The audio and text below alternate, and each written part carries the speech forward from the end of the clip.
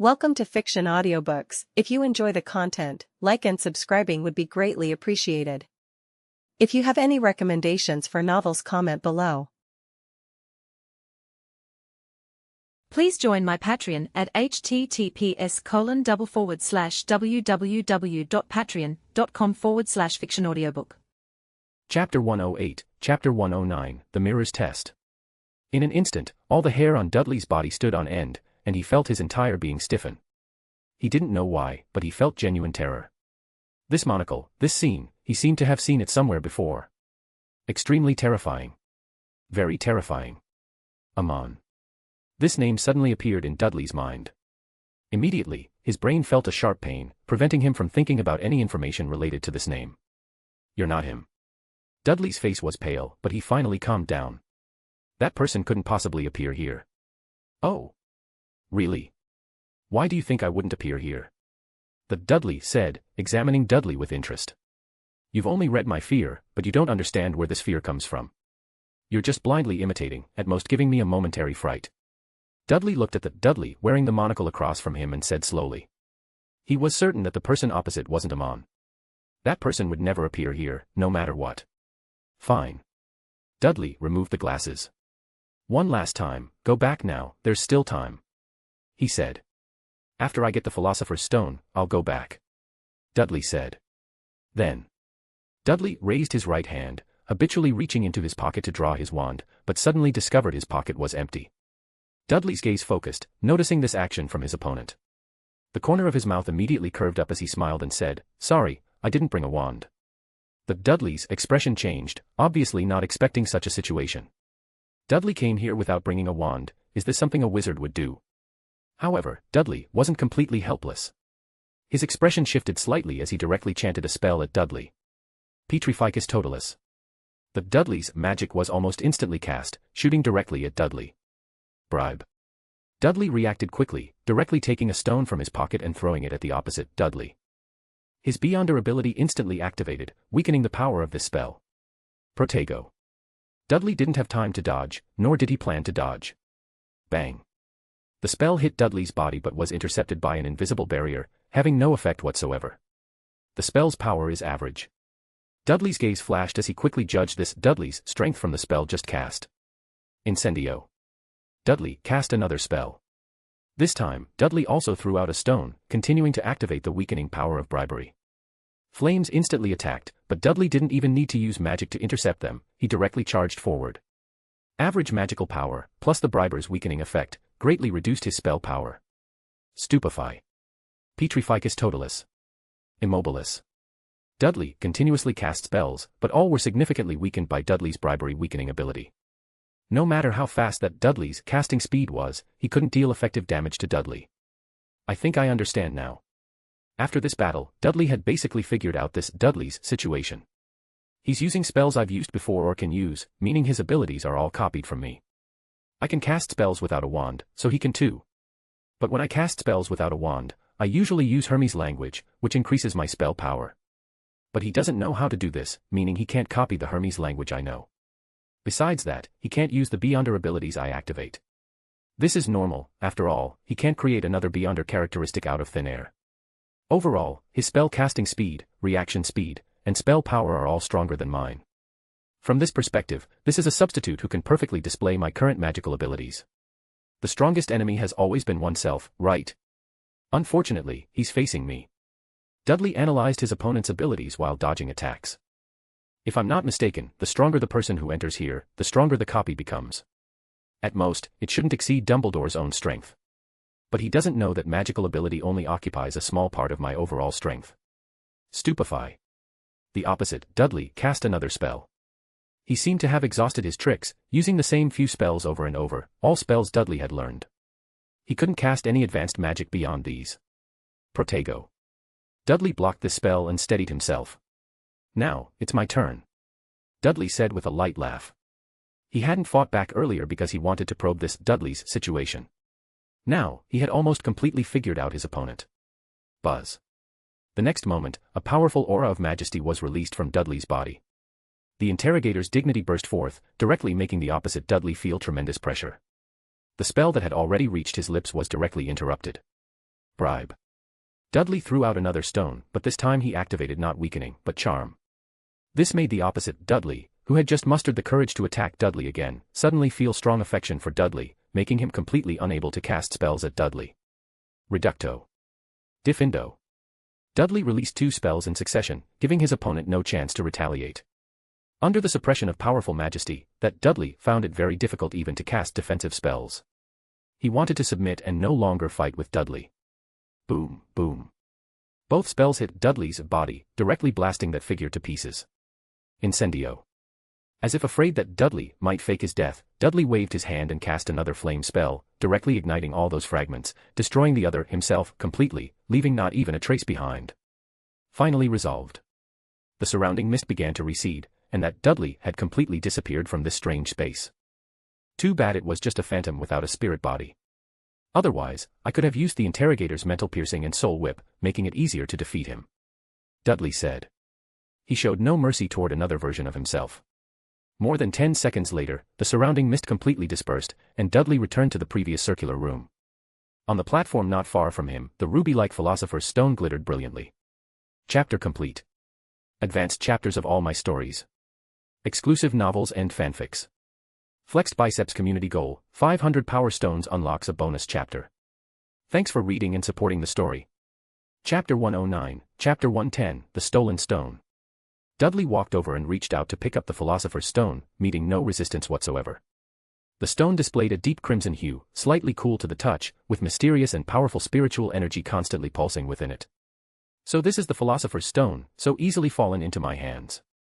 For a moment, Dudley felt the entire situation was surreal. Looking back at everything that had happened, he had originally only wanted to assess the protective measures in place. He never expected to clear through every obstacle and arrive here so effortlessly, claiming the legendary artifact without breaking a sweat. This was completely beyond his expectations for this place. Was the repository for the philosopher's stone really protected by such simple obstacles? Why had Dudley barely sensed any real danger here?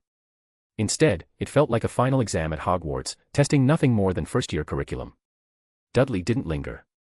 After securing the philosopher's stone, he immediately turned and left, retracing his path through the various chambers and returning to the third-floor corridor. After checking his surroundings and finding nothing unusual, he quietly slipped back to Gryffindor Tower. Slipping out of his black robes, Dudley prepared for sleep.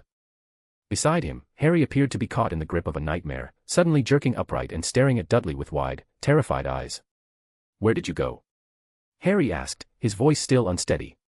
"I went to the bathroom." "What's gotten into you?" Dudley responded nonchalantly. "I just had a dream that Voldemort was hunting me down."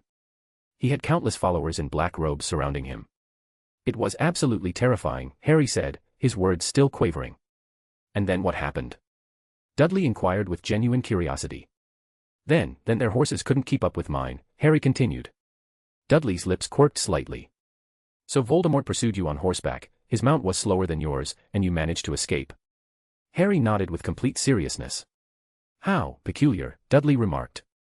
Dreams were merely dreams, after all, utterly without logic or reason. Maybe this dream is a warning that Voldemort knows how to ride, Harry pondered aloud. Fascinating that the Dark Lord apparently has equestrian skills, Dudley replied with subtle sarcasm. Harry mulled this over, concluded the dream was probably meaningless, and settled back down to resume his sleep. Dudley lay in bed but didn't fall asleep immediately. The philosopher's stone rested in his palm, and he turned it over repeatedly, feeling its weight and power. "I increasingly feel that this matter might not be so simple," he thought to himself. He had just reviewed the entire sequence of events and discovered many details he had previously overlooked. Why did Dumbledore suddenly transfer the Philosopher's Stone from Gringotts to Hogwarts?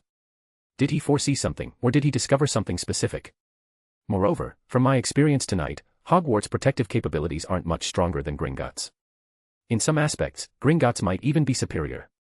The only advantage Hogwarts has over Gringotts is the presence of a powerful wizard like Dumbledore. So, what if Dumbledore transferred the stone to Hogwarts specifically to lure someone here? The thought struck him like lightning, and suddenly many previously incomprehensible details became clear. What's special about this year's Hogwarts? Harry Potter arrived. So is it possible that Dumbledore did this to attract Voldemort to Hogwarts? Or rather, he had already discovered Quirrell's problems and specifically moved the stone here to provoke Voldemort into action. As for Harry, wait. Based on the methods I used to clear that gauntlet, would it be possible for actual first-year students to succeed? Dudley began analyzing each obstacle. The three-headed dog, Harry was familiar with Hagrid, so he might know how to bypass this challenge. Devil's Snare, this was first-year herbology curriculum. Even if Harry hadn't paid attention in class, Hermione would know the solution, and of course, there was Dudley himself. The flying keys, Harry possessed exceptional talent in this area, which wouldn't stop him at all. Wizard's chess, this would depend on Ron, who loved the game and played quite skillfully. From Dudley's experience, Ron wouldn't find the chess puzzle too challenging. The troll, they had faced one before, so handling it wouldn't be difficult. The logic puzzle, both Hermione and Dudley could solve it easily. The final challenge, this actually wasn't that difficult. The magical copies were matched to one's own strength level. The more powerful the wizard, the more trouble they would encounter in that place. So could it be that all of this was designed by Dumbledore specifically for Harry and Voldemort? Then what is his ultimate purpose? To orchestrate a confrontation between Harry and Voldemort in that place. What would be the benefit of doing this, or what is he trying to prove?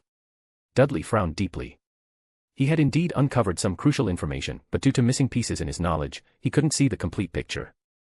However, based on what he had reasoned so far, this was probably close to the truth. What masterful calculation. He didn't just account for Harry's abilities, but also included me, Ron, and Hermione, because he knew that as Harry's friends and brother, we would definitely help him. This would also explain why Dumbledore didn't act against Quirrell after I reported him. Wait. I seem to have overlooked one crucial point. A factor beyond Dumbledore's expectations. The Night Emperor.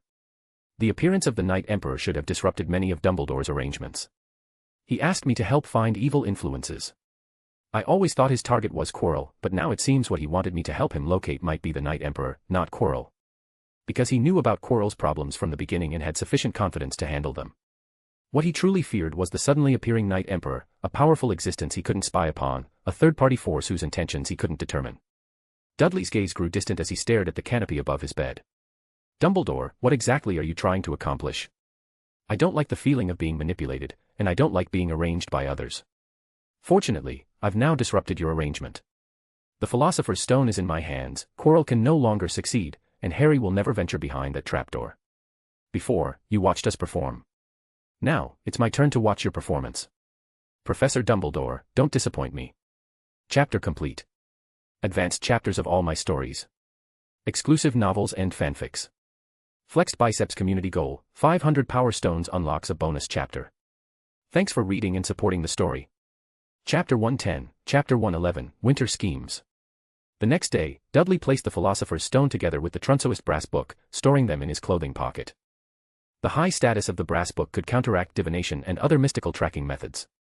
Although Dudley wasn't yet clear about what level magical world divination could achieve, it was better to take precautions. Of course, the most secure method would be to place both items in that mysterious space, but Dudley had tried and couldn't do it yet.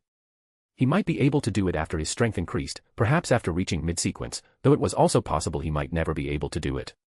Throughout this day, Dudley cautiously observed the surrounding situation, especially the professor's expressions, trying to deduce the consequences of the Philosopher's Stone theft from their demeanor. However, Hogwarts Castle seemed as if nothing had happened at all, peacefully passing through the day without even the slightest disturbance. The following period continued in the same manner. The matter of the Philosopher's Stone seemed to go unnoticed. Everyone lived their lives according to routine, those who should attend classes attended, those who should teach taught, everything proceeding along its original predetermined track. Was it truly not discovered, or was it discovered but not made public? More than half a month later, Dudley pondered this question. He felt it was most likely the latter. The most probable situation was that Dumbledore had discovered the Philosopher's Stone theft but hadn't made it public, while other professors remained unaware of the theft. If that's the case, then I'll act as if nothing happened. But poor Quirrell.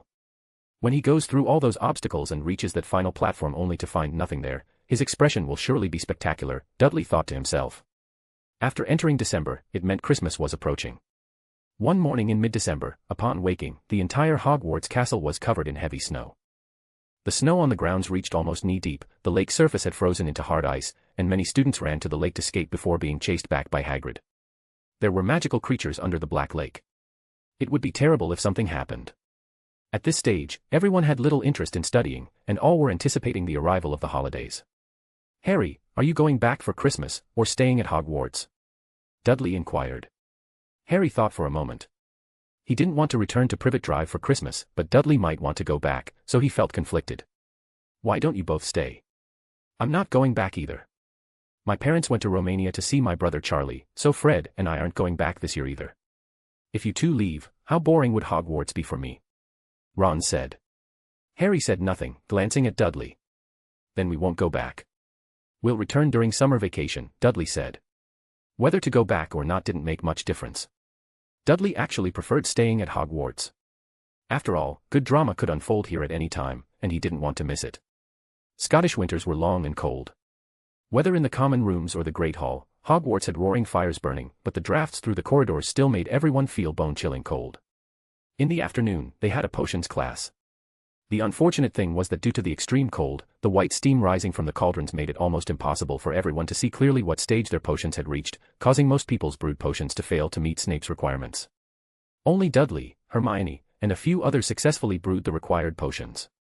Besides the two of them, there was also Malfoy. This guy seemed to have recently begun working hard, becoming much more serious about his studies, though it was unclear what had stimulated this change. Harry and Ron speculated that it might have been the Halloween incident that dealt Malfoy a deep blow, causing him to start studying seriously. Only Dudley vaguely guessed Malfoy's thoughts. When the class ended, Snape happily awarded points to Malfoy. He now completely regarded Malfoy as his prized student. As long as Malfoy performed reasonably well, he could earn points. As for the potions brewed by Dudley and Hermione, Snape basically ignored them, treating them as if they didn't exist, even though Dudley's work was better than Malfoy's. I really feel sorry for those people, Malfoy's annoying voice rang out as everyone left the classroom. He said to Crabbe and Goyle beside him, as well as several other followers. They have to stay at Hogwarts for Christmas because their families don't want them. Ha ha ha ha. The surrounding people burst into laughter, as if this were a very funny joke. Not long ago, Professor McGonagall had come to register students staying at school for the holidays. Dudley and his friends had all signed their names, and the scene was witnessed by Malfoy, naturally drawing his mockery. However, this guy had learned to be smart now. He absolutely wouldn't mock Dudley in deserted corners. Every arrogant and rude taunt was made when there were enough people around, especially since he had now recruited several followers, including even one or two older students. For these students, Malfoy's status was a reason they couldn't refuse. This pureblood family held a high position in the wizarding world. While at school, maintaining good relations with a young master like Malfoy would help them find suitable jobs after graduation. Harry glared at Malfoy, really not wanting to deal with him, and quickly left with Dudley. In the corridor, a very large fir tree almost occupied the entire space, blocking their path. Under the tree, two large feet moved slowly forward, accompanied by familiar puffing sounds. Hagrid, need help? Ron stuck his head into the branches and asked. No need, I can manage, thank you, Ron, Hagrid said. Can you move aside and stop blocking the way? Behind them came Malfoy's cold, drawling voice. Dudley and the others looked back. Malfoy's gaze swept over Dudley and Harry, finally settling on Ron as he continued, Are you trying to earn some pocket money, Weasley? I guess you probably hope to become a gamekeeper after graduating from Hogwarts. Hagrid's hut must seem like a palace compared to your original home. Dudley looked at Malfoy and had to admit this guy was excellent material for a Red Priest. If given a Red Priest potion, he would definitely drink it immediately without needing any acting or digestion process. Ron was thoroughly enraged by Malfoy's words, his face flushing red as he charged toward Malfoy. Dudley quickly reached out and held Ron back. Whoosh.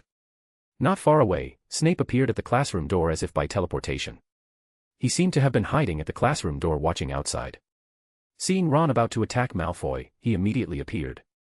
But Dudley had timely restrained Ron, preventing the conflict from erupting. Snape looked at Ron being held back by Dudley, his expression dark, having missed an opportunity to discipline Ron. Malfoy looked angrily at Dudley. He had guessed that Professor Snape was definitely watching the corridor situation, which was why he deliberately provoked Ron.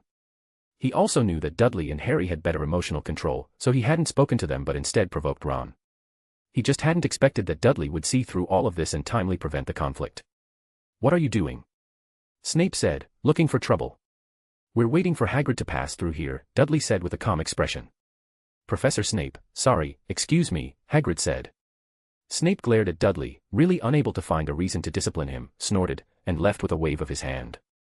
Seeing Snape leave, Malfoy didn't dare say anything more and rudely squeezed past the fir tree with his group of followers, trampling pine needles everywhere. I'm going to teach him a lesson. Ron said through gritted teeth, watching Malfoy's retreating figure.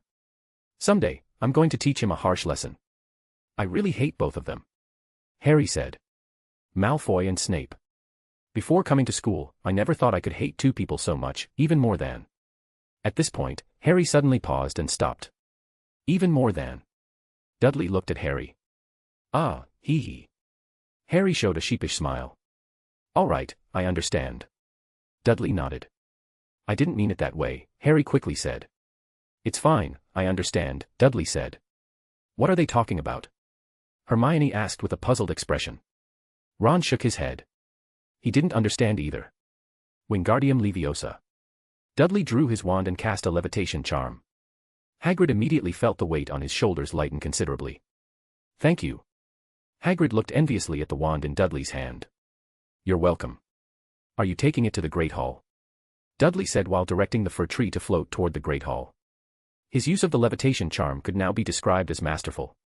That's right, Hagrid nodded. Everyone walked toward the Great Hall together. When they reached the Great Hall, they found it had been decorated extremely beautifully. The walls were hung with garlands and ribbons made of holly and mistletoe. 12 tall Christmas trees stood below, some hung with glittering icicles, others flickering with hundreds of candles, looking magnificent. Not far away, Professor McGonagall and Professor Flitwick were casting spells to decorate the remaining parts. Dudley was about to say a few words to Hagrid and ask about the three-headed dog when suddenly, ethereal voices reached his ears. You are the Supreme Emperor. The embodiment of order, the... These voices came in layers, continuously entering Dudley's mind. It's Malfoy. Dudley immediately realized this was Malfoy reciting the honorific name.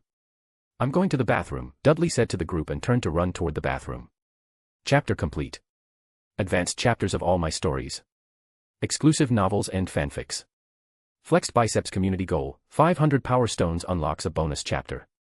Thanks for reading and supporting the story. Chapter 111, Chapter 112, The Night Emperor's Offer. Does he have diarrhea? Ron looked puzzledly at Dudley's retreating figure. Maybe he was nauseated by the potions class. You know what, I'm feeling a bit sick now too, Harry said. Ron frowned. Indeed, I also feel uncomfortable. Dudley entered the bathroom, found an empty stall, went in, and locked the door. Meanwhile, Malfoy was alone in the abandoned classroom in the dungeons, the place where he had last encountered the Night Emperor. Ever since learning the Night Emperor's honorific name, he had countless times wanted to know who the self-proclaimed Night Emperor truly was. He had researched materials and asked his father, but found no answers. And he himself had never had the courage to recite that honorific name. He didn't know what it would bring him. But today, he couldn't resist any longer. He wanted to know if that honorific name was real. He wanted to verify what would happen if he recited it. You are the Supreme Emperor. The embodiment of order, the manifestation of chaos, the source of all rules. You are order, and you are disorder. Malfoy softly recited this honorific name. However, after finishing the recitation, there was no change in the surroundings. So it really is fake. Malfoy breathed a slight sigh of relief while also feeling somewhat disappointed. He couldn't describe what kind of feeling this was. He was both afraid that the Night Emperor was real and afraid that he was fake. This was an extremely contradictory mindset. Malfoy opened his eyes, preparing to leave. Suddenly, his vision blurred, and a terrifying aura of majesty appeared out of nowhere, descending upon him. Immediately after, he saw a massive palace appear in the high heavens, as if it were a divine kingdom. A majestic figure was hidden behind the mist, looking down at him below. Night Emperor. Malfoy saw that figure but felt his brain pierced with sharp pain, his whole being feeling like it was about to explode. He quickly lowered his head, not daring to spy on that figure any longer. What is it? Dudley looked down at Malfoy from the high heavens. Malfoy's mind went blank for a moment, not knowing what to say. He had originally just wanted to try reciting this honorific name to see what would happen, but the scene now presented was completely beyond his comprehension. He didn't even know if all this was an illusion. You can speak slowly. Dudley restrained his aura of majesty. Feeling the majesty weaken, Malfoy could finally breathe a little easier. His forehead was already covered with cold sweat. I have followed your instructions and recruited quite a few people, including several older students. They are all willing to serve you. I want to know, what requirements do you have for us, or what do you need us to do? Malfoy said after organizing his thoughts. I don't need you to do anything for me. You are just a small experiment, Dudley said indifferently. Experiment? Malfoy was puzzled. Yes, just an experiment, Dudley said. Malfoy's face turned somewhat pale. If it was just an experiment, it meant they weren't important. Experiments could fail or succeed, and for the Night Emperor, whether they succeeded or failed seemed to have no significant impact. Are you going to become the new Dark Lord? I mean, I know you once appeared at Gringotts, and from what I know, the other party seems to be related to you-know-who, Malfoy said tremblingly. Some of this information was told to him by his father, and some he had overheard. Hee hee. Dudley chuckled lightly. His vision was indeed narrow. Thinking everyone wanted to become a Dark Lord. Dudley's majestic chuckle made Malfoy's nerves tense up. He felt like he had said something wrong. But wasn't this the most logical understanding? Defeat the previous Dark Lord, then become the Dark Lord yourself. Dark Lord. Dudley smiled faintly, his fingers lightly tapping the table, making rhythmic sounds. This sound fell on Malfoy's ears like each tap was striking his heart, making his face pale and causing him to sway unsteadily. Perhaps you could become the Dark Lord. Dudley stopped the movement of his hand and said softly. Me. Malfoy thought he had misheard and exclaimed in surprise. That's right, Dudley said. I have no interest in being a Dark Lord, but if you want to become one, I can help you, Dudley said softly. I can become the Dark Lord. I mean, Malfoy's mind still hadn't caught up. This was completely different from what he had expected. He thought this Knight Emperor wanted to completely end you-know-who and become the new Dark Lord himself, but he hadn't expected things to be like this. He, Draco Malfoy, becoming the new Dark Lord. Was this possible? Perhaps it really was possible. Malfoy suddenly realized that the scene he was currently facing had far exceeded the scope of what the magic he knew could accomplish. The Knight Emperor could ignore Hogwarts' protective magic and come and go freely, leaving even Dumbledore helpless. Just by reciting the honorific name, he could directly communicate with the Knight Emperor. Even the Dark Lord couldn't do this. Moreover, honorific names were something that transcended the wizarding world's understanding. According to records, only gods possessed honorific names. Could it be? Malfoy was suddenly alarmed. You can become the Dark Lord, as long as you want to, Dudley said softly. Malfoy's breathing became somewhat rapid. What do you need me to do? Malfoy asked.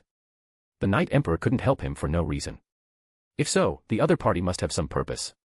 It remained to be seen whether he could afford the price. All gifts of fate have their prices secretly marked. When I truly awaken, I will take back what I want, Dudley said calmly. The more Malfoy listened, the more alarmed he became. This Knight Emperor seemed to really be. Let's end here for today. As Dudley's words fell, the majesty dissipated. Malfoy dropped to one knee swiftly. Your will shall be done. Soon, everything disappeared. Malfoy opened his eyes and was still standing in that dilapidated underground classroom. Everything seemed unchanged, yet everything seemed to have changed. A great being that is awakening. After a long while, Malfoy murmured softly. This is an opportunity. I must seize it. Malfoy clenched his fists. He might not have had such great ambition before. Being content as a rich second generation wasn't bad. But now, having been repeatedly trampled underfoot by Harry and Dudley, his mindset had already changed. He needed power. Even if it was dangerous. But since he had already stepped onto this path, he no longer had any way back. He could only continue forward. Chapter complete. Advanced chapters of all my stories. Exclusive novels and fanfics. Flexed Biceps community goal, 500 Power Stones unlocks a bonus chapter. Thanks for reading and supporting the story. Chapter 112, Chapter 113, Missing Cards. In the bathroom, Dudley pinched the bridge of his nose. Maintaining dignity at all times is exhausting. Even Mr. Fool must find it challenging, he thought to himself.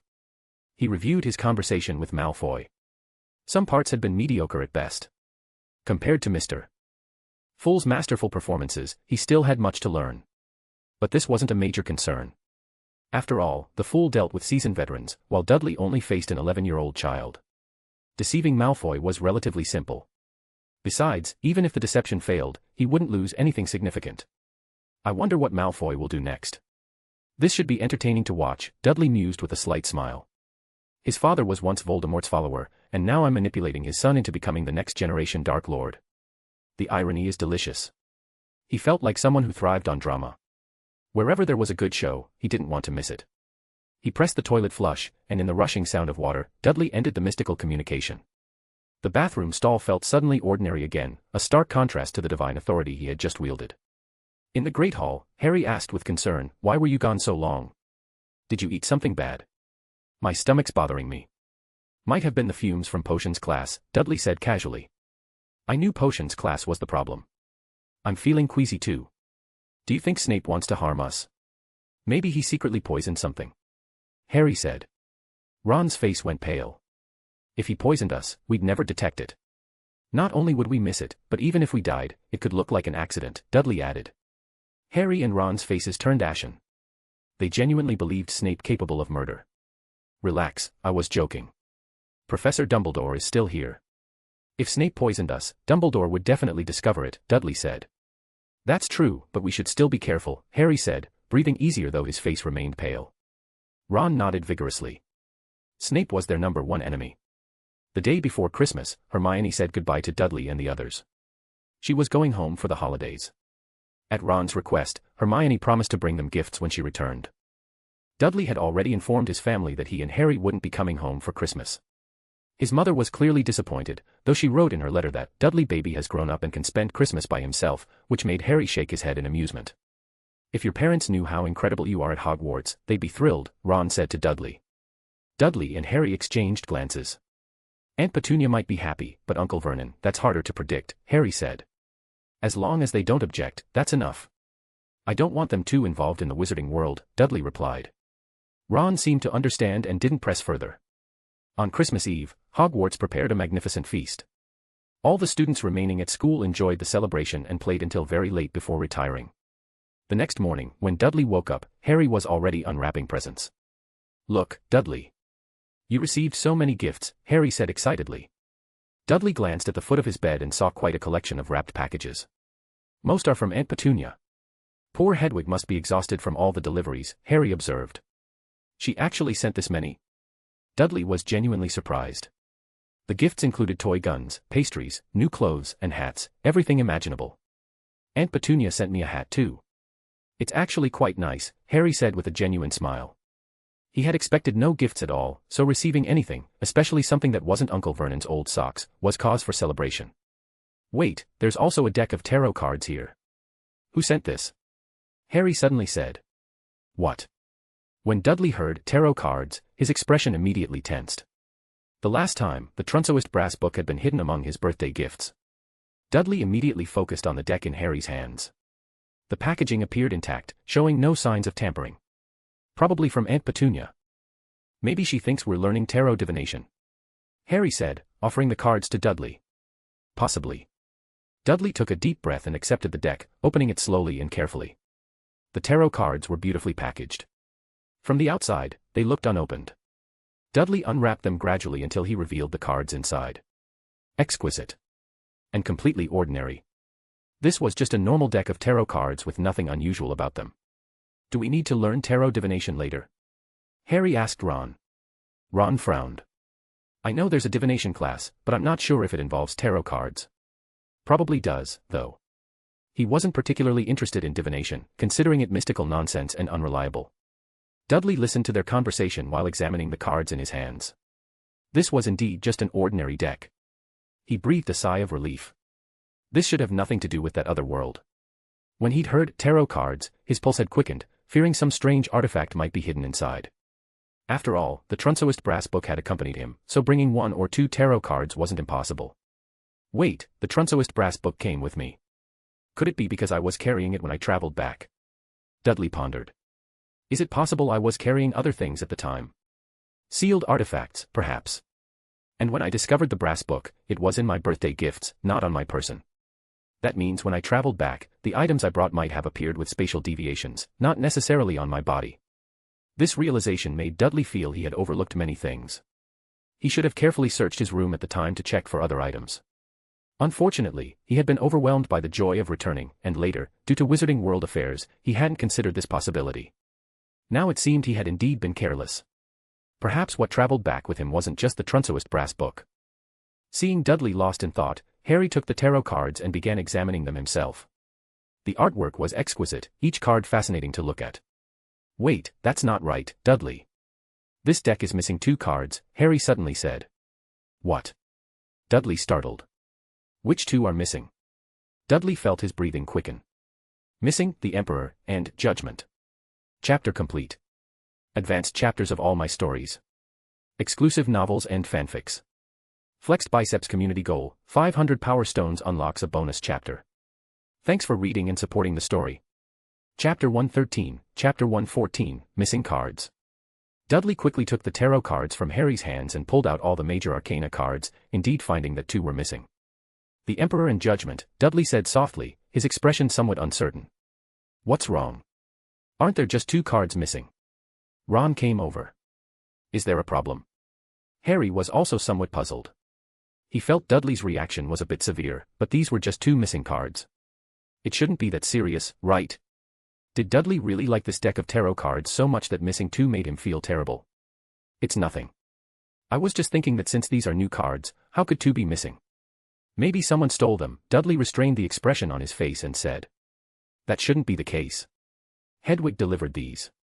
No one would intercept Hedwig just to steal 2 tarot cards, Ron said. Indeed. I suggest you write to Aunt Petunia and ask. Maybe she accidentally dropped 2 when she sent them. Harry patted Dudley's shoulder. Dudley nodded. Ron and Harry said nothing more and continued unwrapping their own gifts. Dudley looked at the tarot cards in his hands, lost in thought. Of all cards, it had to be these 2 missing. No wonder I can't help but overthink, Dudley thought to himself. His intuition told him this matter might not be so simple. After searching through the other gifts and confirming the 2 cards weren't there, Dudley immediately wrote a letter and went to the Ollery to find Hedwig. To get the exhausted Hedwig to deliver the letter, he specifically brought many small dried fish for her. Only then did Hedwig reluctantly fly out from the Ollery and leave Hogwarts with his letter. I hope I'm overthinking this.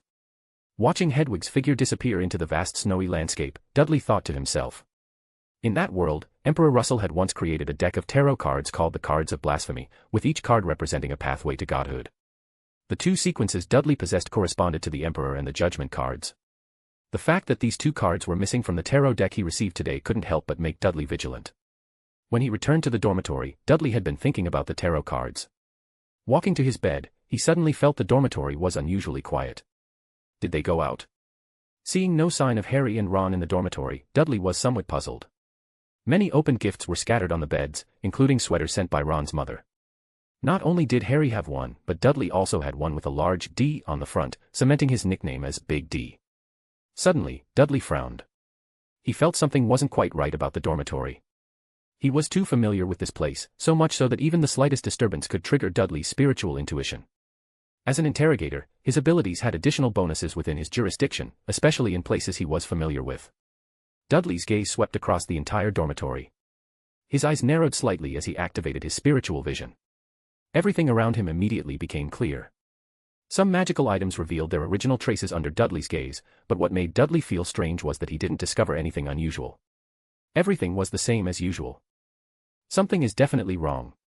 Dudley's feeling grew stronger and stronger. He almost didn't hesitate and immediately drew his wand. His gaze constantly moved around the surroundings, making sure every corner had been carefully examined by his spiritual vision. But even so, he still found nothing. However, that vague sense of unease was becoming increasingly intense. Suddenly, Dudley's gaze flashed. Relying on animal instinct, he suddenly turned around, pointing his wand directly at the position behind him. Reducto, the spell almost escaped his lips.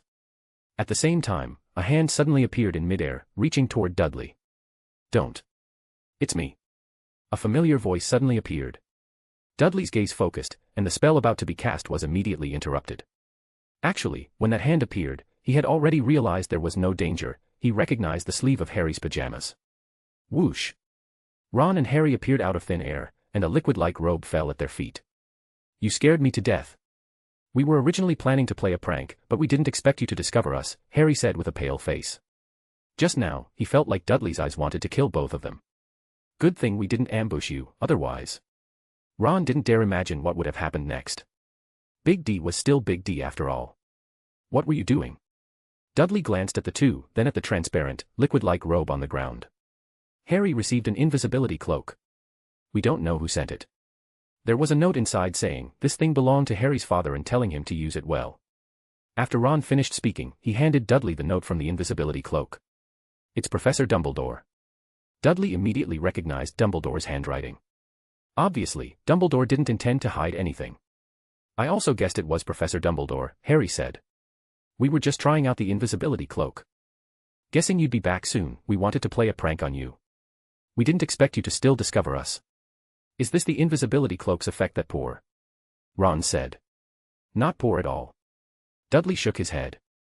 Actually, he hadn't detected the presence of the invisibility cloak, nor did he know Harry and Ron were hiding in the dormitory. From this perspective, the effect of this invisibility cloak had far exceeded Dudley's expectations. Being able to completely conceal a person's aura without leaving any traces, this wasn't something an ordinary invisibility cloak could do.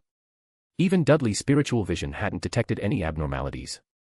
Moreover, Harry and Ron weren't skilled at using the invisibility cloak.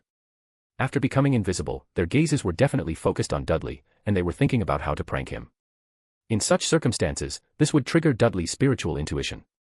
If not for this relationship, relying solely on the invisibility cloak's powerful concealment ability, Dudley probably wouldn't have been able to detect anyone was there. Keep in mind, this was his familiar dormitory. If it were a place Dudley wasn't familiar with, he might not be able to detect any abnormalities, even if someone got close to him. This was somewhat terrifying. Dudley picked up the invisibility cloak from the ground. "Are invisibility cloaks common?" Dudley inquired. He wasn't very familiar with some things in the magical world. "Not common, and Harry's looks very old. It should be passed down through his family," Ron said. Chapter complete. Advanced chapters of all my stories. Exclusive novels and fanfics. Flexed Biceps community goal, 500 Power Stones unlocks a bonus chapter. Thanks for reading and supporting the story. Chapter 114, Chapter 115, The Mirror's Revelation. Dudley stroked the invisibility cloak. This thing felt like it was woven from water, with a cool and refreshing sensation to the touch. Use it well. Dudley looked at the note Dumbledore had left, his gaze flickering slightly. How to use it well? This thing isn't something that needs to be used under normal circumstances. Wearing it means you can do whatever you want. Breaking some school rules would be the least of it, or even. Thinking of this, Dudley suddenly realized something, and his breathing stopped slightly. Or even, you could directly bypass everyone and enter the third-floor corridor without worrying about being discovered. Everything seems to make sense now, Dudley thought to himself. Professor Dumbledore, you've really paved the way completely. All that's left is to tell Harry to wear the invisibility cloak and go look in that corridor on the third floor. With Harry's abilities, getting the Philosopher's Stone wouldn't be very difficult. So why does Dumbledore want to do this? Dudley couldn't quite understand. He knew too little to analyze the true nature of the situation. Dudley tried on the invisibility cloak and found it was really very useful. Not only could it conceal the body, but it also concealed one's aura without any leakage. Unless you encountered someone like Dudley with extremely high spiritual intuition, no one would discover any problems. This thing could truly be described as a treasure. Even though Dudley hadn't seen other invisibility cloaks, he could feel that Harry's cloak should be very special. Other invisibility cloaks probably couldn't achieve such effects. After breakfast, Dudley joined everyone in snowball fights and attended the Christmas dinner, making the day very fulfilling and interesting. The only regret was that Dudley kept thinking about the tarot cards, which made him somewhat worried. In the evening, Hedwig finally returned with Petunia's letter. The tarot cards were bought at a small shop. They hadn't been opened, and they didn't know 2 cards were missing. Looking at the letter from his mother, Dudley frowned. At the end of the letter, Petunia asked if Dudley wanted the tarot cards sent back so they could go to the shop to settle accounts. Dudley thought about it and decided to have them go to the shop to see if 2 cards had been overlooked. It would be best if they could find them. If not, so be it. However, this letter was destined not to be sent tonight. Hedwig absolutely refused to move, and even though Dudley gave it many small dried fish, it still sat there, staring at Dudley with its eyes, motionless. All right, we'll send it in a couple of days, okay. Dudley helplessly petted the owl. Meow. This action caused Dudley's big orange cat's displeasure. It ran over and meowed at Dudley, as if saying Dudley had another cat outside. After the night grew deep and quiet, Dudley fell into a deep sleep. Just past 2 in the morning, Dudley felt someone shaking him and immediately woke up. He saw a pair of hands without a body beside him. Having just woken up and not being fully alert, Dudley almost immediately chanted a curse. Fortunately, he reacted quickly and realized this might be Harry wearing the invisibility cloak. Dudley, wake up quickly, Harry's lowered voice came through. What's wrong? Dudley sat up. I discovered something. Come with me to see it. Even though Harry's voice was very low, Dudley could still hear his excitement. What is it? Dudley was puzzled. Harry looked like this, could it be that he went out wandering in the middle of the night wearing the invisibility cloak? What did he discover? Did he go to the third-floor corridor? Come with me and you'll know. Ron, wake up quickly. I'll take you to see something good. Harry also woke Ron up. The 3 hid under the invisibility cloak and quietly left Gryffindor Tower. Under Harry's guidance, they soon arrived at an abandoned classroom. Many desks and chairs were messily piled in the corners, and in the center of this classroom was something that obviously didn't belong here, a mirror. This was a very magnificent and imposing mirror, reaching all the way to the ceiling, with an ornate golden frame, supported by two claw-shaped feet at the bottom, with a line of runic-like characters carved at the top. "You woke us up in the middle of the night just to show us this mirror?" Ron said in surprise. Dudley said nothing. He looked at the line of text at the top of the mirror, which seemed to be Latin. To avoid the situation of not recognizing words left by travelers after crossing over, Dudley had specifically learned several languages, including Chinese and Latin. Although his mastery wasn't very good, he could still understand simple sentences. After all, he wasn't an ordinary person. Beyonders had bonuses in many aspects. Harry didn't explain anything, just had Ron look at what was in the mirror, his face bearing a happy smile. Dudley was still studying that line of text. Soon, he discovered that the line wasn't meant to be read normally, but needed to be read backwards. "I show not your face but your heart's desire," Dudley murmured softly. "The mirror of Erist." Erist spelled backwards is desire. Dudley finally understood the meaning of those runes. "Do you see? My father and mother, they're smiling at me," Harry said to Ron and Dudley with a smile. "No, that's not right. I see something different. I became head boy. I also became Quidditch team captain, leading the team to win both the House Cup and Quidditch Cup. My goodness, can this mirror predict the future?" Ron said in amazement. "What?" Harry was stunned. "This, impossible. My parents are already dead. They. How can this be?" Dudley sighed. "This mirror doesn't predict the future. It just shows you your heart's desire. In other words, whatever you want to see, it will present. So that's how it is." Harry's expression became dejected. His originally happy smile disappeared, leaving only loneliness. "Harry, you still have me, and Dudley. Isn't he your brother?" Ron comforted Harry. Harry just lowered his head and hummed in response, then changed the subject. "Dudley, look quickly and see what you desire most." "Me?" Dudley pursed his lips. Right now, he didn't seem to have anything he particularly desired. But Dudley still stood in front of the mirror and looked into the mirror of Erist. Ron and Harry looked at Dudley curiously. They couldn't see what was in the mirror and could only wait for Dudley to tell them. Crack. The mirror of Erist shattered. Chapter complete. Advanced chapters of all my stories. Exclusive novels and fanfics. Flexed Biceps community goal, 500 Power Stones unlocks a bonus chapter. Thanks for reading and supporting the story. Chapter 115, Chapter 116, The Mirror's Secret. What happened? Harry stared at the cracked mirror, completely stunned. Ron was also full of surprise and confusion. "I don't know." Dudley's mouth twitched slightly. He had no idea what had happened. He had simply stood in front of the mirror and glanced at it, then the mirror cracked on its own. He hadn't even seen if anything was reflected on the mirror's surface, he only saw blackness. "Let me see." Harry pulled Dudley aside and stood in front of the mirror again himself. After a while, he looked at Dudley and Ron with a somewhat pale face. "The mirror seems to be broken." "I can't see anything now," Harry said. "We should run quickly," Ron said hurriedly. Although he didn't know exactly what this mirror was for, its imposing appearance showed it was unusual and probably very expensive. Now that they had broken it, what if someone discovered them and made them pay compensation? But actually, they hadn't done anything, the mirror had cracked on its own, not because they broke it. However, such an explanation probably wouldn't be believed by anyone. Dudley wasn't panicking. He stood in front of the mirror again. The mirror of Erist was now completely black, not only failing to reflect people but showing nothing else either. The entire mirror surface seemed to have become a misty black wall that no longer reflected light at all. Dudley frowned and reached out to touch the crack spreading down from above. Did this mirror discover something? Or is what I truly desire in my heart something it cannot reflect, something that can't even be displayed on the mirror's surface? Dudley fell into contemplation. Beyonder power still possesses irresistible strangeness in the magical world, Dudley thought to himself. Hiss. Dudley drew in a light breath and withdrew his hand. His right index finger had been cut by the cracked mirror surface, though fortunately it wasn't deep, just seeping a little blood. What do we do now? Harry looked to Dudley as if seeking help. It was he who had violated school rules, sneaking out in the middle of the night to discover this mirror, then bringing Dudley and Ron here. He had originally just wanted to show them his parents, but hadn't expected it would lead to this situation. The mirror had cracked directly, losing its original magic. He wanted to take responsibility, but was afraid this responsibility was beyond what he could bear, and it would also implicate Dudley and Ron. The mirror cracked on its own. It has nothing to do with us.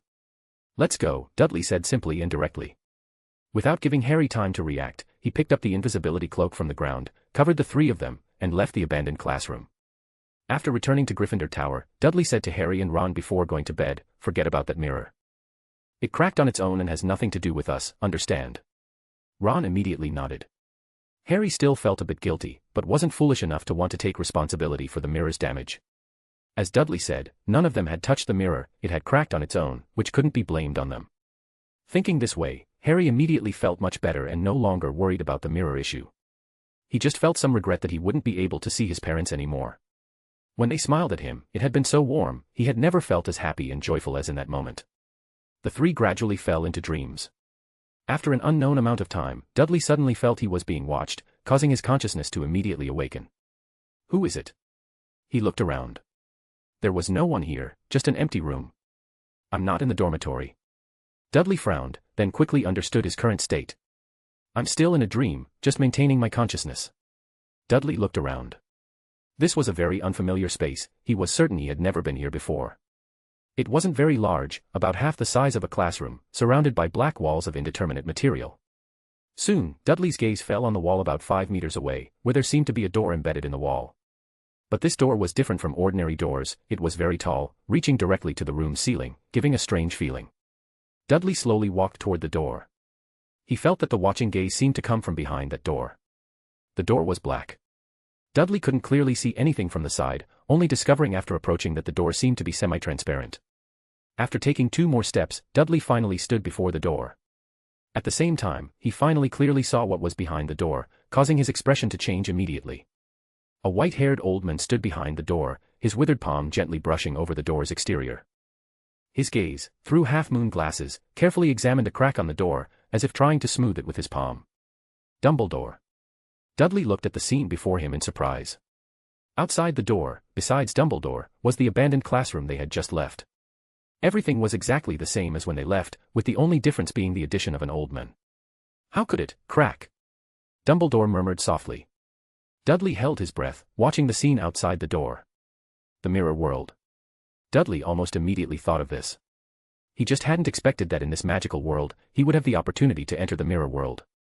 Dudley was no stranger to the mirror world. Because in that other world, many abilities of certain pathways were related to mirrors.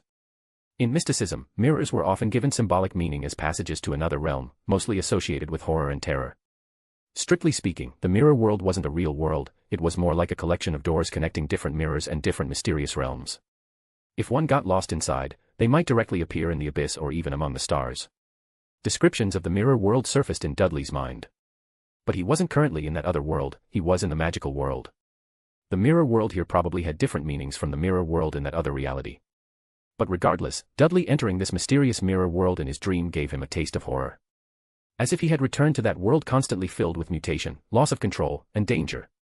Suddenly, Dumbledore, who was wiping the mirror surface, stopped his movements. His gaze looked straight at Dudley in the mirror. Chapter complete. Advanced chapters of all my stories. Exclusive novels and fanfics. Flexed Biceps community goal, 500 Power Stones unlocks a bonus chapter. Thanks for reading and supporting the story. Chapter 116, Chapter 117, The Mirror's Gaze. Dudley's breath caught in his throat. For a terrifying moment, he was certain Dumbledore had discovered him. But as he looked closer, he saw in the reflection of Dumbledore's half-moon spectacles that the mirror's surface was completely black, showing no trace of him inside. Dudley narrowed his eyes, calmly meeting Dumbledore's gaze from the other side of the glass. After a long while, Dumbledore's focus shifted, and he continued to examine the cracked mirror. What a pity, Dumbledore murmured softly. I had originally planned to hide the Philosopher's Stone inside the mirror, but now there's nothing I can do. He shook his head. Hide it in the mirror. Dudley's expression flickered. This meant Dumbledore knew there was a world, or rather, a special space within this mirror.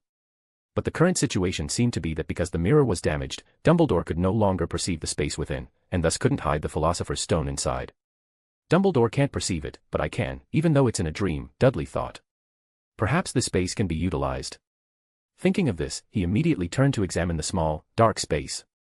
Since someone had hidden this pocket dimension within the mirror, there should naturally be a way to control it. Dudley skillfully activated his spiritual vision within the dream and examined the strange, mirrored world. The surroundings were all black walls of an unknown material, feeling cool to the touch. Dudley observed while brushing his hand over them, trying to find something unique about this space. It seems there's nothing unusual. After a thorough check, Dudley didn't find any usable magical traces. The Philosopher's Stone is mysteriously missing, and now even the mirror is broken. What on earth has happened to Hogwarts? Just then, Dumbledore, standing in front of the mirror, let out a long sigh. Hearing this, Dudley stopped his examination and returned to the front of the mirror, looking at Professor Dumbledore who was just beyond the glass. "It's all your own fault," ignoring Quirrell. "I stole the Philosopher's Stone only to prevent it from falling into Voldemort's hands," Dudley said softly to himself. Fortunately, the one who stole the Philosopher's Stone wasn't Quirrell. Otherwise, the trouble would have been immense, Dumbledore murmured. "Wouldn't you agree, Knight Emperor?" Dumbledore suddenly looked at the mirror. His gaze was extremely sharp, like that of a falcon. His originally cloudy pupils, at this moment, became full of oppressive power, as deep as a bottomless pit. That was the gaze of the most powerful wizard in the magical world. Dudley's breath caught for a moment. He had to admit, Dumbledore's gaze made him feel a strong sense of pressure. This old professor usually didn't show his strength, but when he truly revealed it, his piercing gaze seemed as if it could penetrate a person. As expected of Professor Dumbledore, to be able to vaguely perceive my existence, Dudley thought, looking at Dumbledore outside the mirror. He was certain that Dumbledore couldn't see him. But his spiritual sense was very high. He must have sensed someone in the mirror watching him. Even without any basis, he still judged that there could be something existing within the mirror. As for the name, Knight Emperor, that was because the only person who could steal the Philosopher's Stone from under his nose at Hogwarts could only be this person. Of course, it was also possible that the Knight Emperor had instructed someone else to do it.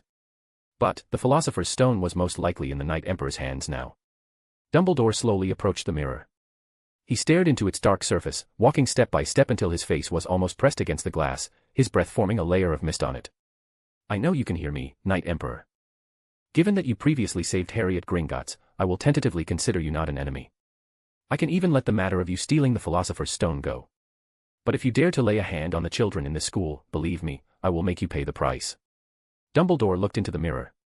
His face held no cold expression, only calmness, but it was this calmness that made him seem even more terrifying.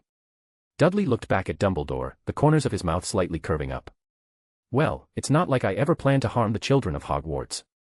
In fact, I myself am a child of Hogwarts," Dudley chuckled to himself. "I hope we don't end up on opposing sides," Dumbledore said seriously. Dudley said nothing. He just looked at Dumbledore. Dumbledore couldn't hear him speak. It seemed like he was just talking to himself, but with his experience, he had already pieced together most of the facts. "What a formidable wizard," Dudley said softly. At the same time, Dudley noticed some details on the mirror's surface. There were cracks on the mirror, but on those fine cracks, there was a trace of fresh red blood. It was from when he had brushed his hand over the mirror's cracks earlier. "My ability to come here in my sleep is probably related to this. Blood plays a very important role in mysticism. Whether for curses or for conducting important rituals, a person's blood is often needed. As a briber, the blood Dudley had inadvertently left behind had also created a mystical connection between him and the Mirror of Erist. As Dudley stood before the mirror, he finally began to vaguely perceive the subtle connection between himself and this magical artifact. He reached out his left hand, placing it on the blood stain on the crack. At this moment, he felt the existence of the mirror merge with his own. "Good night, Professor Dumbledore." As Dudley's words fell, his body instantly disappeared from the mirror world. And at the same time, in an abandoned classroom at Hogwarts, the tall Mirror of Erist in front of Dumbledore vanished into thin air, leaving not a single trace behind. Dumbledore stared at the spot where the Mirror of Erist had disappeared, silent for a long time. After a long while, he let out a light breath and shook his head. The price of this experiment was truly not small. The Philosopher's Stone is gone, and the Mirror of Erist is gone too. But from the looks of it, the Knight Emperor should not become an enemy. That's enough. Dumbledore felt a wave of fatigue. He squatted down and sat on the floor. "I'm really getting old. I couldn't hold on for just that short while. But now there's a powerful Knight Emperor. I don't know how much longer I can protect Hogwarts." Dumbledore murmured to himself. Meanwhile, in the Gryffindor Tower boys' dormitory, Dudley's eyes snapped open. In his left hand, there was a palm-sized mirror.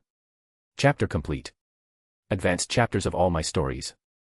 Exclusive novels and fanfics.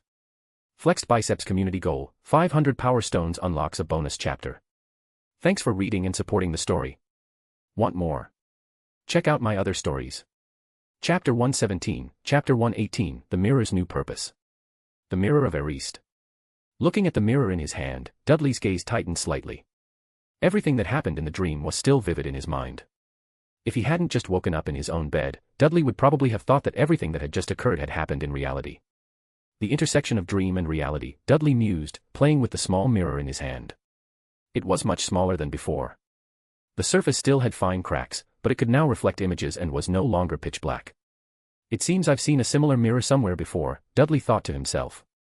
Immediately, an ancient silver mirror with strange patterns appeared in his mind, with black gems decorating both sides like eyes. A living, sealed artifact with extremely high intelligence. I remember asking it quite a few questions, Dudley chuckled lightly. Looking at the mirror of Ariste in his hand again, it was far inferior to the mirror in his memory. However, that space inside the mirror should be able to store some things.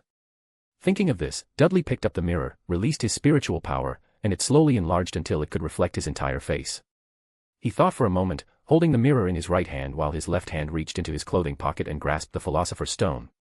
Immediately, he saw his reflection in the mirror take out the Philosopher's Stone. Then his reflection disappeared for a moment. When it reappeared on the mirror's surface, the Philosopher's Stone had already vanished from Dudley's hand. It can really store things. Dudley was overjoyed. This way, it would be much more convenient for him to move around in the future, without having to carry so many things with him. After familiarizing himself with how to store items in the mirror, Dudley also put the Trunsoist brass book inside. Given the abilities and status of the Trunsoist brass book, the space in this mirror is just another form of a pocket. Once the brass book activates, the mirror definitely can't stop it if it wants to leave. But this is still pretty good. At least I don't have to carry the brass book with me all the time anymore. Otherwise, I'd have to guard against it being discovered or stolen by others. After putting these two items inside, Dudley suddenly smiled. Dumbledore originally wanted to hide the Philosopher's Stone in the mirror. I suppose I've helped him achieve his goal, in a way. Recalling what Dumbledore had said before, Dudley couldn't help but feel a bit emotional. The Philosopher's Stone had gone through so much, and in the end, it returned to where it was supposed to be.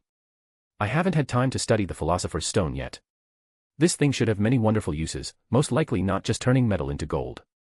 As for the elixir of immortality, unfortunately I don't have the formula and can only try to figure it out myself later, Dudley said to himself. At Hogwarts, he didn't have many opportunities to study the Philosopher's Stone. If Dumbledore discovered it, it would be quite troublesome. After pondering for a moment, Dudley's attention turned to the mirror itself. This mirror of Ariste could originally reflect others' heart's desires, but it seems that after seeing my inner desires, this ability was destroyed. I wonder if it has any other abilities. Thinking of this, Dudley continuously infused his spiritual power into the mirror, wanting to see if it would undergo any changes. Suddenly, the mirror's light flickered slightly, reflecting a fair cheek and long black hair. It seemed that because she was asleep, her blanket was slightly askew, revealing a slightly protruding collarbone. Cough, cough, cough. Dudley choked on his own saliva. He didn't recognize the figure reflected in the mirror, but he knew it was an older female student from Gryffindor whom he had seen a few times in the common room. Holy crap, a peeping mirror. Dudley was greatly shocked.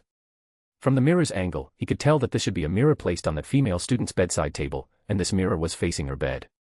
He never would have thought that this artifact would have such a function. This ability was too creepy. Dudley looked at the scene in the mirror and quickly scanned all areas of the reflection. Fortunately, he saw the glass on the opposite window, which could reflect the mirror's surface. Good, it's not two-way. Dudley breathed a slight sigh of relief. From the reflection on the window glass, the mirror's surface was currently hazy, as if covered by a thin veil. Neither Dudley's figure nor the situation on the bed was reflected.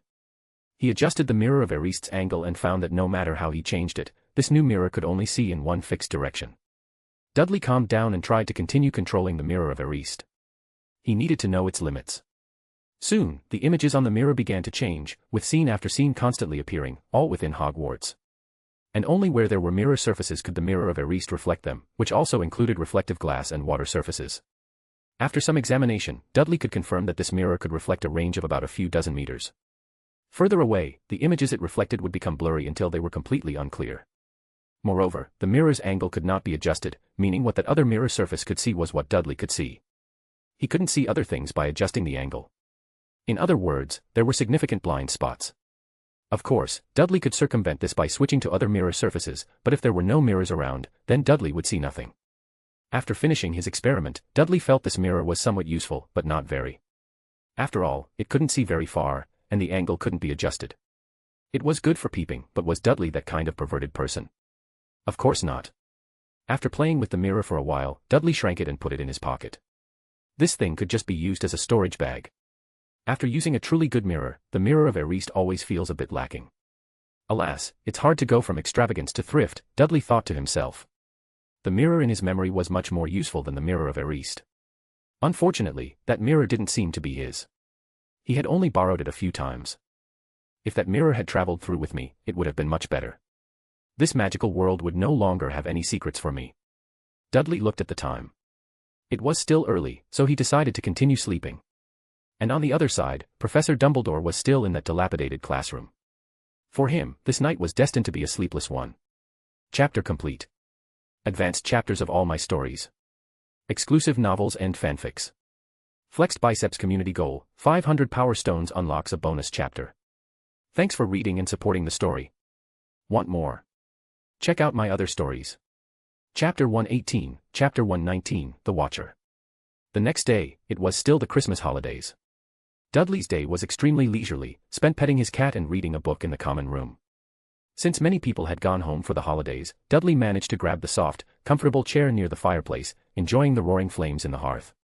The warm atmosphere made everything peaceful and wonderful. Ron was also carefree, playing various games, as if what happened last night had not affected him at all. Only Harry had a rather ordinary day. On one hand, he was worried about damaging the mirror last night. On the other hand, he was also somewhat melancholic because he could no longer see his parents' smiles. This feeling was like just having obtained a cherished item only to lose it immediately, casting a shadow over his originally happy Christmas. As the holidays were about to end, Harry couldn't resist. One late night, he put on the invisibility cloak and returned to that classroom to check. To his disappointment, that magical mirror had simply disappeared, leaving no trace behind. Looking at where the mirror originally stood, Harry felt an emptiness in his heart. Returning to the dormitory, Harry took off the invisibility cloak and threw himself onto his bed. "Did you go see that mirror?" Dudley asked. When Harry left, he had noticed but said nothing, nor did he stop him. "That mirror is gone," Harry said. The school probably found that the mirror cracked on its own and then just dealt with it," Dudley said casually. "Also, you should do things like this less in the future. Even if you're wearing an invisibility cloak, there's still a chance you could be discovered. I've read detective novels before. They say the murderer usually returns to the scene of the crime to check the scene they left behind. I didn't believe it before, but now I do." Harry sat up abruptly. "I never took off the invisibility cloak the whole time. I shouldn't have been discovered, right?" Harry said nervously. "Then it should be fine," Dudley glanced at Harry and said. In reality, Dudley had already guessed that the mirror was placed there for Harry to discover. Only in this way could Harry come into contact with the mirror of Eriste beforehand and know how to use it. Thus, Professor Dumbledore could hide the Philosopher's Stone in the mirror yet give Harry a chance to obtain it. Otherwise, how could it be so coincidental that Harry found the mirror the day after receiving the invisibility cloak from Dumbledore? Wasn't this prepared by Dumbledore? This old man's schemes run deep. "That's good then," Harry said somewhat distractedly. However, after this incident, he had completely given up hope. The happiness that mirror brought him was ultimately illusory. Now that it was certain it would never appear again, Harry was able to let go of the obsession in his heart. After the holidays ended, everyone returned to school. The originally deserted Hogwarts became lively again. And the matter of the mirror, it seemed no one ever knew about it. When it appeared and when it disappeared, no one seemed to care. Besides attending classes, Dudley, as an interrogator, would still wander around the school from time to time. Over this long period, Dudley had actually discovered many of Hogwarts' secrets, even several secret passages. However, he wasn't in a hurry to explore them. Instead, he kept these places in mind, planning to explore them one by one when he had the chance in the future. In the current situation, it was better for him to be a bit more discreet. One day in mid-January. "Dudley, Hagrid invited us to his hut. Do you have time this afternoon?" Harry asked. "You guys go ahead. I have something to do today," Dudley said. "What is it?" "Did Professor Dumbledore give you another mission?" Ron asked. Generally, Dudley rarely had anything to do, except when Professor Dumbledore looked for him. He had never missed a trip to Hagrid's hut before. "It's something else. Remember to say hi to Hagrid for me. Also, if you want someone else to go with you, you can take Hermione," Dudley reminded them. "Hermione, she probably wouldn't want to go to Hagrid's hut," Ron said with some hesitation. "How do you know if you haven't tried?" Dudley laughed. "All right, we'll ask her later," Harry said. At the end of the Christmas holidays, Hermione had brought them many gifts. This time it was a good opportunity to take Hermione to Hagrid's for a visit. After Harry and his friends left, Dudley went to the corridor on the left side of the 4th floor of Hogwarts. This place was not far from the forbidden area on the right side. Opposite that corridor stood a statue in armor. The armor was made of steel, but due to its age, many parts were rusted and covered with a thick layer of dust. "Scour Jiffy." Reparo. Dudley took out his wand and chanted at the statue. Whoosh. A light flashed, and the dust on the armor was immediately cleaned away.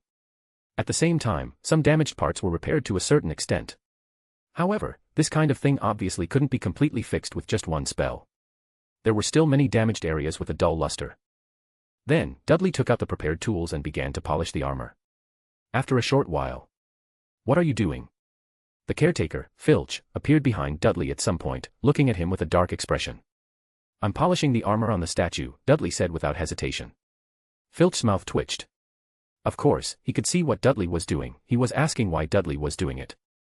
Why are you polishing this armor? Mr. Filch, I feel the armor on this statue needs a polish. There shouldn't be any problem, right? Of course, if you think there's a problem, you can go tell Professor Dumbledore. But I think, as Hogwarts interrogator, I can even break school rules to a certain extent. Polishing armor doesn't count as breaking school rules, does it? Dudley said while continuing to polish the armor. Filch glared at Dudley, his eyes almost spitting fire, but in the end, he just snorted and left. Because he knew he really couldn't do anything to Dudley. He had caught Dudley breaking school rules before, such as wandering outside late at night instead of sleeping, but when he reported these things to Professor Dumbledore, the answer was always not to bother with what Dudley was doing. This made Filch feel very hurt, but there was nothing he could do. Dudley's authority in some respects was even greater than his as a caretaker, and this was all permitted by Professor Dumbledore. An hour later, when Dudley saw that the polished armor could clearly reflect his face, he left with satisfaction. In the dormitory, Dudley took out the mirror of Ariste and infused it with spiritual power. The next moment, a slightly blurry image appeared in his vision. The corridor on the right side of the 4th floor. This way, everything is under my control. Looking at the clear image in the mirror, Dudley's lips curved into a slight smile. It was almost the end of the term. If Quirrell was going to cause trouble, it should be soon. Otherwise, not only would he himself lose patience, but Dumbledore's act would probably not last much longer either. Dudley had no intention of getting involved, but he had to grasp the specific situation. Once he discovered Quirrell making a move, he would immediately take Harry and run. TL note, unfortunately, my LOTR, playing Minecraft in Middle-earth book was mistakenly flagged as spam on Webnovel and removed. I'll re-upload it under a different title by tomorrow at the latest. Thank you for your patience. Chapter 119, Chapter 120, Hagrid's Dragon. Late that night, Dudley sat in a quiet corner of the Gryffindor common room, a book open in his lap, though his eyes occasionally flickered to the small, ornate mirror beside him. While he had managed to link the mirror of Ariste to the polished armor of a statue on the 4th floor, the connection wasn't automatic. He couldn't stare at it constantly, which limited its effectiveness. After many attempts, he had managed to set a simple alert. The mirror would only display an image when someone actually passed through the corridor, which was the best he could achieve for now. No way, absolutely not. He must be crazy. The hushed, frantic voices of Harry, Hermione, and Ron cut through the silence. They seemed to be in the middle of a heated argument. What's all the fuss about? Dudley asked, peeking out from behind his high-backed chair. Seeing him, Harry immediately walked over. Something's happened at Hagrid's, he began. You'd never imagine what he's done. It's just insane, Ron added, his voice a mixture of awe and panic. Hermione just frowned, looking too worried to speak. Here, have some water, Dudley said calmly, handing them a glass. Now, tell me what happened, slowly. Seeing Dudley so composed, the three of them gradually settled down. Dudley, Hagrid got a dragon egg from somewhere, and he wants to raise it. A Norwegian ridgeback. Ron whispered, his eyes wide. Oh. Dudley raised an eyebrow.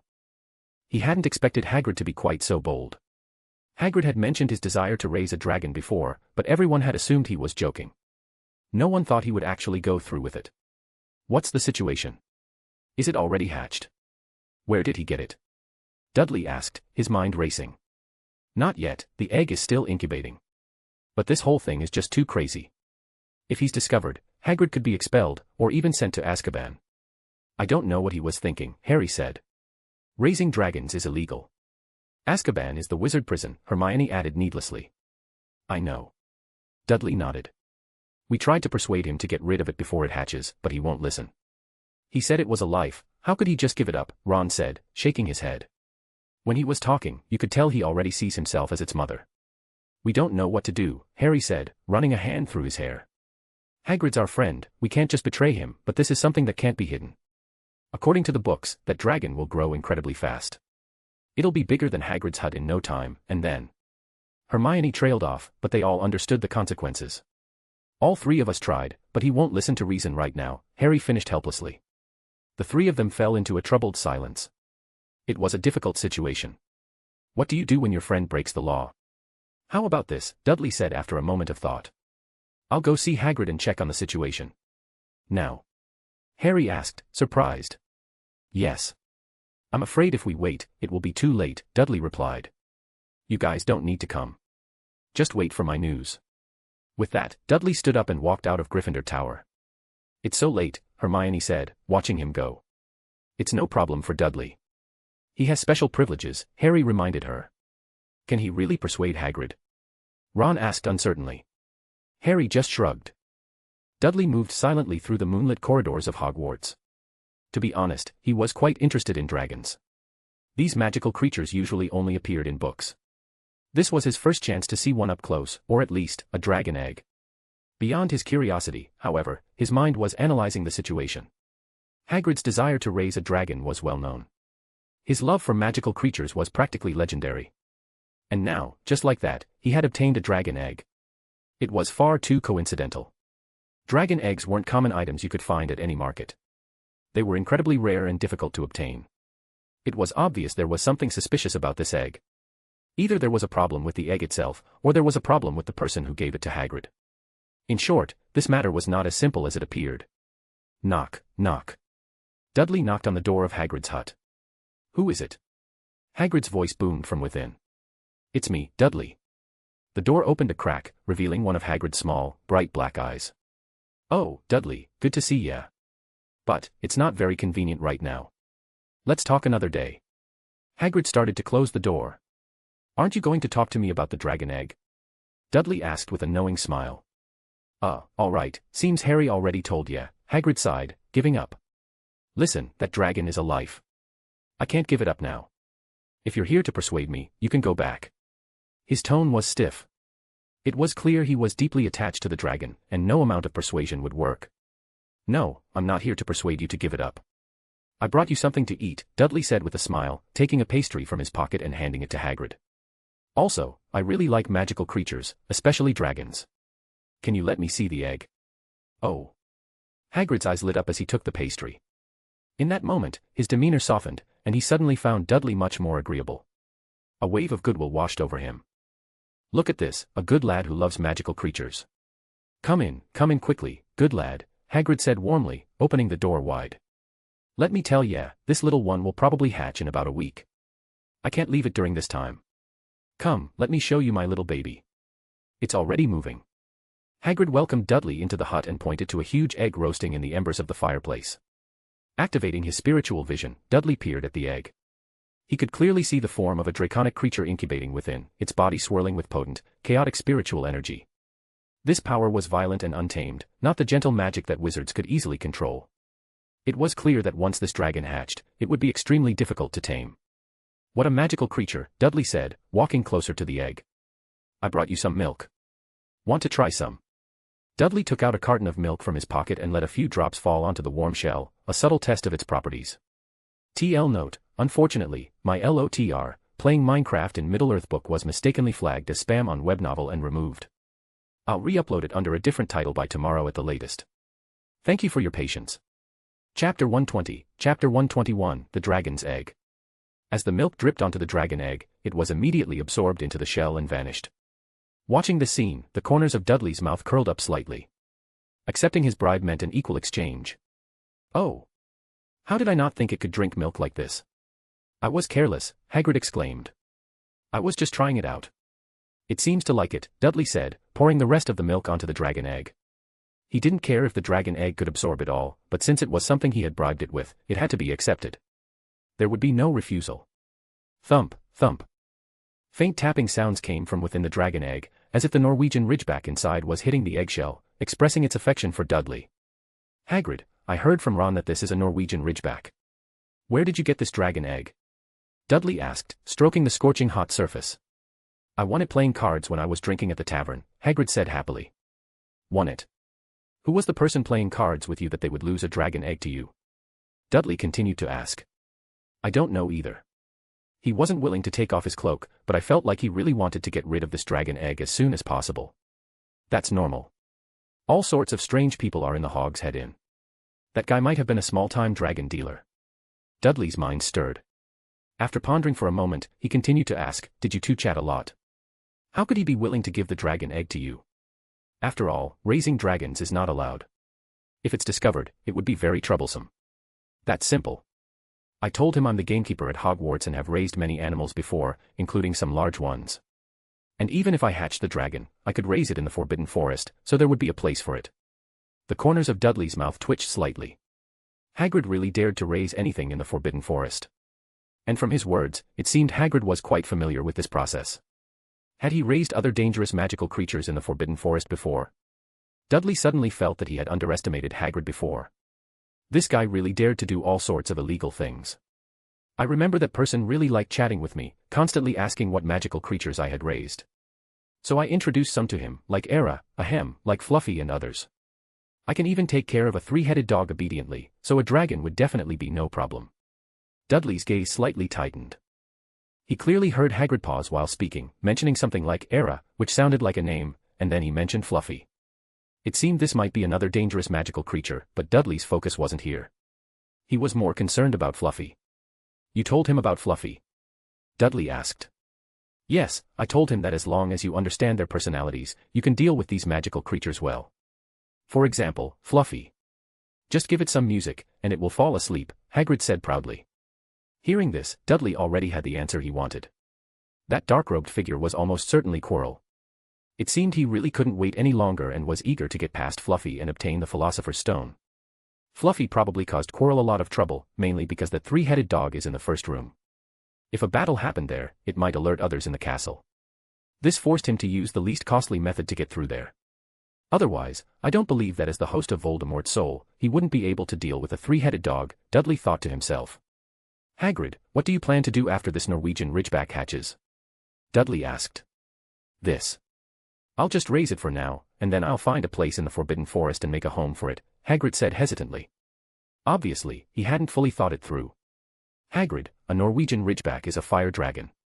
If you raise it in the Forbidden Forest, do you think it might burn down the entire forest? Dudley said. Hagrid's expression became somewhat ugly. This was indeed a problem. Perhaps I could raise it in the Forbidden Forest near the Black Lake, Hagrid said after thinking for a while. Forget it, I'll figure something out, Dudley said, then stroked the dragon egg and stood up. I'll go back first. I'll come over these next few days and bring the little guy something to eat to build a relationship. This way, we can raise it together then, Dudley said. Sure, no problem. With Dudley's help, Hagrid could relax a lot. Besides, there weren't many children like Dudley who loved magical creatures, especially dragons. After bidding farewell to Hagrid, Dudley returned to Gryffindor Tower. Harry and the others hadn't returned to their dormitory yet, waiting for the news Dudley would bring back. How did it go? Did you persuade Hagrid to give up the dragon? Harry immediately asked. With Big D on the case, there's definitely no problem, Ron was already celebrating in advance. Hermione also breathed a sigh of relief. She felt that Dudley had a unique charm when it came to persuading people, always finding a clever angle to convince others when they felt helpless. Physical persuasion also counted. From this perspective, there should be no problem for Dudley to persuade Hagrid. No, I plan to raise that dragon with him, Dudley said. Harry, Ron, and Hermione were completely stunned at this moment, thinking they had misheard. Did I hear that right? Harry asked uncertainly. You heard right, Dudley confirmed. Crazy, everyone's gone crazy, Ron looked at Dudley with a dazed expression. Dudley, are you serious? Or just joking? Hermione's eyes also widened. It's true. I plan to hatch it with Hagrid first. As for what to do afterward, we'll figure it out then, Dudley said. Before that dragon grew up, Dudley would have ample time to study this magical creature, the dragon. Oh my goodness, this must be the most unbelievable thing I've heard this year, Ron didn't know what to say anymore. Look on the bright side. Don't you want to get up close with a magical creature like a dragon? Dudley asked. The three of them shook their heads in unison. A dragon was something to be viewed from afar. They didn't want to see one in the real world, or at least, not up close. Especially Ron, whose brother Charlie studied dragons. He knew very well how terrifying and dangerous these creatures were. Don't worry, I'll train the dragon well, Dudley said.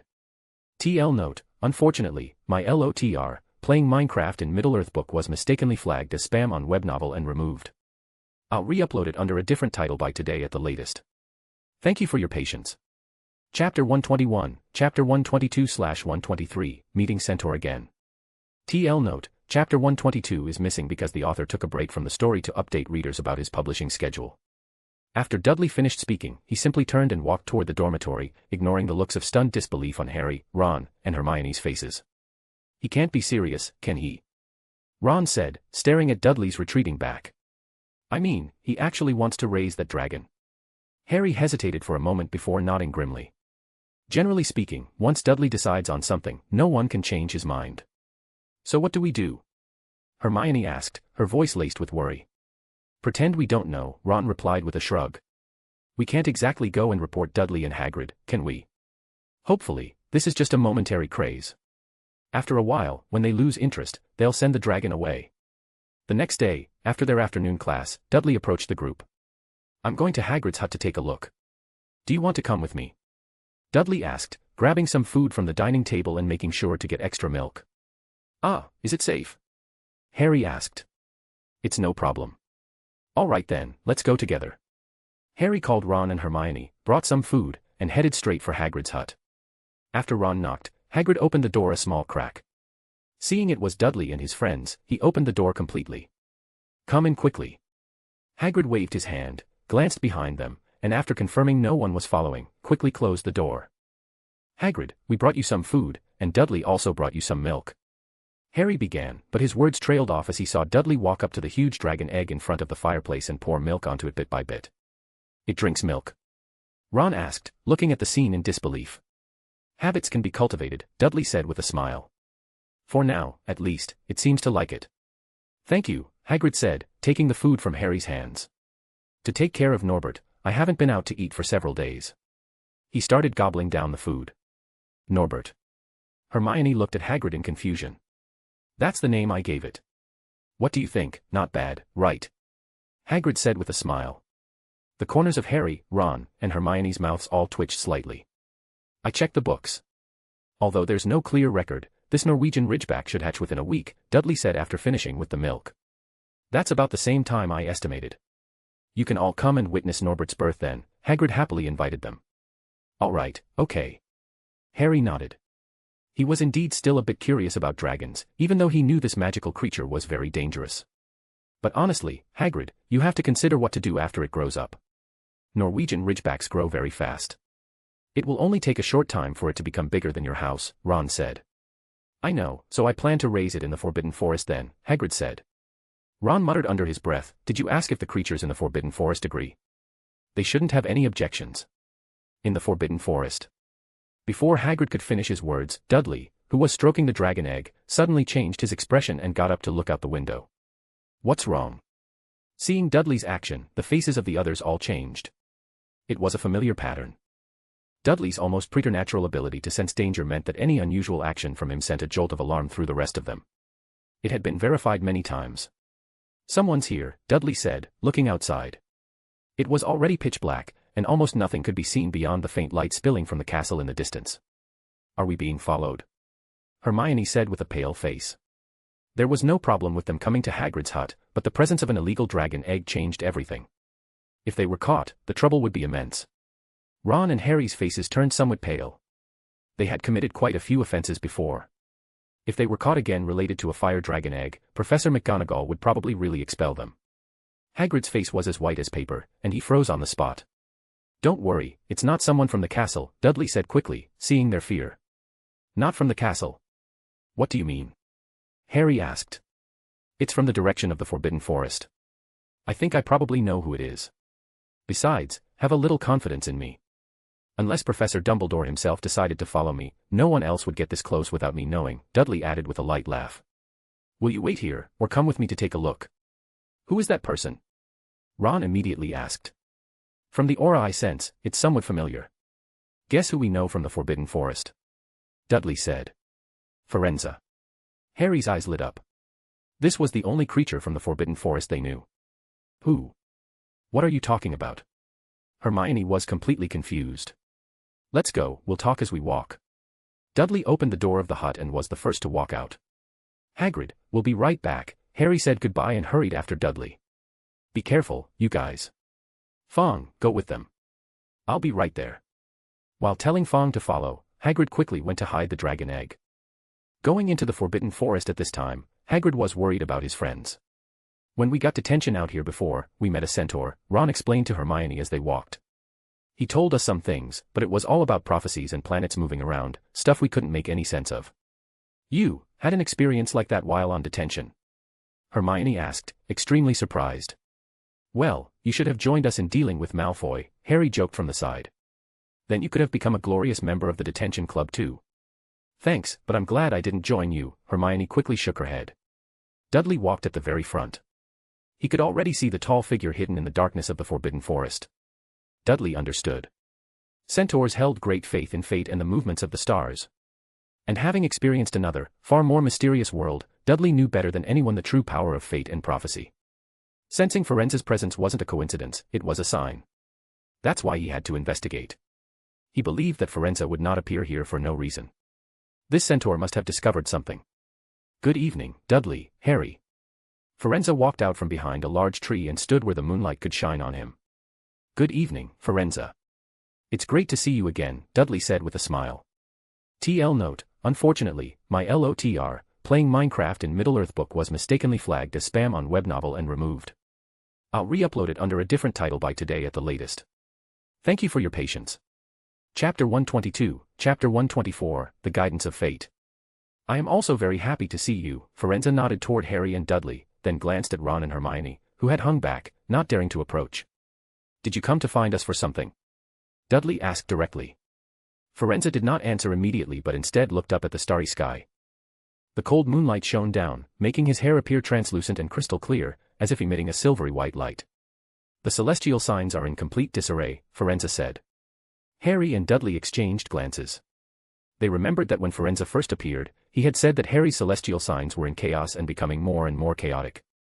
Does this predict anything? Harry tried to ask. Firenze shook his head. I'm not sure either, Harry.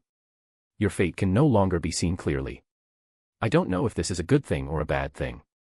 My people tried to interpret it, but unfortunately, they all failed, and some were injured because of it. Originally, I didn't plan to look for you. I was just taking a walk in the Forbidden Forest at night, thinking about some things, and unknowingly walked here, and then you appeared, Firenze said, looking at Dudley and Harry. Isn't this also a kind of guidance from fate? Dudley said with a light laugh. You're right, so I didn't rush to leave but waited for your appearance, Firenze said. After he finished speaking, everyone fell into silence for a while. Obviously, Firenze had not come specifically to find them, so he didn't have anything he wanted to tell Harry, just repeating what he had said last time. As for Firenze's claim that Harry's celestial signs could no longer be divined, Dudley had actually known the reason for a long time. That was his appearance. The chaos in Harry's celestial signs had started shortly after his birthday, which also happened to coincide with the time of his return. As for why Harry's fate could no longer be predicted, it was entirely due to Dudley's beyonder status. At Dudley's level, divination was difficult to have an effect on him, and he even had some anti-divination effects. The centaur's observation of celestial signs was actually a form of divination, and the object of their divination, Harry, had too close a relationship with Dudley. This meant that when they were prying into Harry's fate, they were also intentionally or unintentionally prying into Dudley's fate, which was not allowed. This was why Harry's fate could not be divined. In fact, if the centaurs were willing to try more, they would find that the fates of many people around Dudley would also be in some chaos, and the closer the relationship with Dudley, the more obvious this chaos would become. I should go back now. Be careful, Firenze said, then turned to return to the Forbidden Forest. Wait, Dudley stopped him. Is there anything else? Firenze looked at Dudley. I wanted to ask, is there any area in the Forbidden Forest where a fire dragon can be raised? Dudley asked. Since he had met a centaur living in the Forbidden Forest, it was better to ask Firenze directly. When Norbert hatched, he could be taken to live in the Forbidden Forest. A fire dragon. Firenze's gaze slightly tightened. What do you mean? Well, there's a Norwegian ridgeback that might need to be raised in the Forbidden Forest after a while. I was wondering if there's a suitable place, preferably near a water source, so it doesn't burn down the forest, Dudley said. Harry and the others looked at Dudley in shock. Should they really tell the centaurs about this? Probably no one would agree. With all due respect, the Forbidden Forest is not suitable for raising a fire dragon. Dragons are too violent and almost impossible to tame. The centaurs will not agree to raise a fire dragon in the Forbidden Forest, Firenze said directly. Firenze, you also know that darkness is coming. In such a situation, if there was a tameable Norwegian ridgeback living in the Forbidden Forest, wouldn't you, and even Hogwarts, be safer? I can assure you that if that Norwegian ridgeback is difficult to tame, we will immediately send it away and not bring disaster to the Forbidden Forest. Firenze looked at Dudley seriously, confirming whether what Dudley said was true and not some fairy tale. After Dudley finished speaking, he fumbled in his pocket. He had come out in a hurry today and hadn't brought anything, making it difficult to discreetly activate the briber's ability.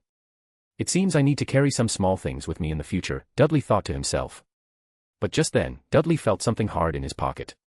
It was a whistle. He had put it in his pocket during Christmas and forgotten to take it out. This whistle is for you. If you find a place, you can blow the whistle at the edge of the Forbidden Forest, and I'll have Hagrid notify me, Dudley said while walking toward the centaur. Firenze glanced at the whistle Dudley handed him but did not take it. I don't think there is room for negotiation on this matter. Fire dragons are not welcome in the Forbidden Forest. Sorry, Firenze refused again. Dudley's gaze flickered slightly. He couldn't just throw the whistle at him. Although that could activate the briber's ability, such an obviously abnormal action would surely make the centaur realize something was wrong later on. Harry's fate can no longer be pried into, which means that the fate of the wizarding world has undergone a great change. Given Harry's identity as the boy who lived, his fate could, to some extent, predict the fate of the wizarding world. This was also why the centaurs had always paid attention to Harry's fate. In the current situation, shouldn't we take fate into our own hands? The chaos in the celestial signs might not be absolute chaos. It has given us the right to choose. The right to take fate into our own hands. Chaos represents infinite possibilities, and order is hidden beneath chaos. Accept it, and you might see another side of fate, Dudley said, once again offering the whistle in his hand. Chaos is a ladder. Order also has its shadows. Firenze looked into Dudley's eyes, his mind constantly replaying Dudley's words. As if possessed, he stretched out his hand and took the whistle from Dudley's hand. Heaven's will cannot be defied, but now, Heaven's will is no longer present, Dudley smiled and looked up at the starry sky above the Forbidden Forest. The bright stars twinkled in the cold night, emitting a warm light that made one feel as if the entire sky belonged to them. You've convinced me. Firenze took a deep look at Dudley, put away the whistle, and turned to walk into the depths of the Forbidden Forest. Chapter 123, Chapter 125, The Bait. Watching Firenze disappear into the Forbidden Forest, Dudley finally breathed a slight sigh of relief. In reality, he wasn't certain whether he could convince Firenze. Centaurs weren't ordinary creatures. They had good magical resistance and some resistance to Dudley's beyonder abilities. He didn't dare use his abilities too blatantly, lest the other party notice something abnormal. In such circumstances, he could only try to convince Firenze using his eloquence as much as possible. What were all those things you said?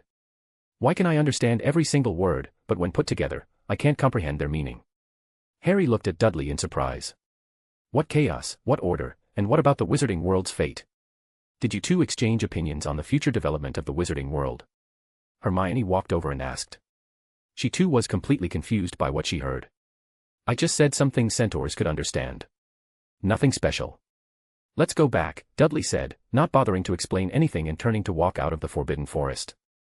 Hagrid, having just finished with the dragon egg, caught up with them. Seeing Dudley and the others already heading back, he immediately asked, Are you all right? Who did you encounter? It was Firenze. I told him about Norbert, and he agreed to help find a habitat near water sources in the Forbidden Forest, so Norbert can live there after hatching, Dudley explained. Firenze. He agreed. No way. Hagrid's eyes widened as he looked at Dudley somewhat incredulously. Having been a gamekeeper for so many years, he knew very well how difficult centaurs were to communicate with. Even Firenze, who was relatively friendly to humans among centaurs, would almost never agree to let a fire dragon live in the Forbidden Forest. He agreed temporarily. Norbert's situation is still uncertain. If he really can't be tamed, then we'll have to send him away, Dudley said. Hagrid looked somewhat reluctant but finally nodded.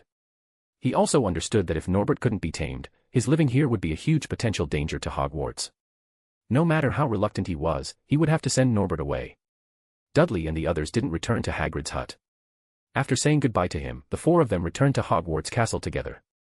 Over the following period, Dudley would visit Hagrid's hut whenever he had free time to check on the still incubating fire dragon while using his briber abilities to continuously strengthen the dragon's affection for him. He wasn't sure if this approach would work, but it was worth trying. A week later, the four of them headed straight to Hagrid's hut as soon as class ended. Do you think Norbert might have already hatched? Ron asked. I think probably not. That dragon will definitely wait until we arrive before coming out, Hermione said confidently. We're about to witness the birth of a fire dragon. I'm actually getting excited, Harry said, his face a bit flushed, though whether from excitement or the cold weather was unclear. Based on time calculations, I estimate Norbert has probably already been born, Dudley said. Weren't you all completely uninterested in that fire dragon before, even a bit afraid? How come you're all so excited now? Going to see it every day during this time, we've developed some feelings for it, Ron admitted. Although he still held a skeptical attitude toward such dangerous creatures as dragons, after spending time with that dragon egg during this period, Ron felt that this dragon might not be so scary after all. Just as they were talking, Dudley's expression suddenly changed as he looked toward the corridor behind them. Malfoy, come out, Dudley called, his gaze fixed on the back of a statue. Damn it. Malfoy cursed under his breath and came out from behind the statue. This time, he was alone. Crabbe and Goyle weren't with him. He mainly felt these two were too much of a hindrance. Several times it was because of them that he was discovered, so this time Malfoy chose to act alone. But he didn't expect to still be found by Dudley immediately. Following us? Dudley looked at the emerging Malfoy with a serious expression. I was just passing by, Malfoy said, stepping back several paces to distance himself from Dudley and the others. You were passing by behind a statue? Harry asked coldly. Malfoy, I think you're looking for another beating. Ron said while cracking his knuckles. The sharp crackling sounds echoed ominously through the corridor. Malfoy's face immediately paled, and he turned to run without looking back, afraid that if he ran too slowly, he wouldn't be able to escape these guys' clutches. These people really would beat him up. Bang. But as soon as Malfoy turned around, he ran straight into someone who had just come from the rear corridor. Ouch. Be careful. Malfoy fell to the ground, while Professor Quirrell on the other side seemed somewhat panicked, speaking with his usual stutter.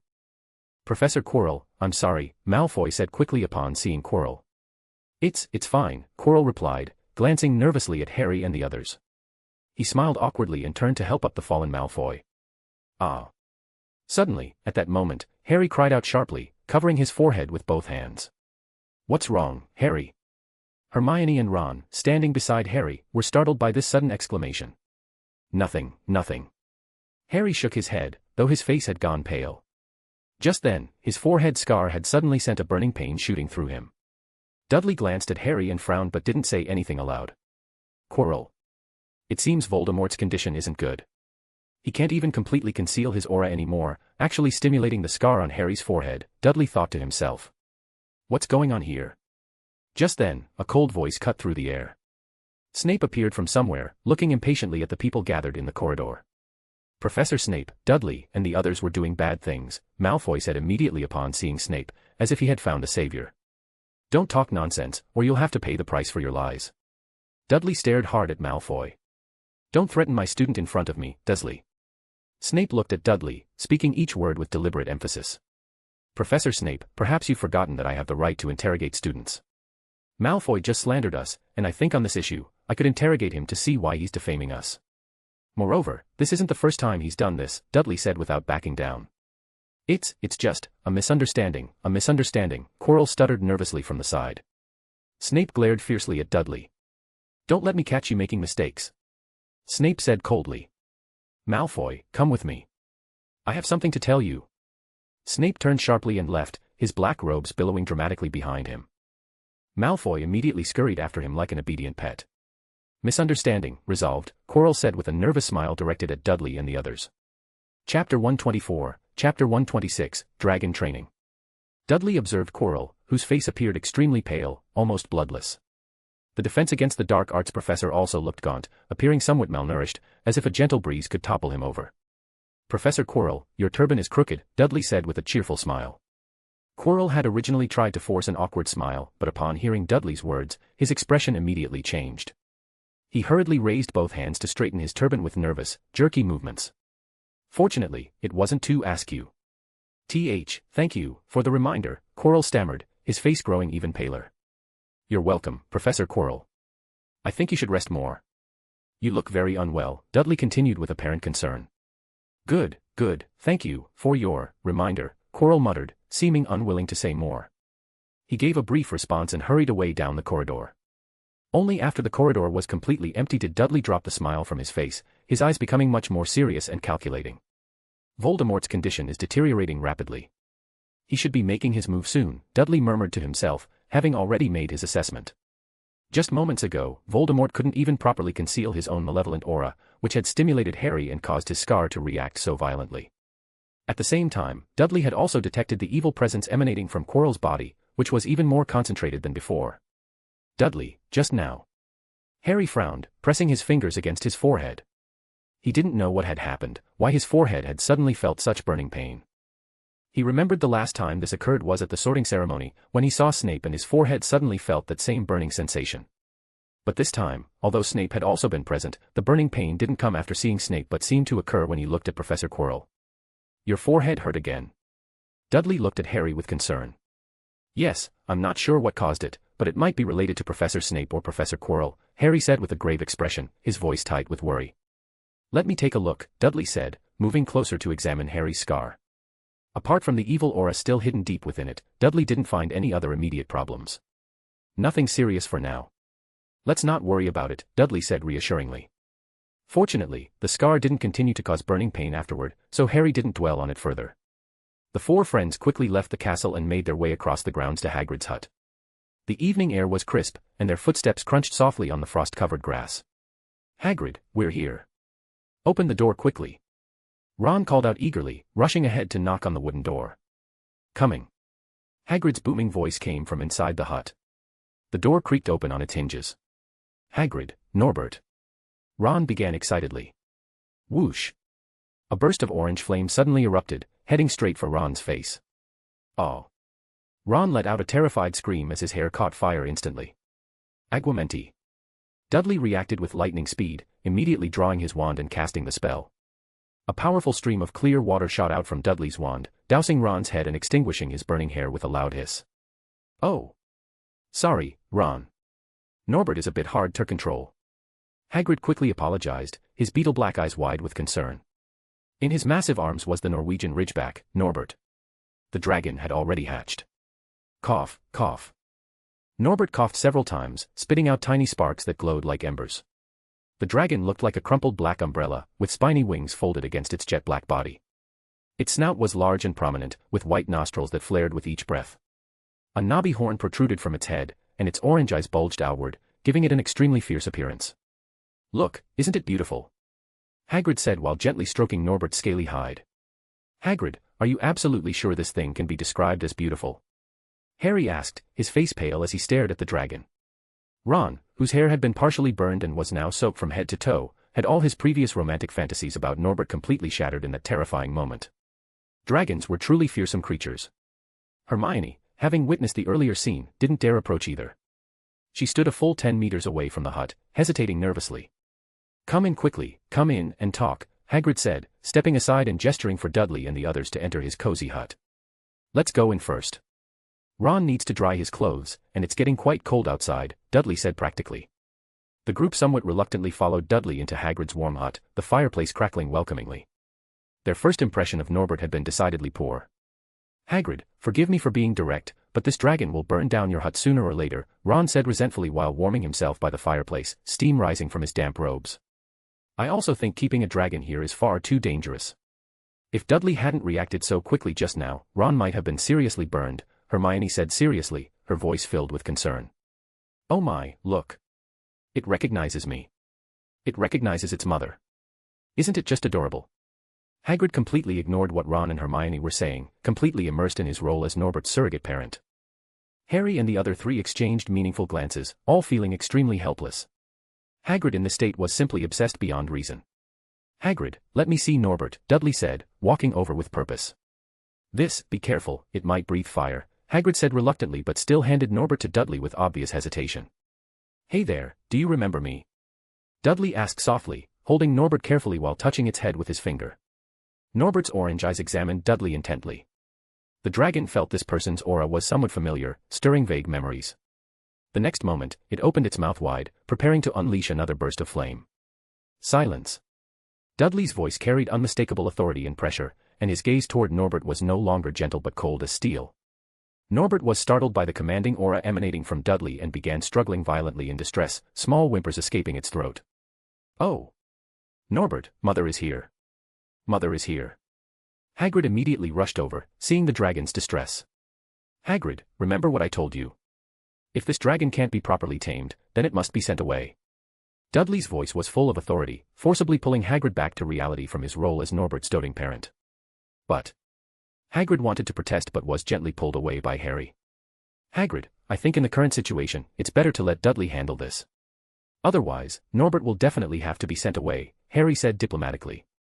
Dudley paid no more attention to the others, focusing all his concentration on the dragon in his arms. Behave yourself, and I'll give you the finest food, he whispered coldly in Norbert's ear. Misbehave, and don't blame me for being unkind. The interrogator's authority, combined with his previous gentle approach, finally made the Norwegian Ridgeback settle down quietly in Dudley's arms. The dragon's feelings toward Dudley were now both fearful and affectionate, creating a very contradictory but effective bond. Well then, let's begin with the basics of training, Dudley announced. You'll need to properly control your fire-breathing ability. Dudley began using his extraordinary abilities to train the newly hatched Norbert. This stage was the optimal time for such training, when the dragon's instincts were still malleable. Although Dudley's extraordinary abilities didn't directly involve taming magical creatures, the manipulation and distortion of natural laws from both the Justiciar and Black Emperor pathways could greatly assist him in his initial training of Norbert. Simply put, Norbert was just an ordinary Norwegian Ridgeback. Even though it was among the more powerful magical creatures, when faced with Dudley's extraordinary abilities from both the Justiciar and Black Emperor pathways, the newly born dragon had little power to resist such overwhelming authority. Chapter 125, Chapter 127, A New Home. In the following days, Dudley visited Hagrid's hut whenever he had free time, even taking several sick days and claiming he wasn't feeling well. The professors all expressed their concern for Dudley and suggested he visit the hospital wing for a proper checkup. Of course, Dudley wouldn't dare attempt this with Professor McGonagall's or Professor Snape's classes. He attended those honestly and punctually. The Norwegian Ridgeback, Norbert, grew at an extraordinary rate. In just a few days, the dragon had grown significantly larger, now standing almost as tall as Dudley himself. Still no news from Firenze? Dudley asked while stroking the knobby horn on Norbert's head. Not yet, Hagrid shook his head with a worried expression. He had already come to realize that his modest hut would soon be unable to contain this rapidly growing dragon. Even though Dudley had been doing his best to teach Norbert not to breathe fire indoors, dragons were naturally fierce creatures. When Dudley was present, everything was manageable, but when Dudley wasn't there, Hagrid simply couldn't control the dragon's fiery temperament. If this situation continued, Norbert being discovered was only a matter of time. Let's wait a bit longer. If nothing comes through, we'll have to think of another solution, Dudley said thoughtfully, his mind already working through various contingency plans. Perhaps. Hagrid started to say something but then shook his head and didn't continue, clearly troubled by some unspoken worry. The next morning, when Dudley and the others were having breakfast in the Great Hall, an owl swooped in from outside and dropped a letter directly in front of Dudley. It's from Hagrid, Dudley said, glancing at the crooked handwriting and immediately recognizing it as Hagrid's distinctive scrawl. He opened the letter, which contained only a few brief lines written in Hagrid's hurried hand. Firenze wants to talk with you. Hope you have time this morning. Dudley looked up at Harry and the others, his expression suddenly serious. We have herbology this morning. Hermione immediately pointed out, checking her class schedule. Ask for leave for me. Dudley said urgently. But you just took sick leave recently, Harry reminded him with concern. Just say I'm still not feeling well, Dudley replied, already standing up from the table. Dudley didn't have time to explain further. He grabbed several donuts from the breakfast spread and ran out of the Great Hall. He's completely mad. He's really lost his mind, Ron said, watching Dudley's rapidly departing figure with bewilderment. I honestly can't understand why Dudley wants to help Hagrid raise that dragon. What do we do now? Hermione frowned, looking at the two boys with genuine concern. What else can we do? Help him ask for leave, Harry said, shaking his head helplessly. He found that he understood Dudley less and less with each passing day. Or rather, he had never really understood Dudley, whether in their childhood or now at Hogwarts. Dudley rushed all the way across the grounds to Hagrid's hut, his breath visible in the cold morning air. Dudley, you're finally here. Firenze is waiting for you in the Forbidden Forest, Hagrid called out loudly from a distance, having spotted Dudley running toward him. All right. Dudley called back. Brought you some donuts. Dudley tossed the pastries to Hagrid and continued running toward the dark edge of the Forbidden Forest without stopping. Good morning, Mr. Dursley, Firenze said, emerging gracefully from behind a large oak tree. Good morning, Mr. Firenze, Dudley replied politely, though he was slightly out of breath from his rush. You look injured. Dudley noticed several wounds on Firenze's body and even a dark bruise on his noble face. As you can see, our herd holds different views about me helping you, Firenze said calmly, his expression showing little emotion, as if he were discussing someone else's troubles entirely. Dudley frowned deeply. He hadn't expected this matter to bring such serious trouble to Forenza. I'm very sorry. Perhaps I shouldn't have asked you to do this, Dudley said, genuine regret in his voice. No need to apologize. You convinced me, so this was my own choice, not something you forced me to do, Forenza said with quiet dignity. Hagrid mentioned you wanted to talk with me. Is there something wrong? Dudley asked, sensing the weight of the centaur's gaze. Yes, because I discovered something quite strange, Forenza said, looking at Dudley with profound, searching eyes. What? Dudley asked with growing confusion. I attempted to read your stars. I wanted to see your fate, and then I discovered nothing but complete blankness. Forenza stared at Dudley intently. When I tried to attempt it again, I remembered the clan member who was severely injured from star reading before. In the end, I chose to give up the reading entirely. Dudley looked at Forenza thoughtfully, wanting to say that it was fortunate he had chosen to give up, otherwise he might not be seeing him standing here now. But ultimately, he didn't voice these dangerous words. I'm wondering, is Harry's fate becoming unreadable partly because of you? Forenza continued to gaze at Dudley with those ancient, knowing eyes. Dudley pondered for a moment, weighing his words carefully, then nodded slowly. You're right. It's because of me. Forenza looked deeply at Dudley and said with something like approval, You're very honest. Well, I have no other questions about that matter. I found a suitable place for that dragon to live, near a natural water pool deep in the forest. But before that, you must ensure that dragon isn't destructive to the forest ecosystem, otherwise, the Forbidden Forest cannot accommodate it. Dudley looked at Forenza with some surprise. He hadn't expected the centaur to not continue questioning him about such mysterious matters. Curiosity is necessary, but knowing too much isn't necessarily a good thing. I already know the answer I wanted to know. As for the rest, it's not important, Forenza seemed to see through Dudley's thoughts and explained proactively. All right, thank you very much for your trust, Dudley said with genuine gratitude. I'll go bring Norbert over now. Dudley nodded respectfully at Forenza and turned to walk back toward the forest edge. Soon, Dudley appeared before Forenza again with Hagrid and Norbert. The dragon had grown even more in the past few days, its scales gleaming black in the dappled forest light. Looking at this Norwegian ridgeback, Forenza was obviously quite alert, his hand instinctively moving closer to his bow. Norbert, this is Forenza. He's my friend. You cannot harm him, understand? Dudley spoke to Norbert in a commanding tone that brooked no argument. Norbert looked at Forenza curiously with its bright orange eyes and spat out a couple of harmless sparks, indicating that it understood the instruction. I hope it won't cause trouble for the forest inhabitants, Forenza said cautiously. He could see that this dragon was indeed well trained and could understand Dudley's commands with remarkable clarity. Let's go, Forenza said, leading the way deeper into the forest. Forenza led them along winding paths, with Dudley, Hagrid, and Norbert following behind him into the mysterious depths of the Forbidden Forest. Ancient trees towered above them, their branches creating a canopy that filtered the morning sunlight into scattered golden beams. About half an hour later, they finally arrived at a beautiful clearing with a crystal-clear pool several meters wide in the center. The water reflected the sky above, and the area felt peaceful and secluded. It can live here, but it cannot disturb the other groups in the Forbidden Forest. You understand what I mean?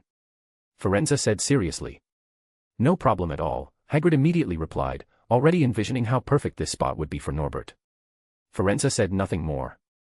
After a brief, formal farewell, he turned and left with fluid grace, quickly disappearing into the dense undergrowth of the Forbidden Forest. Hagrid and Dudley worked together to create a simple but comfortable nest for Norbert in this secluded place, using fallen branches and soft moss to make it cozy. They let the dragon settle down and explore its new territory. As for taking care of Norbert on a daily basis, that naturally fell to Hagrid. Dudley didn't have that much free time available, though at most he could come train the dragon a bit after his regular classes. However, judging from the current situation, Dudley's training of Norbert had been quite effective and could be considered a complete success. The dragon was obedient, controlled, and ready for its new life in the Forbidden Forest. Chapter 126, Chapter 128, The Final Hour. In the blink of an eye, another half-month passed. Norbert had already grown taller than Hagrid by a head, but under Dudley's training, his temperament was relatively gentle, and he was quite obedient to Dudley, showing no excessive aggression. For now, everything was going well. One weekend morning, Dudley didn't go to Norbert's place. The fire dragon's condition had stabilized relatively, so he didn't need to run over to watch him every day. I haven't patrolled my territory for a while. I'll wander around Hogwarts Castle today. After breakfast, Dudley began to stroll around the castle. After reaching Sequence 7, Dudley's advancement speed had obviously slowed down quite a bit. On one hand, after the sequence improved, the time needed to digest the Beyonder characteristics had increased considerably. On the other hand, it was because these two sequences were no longer so easy to roleplay at this stage. Although Dudley had obtained the title of interrogator from Dumbledore, in a place like school, he really had nothing that needed interrogation. Moreover, Dumbledore had limited his authority. He couldn't randomly interrogate others, or else he wouldn't be able to keep even this title. Therefore, his interrogator title was more like a nominal position without actual authority. As for the other Black Emperor sequences briber, he had used it quite a bit, but many times it was just utilizing Beyonder abilities rather than role-playing. Dudley's digestion of these two sequences Beyonder characteristics was currently rather mediocre. Based on time calculations, if Dudley could complete digestion by this year, that would already be considered quite fast. And this would require Dudley to work extra hard, actively seeking opportunities to role-play. After wandering around for 2 circles, Dudley came to the 8th floor, opposite the tapestry of Barnabas the Barmy. This wall definitely has some problem. Dudley looked at that blank wall. He could sense there was something unusual here, yet he couldn't find any trace of it, which made him very uncomfortable. Every time he passed by here, he wanted to figure out what was going on, but each time he returned empty-handed. This time, Dudley activated his spiritual vision and carefully examined every inch of the wall bit by bit, almost pressing himself against the wall, trying to find the problem. "Mr. Dursley, what are you doing?" A sudden voice came, startling Dudley. Because he was too absorbed, Dudley hadn't noticed Professor McGonagall walking over from the other side of the corridor. I'm looking for Professor Dumbledore," Dudley immediately said. This place wasn't far from Dumbledore's office. Professor McGonagall frowned and glanced at that blank wall. "Professor Dumbledore isn't at school. He received a letter from the Ministry of Magic this morning and should be in London now. Professor Dumbledore isn't here." Dudley was stunned. He had just randomly made up an excuse, and Dumbledore actually wasn't here. Seeing Dudley's surprised expression, Professor McGonagall adjusted her glasses and continued, "Professor Dumbledore has many things to handle, not just school matters. He also holds positions in many organizations and departments." "I see. Then I'll come find him tomorrow," Dudley smiled. Professor McGonagall looked at Dudley seriously and said, "Mr. Dursley, I know you're very talented, but when it comes to magic, you still need a serious attitude. I heard from several other professors that you've been taking quite a few leaves recently. This isn't something a good student should do." "Professor, Dudley had just started speaking when Professor McGonagall interrupted him. "I don't want to hear those excuses again. I thought you had turned over a new leaf and focused on your studies, that you wouldn't cause any more trouble, but it seems that's not the case." McGonagall said seriously. "The final exams are coming up, and I don't want to deduct points from Gryffindor before then. Do you understand what I mean?" "I understand, Professor," Dudley nodded. "Go on, study your lessons properly," Professor McGonagall said finally. Dudley quickly slunk away. "I almost thought Professor McGonagall knew about me raising a dragon just now. Good thing she didn't find out," Dudley thought to himself. If this matter got out, Professor McGonagall would probably go completely mad. Dudley walked toward Gryffindor Tower.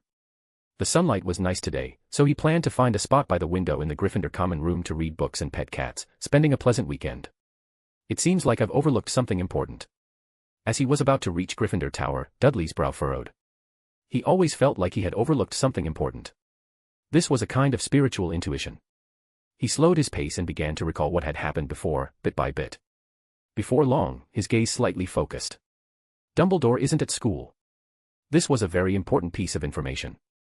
Thinking of this, Dudley immediately looked around, and after confirming no one was there, he took out the Mirror of Erist.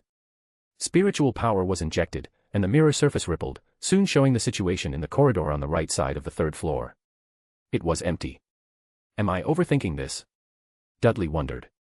Dudley returned to the Gryffindor common room and found a secluded spot by the window.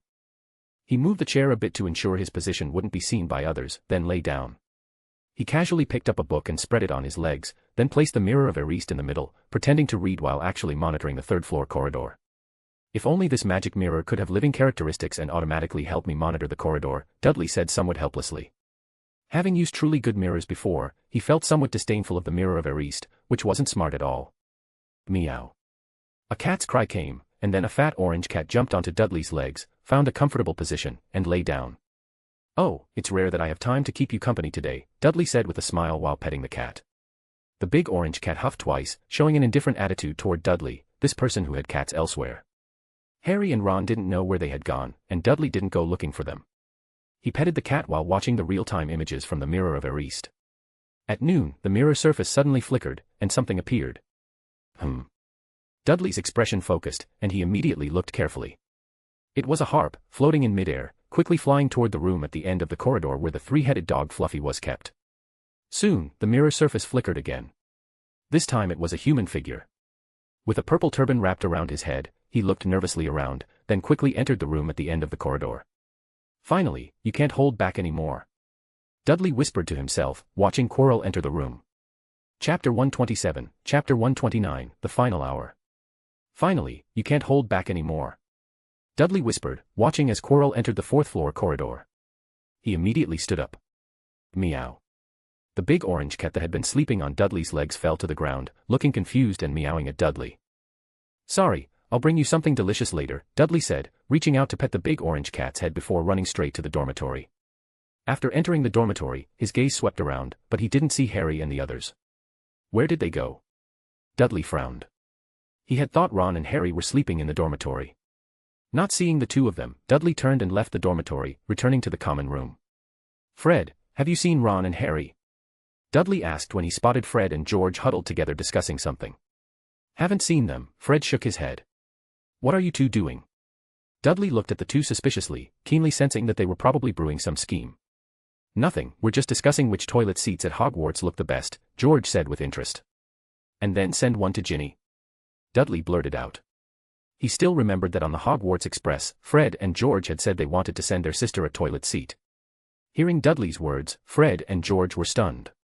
You can see that. Can you read minds? Fred and George looked at Dudley in shock. Dudley's mouth twitched slightly. Just a wild guess. I need to find Ron and Harry now. If you see them, tell them to find me at Hagrid's hut, Dudley said, walking toward the common room exit while speaking. All right, but please don't tell Ron about the toilet seat, George hurriedly said. No problem. Dudley responded, opened the fat lady's portrait, and came to the corridor outside. After thinking for a moment, he turned to look at the fat lady's portrait. Fat lady, did you see Harry and Ron today? Oh, and Hermione too? Dudley asked. So many people, how could I remember them all? I'm just a painting. The fat lady glanced at Dudley and said impatiently. All right. Dudley shrugged. Perhaps I can rely on spiritual intuition. Dudley didn't search for them in the castle like a headless fly. Instead, he steadied his breathing, then silently thought about Harry, Ron, and Hermione in his mind, and began to walk slowly through the castle, following his feelings. As an interrogator, in this territory that belonged to him, his spiritual intuition had additional bonuses. Moreover, Harry and the others were closely connected to Dudley, so it wouldn't be difficult for him to find them. About a quarter of an hour later, Dudley found himself at the library. The library? How unusual. Dudley stood at the library's entrance, somewhat surprised. Harry and Ron weren't the type to come to the library. He walked in and soon found Harry, Ron, and Hermione behind a row of bookshelves. What are you doing here? Dudley asked. Dudley, we're researching some habits of fire dragons, Ron said. After all, if we're going to be in frequent contact with Norbert in the future, we need to understand a bit. Harry raised the book in his hand. I brought them here because I could only think of books, Hermione said from the side. They couldn't exactly ask the professors about this, so they could only learn about Norwegian ridgebacks through books. Sorry, I didn't think of this before. Perhaps I should have brought you along to understand Norbert together, Dudley said. Since Harry, Ron, and Hermione had previously shown some reluctance toward Norbert, Dudley hadn't brought them along when visiting. He just hadn't thought that these three would come here to look through books to understand Norwegian ridgebacks. It's okay, we're just getting a superficial understanding, Harry said. Hearing this, Dudley's expression changed, and he immediately said, if you're interested, I can take you to properly understand Norbert now. It'll definitely be much more detailed than what you'd learn from books. Also, Norbert has grown quite a bit now. He can control his emotions well and won't randomly spew out flames and burn your hair off like when he was little. Ron pouted and said somewhat hesitantly, if he spews flames now, it won't just burn my hair off, but my whole head. He won't. Trust me, Dudley said with a smile. Then what are we waiting for? Let's go, Harry put down the book in his hand. Dudley didn't explain much more and led the three of them out of the castle, heading straight for Hagrid's hut. Staying away from trouble, that's nice, Dudley looked back at the castle behind him. Based on the timing, Quirrell should now be at the wizard chess set up by Professor McGonagall. He wondered if Professor Dumbledore had repaired those chess pieces after Dudley had destroyed them. But regardless, the obstacle Dumbledore had set up at the final level was definitely not something an ordinary wizard could easily pass through. In that place, the more powerful the wizard, the more trouble they would face. Conversely, those who weren't very strong themselves could defeat themselves more quickly in such a place and obtain the Philosopher's Stone. I wonder what Quirrell's expression will be like when he goes through all those hardships only to find there's no Philosopher's Stone there at all. Too bad I can't see it, Dudley thought to himself. Good afternoon, Hagrid. Arriving at Hagrid's hut, everyone greeted Hagrid together. You're here. I was just about to take some food to Norbert. Hagrid had a large piece of meat from some unknown animal on his shoulder, giving off a strong bloody smell. His appetite is getting bigger and bigger, Hagrid couldn't help but say. His appetite will be even bigger in the future, Hermione said. That's what the books say. An adult Norwegian ridgeback can eat an entire cow in one meal. Hearing this, Hagrid's brow furrowed. He could barely afford to feed this dragon anymore. In the future, let Norbert hunt for himself, Dudley suggested. Continuing to feed him like this wasn't really a solution. Unless Dudley used the Philosopher's Stone's power to turn stone into gold, they simply couldn't afford to feed Norbert. Let's go together to see Norbert in the Forbidden Forest, Dudley said. Hagrid didn't think much more about it and led them into the Forbidden Forest, heading toward the pond where Norbert lived. At the same time, in Hogwarts Castle, Quirrell had already reached the final room, looking at the space filled with eerie mist. His gaze was fixed on the depths of the mist, where a figure was slowly walking toward him. Chapter 128, Chapter 130, The Empty Prize. Quirrell, it's still not too late to stop now. A familiar voice came, and then a person who looked exactly like Quirrell walked out from the depths of the mist, standing in front of Quirrell. The two were like looking in a mirror. It's already too late. Quirrell looked at his own reflection, without any hesitation, and directly drew his wand. Reducto. A ray of light burst forth, heading straight for the other self. Protego. The other Quirrell used a shield charm to block the spell's attack. The two no longer spoke and entered full combat mode. Thunderous sounds continued to echo as the surrounding mist was wildly stirred by their battle, which lasted for several minutes. They used all sorts of methods, but unfortunately still couldn't determine a winner. Damn it. How can this be? Quirrell's face was ugly. He originally thought this duplicate wouldn't be very strong, but after fighting for a while, he found that this duplicate's strength was completely matched to his own, and in some aspects, was even stronger than him. Don't bother with that phantom, and find the Philosopher's Stone. Suddenly, a low, hoarse voice came from the back of Quirrell's head. Quirrell's face immediately changed, and he said tremblingly, Yes, Master. Quirrell no longer entangled with that phantom and began to move quickly through the mist, searching for where the Philosopher's Stone was stored. Avada Kedavra. Suddenly, a green light shot out from the depths of the mist, heading straight for Quirrell. Quirrell's face changed drastically, and he hurriedly threw himself to the ground, barely dodging this fatal blow. You dare use the killing curse? Quirrell looked at the mist in disbelief. After fighting for so long, that phantom had never used the killing curse, so he thought the phantom couldn't use it. I am you. What you can use, I can use too, the voice of the other Quirrell came through. Find the magical traces here and destroy them. The low, hoarse voice came again. Yes, Master. Quirrell's body trembled again. Since it was clearly impossible to ignore Quirrell while searching for the Philosopher's Stone, he had to deal with that duplicated Quirrell. The mist obscured Quirrell's vision, but as a defense against the dark arts professor, he was quite familiar with the workings of magic. He quickly sensed something was wrong. However, with the duplicate's interference, Quirrell had no way to counter those magical attacks. I can't wait any longer. Leave it to me. The low, hoarse voice came again. Unlike the previous relative calm, this time the voice contained a hint of madness. Master, your body. Quirrell said tremblingly. Quickly. The hoarse voice roared. Quirrell didn't dare say anything more and immediately unwrapped the purple turban on his head. An ugly, squeezed-together face appeared on the back of Quirrell's head.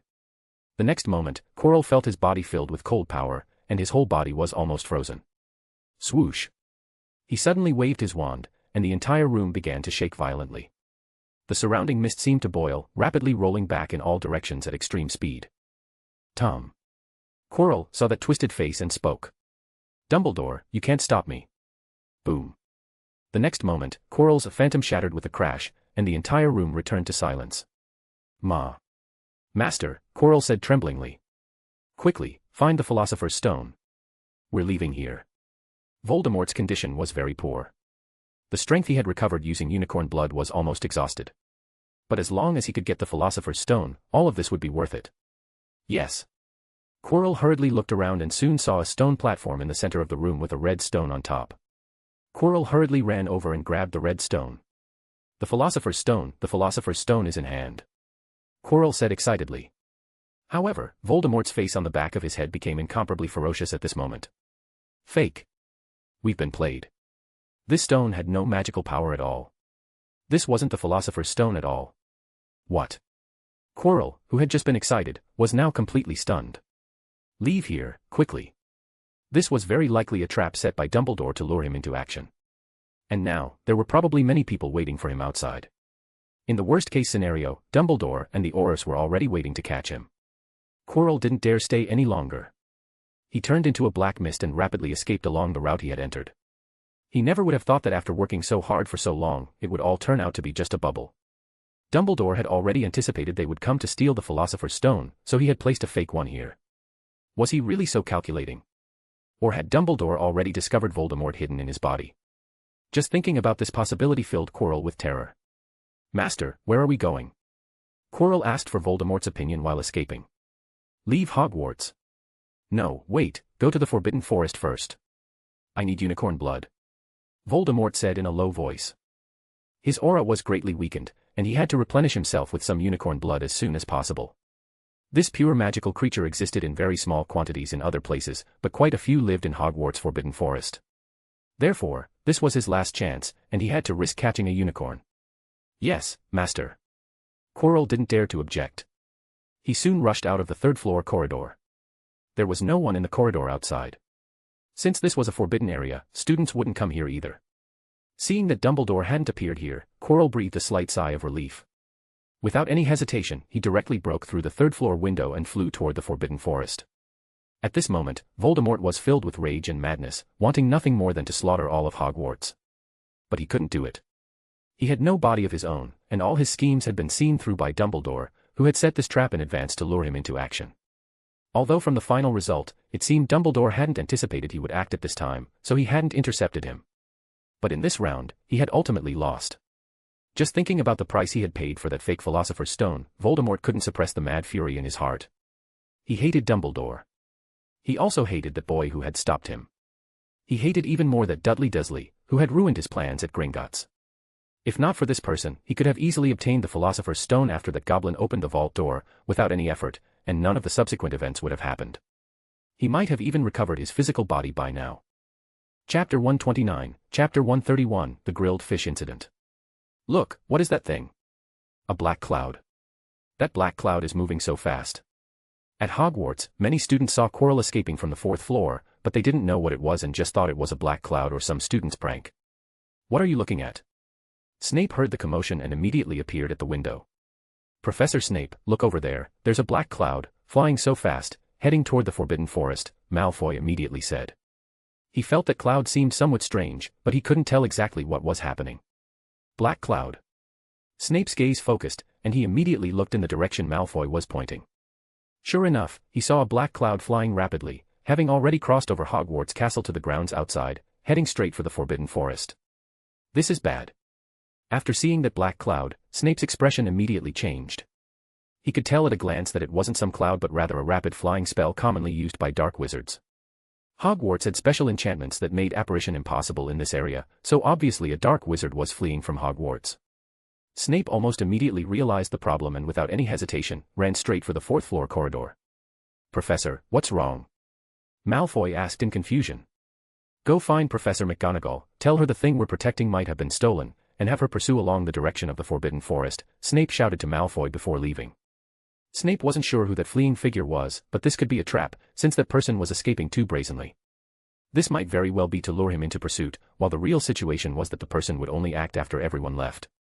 So he had to go check the situation at the fourth-floor corridor. As for that fleeing dark figure, he could only leave it to Professor McGonagall. What's happening? Malfoy was somewhat confused, but he quickly reacted and ran toward Professor McGonagall's office. At the same time, in the Forbidden Forest, by the pond where Norbert nested. I never thought there would be fish in this little pond, and they've grown so big already, Ron said happily. They had already interacted with Norbert and knew that under Dudley's training, this fire dragon was no longer dangerous, so they had relaxed considerably. After discovering there were fish in the pond, Harry and Ron directly jumped into the water to catch fish, and the area was filled with their laughter and joy. Although the weather was still somewhat cold and the pond was chilly, with Norbert there, a fire had already been lit by the pond. If they felt cold, they could completely go to the shore to warm up. So they were having great fun by the pond and had caught several large fish. Come on, I'll grill fish for you all, Dudley said, preparing to show off his skills. After killing the fish Harry and Ron had caught, he skewered them on wooden sticks. Come on, Norbert, give us a little flame, Dudley said to Norbert. Norbert looked at Dudley with some resentment in his eyes. A magnificent fire dragon, actually grilling fish for humans here. Was this something a dragon should be doing? Hurry up. Don't make the flame too big, Dudley urged. Norbert felt his throat was a bit itchy, coughed lightly, and breathed out some flames that landed perfectly on the fish in Dudley's hands. Well done, Norbert. Dragon grilled fish was something ordinary people could never eat. Hagrid had already gone back to get seasonings. When the seasonings arrived, the grilled fish would be about ready. It smells so good. Hermione watched from the side with amazement as the rich aroma of fish was already spreading under Norbert's flame roasting. Are you really treating the Forbidden Forest as your own territory? Suddenly, a voice came. Firenze emerged from behind a large tree, looking somewhat helplessly at Dudley and the others who were having so much fun here. Ah, just grilling one fish, that should be okay, Dudley said. He knew there were some dangers in the Forbidden Forest, but they weren't afraid. What could be more terrifying than a fire dragon? With Norbert here, its aura spreading out, those dangerous creatures in the Forbidden Forest wouldn't dare approach this place. And the most dangerous person was currently stealing a non-existent Philosopher's Stone at Hogwarts. As far as I know, you entering the Forbidden Forest should be against school rules, Firenze said. Yes, but I can break school rules to a certain extent, Dudley shrugged. Hermione beside him looked a bit pale but wasn't too scared. After all, during this time following Dudley and the others, she had already broken countless school rules, and it had even gone beyond just breaking school rules to breaking actual laws. Want to join us for some grilled fish? Dudley invited. No thanks. Firenze shook his head in refusal. But he didn't leave either, just stood quietly not far away, watching Dudley grill fish and Harry and Ron catch fish in the pond. Norbert glanced at this centaur. He recognized Firenze but only knew him. There was no communication between them. Norbert, keep going, don't stop, Dudley urged. This guy Norbert was slacking off again, stopping after breathing out just 2 flames. Norbert reluctantly continued breathing fire. Truly amazing, he actually tamed this fire dragon, Firenze looked at Dudley and Norbert. If he hadn't seen it with his own eyes, he wouldn't have believed a human could tame a fire dragon to this extent. It seems he indeed has some secret methods, Firenze thought to himself. Among wizards, many possessed unique abilities, such as shape-shifting or mind-reading. That Dudley had some talent in taming magical creatures was also possible. This wasn't rare, and Firenze wouldn't be particularly surprised by it. The Forbidden Forest has never been as lively as it is now, Firenze said, looking at this scene. 2 little boys happily catching fish in the pond, another boy grilling fish on the shore, and a girl smiling as she watched it all. It was truly a beautiful picture.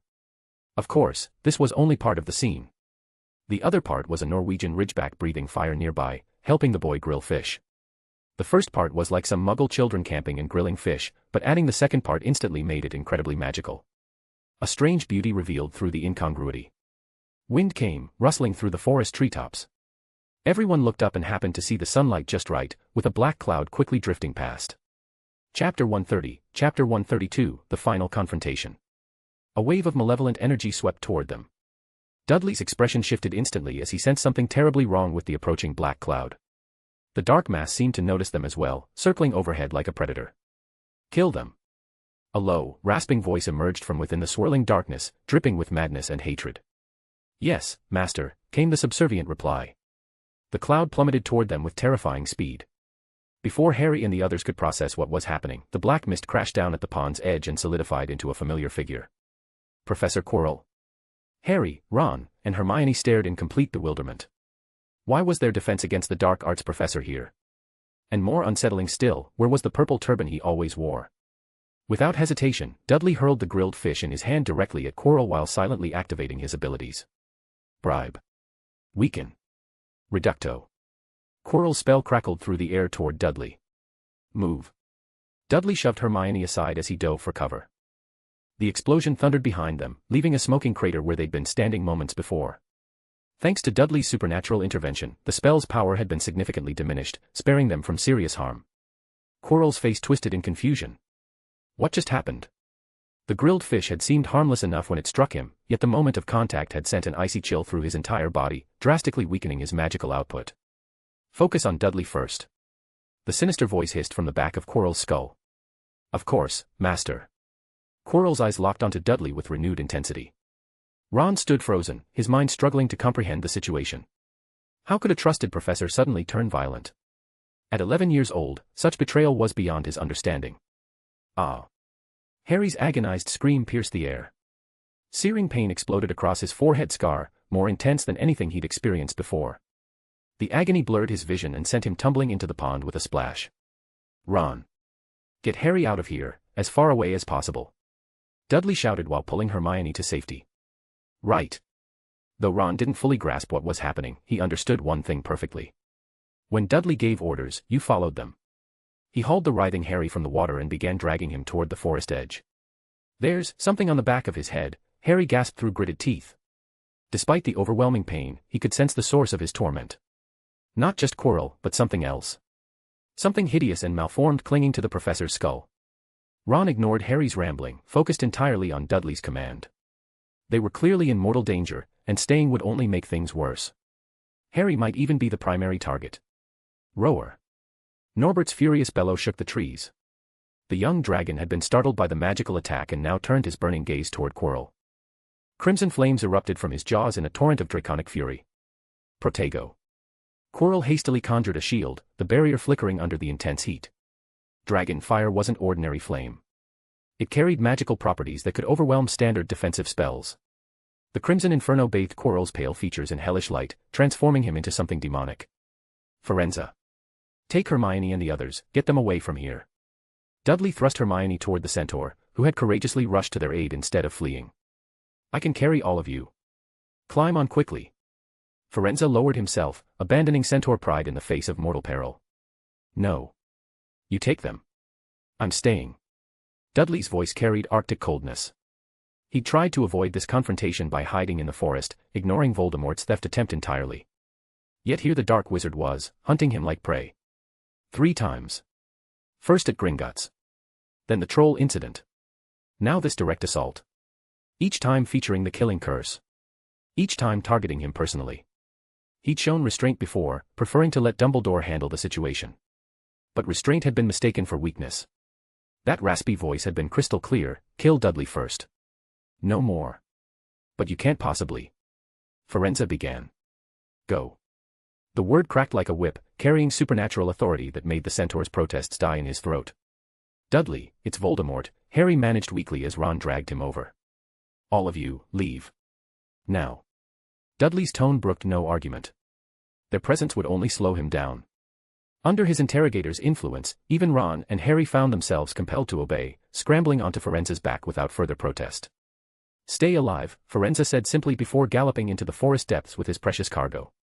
Dudley watched them disappear into the tree-line, then turned back to where Quirrell battled against Norbert's flames. The professor's shield was weakening, his face slick with sweat from the supernatural heat.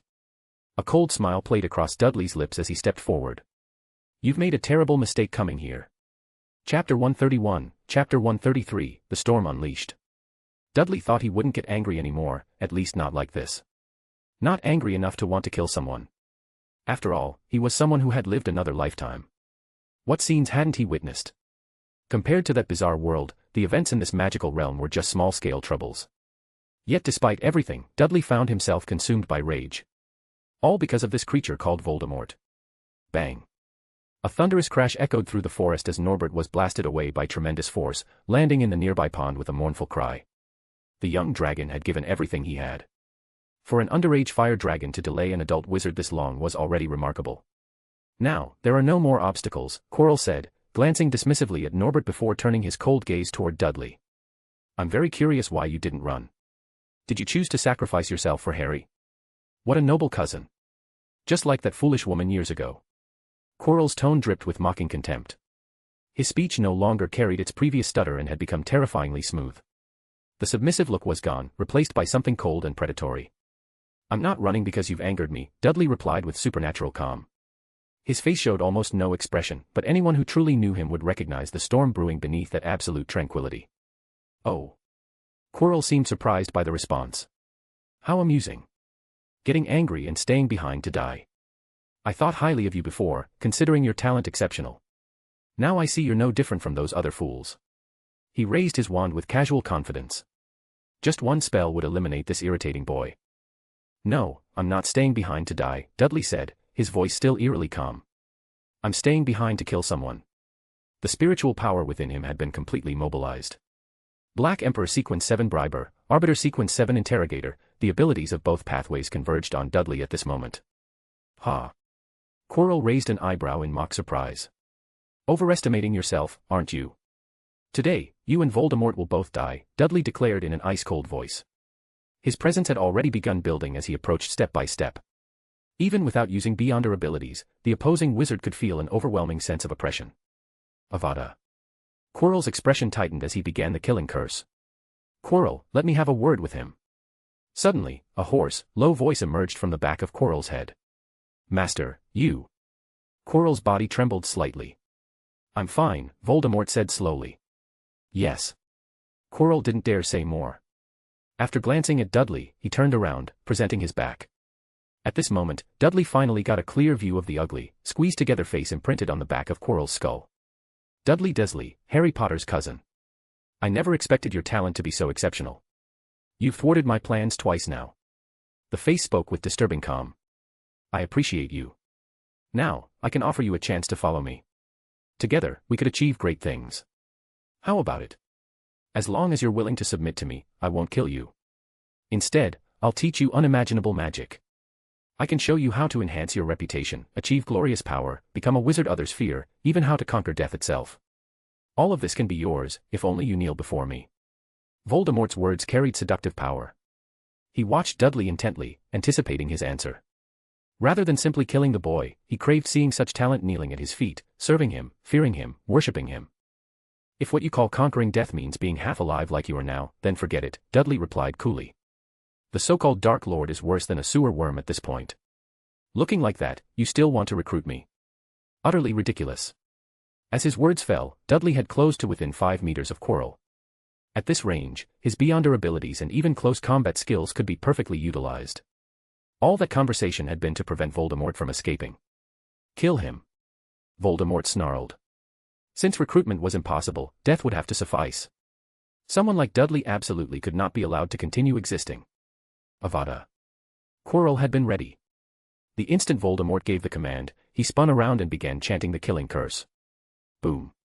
A terrifying, oppressive force exploded from Dudley's body, directly suppressing Quirrell and making his legs buckle, nearly forcing him to kneel.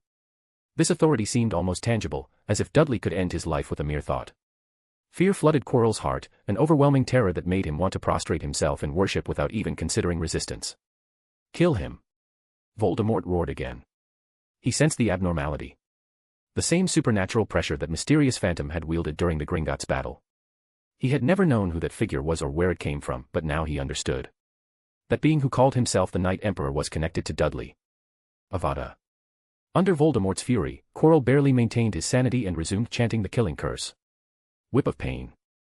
The ancient Hermes language rang out as the interrogator's Beyonder ability activated. Ah!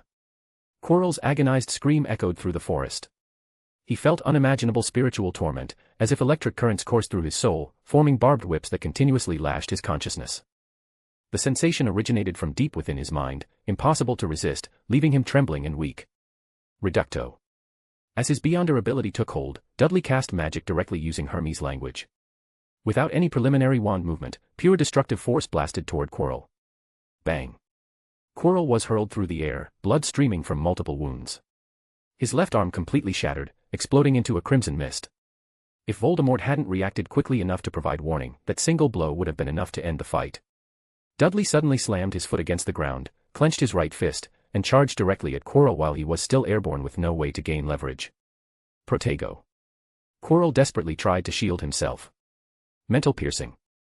At the same time, Dudley concentrated his mental power into an invisible spear that drove straight toward Quirrell's spirit. Chapter 132, Chapter 134, Dragon Knight Rising. Quirrell let out a muffled groan, his pupils immediately losing focus. He felt as if a sledgehammer had struck his skull, the intense shock and pain making his brain go completely blank, almost instantly robbing him of any fighting ability. This forced him to interrupt the shield charm he had been about to cast. Bang. Dudley's fist connected solidly with Quirrell's chest, his physical strength fully displayed at this moment. Even trolls would be injured by Dudley's attacks, let alone a frail wizard like Quirrell. A sickening crack echoed as Quirrell's chest caved inward, his ribs nearly shattered completely. He spat out a massive spray of blood, his already pale face now resembling white parchment. Voldemort was both shocked and furious. He never expected Dudley's strength to have grown so dramatically in such a short time. This wasn't just magical application but extremely refined combat experience combined with mysterious abilities he couldn't comprehend. Each of Dudley's moves was perfectly timed and interconnected.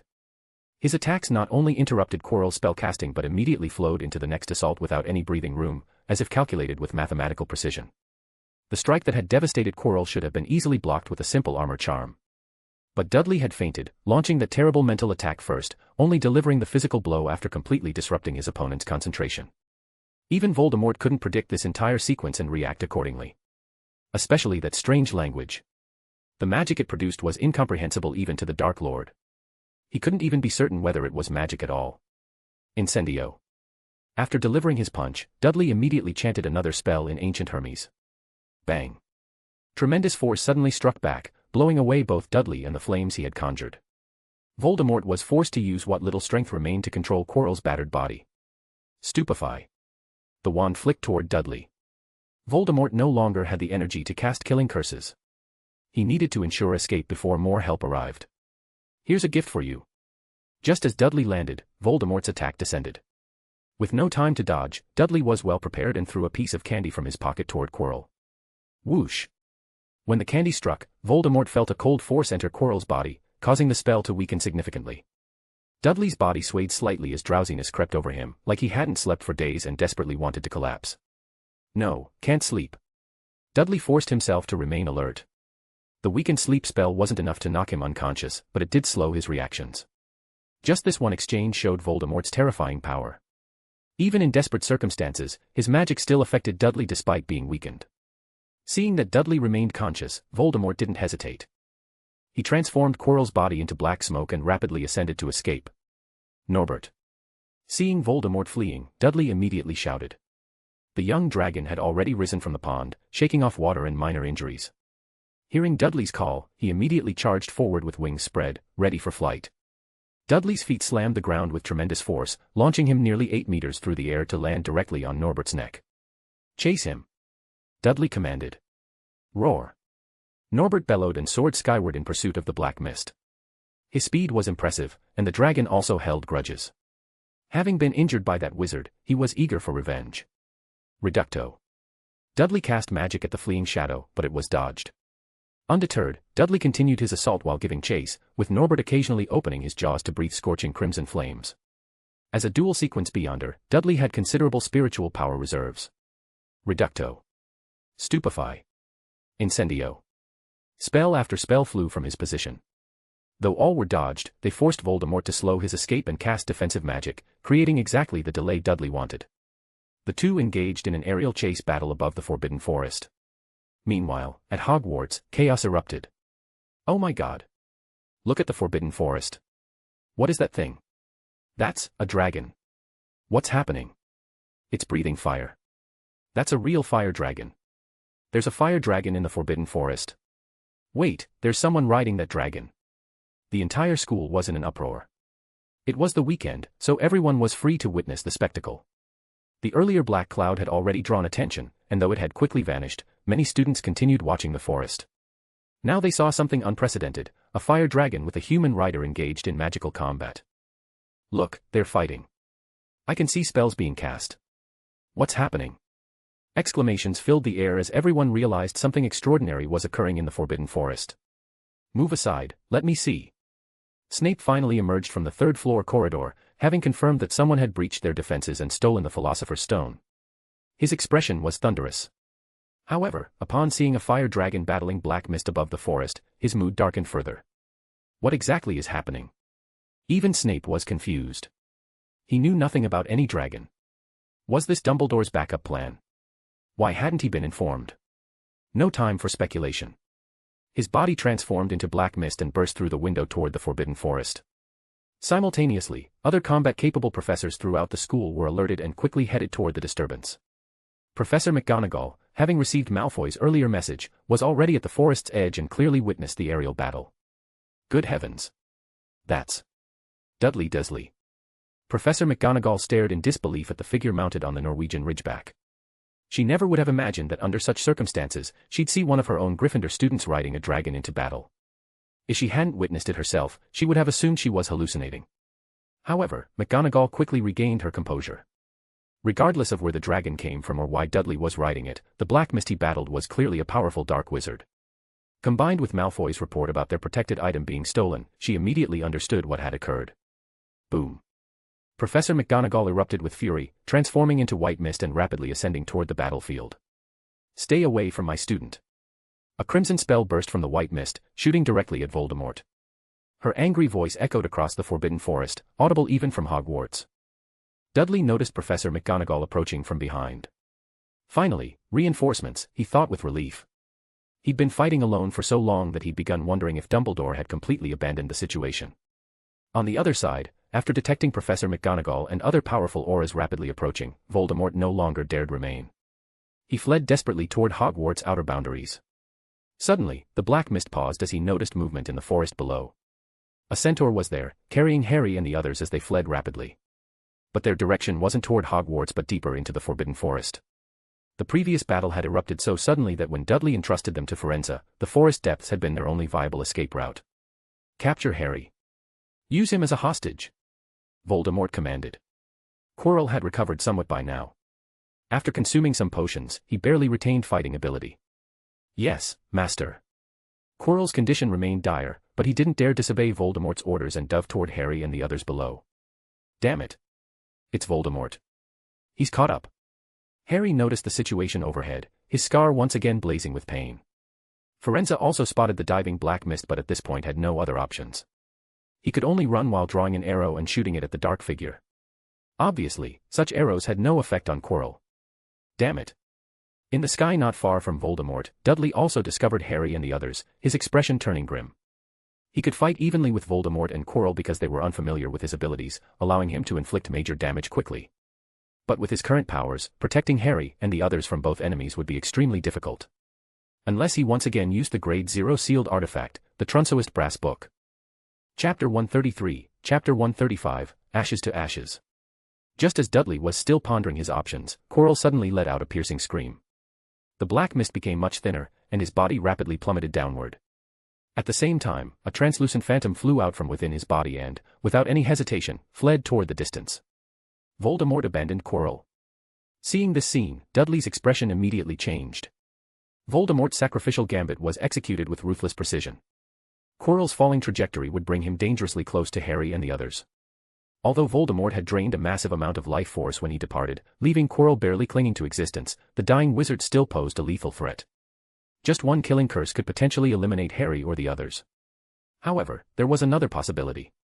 If Quirrell felt resentment due to Voldemort's abandonment, then at his final moment, he probably wouldn't attack Harry and the others. Dudley quickly realized his speculation was wrong. Quirrell, holding on with his last breath, pointed his wand at Harry and the others with trembling hands. Avada Kedavra. Whoosh. Brilliant green light shot from his wand tip, heading straight for the people on Firenze's back. At this moment, the expressions of Harry, Ron, and Hermione all froze. The killing curse meant absolute death for whoever it struck. This made all their minds go completely blank with terror. It's over. Dudley's expression changed dramatically.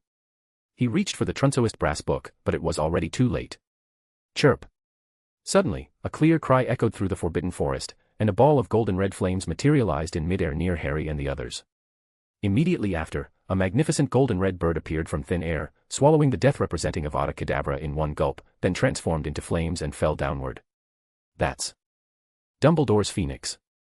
Seeing this scene, Dudley quickly understood what had happened. A phoenix, also known as an immortal bird, was a magical creature that could not be killed. They would be reborn in flames, and even spells like Avada Kedavra could not destroy them. Chirp. A soft sound came from within the forest. The golden-red flames quickly burned out, turning into a pile of ashes, and from the pile of ashes, a chick raised its head and let out a gentle cry. At least it played some role. Dudley coldly looked back toward Hogwarts Castle. In this entire battle, from beginning to end, he was the one fighting, while the people from Hogwarts had barely lifted a finger. Especially Dumbledore. Knowing that Quirrell had problems, he allowed him to act freely at Hogwarts, leading to all of this chaos. Dudley's anger was directed not just toward Voldemort, but also toward Dumbledore. Especially after Quirrell released the killing curse, no matter who that spell ultimately targeted, in Dudley's eyes, Dumbledore bore responsibility. No matter what reasons he claimed.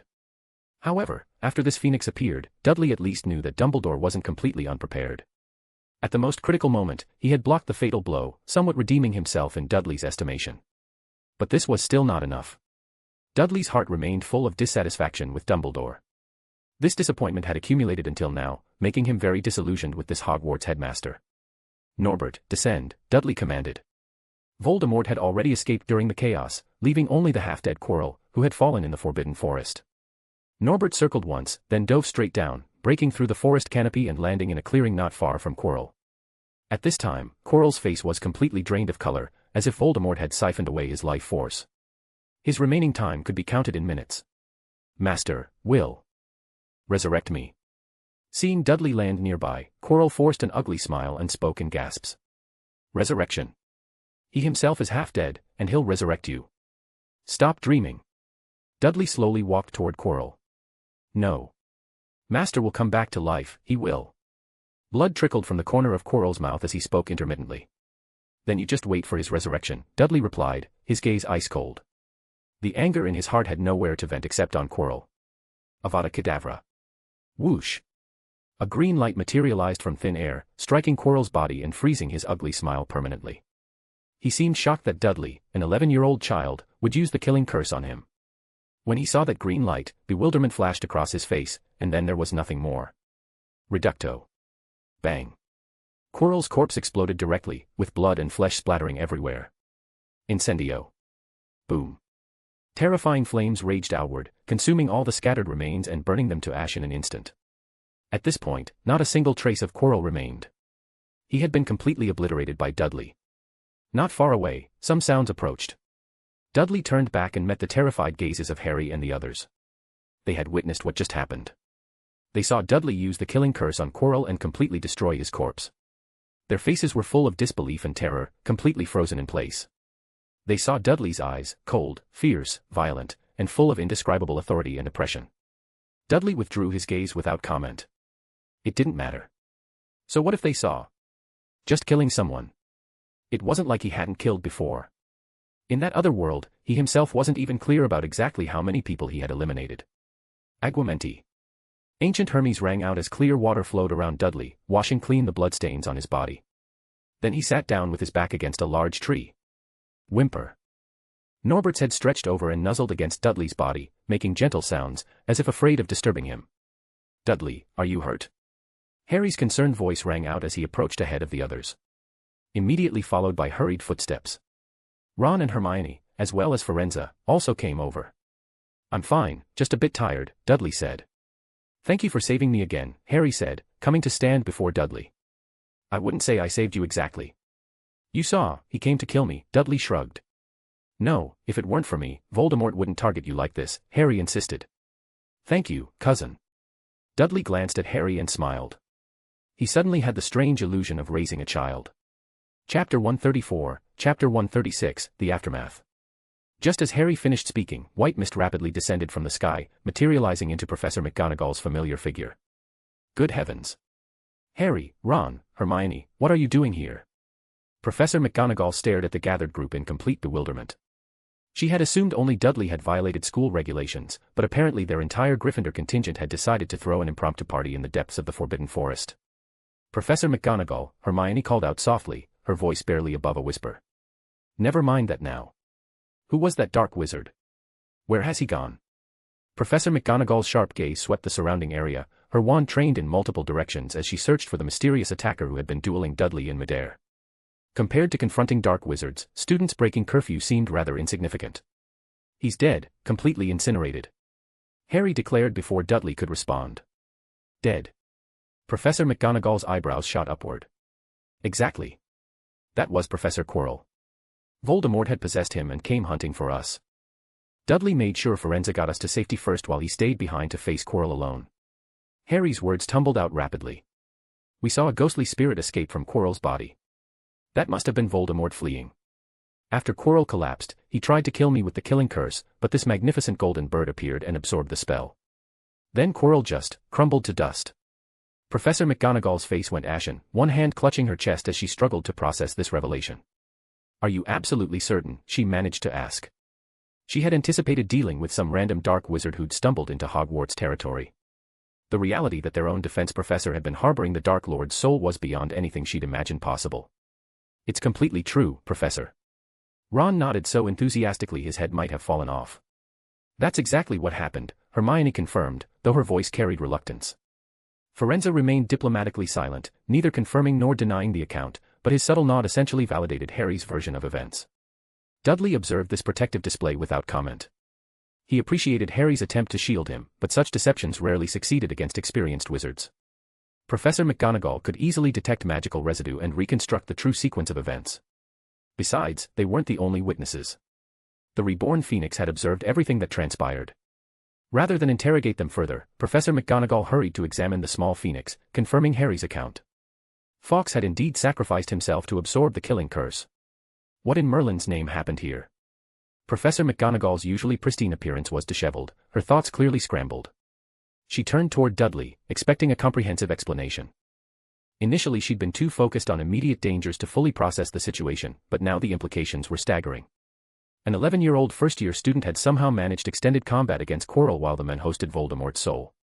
Professor McGonagall honestly wasn't sure she could guarantee victory against such an opponent. Yet Dudley had not only survived but also forced his enemies into retreat. During their escape, he'd maintained such relentless pressure that Voldemort had been compelled to abandon Quirrell entirely. The entire scenario seemed impossible. This situation is rather complex to explain properly. I'd prefer to discuss it with Professor Dumbledore present. I'm sure you understand why, Dudley said diplomatically. Of course. McGonagall studied him intently but refrained from pressing further. Any matter involving Voldemort and professorial betrayal demanded the headmaster's immediate attention. Given the current circumstances, Dumbledore clearly possessed prior knowledge, otherwise, Fawkes couldn't have appeared so conveniently. Considering Dudley's appointment as school interrogator, which she'd previously found baffling, perhaps Dumbledore's unconventional decisions contained deeper wisdom. Her gaze drifted to Norbert, who stood quietly behind Dudley. The Norwegian Ridgeback's presence raised additional questions, but since Dudley had successfully tamed the creature, she assumed it represented another of Dumbledore's contingency plans. Wind rushed overhead as another figure crashed nearby. Snape materialized in a swirl of black robes, looking distinctly rattled. His attention immediately focused on Dudley and the others. Only after confirming Harry's safety did he visibly relax, though his expression still conveyed obvious distaste for the boy. The internal contradiction was almost comical. Professor McGonagall, what exactly transpired here? Snape demanded. I'm equally curious. Malfoy came running with urgent news. Professor McGonagall began, then hesitated, realizing Dudley and his friends probably knew nothing about the Philosopher's Stone. Snape stepped forward without preamble. I've examined the restricted area on the 3rd floor. The Philosopher's Stone is gone. What? Professor McGonagall's face went deadly pale. If Voldemort had successfully claimed the stone, wouldn't the wizarding world plunge back into its darkest era? More figures descended from above as additional professors arrived on the scene. What happened down here? I witnessed someone riding a dragon in aerial combat against a dark wizard.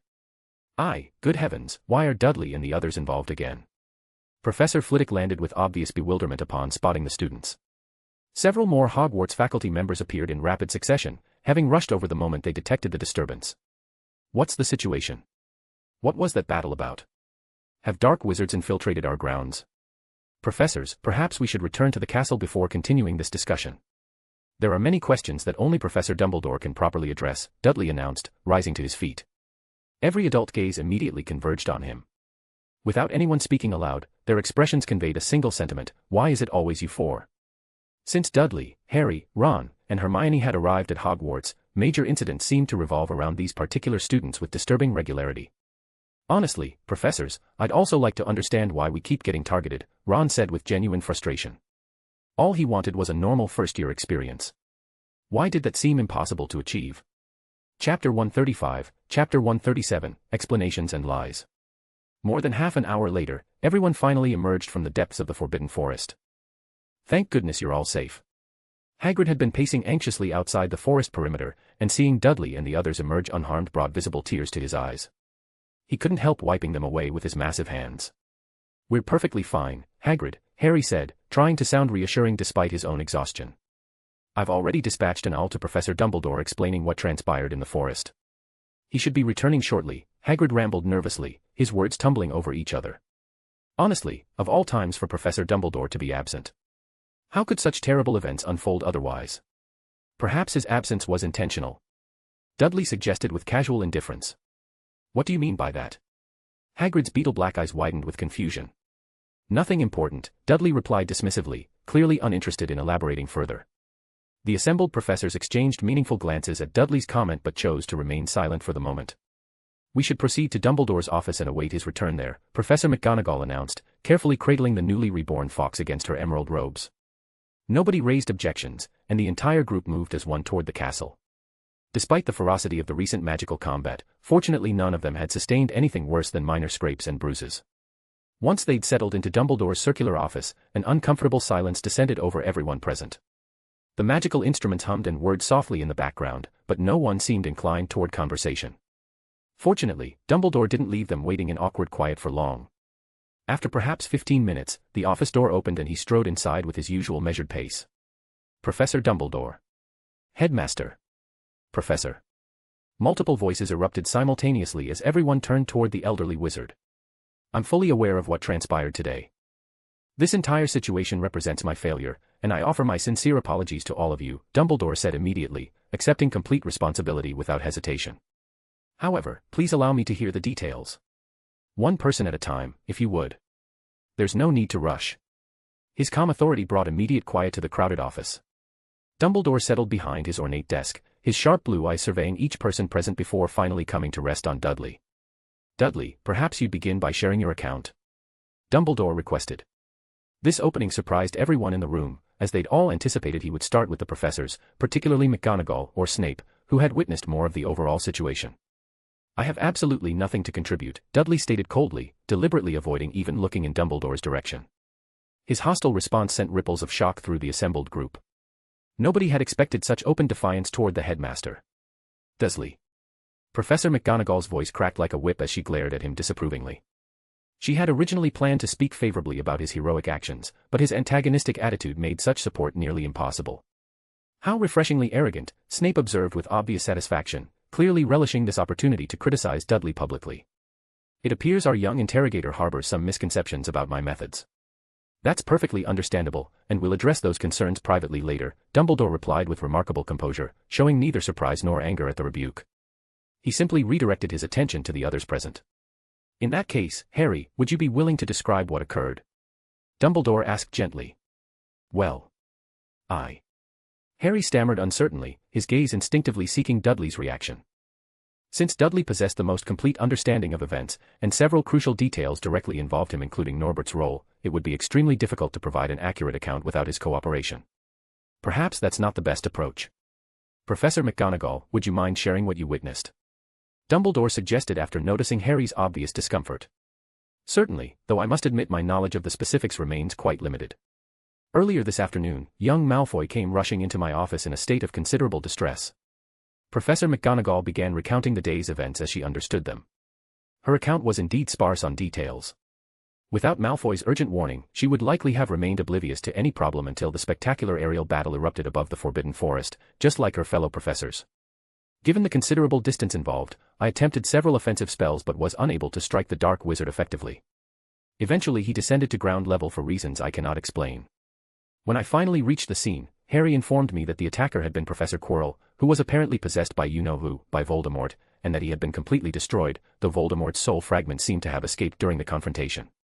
Professor McGonagall visibly struggled to overcome her deeply ingrained fear of speaking the Dark Lord's name aloud, but she managed to complete her testimony with admirable determination. Dumbledore absorbed this information in thoughtful silence before turning his attention towards Snape. Reading the unspoken cue perfectly, Snape proceeded to describe his own experiences from the afternoon, culminating with his discovery that Voldemort had potentially succeeded in claiming the Philosopher's Stone from their carefully constructed defenses. That particular concern is entirely unnecessary. I relocated the genuine Philosopher's Stone weeks ago as a precautionary measure. Voldemort obtained nothing more than an elaborate decoy, Dumbledore announced with perfect tranquility. Thank Merlin. The collective sigh of relief was almost audible as everyone present visibly relaxed. They all understood that Voldemort desperately sought the stone to restore his physical form and return to full power. Had he actually succeeded in that goal, the entire wizarding world would have been plunged back into the darkest chapter of its history. Learning that Professor Dumbledore had anticipated this possibility and taken appropriate countermeasures earned their renewed admiration while simultaneously alleviating their worst fears. Regarding the broader situation, I believe these particular Gryffindor students need to provide explanations for their unauthorized presence in the Forbidden Forest, the mysterious appearance of a fire dragon in that location, and... Snape's dark gaze fixed meaningfully on Dudley as he allowed his implications to hang in the air. This entire operation was specifically assigned to Mr. Dursley under my direct authority. His performance throughout has been nothing short of exemplary. He completed every aspect of the mission I entrusted to him with remarkable skill and dedication. Dumbledore declared without the slightest change in his serene expression. What? The explosion of shocked voices filled the office as everyone stared in complete disbelief. Not a single person had anticipated that all of these extraordinary events had been orchestrated by Dumbledore himself. Dudley felt the corner of his mouth twitch involuntarily. These elaborate fabrications flowed from Dumbledore's lips with such smooth confidence, delivered without even the faintest hint of hesitation or uncertainty. If Dudley didn't possess complete knowledge of what had actually transpired, he might very well have accepted these explanations as gospel truth. Professor Dumbledore, are you suggesting that? Snape's voice carried obvious skepticism as he struggled to reconcile this revelation with his own observations.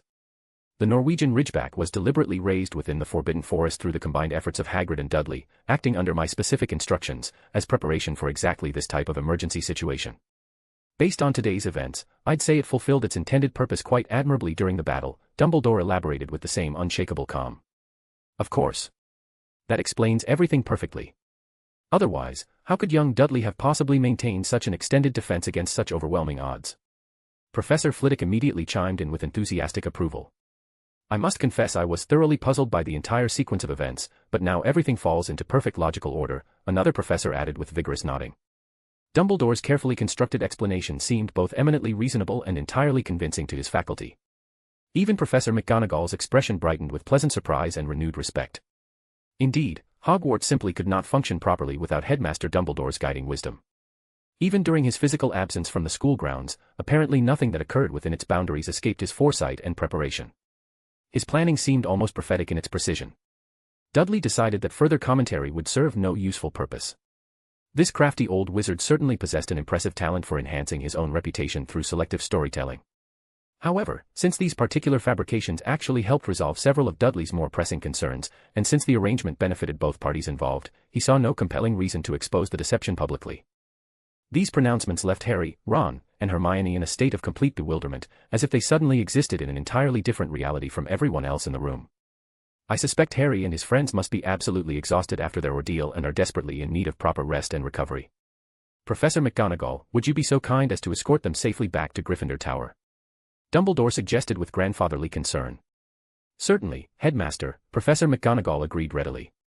However, Dudley will remain here with me, Dumbledore added smoothly as he noticed Dudley rising to depart with the other students. Chapter 136, Chapter 138, The Divine Revelation. Dudley pursed his lips tightly. He had known Dumbledore wouldn't let him escape so easily. Very well, you may all return now. Please remember to comfort the students in your respective houses, Dumbledore addressed the remaining professors. Professor Dumbledore, how should we explain the dragon situation to the students? Flitwick inquired nervously. The appearance of a fire dragon above the Forbidden Forest had been witnessed by countless people and certainly couldn't be concealed. Even more remarkably, legends about a dragon knight were already spreading like wildfire throughout the castle. The only mystery that remained was the identity of the person riding the dragon's back. Based on what Professor Dumbledore had just revealed, the rider could only be one of two people, Hagrid or Dudley. Given Hagrid's unmistakable massive frame, there was really only one logical answer. Dumbledore pondered for a long moment, as if weighing some momentous decision, before finally speaking. Gryffindor first-year student Dudley Dursley rode a fire dragon to prevent a dark wizard from invading Hogwarts, successfully defending our school's safety. 500 points to Gryffindor. As his words settled over the room, complete silence descended. Everyone's gaze shifted between Dumbledore and Dudley, uncertain whether the headmaster had lost his mind or if something even stranger was occurring. Professor Dumbledore. Snape's face contorted with barely contained fury. This transcended mere favoritism. This was blatantly handing the House Cup directly to Dudley while simultaneously elevating his reputation among the entire student body to legendary status. If word of this spread, he could only imagine the hero's welcome Dudley would receive throughout Hogwarts. That will be all. You may depart now, Dumbledore said with a dismissive wave, clearly unwilling to elaborate further. Professor McGonagall opened her mouth as if to protest but ultimately remained silent. 500 points. Gryffindor hadn't claimed the House Cup in years. If Dudley had truly accomplished what Dumbledore described, then awarding these points seemed entirely justified. The professors from rival houses could only grimace and accept the situation. After all, Dudley wasn't their student to claim credit for. Once everyone had departed, Dumbledore's office fell into heavy silence. Dumbledore studied Dudley intently while Dudley returned his gaze with equal intensity. Neither spoke. Attempting to purchase Dudley's cooperation with 500 points showed how little Dumbledore understood him. Dudley wasn't some easily manipulated child who could be bought with academic rewards. Regarding Dumbledore's behavior throughout this entire year, Dudley harbored numerous grievances. All of this accumulated disappointment had crystallized into complete disillusionment with the famous headmaster. Different paths indeed led to different destinations. Emperor Russell's wisdom rang true once again. Given Dudley's current opinion of Dumbledore, he would never entrust the old wizard with anything important again. Professor Dumbledore, since I've completed the assignment you gave me, may I take my leave now? Dudley stood and spoke with formal politeness. Dudley, is there truly nothing you wish to discuss with me? Dumbledore's piercing blue eyes searched his face intently. Nothing whatsoever, Dudley replied without hesitation. He had abandoned any pretense of respect or deference. If there's nothing else requiring my attention, then I'll return to my dormitory, Dudley said with a polite nod before turning toward the door. Dumbledore watched Dudley's retreating figure with deepening concern. He couldn't explain why, but observing Dudley's departure filled him with an almost mystical sense of foreboding, as if echoes from another lifetime were warning him. An inner voice insisted that if Dudley left under these circumstances, he would forever forfeit the young man's trust and cooperation. Dudley. Just as Dudley reached for the office door handle, Dumbledore called out. Yes, Professor Dumbledore. Dudley paused without turning around, his voice maintaining perfect calm. What is your relationship with the Knight Emperor? Dumbledore asked directly. Dudley's eyes narrowed slightly. He half-turned, regarding Professor Dumbledore with a sideways glance. So, he had been discovered after all. With Dumbledore's legendary insight, it would have been more surprising if he hadn't deduced the truth. Especially after Dudley had ridden Norbert into battle against Voldemort-possessed Quirrell. How could any ordinary 11-year-old accomplish such a feat? Most children that age could barely manage basic spells, and under Voldemort's terrifying presence, they would likely be paralyzed with fear rather than capable of combat. Yet Dudley had not only fought Quirrell to a standstill but had actually forced Voldemort to abandon his host and flee in desperation. Even experienced aurors would struggle to achieve such results. Dudley drew a slow, deliberate breath and began silently reciting that sacred honorific in his mind. You are the Supreme Emperor. The embodiment of order, the manifestation of chaos, the source of all rules. You are order, and you are disorder. His astral form rapidly ascended, streaking toward that magnificent celestial hall. The Knight Emperor represents a truly mysterious and formidable presence, Dumbledore continued thoughtfully. He materialized at Gringotts to battle Quirrell and Voldemort, effortlessly overwhelming them before vanishing without a trace despite being surrounded by numerous powerful wizards. Shortly afterward, he appeared at Hogwarts to warn me about evil infiltrating our school. Then he quietly claimed the Philosopher's Stone from beneath our most sophisticated protections. Magic, or whatever force he wields, always leaves traces. At Gringotts, the Knight Emperor's manifestation required someone nearby to control it. It wasn't Hagrid, wasn't Harry, and wasn't any other wizard present at that location. Therefore, after eliminating all other possibilities, the remaining answer, however improbable, must be correct. Wouldn't you agree, Dudley? Dumbledore's hands were steepled beneath his chin, his gaze penetrating through his half-moon spectacles as if he had already unraveled every secret. You've discovered my truth, Professor Dumbledore, Dudley acknowledged with a slight smile. Buzz. Suddenly, brilliant light descended from above Dudley like a divine spotlight. The very gates of heaven seemed to burst open, and overwhelming supernatural authority flooded down from the celestial realm, saturating every corner of Dumbledore's office with otherworldly power. Professor Dumbledore, do you perceive his presence now? Dudley asked with quiet amusement. At that moment, Dumbledore's expression transformed into something approaching terror. He felt a crushing, oppressive force radiating from within that luminous column. In the endless heights above, he glimpsed flowing halos and towering stone pillars supporting the heavens themselves, forming an incomparably magnificent hall. 6 winged angels soared through that sacred space, their forms blazing with holy radiance. A majestic figure sat enthroned above it all, shrouded in impenetrable mist. Dumbledore managed only the briefest glance, just a single moment of direct observation, before crying out in agony as his spirit suffered devastating damage. He couldn't imagine what would happen if he had truly beheld that figure in its complete glory. Instant death seemed likely. Professor Dumbledore, I forgot to offer you fair warning, Dudley said with mock concern. One must never gaze directly upon God.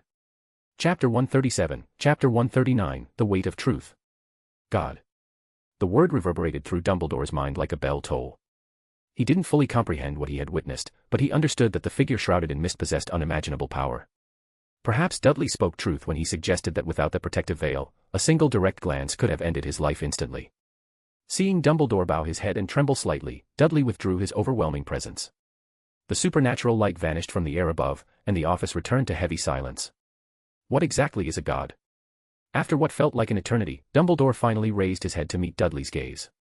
It cannot be spoken, Dudley replied with a shake of his head. Is the Knight Emperor a god? Dumbledore pressed. Yes, and no, Dudley answered cryptically. Dumbledore seemed to have anticipated this response. He didn't pursue the matter further, instead contemplating the concept of divinity according to his own limited understanding. Clearly, such an entity transcended everything he thought he knew about the magical world. It appeared that beyond his comprehension existed beings whose power dwarfed even the greatest wizards. Professor Dumbledore, you are the headmaster, and I am merely a student. I won't interfere in your affairs, so please don't interfere in mine, Dudley stated with measured calm. I harbor no ill will toward Hogwarts or toward you personally, but if you attempt to manipulate me, I cannot predict the consequences. As for other forms of cooperation, that remains possible. Everyone can benefit from a mutual arrangement. However, this requires honest negotiation, not simple exploitation. Having revealed his trump card, Dudley believed someone of Dumbledore's intelligence would make the wisest choice. He had also made his position crystal clear, from now on, they would respect each other's boundaries. What about Harry? Will you abandon him as well? After a moment of contemplation, Dumbledore asked quietly. He's my brother. Naturally, I'll protect him with my life. As for you, Professor Dumbledore, if you worried less about controlling his destiny, he might actually live a happier existence, Dudley replied with icy precision. I see, Dumbledore sighed heavily. You harbor many misconceptions about my intentions. Dudley turned to face Dumbledore directly and let out a humorless chuckle. Misconceptions? I think not. Perhaps we could have a proper discussion. We both want what's best for Harry, for the wizarding world.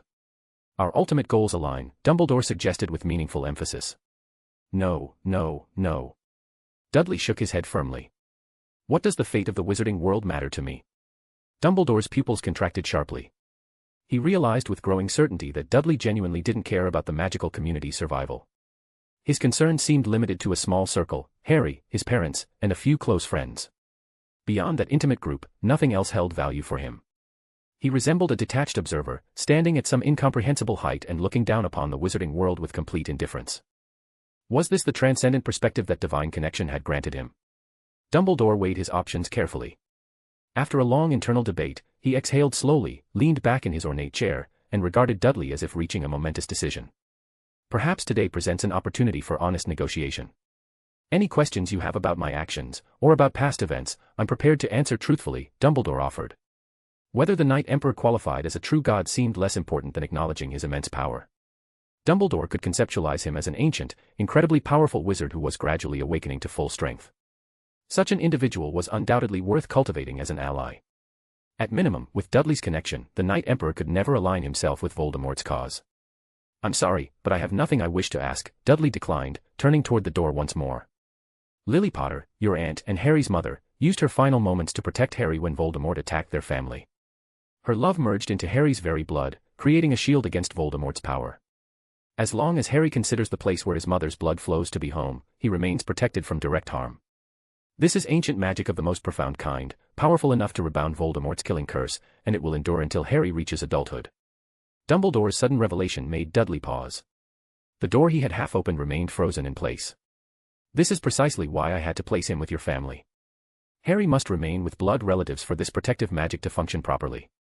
Of course, he doesn't need constant proximity, just regular contact each year. Now that you've also become a wizard studying alongside Harry at Hogwarts, this enchantment continues to operate. Furthermore, because you and your mother share blood ties with Lily, you would also benefit from this protection, though I cannot say exactly how much shielding the spell would provide you. This is why I didn't intervene directly against Quirrell. Instead, after establishing various safeguards, I wanted to observe how effectively the protection functioned and also to understand why Voldemort cannot destroy Harry. Fawkes represented one of my most crucial contingencies. He could absorb fatal attacks on your behalf at critical moments. Additionally, I arranged other measures throughout the castle. As long as you remained within Hogwarts grounds, I could guarantee your safety from mortal danger. I simply didn't anticipate that you would leave the castle today and venture into the Forbidden Forest. This caused several of my protective measures to fail when you needed them most.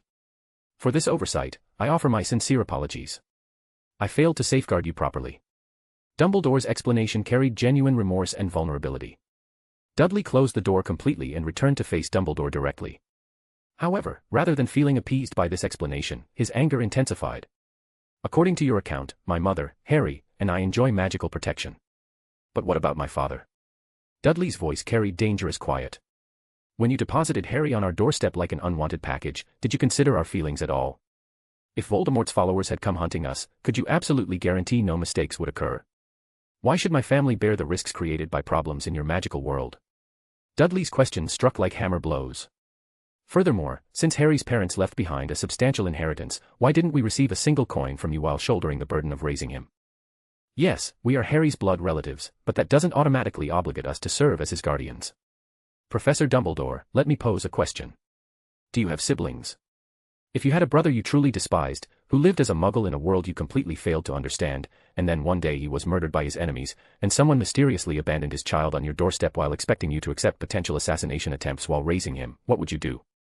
The weight of Dudley's words settled over the office like a suffocating blanket, forcing Dumbledore to confront the human cost of his calculated decisions. Chapter 138, Chapter 140, The Burden of Truth. Dudley's dissatisfaction with Dumbledore's methods hadn't developed overnight. Previously, when he tried to see things from Dumbledore's perspective, he could understand certain decisions. After all, the old wizard was leading everyone against Voldemort and had to consider countless variables. Some matters inevitably fell through the cracks, which seemed acceptable at the time. But now, this dissatisfaction had grown into something deeper, making it impossible for him to trust this wizard who commanded such respect throughout the magical world. Professor Dumbledore, you don't have children, so perhaps you can't comprehend what it truly takes to raise a baby into adulthood, Dudley began, his voice carrying sharp edges. Of course, you might believe that Harry didn't live well in our house, that our entire family was abusing him. If that's your assessment, so be it. Indeed, he didn't live well under our roof. If we could return to that initial night and I could make the choice for my parents, then sending Harry to an orphanage or to a family actually willing to raise him would have been far better. Don't you agree? Fundamentally, it's your magical world that needed us, that required Harry to have shelter and blood protection, not the other way around. But what did you do? You deposited Harry on our doorstep without any explanation whatsoever. We didn't even know that his enemy was Voldemort, the Dark Lord who terrorized your entire magical community.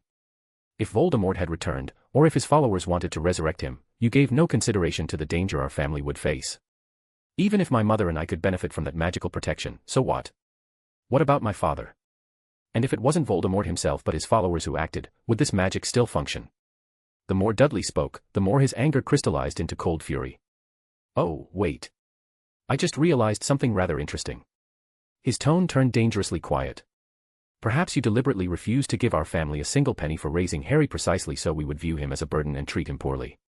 That way, when Harry eventually discovered this magical world where he was so celebrated, he would abandon that home without hesitation and throw himself into magic's embrace.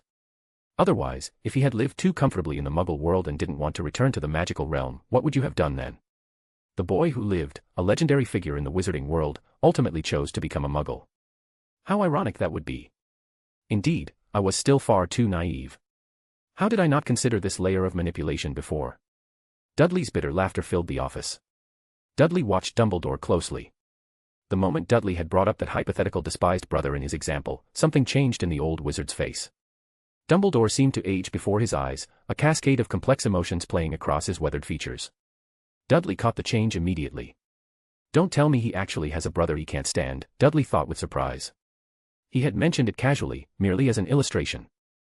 Dudley, please don't think so poorly of me, Dumbledore said after a long pause, his voice carrying genuine weariness. I admit there are many areas where my consideration was inadequate, but that doesn't mean I would deliberately orchestrate such cruelty. The concerns you've raised, I can understand them all. And I feel deep empathy for your family's situation. For these oversights, I can only offer my apologies now. But, child, please believe me when I say I harbor no ill will toward you or Harry. Dumbledore spoke with measured slowness, his tone remaining calm despite Dudley's harsh accusations. He didn't become defensive or hysterical, which somehow made his words carry more weight. Dudley remained silent for several moments. Having released his pent-up anger, he found himself less interested in pursuing these past grievances. So, after telling me all this, what exactly do you want from me? Dudley asked finally. Do you expect me to continue serving as Harry's bodyguard? Or perhaps you want me to join your noble cause of sacrificing everything for the magical world? Dumbledore considered his response carefully before speaking. I'm growing old, Dudley. I only hope the magical world can remain peaceful, that darkness won't return to plague us again. I'm not certain I still possess the ability to lead our community out of Voldemort's shadow a second time. I need to borrow your strength. His admission carried no pretense or manipulation, just honest vulnerability. Dudley weighed this confession seriously before responding. Since you've been so direct, let me express my position with equal clarity. Harry is my brother, and I will protect him with my life. Ron, Hermione, and my other friends matter to me, and I'll do everything possible to keep them safe. As for what happens to the broader magical world, I genuinely don't care. Very well, Professor Dumbledore. Our conversation ends here. I'm exhausted, so I'll retire for the evening. Without waiting for any response, Dudley turned and headed for the door. The Philosopher's Stone, Dumbledore called to his retreating figure. Consider it payment for your services. Use it wisely, and please don't let it corrupt you. Dudley offered no acknowledgement and soon disappeared through the doorway. He accepted payment, which suggests there's still room for future negotiation, Dumbledore murmured to himself, studying the empty doorway. His devotion to Harry means our fundamental goals align, even if our methods differ. However, I'll need to find some way to compensate Nicholas. After all, the Philosopher's Stone rightfully belongs to him. What a headache this has become. Dumbledore shook his head wearily and rose from his chair. Professor Dumbledore, though saying this might displease you, I believe Dudley made several valid points just now, the Sorting Hat interjected suddenly. Actually, I think much of what he said made perfect sense, Dumbledore admitted with painful honesty. There were far too many areas where my planning was inadequate. If I had done better from the beginning, then the Potters wouldn't have died, Voldemort wouldn't have gained such power, I wouldn't have lost that person, and I wouldn't have lost Ariana and... His voice trailed off as he supported himself against the wall, moving slowly toward the stairs. Oh, please don't be so harsh on yourself, Dumbledore. You've already accomplished remarkable things, the Sorting Hat said quickly, trying to offer comfort. Dumbledore gently stroked the newly reborn fox perched nearby. Thank you, Fox, he whispered. The phoenix responded with a soft trill, his slightly ungainly head nuzzling affectionately against Dumbledore's finger. Meanwhile, Dudley walked through the corridor outside, his mood feeling considerably lighter than before. Although he had argued intensely with Dumbledore, he had also released much of his accumulated resentment, leaving him feeling somehow cleansed. Dudley, Professor Dumbledore didn't give you serious trouble, did he? Harry's voice came suddenly from nearby as he lifted the invisibility cloak and hurried over. How did you get out here? Dudley asked in surprise. I was terrified Dumbledore might expel you. I was prepared to go in and plead for your reinstatement, Harry said, his face pale with worry. Chapter 139, Chapter 141, Brothers Under the Cloak. What could you possibly plead for me? Dudley laughed, touched by Harry's concern despite himself. If this situation truly required his expulsion to resolve, then even Harry's intervention would prove useless. I could at least speak on your behalf or help shoulder some of the responsibility so you wouldn't get expelled, Harry said earnestly. Forget it. If I really did get expelled, I'd simply leave Hogwarts. It wouldn't be the end of the world, Dudley replied with casual indifference. Harry's face went even paler. Were you actually expelled? No, the matter has been completely resolved, Dudley assured him. Seeing Harry's worried expression, he patted his cousin's shoulder reassuringly. Although we've broken numerous school rules along the way, even violated some laws, it's all within the acceptable parameters of the system. Do you understand? Harry shook his head in confusion. Let me explain it differently. If we hadn't broken those rules, this entire incident would have been far more difficult to handle. We actually helped Professor Dumbledore solve some serious problems. If he were to punish us now, he'd have to acknowledge his own mistakes, which would make everything even more complicated, Dudley simplified. So that's why he claimed the fire dragon was something he had you and Hagrid raise. Harry said with dawning comprehension. Exactly right. Dudley nodded approvingly. I think I understand what you mean, Harry said, though certain details remained unclear. What mattered most was that Dudley was safe. Let's head back, Dudley suggested, starting toward Gryffindor Tower. Wait. Harry quickly grabbed Dudley's arm, then rushed back to retrieve the invisibility cloak from the ground, covering both of them beneath its silvery folds. What's wrong? Dudley looked at Harry strangely. Professor McGonagall wouldn't let me leave, and she's already announced your story to everyone. Now the entire school wants to find you to learn about this whole Dragon Knight situation. If you show yourself now, you'll never escape the crowds, Harry explained. Dudley imagined the scene of being mobbed by frenzied classmates and gratefully accepted Harry's thoughtfulness. Protected beneath the invisibility cloak, they made their way slowly toward Gryffindor Tower. Along the route, Dudley witnessed countless excited students frantically shouting his name throughout the corridors. Even without knowing the complete details, just the fact that Dudley had ridden a fire dragon into battle against a dark wizard was enough to set all of Hogwarts ablaze with excitement. In every student's imagination, this represented the ultimate in coolness, something beyond their wildest dreams. If they had accomplished such a feat themselves, they would undoubtedly boast about it for the rest of their lives. Anyone who hadn't known the name Dudley Dursley before certainly knew it now. His reputation had spread to every corner of Hogwarts, and even the ghosts were chattering about his exploits. "Actually, this is quite wonderful," Harry said suddenly. "What do you mean?" Dudley asked. "From this point forward, when people see you, they won't think Harry Potter's cousin anymore. They'll know you by your own name. Eventually, when they see me, they'll say, 'That's Dudley's cousin, haha.'" Harry's joke carried genuine warmth. Since entering the magical world, Harry had always lived with fame, which brought both honor and burden. No matter where he went, eyes followed him constantly. Many things that would pass unnoticed if accomplished by ordinary students attracted far more criticism and controversy when the famous Harry Potter made mistakes. The higher others elevated you, the more painful the fall became, and some people delighted in kicking you while you were down. Now that everyone's attention had shifted to Dudley, Harry felt considerably more relaxed. Initially, he might not adjust well to the change, but over time he'd discover it was quite pleasant. "I don't think so. After all, who in the wizarding world doesn't know Harry Potter? If there really is someone unfamiliar with your fame, I'd suggest they read Modern Magical History, The Rise and Fall of the Dark Arts." Stop. Harry quickly prevented Dudley from continuing his recitation. "Ha ha ha." Dudley chuckled quietly. Harry joined in the laughter. As they approached Gryffindor Tower, the corridors finally grew less crowded. "Harry, honestly, do you resent me for how I treated you before, and my parents too?" Dudley asked, his voice carrying unexpected vulnerability. Harry looked startled, then realized what Dudley was referring to. "You mean those things from our childhood?" Harry's expression grew thoughtful. "Honestly, of course there was resentment. You basically used me as a punching bag for 10 years. Do you have any idea how I survived those years?" Harry glanced at Dudley with a mixture of old pain and new understanding. Dudley bit his lip and didn't dare respond. "But after coming to Hogwarts, I gained a different perspective," Harry continued. "You might not have treated me well, and you certainly bullied me, but you didn't let me become homeless, and you didn't send me to an orphanage. Although I didn't eat fancy meals, I never went hungry either. Aunt Petunia and Uncle Vernon would discipline me, but usually only when I'd done something genuinely wrong. I had school to attend and clothes to wear, and I could even secretly play your game console when you weren't around. Life wasn't good, but it wasn't terrible either. Much better than those truly abused children you see in the news." Harry spoke while organizing his thoughts. "There's something else you don't know. I discussed all of this with Ron before. After hearing my story, he shared his own experiences too. His family's financial situation isn't very comfortable. He's always used his brother's hand-me-downs, old robes, old wands, and even his pet was something his brother didn't want anymore. His parents discipline him when he misbehaves, but that doesn't mean they don't love him. Ron also had me consider things from a different angle. If the relationship between you and me had remained like before, full of mutual hatred that carried into adulthood, and one day you were suddenly killed by someone, and then your child was placed on my doorstep, what would I do? I have to admit, I probably wouldn't adopt that child," Harry said with brutal honesty. "I don't know what happened between Aunt Petunia and my mother, but I think their relationship probably wasn't completely awful. Maybe just some misunderstandings that never got properly explained. Otherwise, she probably wouldn't have taken me in at all." At this point, Harry suddenly smiled and turned to face Dudley directly. "You know what?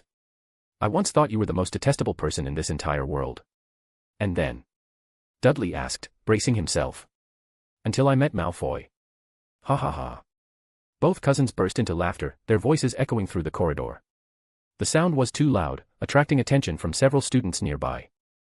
They had to run quickly under the invisibility cloak's protection to escape the area, their shared laughter creating a bond that years of hostility had never managed to break. Chapter 140, Chapter 142, The Calm After the Storm. Dudley hadn't expected the Dragon Knight incident to have such an enormous impact that he didn't dare leave his dormitory for several days afterward. The only time he ventured into the Gryffindor common room, he was immediately surrounded by enthusiastic classmates.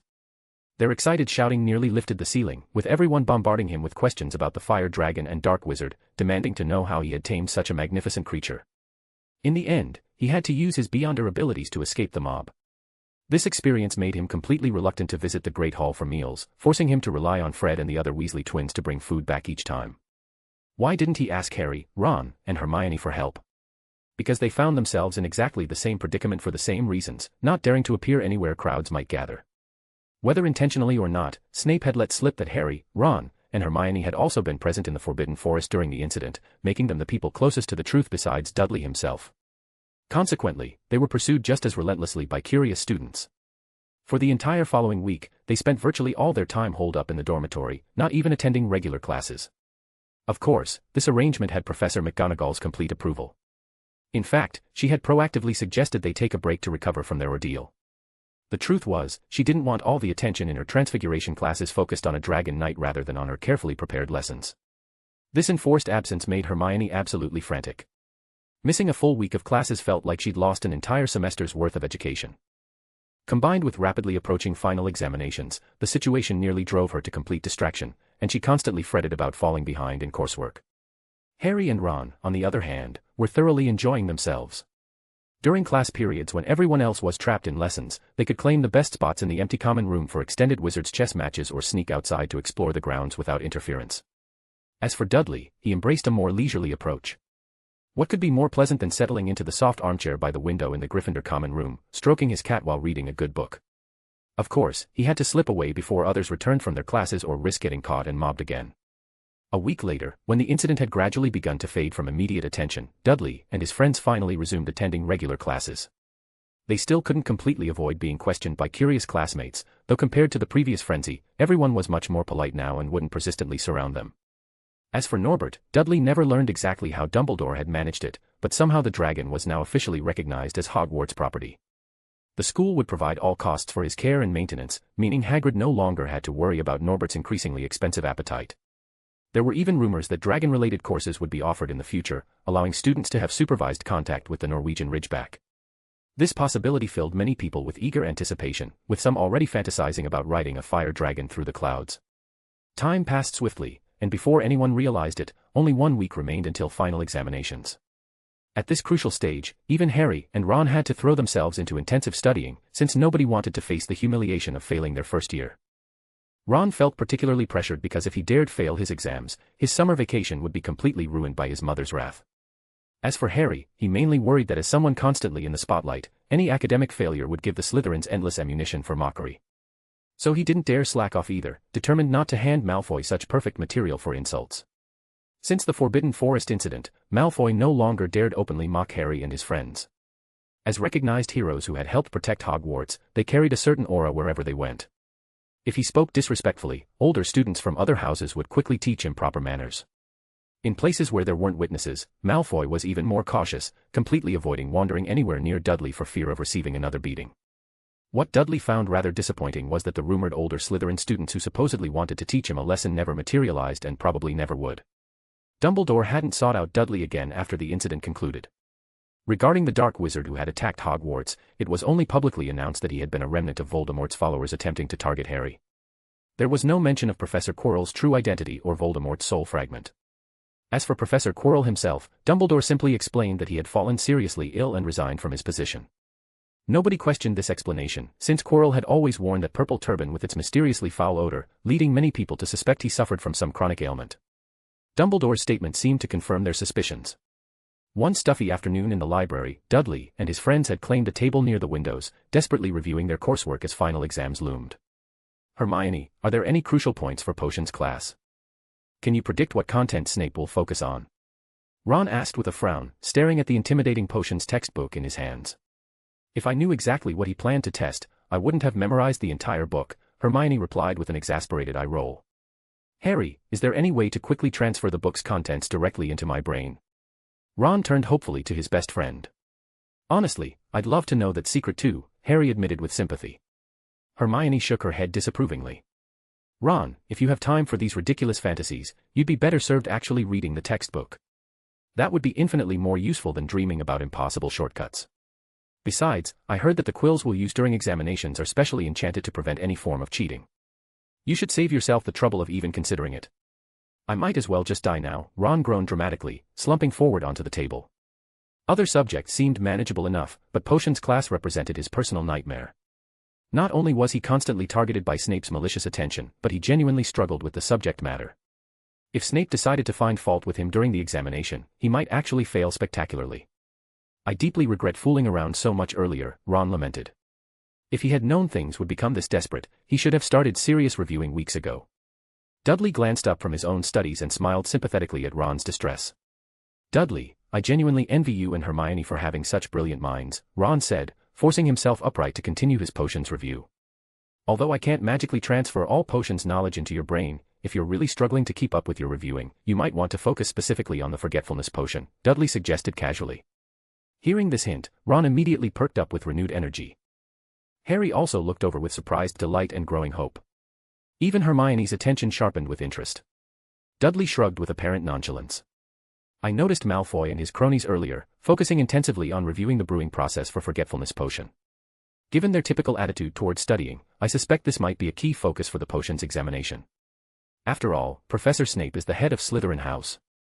"Oh. Dudley, I love you," Ron exclaimed, rushing over to give Dudley an enthusiastic bear hug before being promptly kicked away with good-natured annoyance. Chapter 141, Chapter 143, Examination Week. The tense and exciting examination period finally arrived. As Hermione had warned them, the school provided special quills for all exams, enchanted with powerful anti-cheating charms. If anyone was caught attempting to cheat during an examination, their quill would immediately fly into the supervising professor's hand, making their results instantly void and ensuring automatic failure. For Dudley, these examinations posed no real challenge. The content wasn't particularly difficult. As long as students had listened attentively during classes and completed their homework assignments, passing should be quite straightforward. Harry and Ron weren't truly poor students either. With intensive review sessions led by Dudley and Hermione during that final week, they had made remarkable progress. Of course, beyond written assessments, there were practical examinations as well. After all, magic couldn't simply be answered on parchment. It had to be performed to demonstrate any real competence. This morning we have Professor Flitwick's Charms assessment. How is everyone feeling about their preparation? Hermione asked anxiously over breakfast. Pretty well prepared, I think. As long as Professor Flitwick doesn't expect us to cast spells that make him fly around the room, there shouldn't be any major problems, Ron replied with nervous humor. If that were actually the requirement, I doubt many of us would succeed, Harry added thoughtfully. Generally speaking, it won't be that challenging, Dudley said calmly while eating his breakfast. An hour later, everyone gathered outside the Charms classroom. They were required to sit quietly in chairs and wait to be called in by name for individual assessment. As the examination officially began, Professor Flitwick's voice carried clearly from within the classroom. Each time a name was announced, that student had to immediately enter for their evaluation.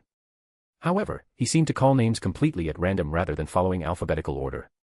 Seamus Finnegan. Oh no, I'm not ready yet.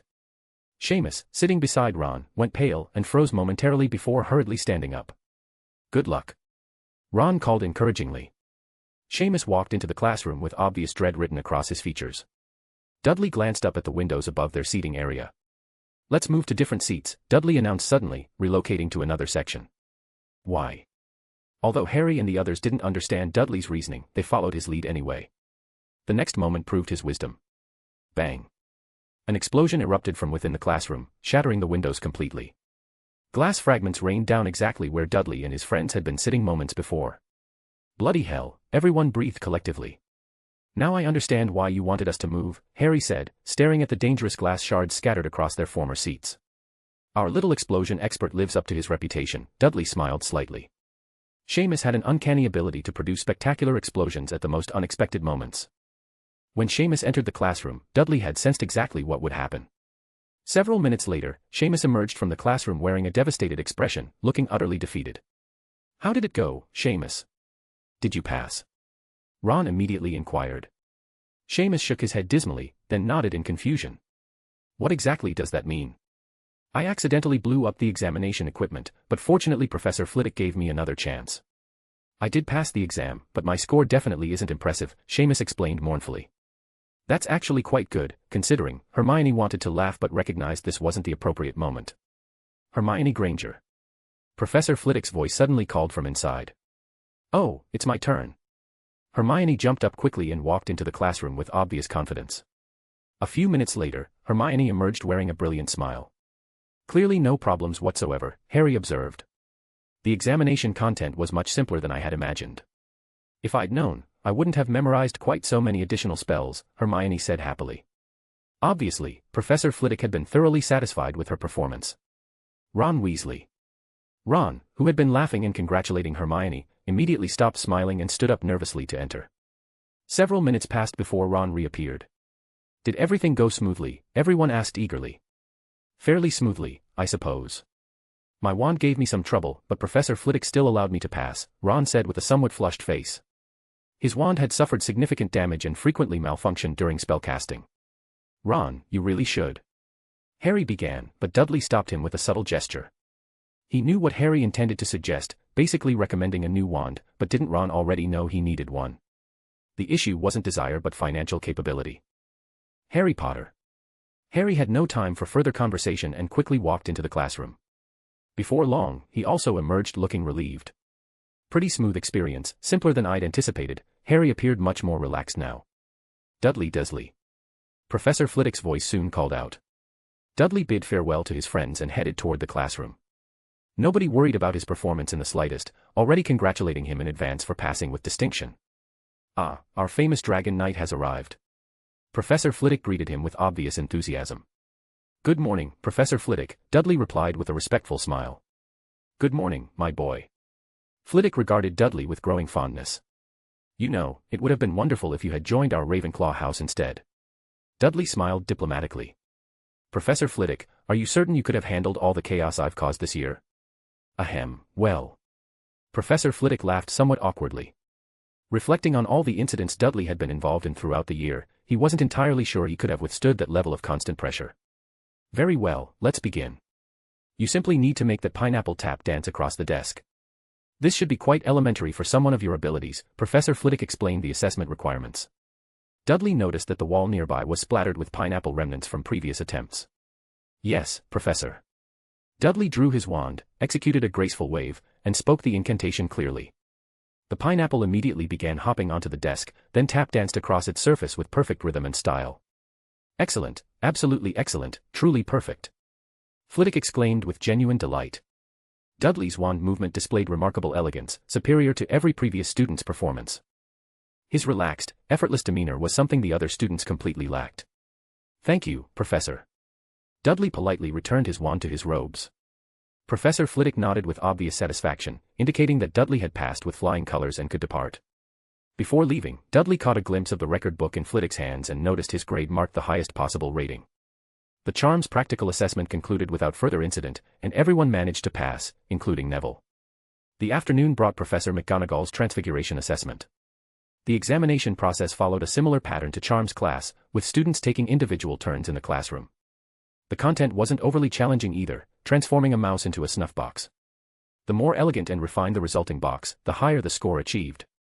Of course, if the finished product retained any mouse characteristics, points would be deducted accordingly. Finally came the dreaded potions assessment. Dudley's prediction had been absolutely correct. Their examination content involved brewing a forgetfulness potion. However, Harry and Ron had become thoroughly familiar with this particular potion's preparation. Even when Snape leaned his hooked nose directly over their cauldrons, searching desperately for flaws, he couldn't identify any problems with their brewed potions. He was forced to let them pass the assessment, though his expression remained thunderously dark throughout. The final subject tested was History of Magic, where they merely needed to identify which eccentric wizard had invented the self-stirring cauldron to earn complete freedom from academic obligations. In this atmosphere of nervous excitement, Hogwarts' final assessments came to their conclusion. This milestone also meant they were drawing ever closer to summer vacation. Before departure, they could enjoy a full week of leisure while awaiting the announcement of their examination results. After completing all his exams successfully, Dudley planned to visit the Forbidden Forest to check on Norbert. He hadn't seen the dragon for quite some time since that dramatic incident, and he found himself genuinely curious about how his scaled friend was faring. Chapter 142, Chapter 144, Revelations by the Lake. On a brilliantly sunny afternoon, Dudley gathered Harry and the others to venture into the Forbidden Forest together. Hey there, Dudley. Have you finished your examinations? Hagrid called out from a distance, waving enthusiastically at the approaching group. Good afternoon, Hagrid.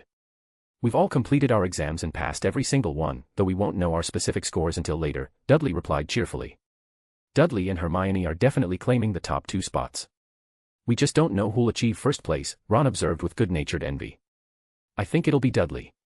He's far more capable than I am. I just memorized textbooks, Hermione said with a self-deprecating laugh. She had long since abandoned her obsession with academic supremacy. After all, Dudley was genuinely extraordinary. Attempting to surpass him seemed virtually impossible. You two really shouldn't be so modest. How are Ron and I supposed to maintain any dignity? Harry joked with exaggerated despair. After exchanging pleasantries, Hagrid took the initiative. I know you've come to visit Norbert. Come along, I'll escort you there. Since that last incident, Professor Dumbledore found Norbert a new residence. It's located near the Black Lake within the Forbidden Forest. There's considerably more space there, much better suited for a growing dragon. Oh, and there's something else I need to discuss with you, but I'll wait until after you've seen Norbert, Hagrid added mysteriously. Everyone followed Hagrid along the forest's edge toward the Black Lake. Soon they could see the vast, dark water surface, and in a clearing beside the shore, they spotted Norbert lounging contentedly in the afternoon sunlight. As if sensing Dudley's presence, Norbert suddenly opened his eyes, those brilliant orange-red orbs fixing directly on Dudley's approaching figure. Hey there, Norbert. How have you been? Dudley called out with genuine warmth. Upon seeing Dudley, Norbert immediately sprang to his feet with obvious excitement, spread his magnificent wings, and launched himself straight toward his friend. The dragon's body had grown noticeably larger since their last meeting, appearing even more impressive and imposing. When airborne, he resembled a living storm cloud, his shadow covering a substantial area of sky and nearly causing Ron and Hermione to cry out in alarm. Fortunately, Norbert understood his own strength. He landed well short of the group, though the powerful downdraft from his wings still buffeted everyone around considerably. Dudley rushed forward immediately and affectionately patted Norbert's massive head. Did you miss me? Dudley asked with a fond smile. Norbert responded by gently nuzzling against Dudley with obvious affection. What a heartwarming scene, a familiar voice commented from nearby. They turned toward the Forbidden Forest's edge, where a figure in flowing white robes had appeared seemingly from nowhere. Professor Dumbledore. Everyone quickly composed themselves and offered respectful greetings. Good afternoon, everyone, Dumbledore replied with characteristic cheerfulness. Good afternoon, Dudley acknowledged, though his gaze carried curiosity. Wasn't apparition supposed to be impossible within Hogwarts grounds? How had Dumbledore suddenly materialized here? Some special headmaster's privilege perhaps? Dudley pondered this development privately. The spell was genuinely useful, and he'd envied that capability for quite some time. However, apparition had demanding requirements for wizards and could produce catastrophic consequences if performed incorrectly, so he hadn't attempted it yet. Perhaps next semester, after advancing to Sequence 6, he could safely experiment with this magic. I've carefully examined this Norwegian Ridgeback's physical characteristics. She's actually a female dragon, which makes the name Norbert somewhat inappropriate. Hagrid and I discussed alternatives and believe calling her Norberta would be far more suitable. What are your thoughts? Dumbledore suggested diplomatically. A name is merely a label. As long as she's content with it, Dudley replied while continuing to stroke Norbert's head. Actually, he had discovered the dragon's true gender long ago, but since it was just a name, he hadn't particularly cared about the distinction. Well, you're remarkably open-minded about such things. More like a wise old man than this actual old man, Dumbledore observed with apparent amusement. Dudley glanced at Dumbledore suspiciously, sensing some deeper meaning behind those words. Hagrid, please look after Norberta with Harry and the others. I'd like to have a private conversation with Dudley, Dumbledore addressed the gamekeeper. Certainly, Professor Dumbledore, Hagrid responded immediately. After speaking, Dumbledore looked expectantly at Dudley and began walking along the Black Lake's shoreline toward a more secluded area. Dudley considered his options briefly, then chose to follow. Is there something specific you need to discuss, Professor Dumbledore? Dudley inquired. Yes, there are several matters I'd like to address with you. Our previous conversation wasn't particularly pleasant, so I felt we both needed time to process our emotions. Now that your examinations are concluded and your anger should have cooled somewhat, it seems appropriate for us to have a proper discussion, Dumbledore said with serious intent. Dudley remained silent, accompanying Dumbledore as they strolled aimlessly along the water's edge. The Knight Emperor, the divine entity you mentioned during our last encounter. I've researched extensively through numerous sources but found no clear definition of gods, particularly within our magical world. Rather, in the Muggle world, there exist countless legends about deities, though I feel that we wizards already fulfill many of their descriptive criteria quite adequately. As for the Knight Emperor himself, he strikes me more as an ancient, exceptionally powerful wizard, Dumbledore observed thoughtfully. Dudley's expression remained carefully neutral. Gods didn't belong to this world originally, so Dumbledore's inability to comprehend his existence seemed perfectly natural. The comparison to an ancient wizard represented Dumbledore substituting a concept he could actually understand. I don't pretend to know the Knight Emperor's ultimate purpose, but as long as he doesn't threaten our magical world, I won't pursue further investigation. In your estimation, you might consider my attitude somewhat presumptuous, but please believe in my absolute determination to protect the wizarding community. For that cause, I would willingly sacrifice my own life, Dumbledore said, glancing meaningfully at Dudley. Very noble indeed, Dudley acknowledged with a simple nod. During our last conversation, you mentioned that the Knight Emperor is a god, yet also not a god. Could you elaborate on that apparent contradiction? Dumbledore asked. His tone remained peaceful, without any trace of the headmaster's authority. Dudley could sense that if he refused to answer, Dumbledore wouldn't press the matter further. After considering his response carefully, Dudley spoke. The Knight Emperor is merely a projection. The true god has not yet awakened. Dumbledore nodded with understanding. Just as you warned me before, one cannot gaze directly upon God. So I suspected that the Knight Emperor I witnessed probably wasn't the genuine deity.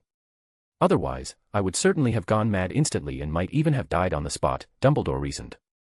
Dudley confirmed this assessment with another nod. So the Knight Emperor represents just a projection, or perhaps an angel serving under his command? Dumbledore asked. That's terminology I encountered in Muggle religious scriptures. More or less accurate. You can think of the Knight Emperor as that god's earthly angel, while I serve as that god's chosen blessed one, Dudley explained with deliberate simplicity. Then who exactly is this god? Dumbledore asked, his piercing blue eyes studying Dudley intently. Chapter 143, Chapter 145, The Shadow of Order. Dudley stopped abruptly and turned to face Dumbledore directly. Dumbledore tilted his head slightly, maintaining his characteristic gentle smile as he waited patiently for a response.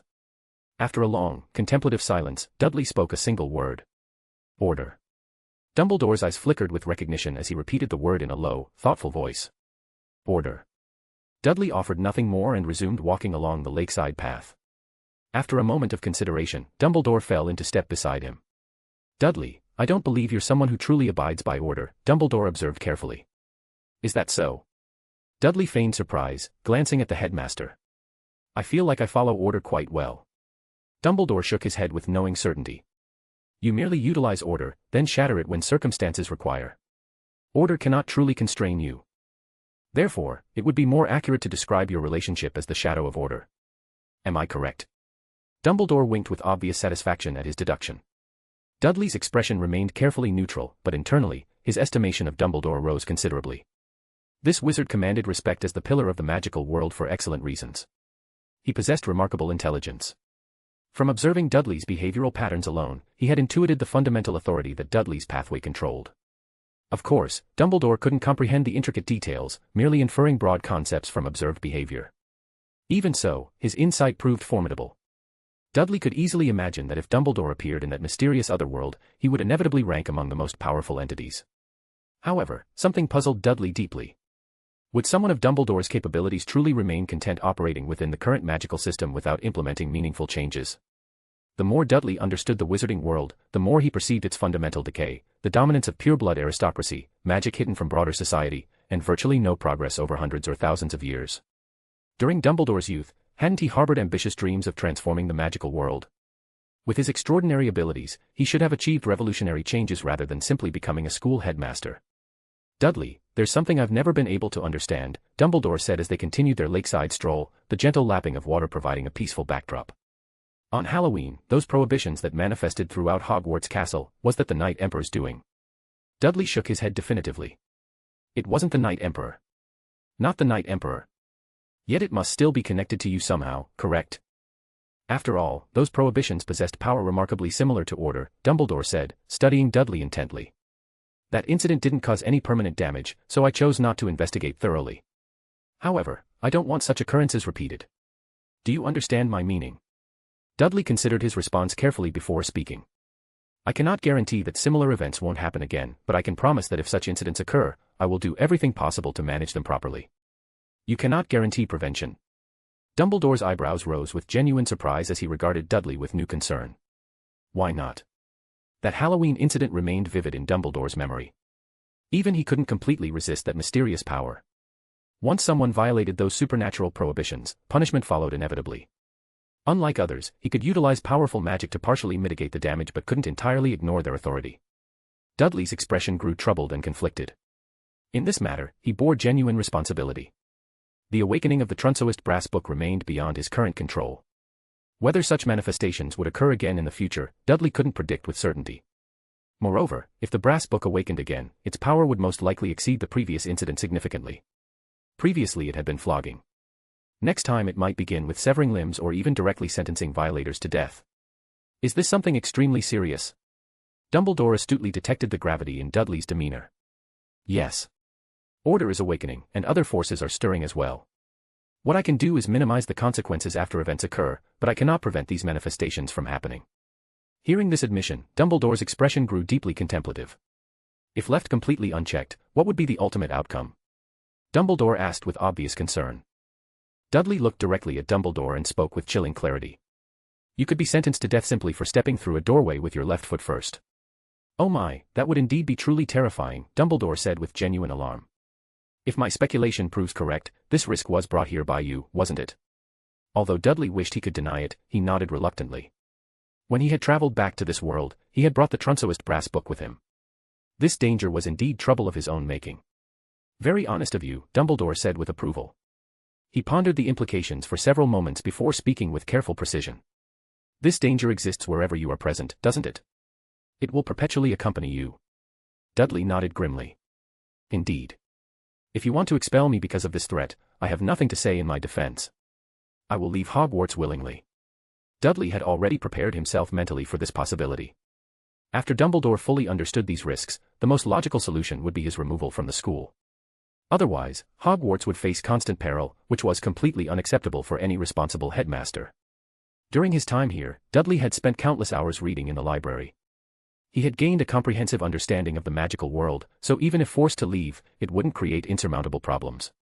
Oh, Dudley, I will never abandon any of my students, including you. Dumbledore declared with fierce determination. But as I explained, my presence puts Hogwarts in constant danger, Dudley protested. It represents danger, not necessarily catastrophic harm. You know, danger exists everywhere in life. Moreover, what purpose do we professors and the headmaster serve? Isn't it precisely to solve problems our students encounter? Although I'm growing old, I still possess considerable capability. You don't need to shoulder everything alone. Some burdens, I can help you carry as well. Dudley stared at Dumbledore with genuine surprise. He had never expected to hear such words. He had assumed Dumbledore sought this conversation to persuade him to leave Hogwarts permanently. Dumbledore smiled warmly at Dudley's astonishment. Rather than allowing you to venture into the world and potentially wreak havoc unchecked, it's far better to keep you under my careful supervision. This way, even if problems arise, I can address them swiftly. I have no desire to hear reports in a few years about a dark wizard terrorizing the world named Dudley Dursley. Dumbledore regarded Dudley with intense, burning eyes, the young man's reflection visible in his spectacles, while a hint of mischievous humor played at the corners of his mouth. Chapter 144, Chapter 146, Agreements and Understandings. What do I need to do? Dudley took a deep breath and asked directly. You simply need to fulfill your role as a Hogwarts student should, Dumbledore replied with his characteristic gentle smile. For example, protect Hogwarts, study diligently, refrain from bullying your classmates. That's all. Dudley asked with genuine surprise. He had expected Dumbledore to demand that he confront Voldemort directly. Oh, it's not quite that simple, Dudley, Dumbledore shook his head with knowing amusement. Dudley regarded Dumbledore carefully, understanding the deeper implications. As a Hogwarts student, he would naturally be expected to defend this place. If danger threatened the school, he would need to step forward and assist. However, Dumbledore had presented everything quite cleverly. He wasn't forcing Dudley to do anything specific but rather making him feel genuinely part of this community and then allowing him to act voluntarily from that sense of belonging. In exchange, if the Trunsoist brass book awakened again in the future, Dumbledore would help Dudley manage the consequences. This arrangement was essentially a transaction, but Dumbledore's presentation made it far more palatable and wouldn't create psychological resistance. If Dumbledore had begun by proposing a straightforward deal, Dudley wouldn't have remained polite either. Bargaining would have been inevitable, and Dudley might even have used his beyonder abilities to influence the negotiation. But this current approach, where Dumbledore first demonstrated genuine sincerity, made it uncomfortable for Dudley to resort to underhanded tactics. One reason was it seemed inappropriate, and another was that Dudley found such methods distasteful. Very well, Dudley finally agreed with a nod. Hogwarts itself wasn't particularly dangerous under normal circumstances. This year's situation with Quirrell and Voldemort represented an exceptional incident. Surely Voldemort wouldn't attempt infiltration again next year. Even if Voldemort did somehow return, his primary targets would almost certainly be Dudley and Harry. In other words, whether Dudley agreed to Dumbledore's proposal or not, he would inevitably act in such situations, just as he had this time. When Voldemort came to kill him, he couldn't simply stand aside and watch. On another level, Dudley understood clearly what truly motivated Dumbledore's offer. The headmaster wasn't primarily interested in his personal abilities, at least not his current capabilities, but rather in the Knight Emperor's power behind him. This connection represented the real reason Dumbledore was willing to extend this olive branch. When Dudley had fought Quirrell and driven away Voldemort recently, virtually no one had witnessed exactly how he had accomplished such feats. Under these circumstances, Dumbledore would most likely speculate that Dudley had summoned the Knight Emperor and that it was the Knight Emperor who had actually defeated Voldemort. This reasoning made perfect sense.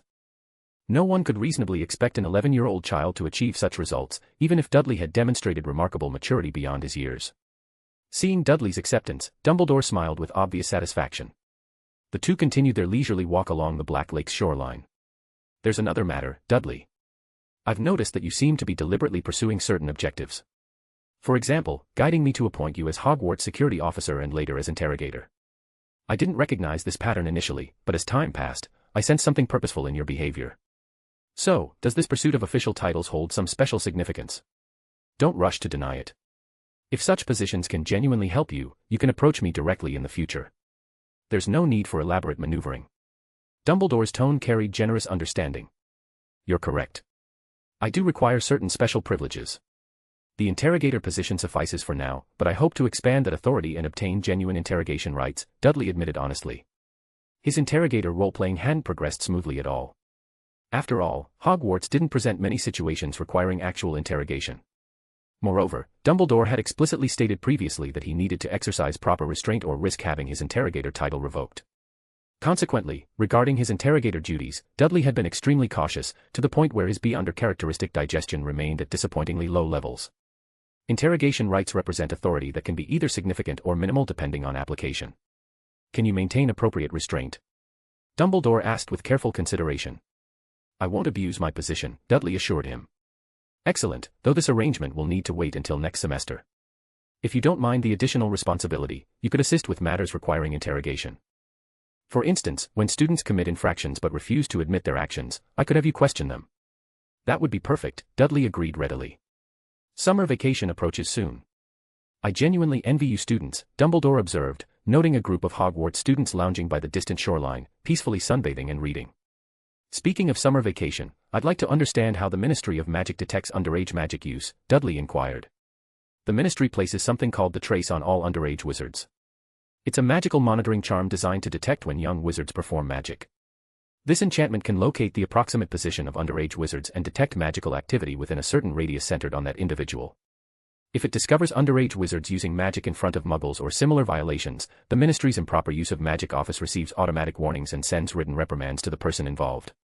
What you should understand is that the trace has nothing to do with specific wands but operates through contract magic and notification systems to monitor underage wizards. Dumbledore looked at Dudley with obvious meaning behind his explanation.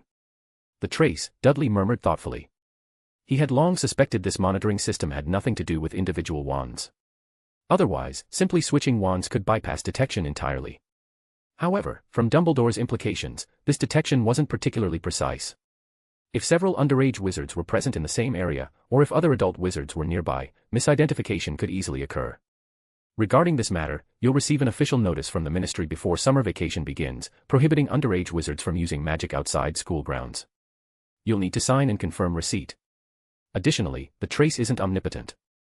There are certain situations it cannot detect, provided no evidence remains behind. Dumbledore casually waved his hand as he spoke. The lake surface in the distance immediately raised a stream of water that swayed rhythmically with his hand movements. Dudley's eyes sharpened with understanding as he grasped Dumbledore's subtle message. Thank you, Professor Dumbledore. You're quite welcome, Dudley. I'm your headmaster. It's my fundamental duty to answer your questions, Dumbledore replied warmly. Also, regarding the protective charm on Harry, I'd like to learn more about its specifics, Dudley added. Oh, there's quite an extensive amount to discuss on that subject. Let's continue our conversation as we walk, Dumbledore suggested as they maintained their peaceful stroll along the water's edge. Chapter 145, Chapter 147, The Journey Home.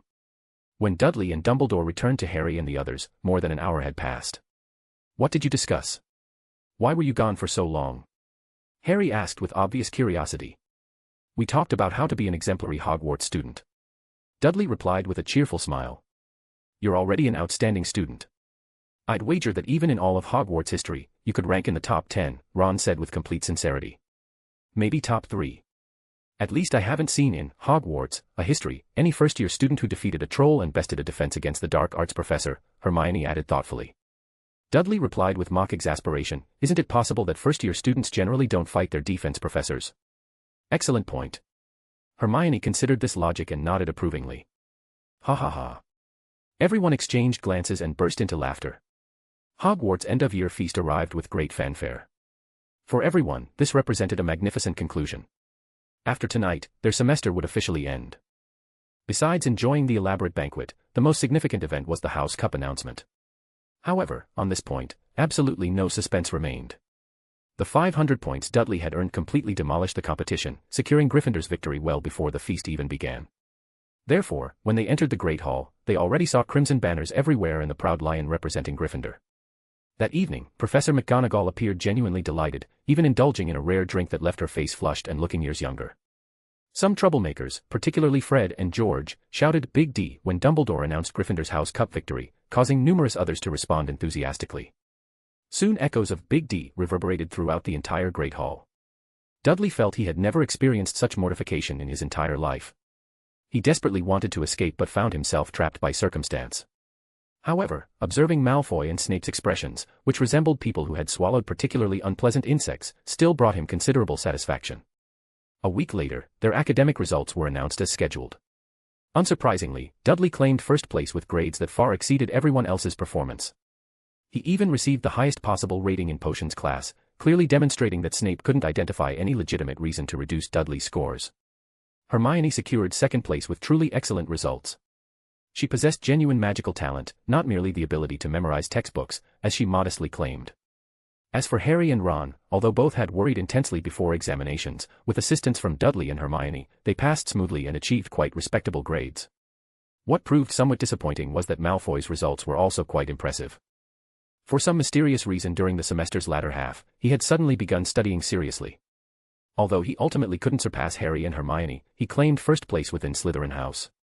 Regarding Goyle and Crabbe, Harry and Ron had always assumed they lacked sufficient intelligence and would probably fail spectacularly, possibly facing expulsion. However, the actual results showed both had passed adequately. Harry and Ron felt deeply disappointed by this outcome. However, as Ron philosophically observed, nothing proceeds perfectly smoothly. There are always some regrets. The holiday period soon arrived. After packing their belongings and leaving luggage in their dormitories, they discovered upon finishing breakfast that their bags had mysteriously vanished. This development meant they would soon board the Hogwarts Express and depart the school that had housed them for most of the year. Before departure, all students received official notices warning against holiday magic use and requiring signed confirmation of understanding. "I keep hoping they'll forget to send this notice to me," George said with genuine regret. "Just once would be wonderful," Fred agreed wistfully. "Stop dreaming," Ron said while signing his document, unable to suppress his amusement. The others began adding their signatures to the official notices. Dudley carefully examined the parchment in his hands. He recalled Dumbledore mentioning that the trace represented a special magical monitoring charm. If that was accurate, then when this enchantment took effect on him, there must be a detectable process. The notice before him clearly contained magical traces. Finite incantatem. Dudley quietly cast magic, attempting to erase the enchantment on the document. However, he quickly discovered this spell couldn't take effect.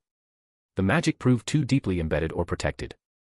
Seeing that others had already signed their names and returned their notices, Dudley had no choice but to write his own signature. Perhaps, given sufficient time, he could discover a method to break the magic on the notice, but clearly the Ministry wouldn't provide such an opportunity. The moment Dudley signed his name, he felt as though he had established some mysterious connection with a distant source. This connection felt faint and incredibly weak, like having a spider's thread attached to his body, almost imperceptible. Only because Dudley's spiritual intuition had grown so acute could he detect such a subtle phenomenon. Dudley attempted to use his powerful intuition to sever this connection, utilizing his beyonder abilities to enhance his authority and strengthen his spiritual force. He knew that as long as he could perceive the thread-like magical charm, affecting it wouldn't prove particularly difficult. After a moment of concentrated effort, the corners of Dudley's mouth curved into a satisfied smile. Cutting the connection temporarily presents no problem. I can maintain the disruption for about a minute. Any longer might be detected as abnormal, but in a genuine emergency, I could completely sever this connection, Dudley thought with satisfaction.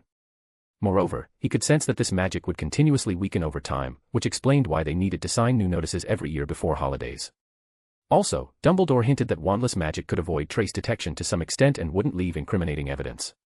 This way, the Ministry's restrictions would be almost negligible for me, Dudley reflected. He didn't necessarily plan to use magic during summer holidays, but he required the capability to cast spells without detection if circumstances demanded it.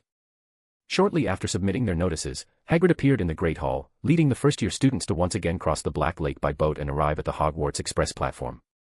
Dudley looked back toward Hogwarts Castle, which had become barely visible in the distance. "I hope next year won't bring so many dramatic incidents," Dudley said thoughtfully.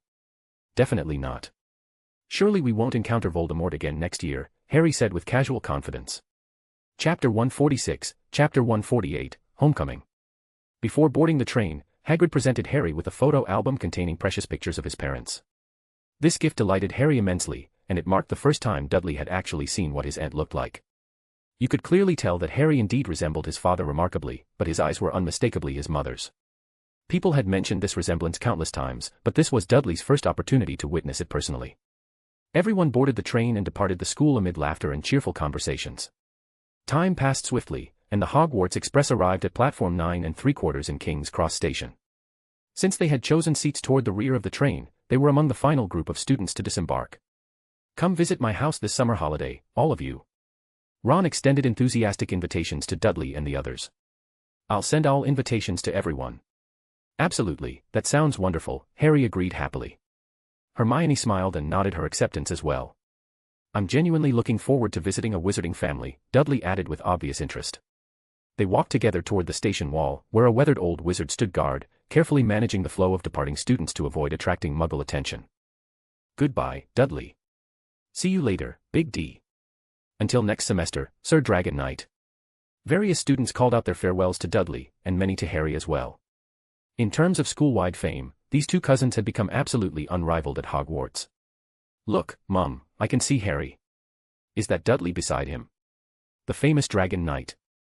Not far away, the Weasley family waited for their children, but their attention seemed focused on Harry and Dudley rather than their own son.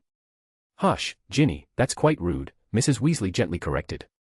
Harry and Dudley accompanied Ron to greet the Weasley family properly. During Christmas, they had sent thoughtful gifts to both boys. After bidding farewell to Ron's family, Dudley and Harry walked toward the station exit together. "Honestly, Dudley, if this were last year, I definitely wouldn't want to return home now," Harry confided. "What about this time?" Dudley asked with genuine curiosity. "Now I feel quite positive about it. Although there are some difficult memories, that's all in the past. We all need to look toward the future," Harry said with a genuine smile. "Here's to having a wonderful summer vacation." Dudley laughed. "Oh, my dear little Dudley." Petunia's voice carried across the crowded platform before she pulled Dudley into a fierce embrace. "So wonderful, finally home," Vernon called out joyfully as the family gathered in a group hug. Petunia was already in tears. This marked the first time she hadn't seen her son for such an extended period. Harry watched from nearby with a gentle smile. "Sweetheart, you've gotten thinner," Petunia said, examining Dudley with maternal concern. "I've gotten stronger." Dudley protested with laughter.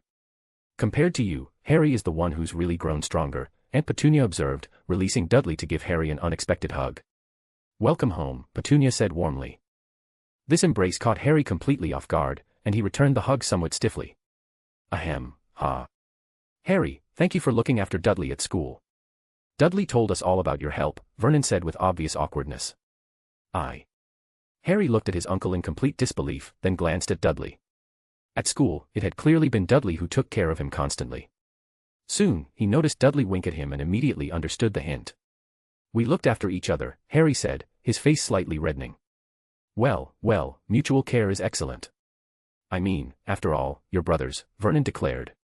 All right, we can discuss these matters when we get home. I've already prepared an elaborate dinner, just waiting for your return," Petunia said, pulling both Dudley and Harry toward the car parked outside. The sky was brilliantly blue, and the sunshine felt perfect. During the drive home, Vernon and Petunia asked numerous questions about Dudley and Harry's school experiences. Although they still harbored some apprehension about magic, they remained genuinely curious about how the boys were truly faring at Hogwarts.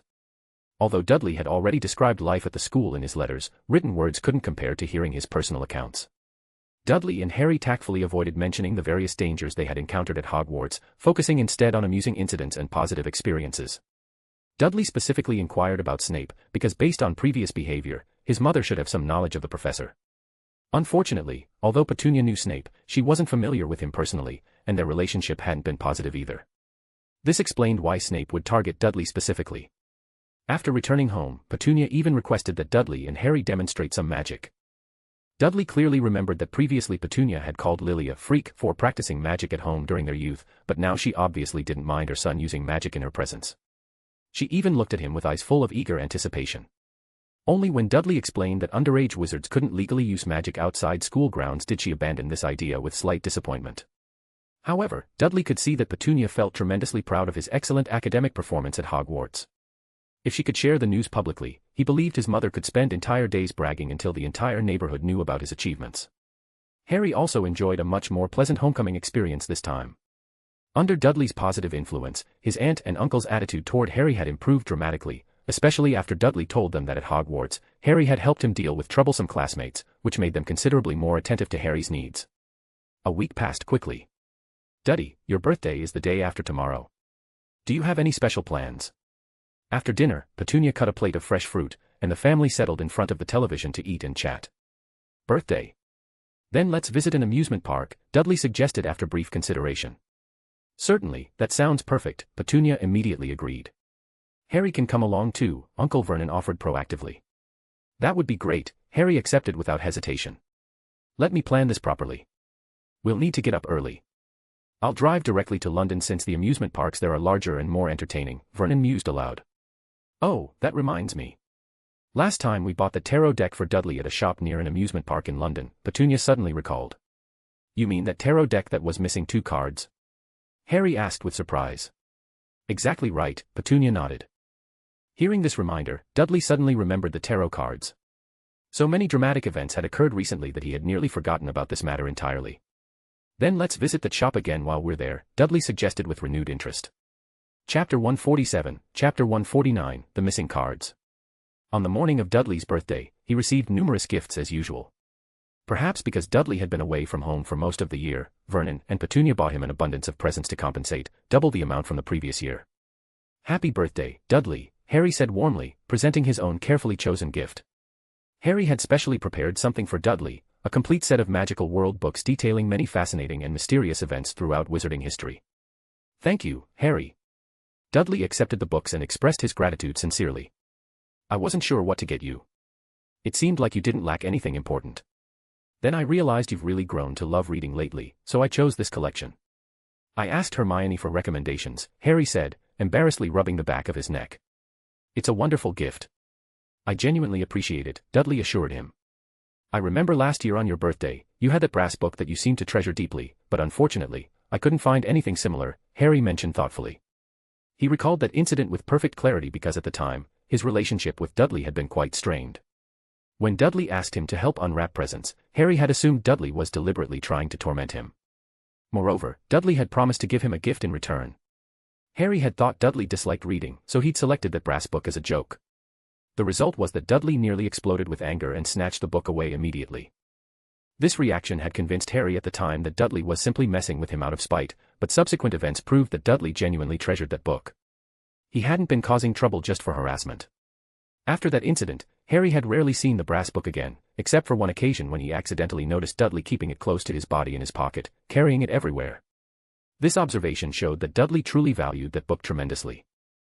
No need, this is perfect," Dudley replied, his mouth twitching slightly. It would be far better if a second such brass book never appeared in this world. After the family finished breakfast, Vernon drove them directly to the London amusement park. During the journey, Harry appeared even more excited than Dudley himself. This marked his first visit to an amusement park. He'd heard they were incredibly entertaining, and he had never dared hope for such an opportunity previously. Now it was actually happening while staying with Dudley's family. How remarkable everything had become. Harry clutched the amusement park map, enthusiastically discussing with Dudley which attractions they should experience first. After determining their route through the park, Harry suddenly seemed to remember something and quietly asked Dudley a question. "Did you receive gifts from Hermione and Ron?" Harry inquired. No, Dudley shook his head. He didn't particularly care about birthday presents and had only casually examined what he'd received, but he indeed hadn't found anything from Hermione and Ron. "That's strange. They didn't send you birthday gifts? Did they both forget?" Harry frowned with concern. Before the holidays began, Hermione and Ron had specifically asked about Dudley and Harry's birthdays, promising to send celebratory gifts. Yet when Dudley's birthday arrived, he hadn't received anything from either friend. What made Harry feel even more uncomfortable was that he also hadn't received any letters from Hermione and Ron since leaving school. Everything about Hogwarts seemed completely severed from their lives. Maybe they're just having too much fun since vacation barely started and forgot. It's really not important, Dudley said reassuringly. The letters I sent them haven't been answered either, Harry said with obvious sadness. Dudley frowned slightly. Reasonably speaking, Hermione and Ron wouldn't completely disappear from contact. They had promised to write every week without fail. Perhaps we'll receive their letters tomorrow or the day after. Remember that Ron mentioned their family owl is constantly getting lost, Dudley suggested. You're right. Let's wait a bit longer then, Harry agreed. Dudley nodded thoughtfully. If they still didn't receive correspondence from Ron and Hermione soon, there might be other problems involved. He would need to investigate the situation personally. At 10 in the morning, Dudley and his family finally arrived outside the amusement park entrance. A considerable line of people was already waiting to enter the park. Vernon, you go purchase tickets and hold our place in line. I'll take Dudley to that shop where we bought the tarot cards before to inquire about the missing pieces, Petunia instructed her husband. All right, go quickly and return soon, Vernon agreed. Petunia led Dudley and Harry toward a shop located not far from the amusement park entrance. From the outside, this appeared to be a general gift shop selling various merchandise. Inside, there was a dedicated section specializing in items related to mystical themes. Of course, the mysterious objects here weren't genuinely supernatural. They were items like decorative magic wands, crystal balls for fortune-telling, tarot cards, and other props common in the Muggle world. Petunia quickly located a plump, middle-aged woman who worked as a shop clerk and explained their purpose for visiting. You're saying the tarot deck you purchased here was missing 2 cards? The plump woman asked with obvious surprise. Yes, this represents a defective product. I want to file a formal complaint against your establishment. Petunia declared with determination.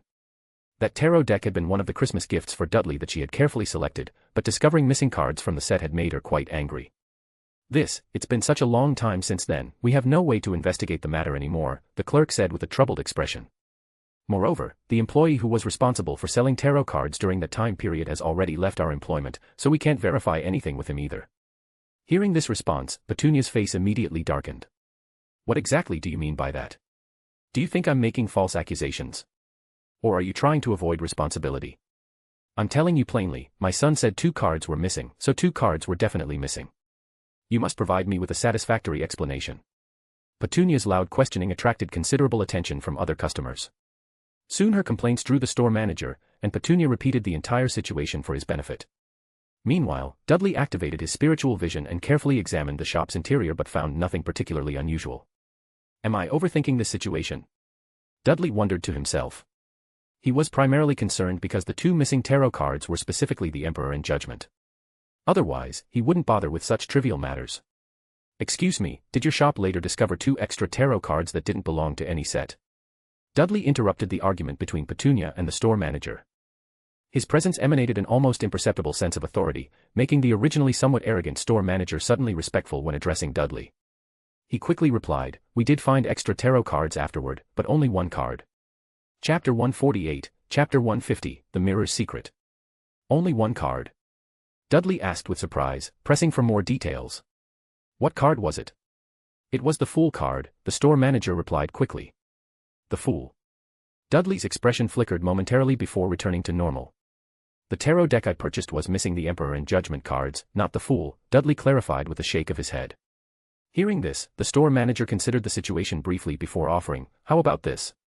We're willing to compensate you with a completely new tarot deck. Would that be acceptable? That works perfectly, Dudley agreed, deciding not to pursue the matter further. Since this incident didn't involve supernatural events or that otherworldly realm he'd encountered, there was no need for deeper investigation. Dudley is absolutely amazing. Petunia couldn't help giving Dudley an enthusiastic thumbs up. She had been arguing herself hoarse for 30 minutes with no results, but the moment Dudley arrived and spoke calmly, the store manager immediately agreed to provide a replacement deck. This success was entirely due to Dudley's approach. Harry smirked knowingly from the sidelines. At Hogwarts, even dragons obeyed Dudley without question, so a simple Muggle store manager posed no challenge whatsoever. Soon, the store manager returned with a brand new tarot deck and presented it to Dudley. Dudley opened the package to inspect the contents carefully. No problems, no abnormalities, and no missing cards. The Judgment and Emperor cards lay peacefully within the complete set. At this point, Dudley and the others didn't linger and departed the shop promptly.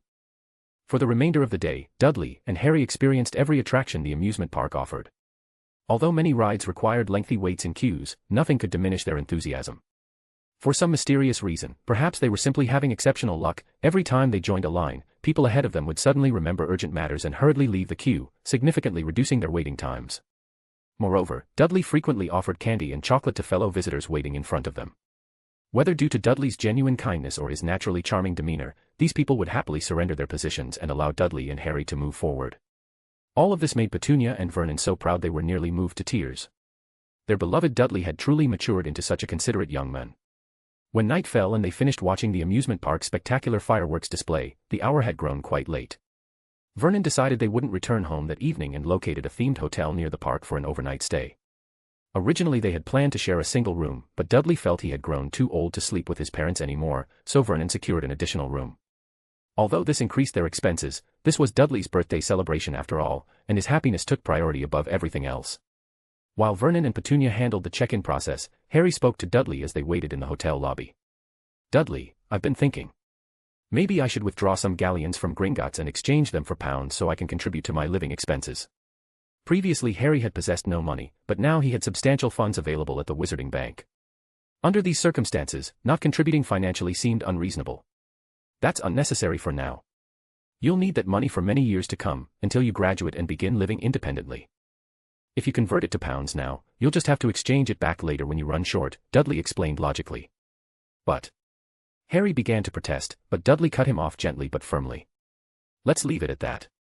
If you genuinely want to pay for your upkeep, wait until you're earning your own income. We're not pressed for time," Dudley stated decisively. "All right," Harry finally accepted Dudley's reasoning. "Actually, Dumbledore has essentially covered the living expenses already," Dudley thought privately. After all, the Philosopher's Stone now rested in his possession. As long as he was willing to use it, he could transmute any metal into gold. This had become remarkably simple for Dudley now. Since Dumbledore had given him the Philosopher's Stone as payment and he hadn't refused the gift, it meant Dudley could legitimately utilize its powers going forward. As long as his applications weren't excessive, Dumbledore probably wouldn't interfere. Using the Philosopher's Stone to create modest amounts of gold represented a completely trivial matter. "After we return home, I'll use the Philosopher's Stone to generate some gold and study the elixir of life while I'm at it," Dudley planned silently. Soon, Vernon and Petunia completed the registration process and escorted them to the third floor. "Now, which room was ours?" "Let me check these numbers," Vernon muttered, comparing door numbers while searching for their assigned accommodations. Dudley glanced around briefly to survey their surroundings. This appeared to be a standard hotel. After climbing the stairs, the corridors extended in both directions with numerous branching pathways. Many rooms lined these hallways, so no wonder Vernon couldn't locate their specific rooms immediately. "Big brother, come look. There's a funny mirror here, it's so entertaining." In the corridor, a little girl stood before a somewhat dirty mirror, making exaggerated faces at her reflection. "Let me see." A little boy nearby immediately rushed over, delighted as if he discovered hidden treasure. "Haha, look. I appear taller than Dad." "Me too. My legs look longer than Mom's." The two children played enthusiastically in front of the mirror, striking various poses and having wonderful fun. Harry wandered over curiously to observe and discovered that the mirror's surface indeed had problems. The reflections appeared severely distorted. "If we were still little kids, we'd probably play exactly like this too," Dudley observed with amusement. "No way, you would have shoved me aside," Harry replied with complete seriousness. Dudley raised his leg in mock threat. "Ah!" Harry cried out and ran away laughing. "Found them. Over there." Vernon finally located their rooms and led everyone toward the corridor's far end. When passing the peculiar mirror, Dudley glanced at it casually. The figures within were indeed quite distorted and strange-looking. After entering their room, Dudley and Harry each took refreshing showers. Since they were exhausted from the day's activities, they didn't chat extensively and quickly fell into deep sleep. Some unknown time later, Dudley groggily opened his eyes. Everything around remained dim and shadowy, obviously still deep in the night hours, with no light filtering through the window.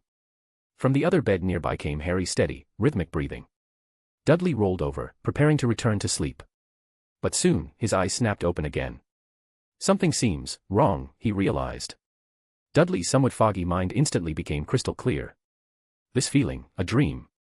The next moment, Dudley sat up abruptly, scanning their surroundings with grave concern. This scene felt somewhat familiar, as if he'd encountered something similar before. He thought carefully for a moment, then suddenly understood the truth. This is inside a dream. An ability from the darkness pathway. Dudley's expression immediately shifted to alarm. He was no longer in that bizarre otherworld. How could he possibly encounter a beyonder from the darkness pathway who had silently infiltrated his dreams? Chapter 149, Chapter 151, Nightmare in the Hotel. Dudley activated his spiritual vision to examine his surroundings carefully. Soon, he confirmed that he was indeed trapped within a dream, and not only him. Harry in the nearby bed was also caught in the same dreamscape, though Harry hadn't awakened to conscious awareness within it. Forcibly pulling people into dreams, an extraordinary ability of a Sequence 7 nightmare from the darkness pathway. Dudley already had some theories forming in his mind. The situation he was experiencing bore striking similarities to abilities from the darkness pathway, and his opponent's level wasn't low. At minimum a Sequence 7 nightmare, or possibly even a Sequence 6 soul assurer. No, I can't be completely certain it's a darkness pathway ability. It could also be some form of magic I'm unfamiliar with, Dudley thought to himself. After all, this wasn't that bizarre other world, but a realm belonging to magic. Encountering a beyonder with darkness pathway abilities here seemed virtually impossible. The most likely explanation remained magical in nature. It was simply that this magic bore remarkable resemblance to the nightmare abilities of the darkness pathway. After considering this logic, Dudley felt his speculation made more sense. Dudley dressed quickly and climbed out of bed. This isn't my personal dream, which means someone didn't forcibly enter my individual dreamscape but rather created a large-scale dream area and pulled everyone nearby into it, Dudley concluded after glancing at Harry, who remained similarly trapped in the dream state. So now, what should I do? Dudley calmed his racing thoughts and considered possible countermeasures. In that bizarre otherworld, Dudley had encountered dream infiltration abilities from the darkness pathway multiple times, and he knew how to handle them effectively. However, Dudley had been somewhat unique in that strange realm. He could maintain consciousness within dreams, so nightmare abilities hadn't proven too difficult for him to manage. After carefully recalling encounters with darkness sequence beyonders in that world, Dudley barely remembered some effective coping strategies. Generally speaking, someone who pulls people into dreams on such a massive scale, unless they want to eliminate everyone present, is most likely experiencing power overflow.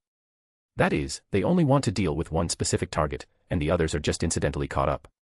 After they finish whatever they intend to do, they'll lift the dream and depart. Dudley stroked his chin thoughtfully. This scenario would be optimal since it generally wouldn't harm innocent bystanders.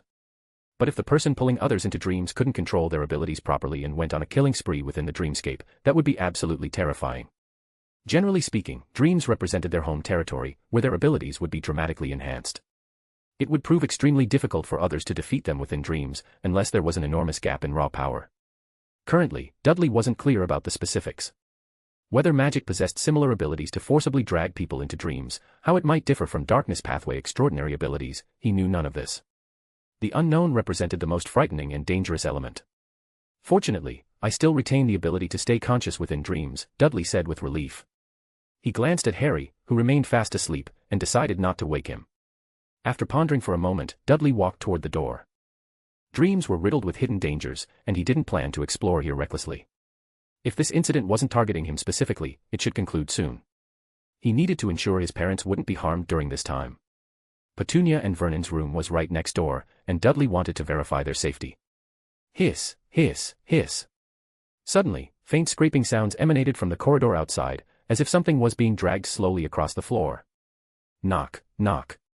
Then Dudley heard knocking sounds. The noise seemed quite distant from his location, apparently coming from the far end of the corridor. What could that be? Dudley's heart rate increased slightly as he sensed traces of dangerous energy. Dudley quietly approached the door and carefully tried to sense the situation outside but detected nothing obviously unusual.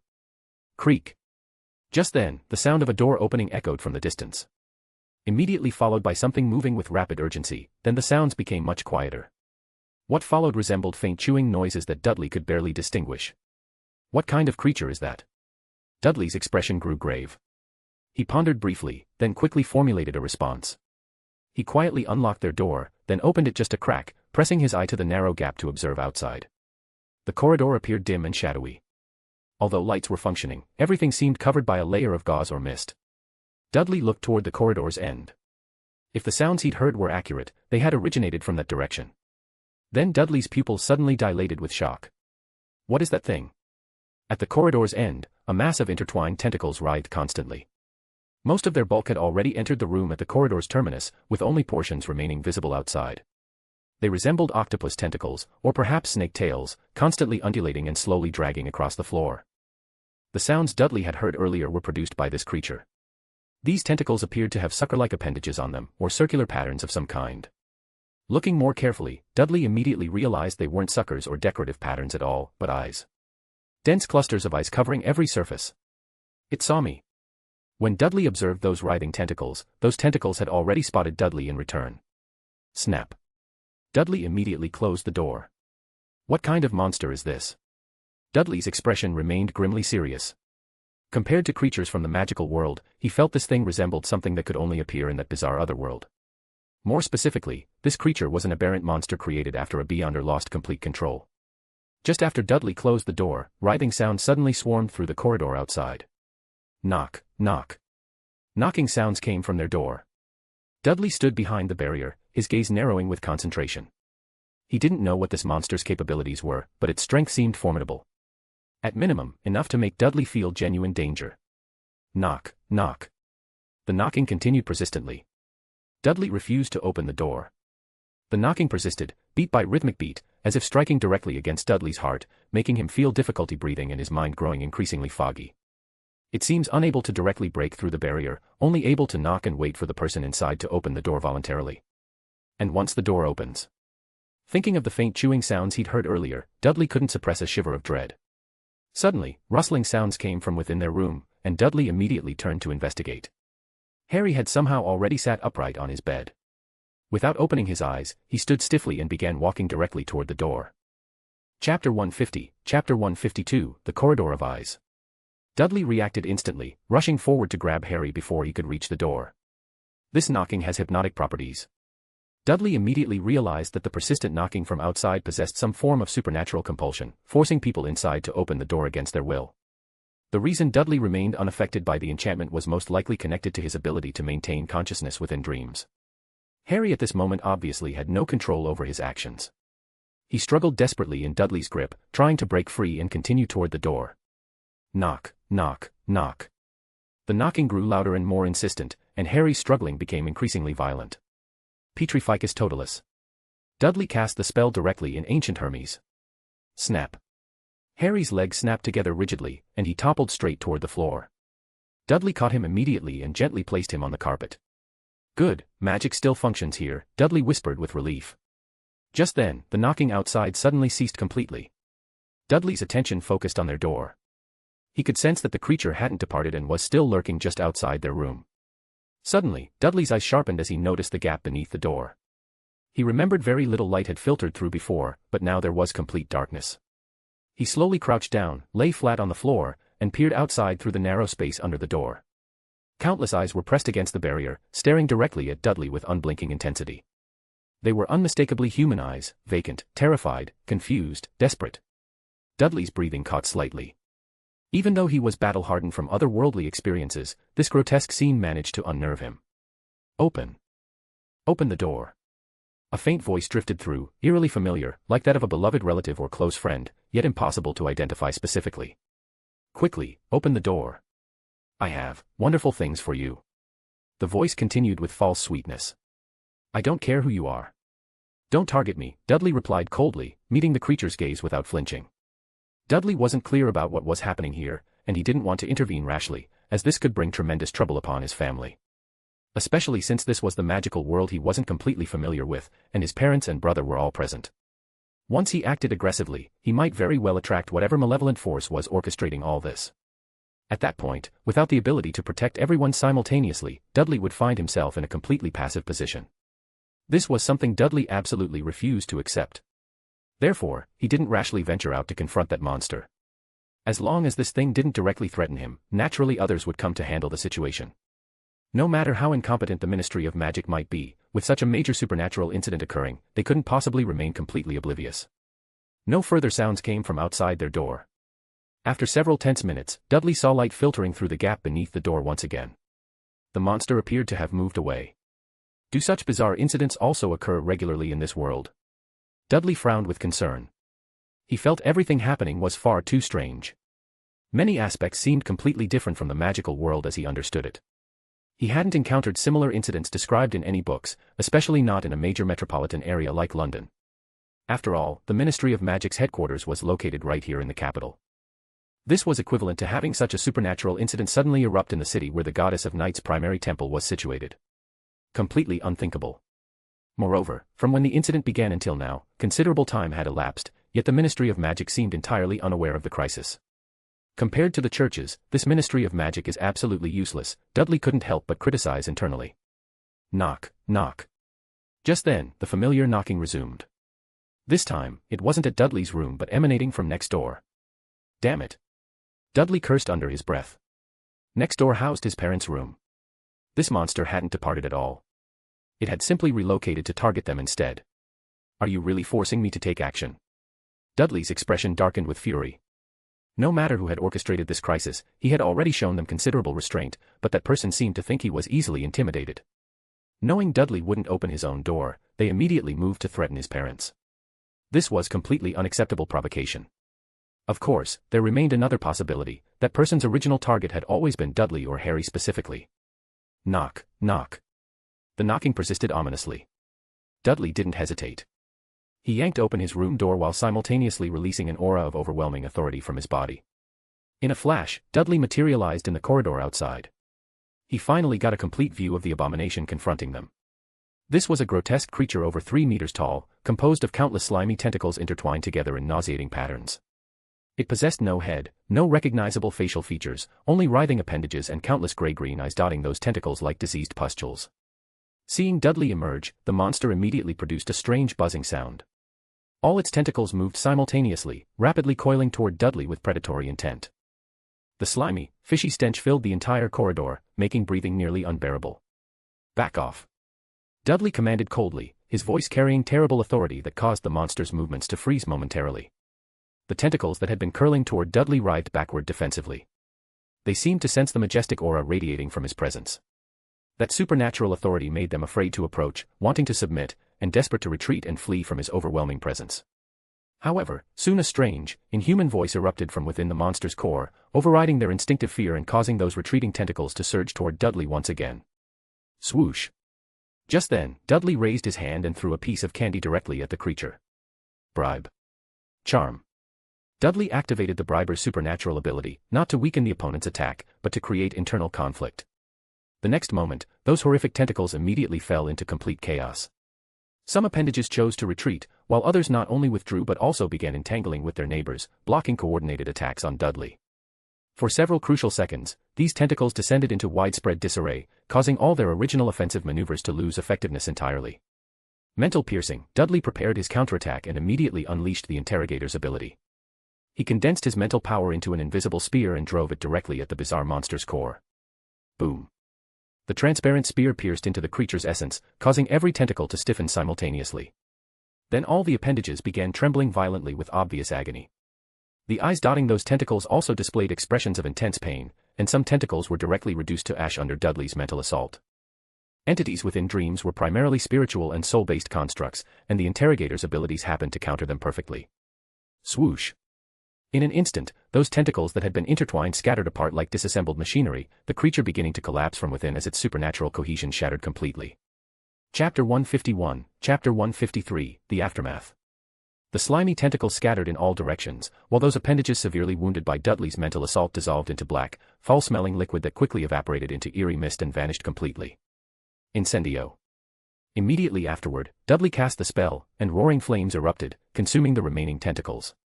Within moments, this grotesque multi-tentacled monster had completely disappeared.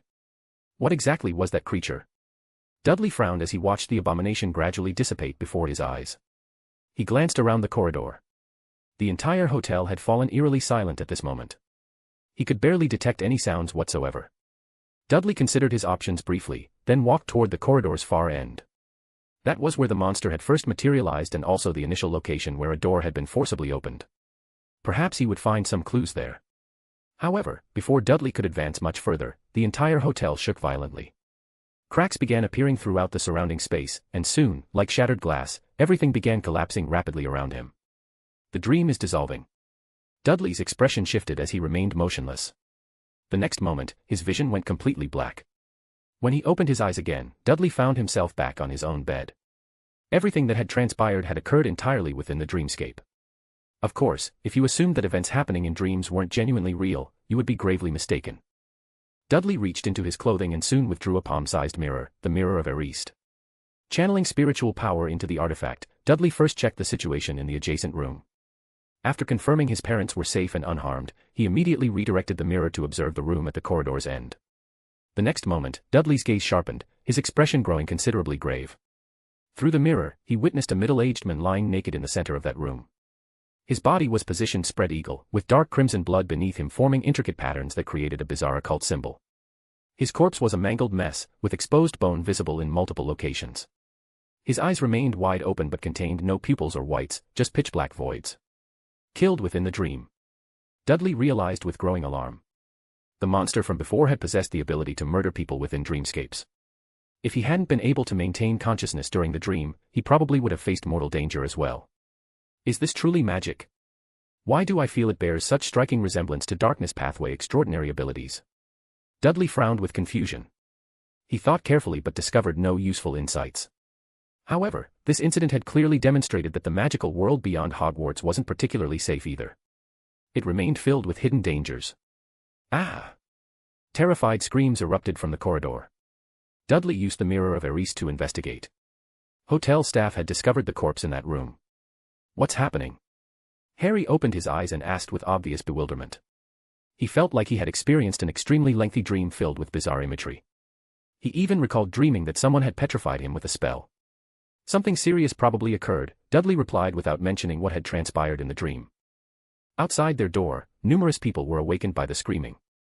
Everyone appeared terrified, and they opened their doors to discover what had happened. Soon, they learned that a murder had taken place in the hotel. Someone had been killed brutally. This news terrified everyone present, with fear written clearly across their faces. My God! How could this happen? Petunia rushed to Dudley's room and embraced him tightly. How could a murder occur? What's going on? I heard that person died horribly. Yes, I glimpsed the scene. It was absolutely frightening. I don't dare sleep anymore. I want to leave this place immediately. Voices continued echoing from the corridor, and police arrived with remarkable speed. Everyone in the hotel was required to remain and cooperate with the official investigation. Damn it, we shouldn't have stayed here tonight. We should have returned home. Vernon said with obvious anger. With such a traumatic incident occurring, his mood had become extremely sour. Vernon, can we go home tomorrow? Petunia still carried fear in her expression. Absolutely, without question, Vernon assured her, patting Petunia's shoulder consolingly. Dudley, what exactly is happening? How did we encounter a murder case? Harry said with complete disbelief. When you were dreaming earlier, did you sense anything unusual? Dudley didn't answer Harry's question but posed one that Harry found quite strange. When I was dreaming. Harry frowned thoughtfully. I didn't have any particular sensations. I just felt extremely exhausted. I seem to have experienced a very long dream, but I can't recall the details clearly. I see. Dudley nodded with obvious contemplation. The police were questioning witnesses systematically. This case appeared quite complex, at least judging from the crime scene, it wasn't an ordinary investigation. Can you tell us what you were doing between 1 and 2 a.m.? A police officer approached Dudley, asking questions while taking detailed notes. My cousin and I were sleeping in our room, Dudley replied, gesturing toward Harry beside him. Did you hear any strange sounds during that time? The officer continued. No, we never woke up until we heard the screaming, Harry answered honestly. Very well. The officer was obviously just following standard procedure. He didn't expect to obtain anything valuable from two children. Wait, I'm curious. Do you encounter such murder cases frequently? Dudley adopted an innocent expression, smiling as he asked while offering the officer a glass of water. This. The officer initially didn't want to elaborate, but after accepting Dudley's water, he found the child remarkably polite, which created a sense of warmth. So he shared additional information. This marks the third occurrence in recent months. Honestly, their deaths were all horrific, completely beyond our normal capabilities. I expect someone will arrive soon to assume control of our investigation. It proceeded the same way during previous incidents. The officer spoke in lowered tones. It's already happened multiple times. Dudley's attention focused sharply. Just as he was processing this information, several figures emerged from the stairwell. Look, they're already here. I told you this incident exceeded our jurisdiction. Thanks for the water. Goodbye. The officer bid farewell and walked toward those newcomers. Dudley's gaze followed the corridor and immediately spotted a familiar figure among the approaching group. Chapter 152, Chapter 154, The Mirror's True Nature. Dudley, Harry, how did you two end up here? The leading blackman spotted Dudley and Harry and immediately approached them with obvious surprise. "Hello, Mr. Shacklebolt," Dudley greeted him politely. The man before them was Kingsley Shacklebolt, an auror from the Ministry of Magic. Previously on the Hogwarts Express, he had occupied the compartment adjacent to Dudley's. After Dudley had confronted Malfoy, it was Kingsley and his colleague who had escorted the young Slytherin away. Dudley still remembered how Kingsley and his partner had been furious at Malfoy's arrogant remarks. During their journey back, they had deliberately guided him into several pillars, causing Malfoy to cry out in pain until Professor McGonagall reminded them to exercise restraint. "My word, how did you two end up in this place? Please don't tell me this incident involves you somehow," Kingsley said with obvious concern. "Yesterday was my birthday. We visited an amusement park, and it ran so late that we didn't return home. We stayed at this hotel, but we never expected something like this to happen," Dudley explained briefly. "Happy birthday, Dudley. I'm sorry I can't properly celebrate with you under these circumstances," Kingsley said with genuine warmth. "Thank you," Dudley replied, then glanced toward the other end of the corridor where Kingsley's colleagues were transferring materials to the police. Those Muggle officers were already preparing to depart. "It's unfortunate that you became caught up in this situation, but fortunately, you're both unharmed," Kingsley observed with relief. "What happened, Mr. Shacklebolt?" "I heard someone was murdered," Harry asked with obvious curiosity. "Yes, there was a killing. A particularly vicious murder, in fact. It might be connected to dark magic," Kingsley said with a grave expression. "Well, these matters aren't appropriate for you to know about. I need to." Kingsley wasn't planning to continue discussing this with Dudley and Harry. He had crime scenes to examine. "Mr. Shacklebolt, perhaps I could assist you," Dudley immediately volunteered. He couldn't shake the feeling that this incident was far from simple, and certain aspects seemed disturbingly familiar. "You?" Kingsley frowned with uncertainty. "Mr. Shacklebolt, Dudley possesses a special ability to detect evil. At Hogwarts, he provided tremendous assistance to Professor Dumbledore. He's also our school's security officer. No, wait, he's an interrogator now, personally appointed by Professor Dumbledore," Harry immediately explained. Kingsley displayed a thoughtful expression. He had indeed heard Dumbledore mention Dudley's capabilities. This young man did possess talent in this area. With proper guidance, he could probably become an excellent auror eventually. However, was it truly appropriate to involve a child who had just turned 11 in such a serious murder investigation? Moreover, Dudley was Harry's cousin. They were already highly scrutinized in the magical world. If they became involved in such matters, perhaps.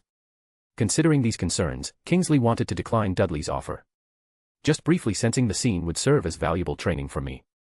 If necessary, I can write to Professor Dumbledore.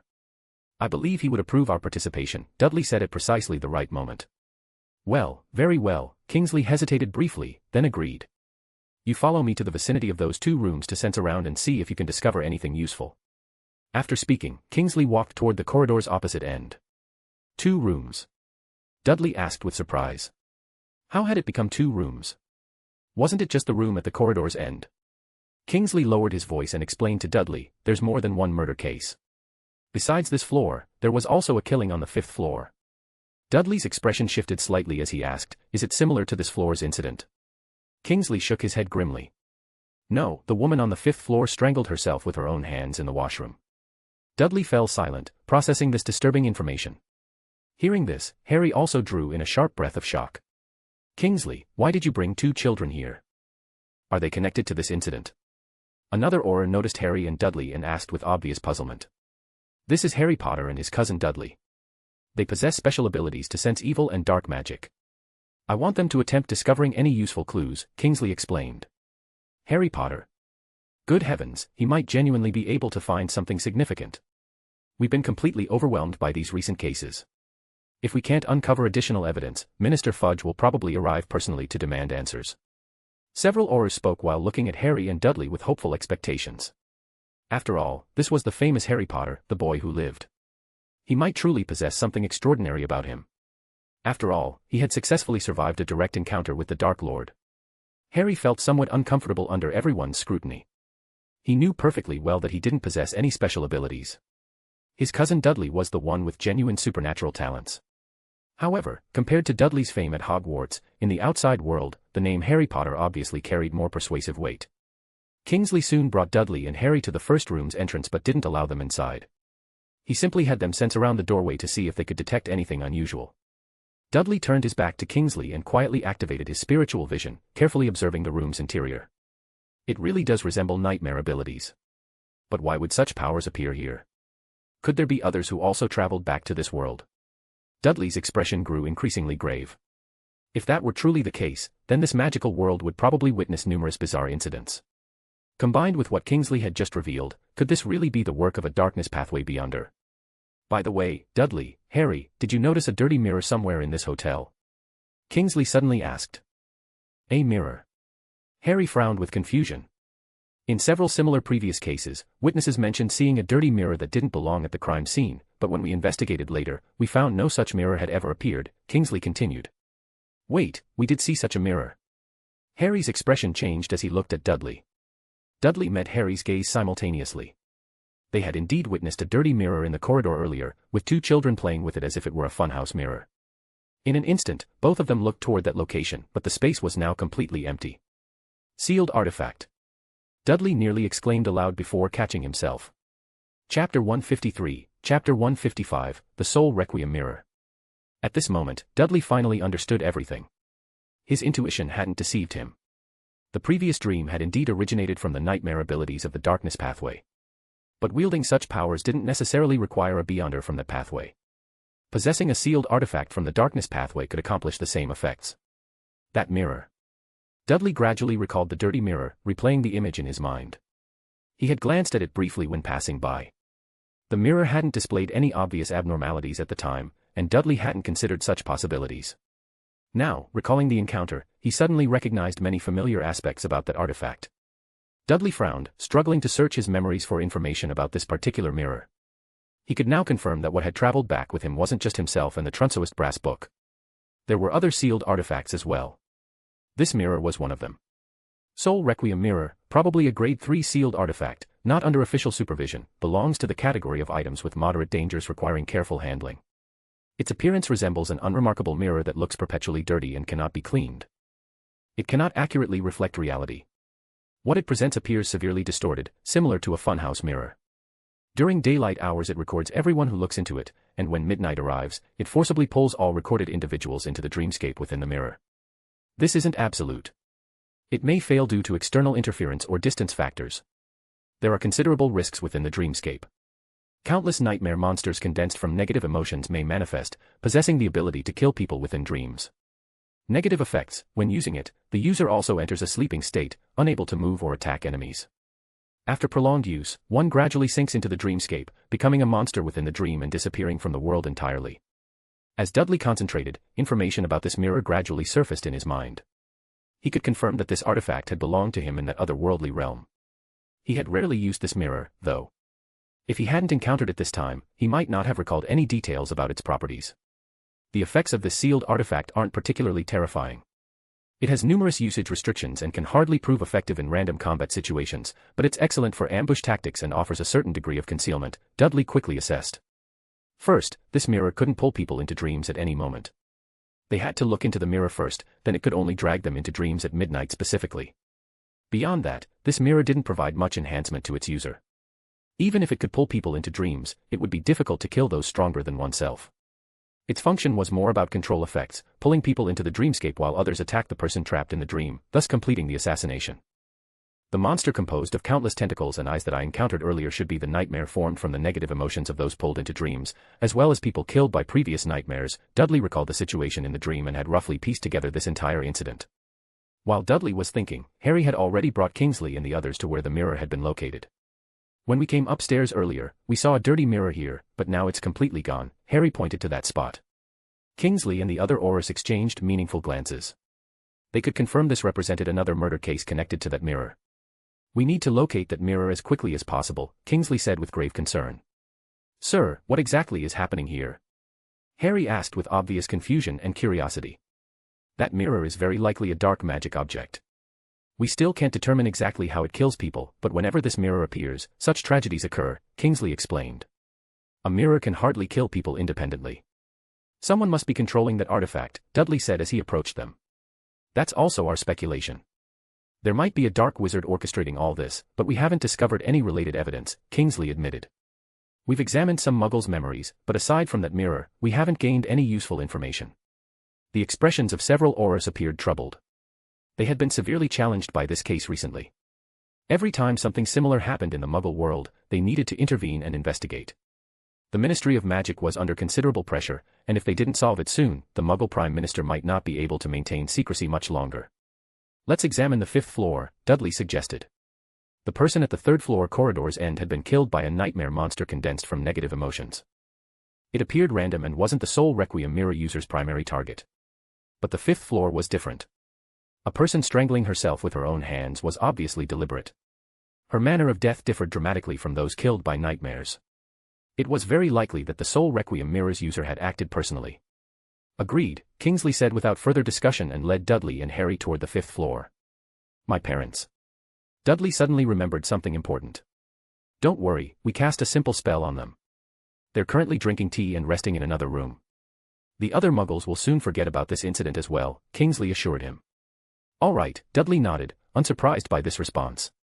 This was the official standard procedure. Soon, the group arrived at the door of a room on the 5th floor.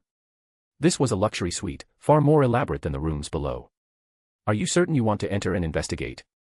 Honestly, the scene is quite disturbing, an aura warned them. After all, Harry and Dudley were only 11-year-old children. Such scenes would prove traumatic for most people their age. It's fine. I've witnessed things far more terrifying than this, Dudley replied with calm certainty. Kingsley looked at Dudley meaningfully. Few people knew about the Forbidden Forest incident, but as a member of the Order of the Phoenix, Dumbledore had shared details with Kingsley. He knew Dudley had once faced Voldemort directly while riding a dragon. Harry also nodded firmly. Although he felt afraid, he was forcibly suppressing this emotion. He understood clearly that he might face such scenes in the future. He had to adapt. He couldn't hide behind Dudley forever. Kingsley acknowledged their determination, and the group pushed open the washroom door. This was a spacious, luxurious washroom with exquisite decoration. A woman stood motionless in the bathtub, back pressed against the wall, her hands gripping her own throat with deadly force. Her face had turned purple-blue, hair disheveled in wild disarray. Her mouth hung open wide, as if desperately trying to breathe fresh air, but her own hands remained locked around her neck in a fatal grip. The entire scene was both eerie and terrifying. Everyone present could almost hear the sounds of this woman's violent struggle before death. Chapter 154, Chapter 156, The Sun's Shadow. Harry's breathing came in sharp, rapid bursts, his face drained of all color, obviously shaken by the disturbing scene before them. Dudley's expression remained remarkably steady. Although the sight was undeniably horrific, he had witnessed things far more terrifying and bizarre than this. In comparison, this scene truly wasn't overwhelming. Kingsley silently observed both boys' reactions. He could clearly sense that Dudley maintained much greater composure than Harry. Dumbledore values this child so highly. It seems there are excellent reasons for that confidence, Kingsley thought to himself. Well, have you noticed anything unusual? Kingsley inquired. Before I offer my assessment, I'd like to hear your analysis first, Dudley replied, withdrawing his gaze to focus on Kingsley. Dudley's response made both Kingsley and the other Auror's expressions shift with interest. Had this young man actually discovered some crucial detail? Very well, I'll explain our findings, an Auror volunteered, standing beside Kingsley. This person appeared quite young, probably in his 20s or 30s, with blonde hair similar to Dudley's coloring. This is Cole. He's participated in all the previous incidents and possesses the most comprehensive knowledge about them, Kingsley provided a brief introduction. Cole nodded acknowledgement, then began his explanation. What we currently understand is that whenever that mirror appears, someone dies, and it invariably happens during late-night hours. However, there are two distinct types of deaths. One resembles what occurred on the 3rd floor, as if something literally devoured the victims. The other matches this current case, where the circumstances of death vary significantly. This woman strangled herself to death. Another victim drowned herself in a toilet, and yet another twisted her own neck with her bare hands. When they died, their facial expressions showed extreme terror, and you could tell they endured tremendous torment before death, yet there were no external traces on their bodies. We investigated the surrounding circumstances and found no traces of magic, making it extremely difficult for us to determine how the perpetrator acted. Among the dark magic we currently know, none can accomplish this type of killing. Cole's explanation was concise but covered all the essential points. He didn't mention specific details of previous incidents but had addressed the key elements. They were genuinely at their wits' end now, treating this as a desperate measure. Dudley seemed relatively competent. Perhaps he could actually provide meaningful assistance. After listening to Cole's description, Dudley didn't immediately respond but pondered the information carefully. After about a minute, under everyone's curious gazes, Dudley looked directly at Kingsley. Sir, I want to know what magic could force them to act against their own will and harm themselves. The Aurors immediately exchanged meaningful glances. They had already considered that possibility. Kingsley didn't conceal his thoughts and stated directly, the Imperious Curse, among the unforgivable curses, could accomplish this, but we've examined the victims and found no traces of them being subjected to the Imperious Curse. That's because they weren't subjected to the Imperious Curse in reality, Dudley said with quiet certainty. Not in reality. Everyone's expressions immediately shifted with alarm. It should have happened within dreams, Dudley explained. In dreams? How is that possible? The Aurors frowned with skepticism. They had hoped Dudley would offer some constructive insight but hadn't expected such a seemingly impossible answer. They had no knowledge of what magic could cast the Imperious Curse on people within dreams while leaving no traces in the physical world. This seemed absolutely incredible. However, after hearing this theory, Cole's expression changed slightly, as if he had recalled something significant. Kingsley also didn't immediately dismiss Dudley's statement but pressed for more details. Why do you believe that? What evidence did you discover? All the cases occurred at midnight, and no traces were left at the crime scenes. The most likely explanation is that the perpetrator acted within dreamscapes. Moreover, when I was sleeping earlier, I did sense certain abnormalities. I felt like I experienced a very long dream. I was exhausted when I woke up, and in the dream, I seemed to hear sounds moving in the corridor and someone knocking on doors, Dudley stated directly. Yes, I had that exact same sensation, Harry immediately confirmed. Everyone displayed expressions of surprise and doubt. They didn't see how this connected to dream-based magic. I remember now. In a previous case, a Muggle mentioned that he had experienced a very long dream and heard knocking sounds from the adjacent room, even sounds of eating. However, he wasn't certain whether this really occurred or was just a dream, so we didn't investigate thoroughly at the time. And the person next to him was found dead, just like the victim on the third floor, already killed, Cole said with growing excitement.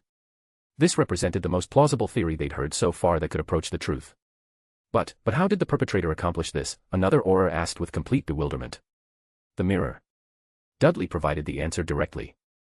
That mirror that keeps appearing is probably the key to acting within dreams. Everyone's expressions shifted with realization. They had never understood what role that mysteriously appearing mirror played. If it was really as Dudley suggested, then everything seemed to make sense. There's another crucial point. Similar to the death situation on the third floor, this type of killing only occurs among Muggles, while those who committed suicide were all wizards, Cole continued, adding the most important detail. That means the person's actual targets were only wizards, while those Muggles were killed by something else entirely, Kingsley concluded. Dudley nodded silently to himself. He had made the situation quite clear. What happened next would depend on these Aurors' capabilities. Let's see if we can use these Aurors' resources to locate that sealed artifact. Otherwise, I'm afraid the magical world will be thrown into chaos by these supernatural objects, Dudley thought with genuine concern. Several Aurors began discussing how to continue their investigation based on existing evidence. Now they were considerably better positioned than before when they were completely in the dark. They had a general direction to pursue. Come on, let's step outside and talk, Kingsley said with a smile to Dudley and Harry, leading them away from the crime scene. The rest would be left to his colleagues. Dudley had already provided tremendous assistance. What will you do next? Dudley inquired. We'll continue investigating that mirror and the dream theory you proposed.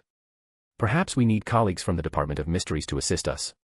They specialize in investigating these types of phenomena.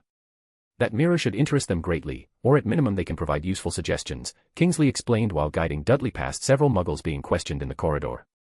One Muggle was smiling peacefully, seemingly completely unaware of the sinister atmosphere surrounding them. His gaze appeared calm and devoted as he repeated something to the Auror questioning him. Dudley initially paid no attention.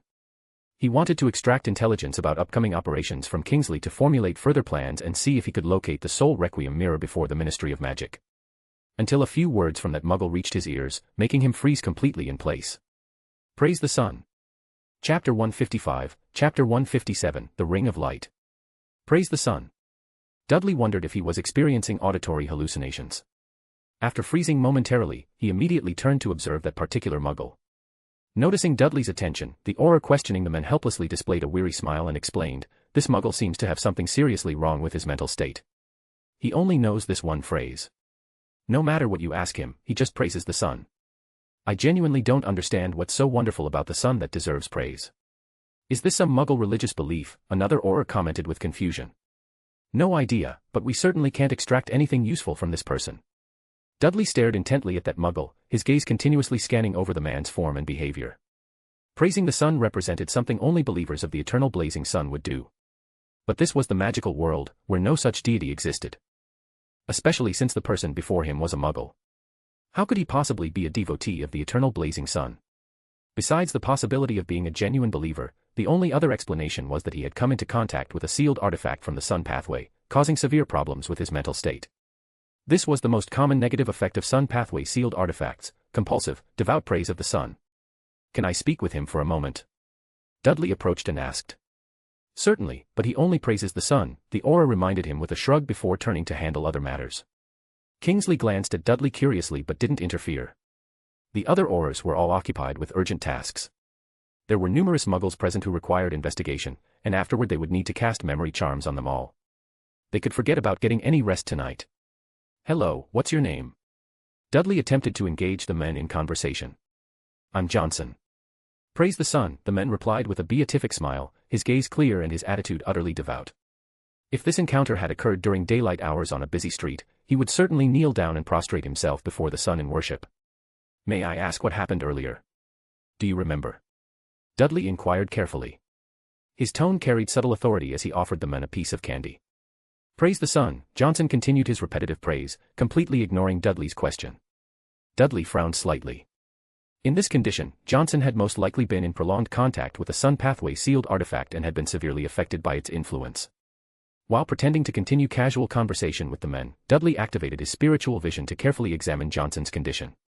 Soon, being close enough, Dudley detected something distinctly unusual. Here, this candy is for you.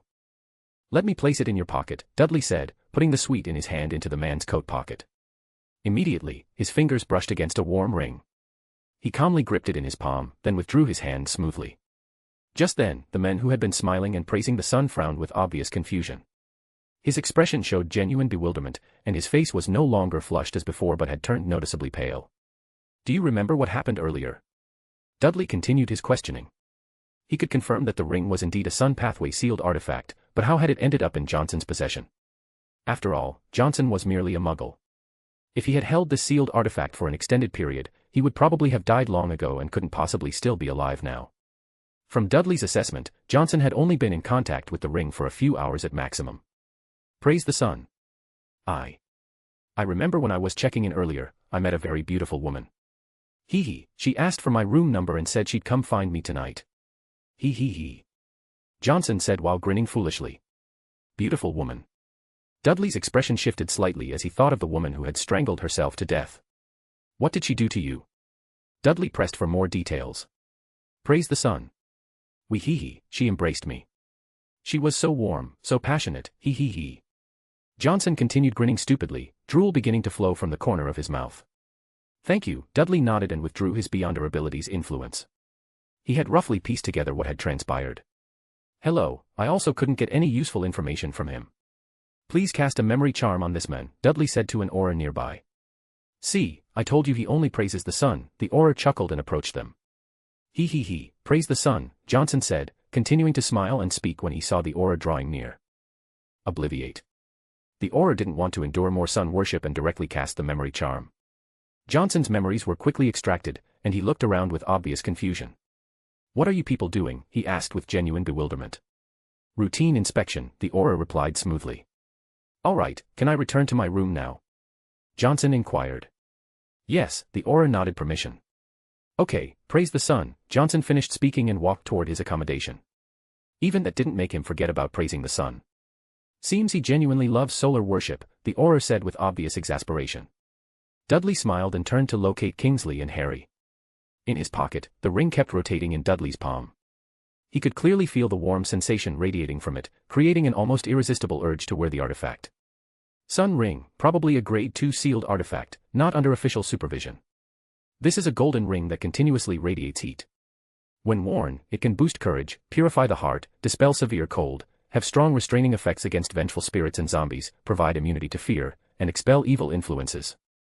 Extraordinary ability, summon holy light, summon sacred, descending, clear, brilliant, and pure warm light that purifies undead creatures and causes significant damage to other types of targets. Solar halo, for companions within a 20-meter range, effectively increases their courage, purifies evil forces within their bodies, lets everyone bask in the sun's warmth, and dispels severe cold. Negative effects, the wearer will constantly feel the sun's observation.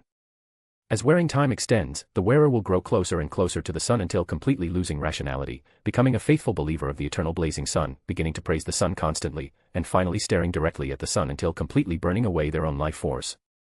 Sealing method: store in complete darkness. When no one is wearing it, it must not be exposed to sunlight, or it will absorb solar energy and ignite everything in the surrounding area. The complete description of the sun ring surfaced clearly in Dudley's memory. Compared to the Soul Requiem mirror, this ring was obviously far more dangerous to handle. Johnson hadn't been wearing the sun ring earlier, but even brief contact had affected him severely and started his compulsive sun worship. Even the memory charm couldn't restore him to his original mental state. Chapter 156, Chapter 158, Into the Shadows. There are more sealed artifacts appearing in this world than I ever imagined, Dudley thought with growing concern. Could it be that all the sealed artifacts that once belonged to me followed me to this world? Or is the situation even worse than that? Dudley's expression grew increasingly grave as he considered the implications. Just from what he currently knew, the Soul Requiem mirror was wandering freely somewhere, and although he had recovered the sun ring, obviously some wizard had already taken notice of its existence. If Dudley's speculation proved correct, the reason that dark wizard with the Soul Requiem mirror had wanted to kill that woman was specifically for the sun ring. That woman had obviously realized the danger she faced, so before the dark wizard arrived, she had hidden the ring with Johnson, hoping to wait until the threat passed before retrieving it from him. Unfortunately, she had underestimated the dark wizard's power and would never have another opportunity to reclaim the artifact. Dudley carefully placed the sun ring into the dimensional space within the Mirror of Erist, letting it rest alongside the Trunsoist brass book. Dudley approached Kingsley and said, "Mr. Shacklebolt, if I wanted to purchase items with unusual magical properties, where would I go?" "Items with some degree of danger," Dudley added meaningfully. "Dangerous items?" Kingsley frowned with concern. "You're referring to dark magic objects, aren't you?" "Something like that," Dudley nodded. "You could visit Nocturne Alley. Quite a few dark wizards congregate there, and most of the items traded are highly illegal. The largest establishment there is called Borgin & Burke's, which specializes in selling dangerous dark magic artifacts and has gained considerable notoriety among wizards," Kingsley explained. "Why are you asking about this?" "Dudley, dark magic items are extremely hazardous, you." Kingsley had originally intended to warn Dudley against considering dark magic-related objects, but he stopped mid-sentence. He suddenly realized that when Dudley mentioned wanting to purchase dark magic items, he wasn't genuinely interested in buying them. He was suggesting they investigate from this angle. "I understand now. You mean investigating the origins of that mirror, correct?" "Indeed, Nocturne Alley might very well have information about that artifact." "How did I not think of this approach before?" Kingsley said with obvious delight. Dudley smiled and nodded approvingly. He had successfully guided Kingsley while also obtaining the information he needed. Borgin & Burke's in Nocturne Alley. It seems I need to pay that place a visit. Dudley mentally filed away this crucial information. Where light existed, darkness would inevitably follow. The magical world operated no differently. This Nocturne Alley very likely represented the shadowy underbelly of the wizarding world, especially since the location apparently attracted numerous dark magic artifacts. If sealed artifacts had indeed wandered into this world, then most likely Dudley would discover clues in that place. It was even possible that he would find sealed artifacts displayed openly on shop counters for sale. Kingsley was already discussing with other Aurors about conducting searches in Nocturne Alley for leads. Dudley couldn't afford to miss this opportunity. "Mr. Shacklebolt, if possible, I'd like to participate in your operation," Dudley said with earnest determination. "You see, I aspire to become an excellent Auror, so I want to gain relevant experience in advance. And I can detect evil auras, so I should be able to provide meaningful assistance. Having such ambitious goals. I'm genuinely optimistic about your future." Several Aurors laughed upon hearing Dudley's declaration. Dudley's capabilities were undeniable. He was intelligent, composed, and possessed the logical thinking abilities that many wizards lacked. More importantly, he truly possessed all the qualifications necessary to become an Auror. As long as his academic performance remained strong, the possibility of him becoming an Auror in the future was extremely high. "Dudley, if you seriously want to become an Auror, make sure to contact us when you graduate. We can write recommendation letters for you," Cole said with genuine warmth. "Thank you very much," Dudley replied politely, nodding and smiling at everyone present. Kingsley considered the request carefully before responding. "Dudley, although I would very much like to bring you along, our work involves considerable danger. Having you assist here presents no problem, but if we're venturing into Nocturne Alley, we won't be able to guarantee your safety." Hearing this concern, the other Aurors also grew more serious. Kingsley was absolutely right. Their work was extremely hazardous. Even though they believed Dudley could help them significantly, they couldn't guarantee his safety in such a hostile environment. If something happened to Dudley, they would carry that guilt for the rest of their lives. I wouldn't participate in your most dangerous operations, just help you examine dark magic items and provide analysis, Dudley clarified. Also, I understand your work is very dangerous, which is precisely why I want to become an Auror. You walk through darkness, protecting everyone's safety. You're the most heroic people going against the tide in this world. Dudley spoke with genuine conviction. These heartfelt compliments reached the Auror's ears and immediately filled them with incredible pride. This was the first time anyone had praised them so eloquently and with such high regard. By the way, perhaps I could have Professor Dumbledore write me a recommendation letter. What do you think? With Professor Dumbledore's endorsement, there should be no concerns, right? Dudley suggested strategically.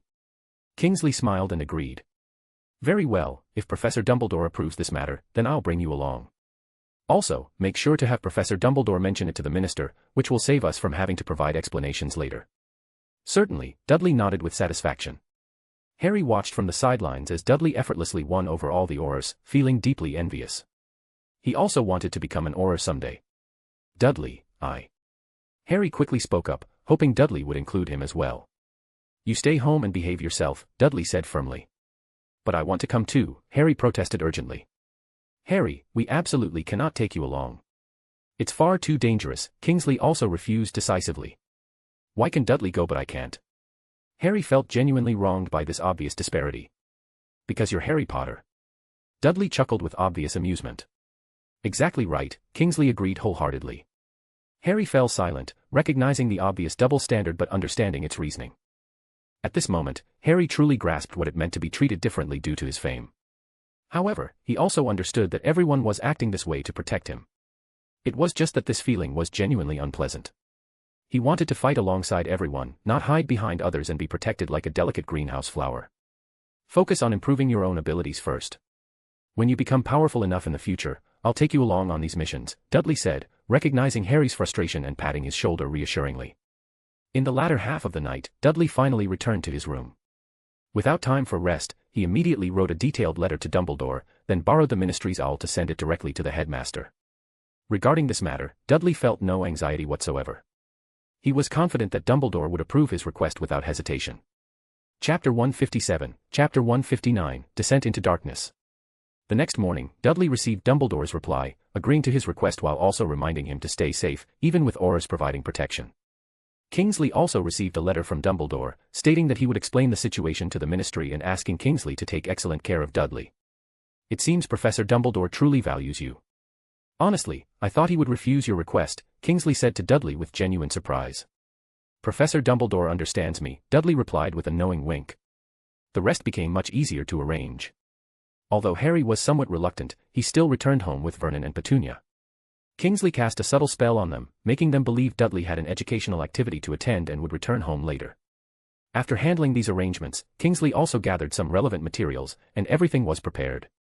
Kingsley selected 3 colleagues, plus Dudley, making 4 people total to participate in this investigation. Calling it an operation was perhaps too formal. They were simply going to Knockturn Alley to assess the situation and see if they could uncover valuable clues. How about it, future Auror? Are you ready? Kingsley looked at Dudley with encouragement. Absolutely prepared, Dudley nodded with confidence. Then let's depart, Kingsley announced.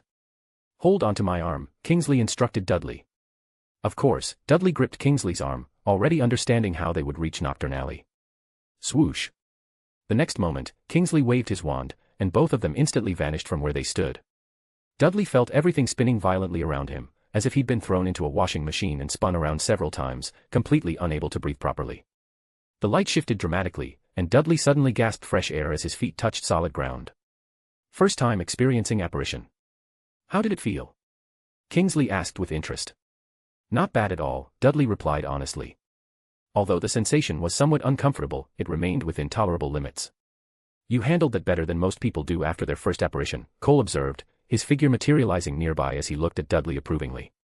Indeed very promising, the other 2 Aurors agreed as they appeared one after another. They were all impressed by Dudley's composure after his first magical transportation. Thank you. It seems I'll have an easier time when I learn the spell myself, Dudley laughed with genuine appreciation. Kingsley surveyed their surroundings and led Dudley toward a shabby narrow alley not far away. This location isn't far from the Leaky Cauldron. You should be able to recognize the area, correct? Kingsley said. Yes, Dudley nodded. He recognized a street nearby. The leaky cauldron wasn't far from their current position. Actually, Diagon Alley and Nocturne Alley are connected, but we usually enter Nocturne Alley directly from this side, Kingsley explained, leading Dudley through several turns into an alley that reeked of decay. This place was littered with garbage. On the dark, damp ground, sewage flowed freely, and various insects scurried about in panic beneath everyone's feet. "We've arrived," Kingsley announced. Soon, he brought Dudley to a manhole cover. He withdrew his wand and waved it lightly, causing the cover to fly up and land to one side, revealing stairs descending into darkness below. Kingsley descended first, with Dudley following closely behind. The smell here was absolutely overwhelming. Dudley had to hold his breath to avoid being overcome by the stench. After entering the underground passage, Kingsley led Dudley through several narrow tunnels before they began ascending again. That manhole cover can only be opened with magic.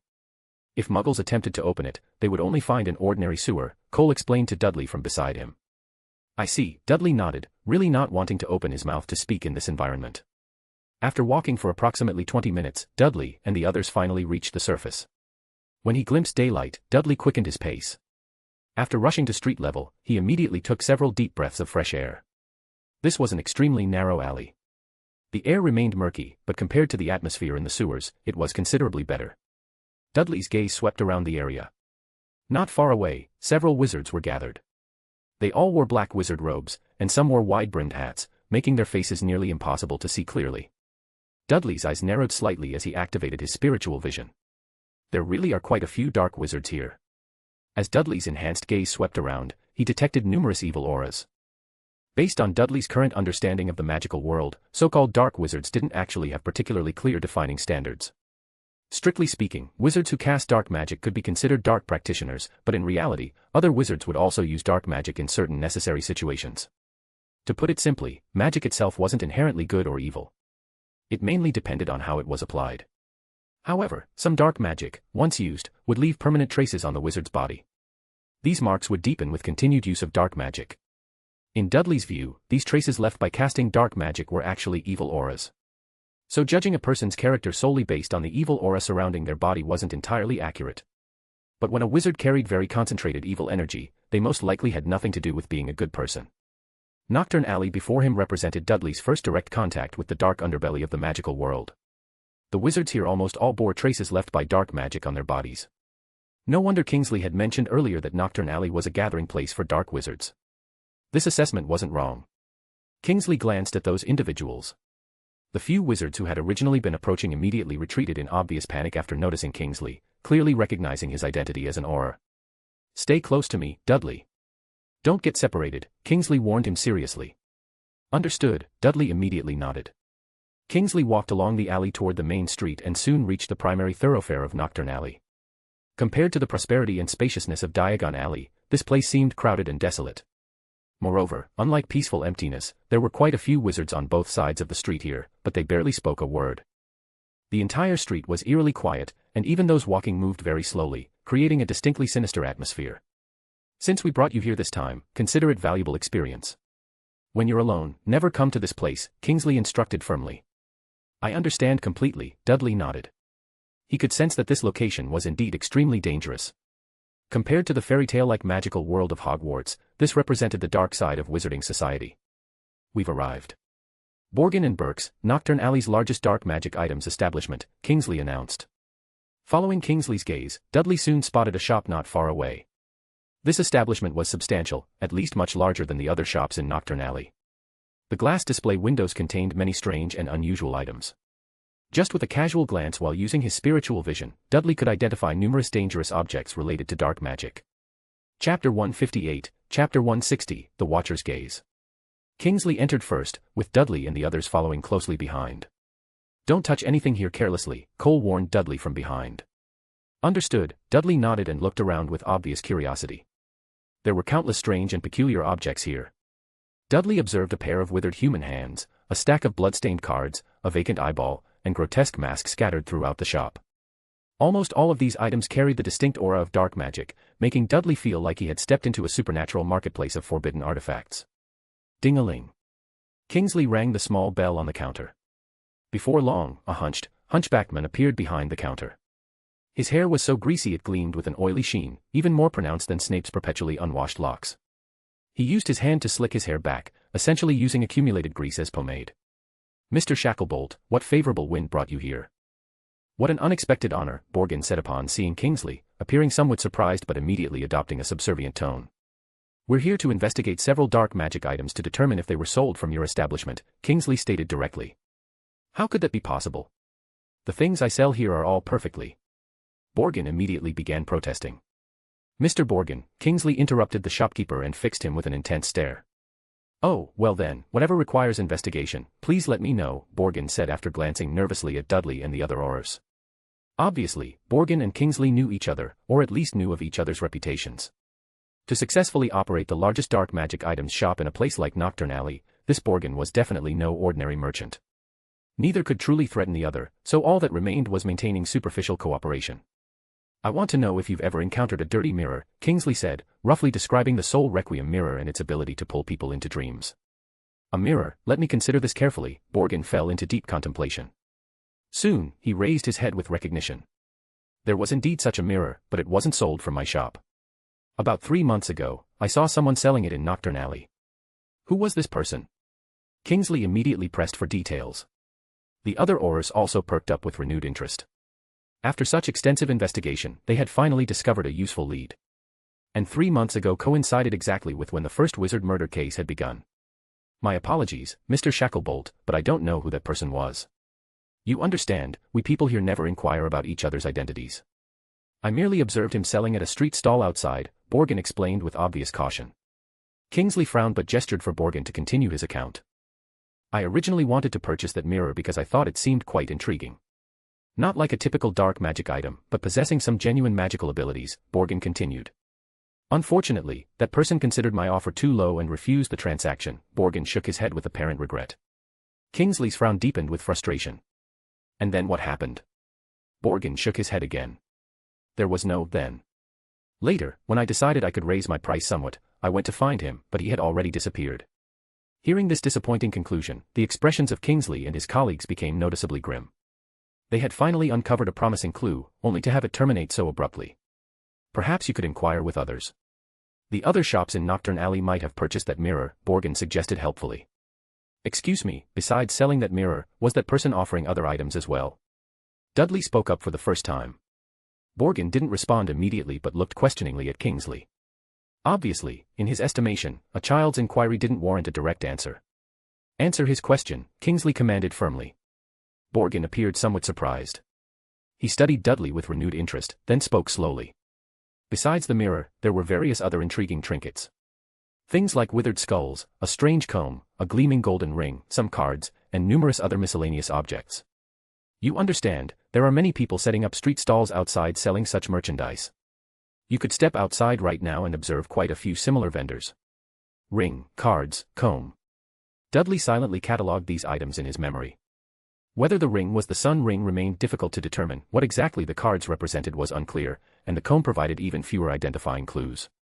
However, the appearance of these items together was enough to capture Dudley's attention. After all, it seemed quite reasonable that someone who possessed the Soul Requiem mirror might have obtained other sealed artifacts as well. Please, Mr. Borgin, describe that person's physical characteristics, Kingsley requested, seeing that no additional useful information was forthcoming. Certainly, Borgin began, providing a detailed description of the mysterious seller, while Cole and the other Aurors started wandering around the shop, freely examining various suspicious items. Borgin's expression grew increasingly uncomfortable, but he didn't attempt to stop their investigation. Only after Borgin finished his complete description did Cole and the others search even more thoroughly throughout the establishment. Mr. Shacklebolt, what exactly are you doing? Borgin finally couldn't tolerate the intrusion and spoke up with obvious irritation. Looking for evidence. This concerned several wizards who were mysteriously murdered. What's the problem, Mr. Borgin? Are you going to prevent us from conducting our investigation? Kingsley looked at Borgin with calm authority. After a tense moment, Borgin took a deep breath and forced an unconvincing smile. Please, make yourselves completely at home. Kingsley wasn't polite and personally began examining those magical artifacts with professional thoroughness. Borgin watched in frustrated silence for a while, then suddenly approached Dudley with a forced smile. Dudley was currently examining the withered human hand display. This is a hand of glory. You have excellent taste, Borgin introduced with practiced enthusiasm. Insert a candle, and only the person holding it can see the light it produces. It's the most reliable friend of thieves and burglars. Would you be interested in purchasing it? Dudley shook his head firmly. Quite an interesting ability indeed. However, do you think I resemble a thief or burglar? Of course not, my sincere apologies, Borgin quickly backtracked. Dudley didn't dwell on this awkward exchange. His attention then shifted to the stack of blood-stained cards positioned nearby. Ah, misfortune cards. Simply drop your enemy's blood onto them, and that person will be plagued by terrible luck, possibly even dying from some tragic accident. An excellent tool for revenge. Would you like to purchase a complete set? Borgin continued his sales pitch with obvious relish. Dudley studied those cards with genuine surprise. The abilities of these dark magic items seemed to have reached the potency level of some sealed artifacts. The Hand of Glory was one thing, but these misfortune cards were remarkably dangerous. They could potentially kill without leaving obvious traces. However, Dudley couldn't be certain whether Borgin's claims were entirely accurate. If being plagued by bad luck meant minor inconveniences like choking on water or tripping while walking, then the effect wouldn't be particularly significant. Moreover, he needed to understand whether the effect was immediate. If so, then these misfortune cards could prove useful in direct combat situations. Otherwise, they would amount to little more than elaborate toys. Dudley withdrew his attention and focused on the glass eyeball displayed on the opposite side. Seeing this shift in interest, Borgin approached again, preparing to introduce another item to his potential young customer. But Dudley frowned and turned to look behind him with sudden alertness. Ever since entering Borgin and Burke's, Dudley had felt like someone was observing him.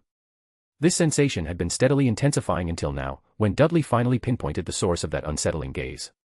Through the shop window of Borgin and Burke's, Dudley could see that on Nocturne Alley outside, a wizard in a black cloak was secretly watching in his direction with obvious intent. Chapter 159, Chapter 161, The Trap Springs.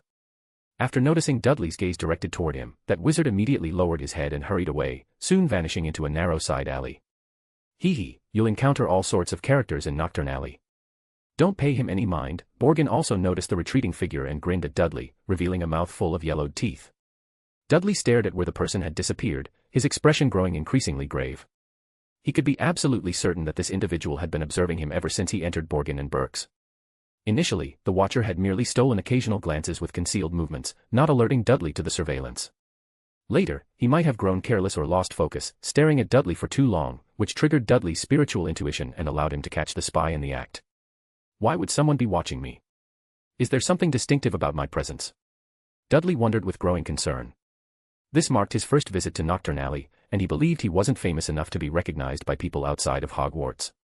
Perhaps it was because Kingsley had brought him here, drawing unwanted attention from certain individuals. Could this be one of Kingsley's enemies? Dudley eliminated several possibilities in his mind but still couldn't determine the watcher's true purpose. Let's continue discussing this glass eyeball. This is truly remarkable. If you embed it in your eye socket, you can use it to see through surrounding objects. Very practical, wouldn't you agree? Borgin introduced with obvious enthusiasm. Dudley glanced at Borgin with barely concealed disbelief. He always felt this shop owner possessed a disturbing lack of common sense. It is indeed impressive, but if I wanted to use it, wouldn't I first have to gouge out my own eyeball? Dudley asked pointedly. Borgin was stunned momentarily, then smiled with undiminished enthusiasm. You're absolutely correct, but its function far exceeds that of a human eye, doesn't it? I think my own eyes work perfectly well, Dudley replied dryly. Borgin smiled and didn't pursue the eyeball topic further, instead continuing to introduce other merchandise to his potential young customer. It had to be admitted that Borgin and Burke's truly possessed an extensive inventory, and the variety was absolutely staggering. Here, there were only things you couldn't imagine, nothing you couldn't eventually locate. The capabilities of many items could even rival some sealed artifacts that Dudley knew about. However, Borgin's claims couldn't be entirely trusted. Some functions might be significantly exaggerated by the shopkeeper.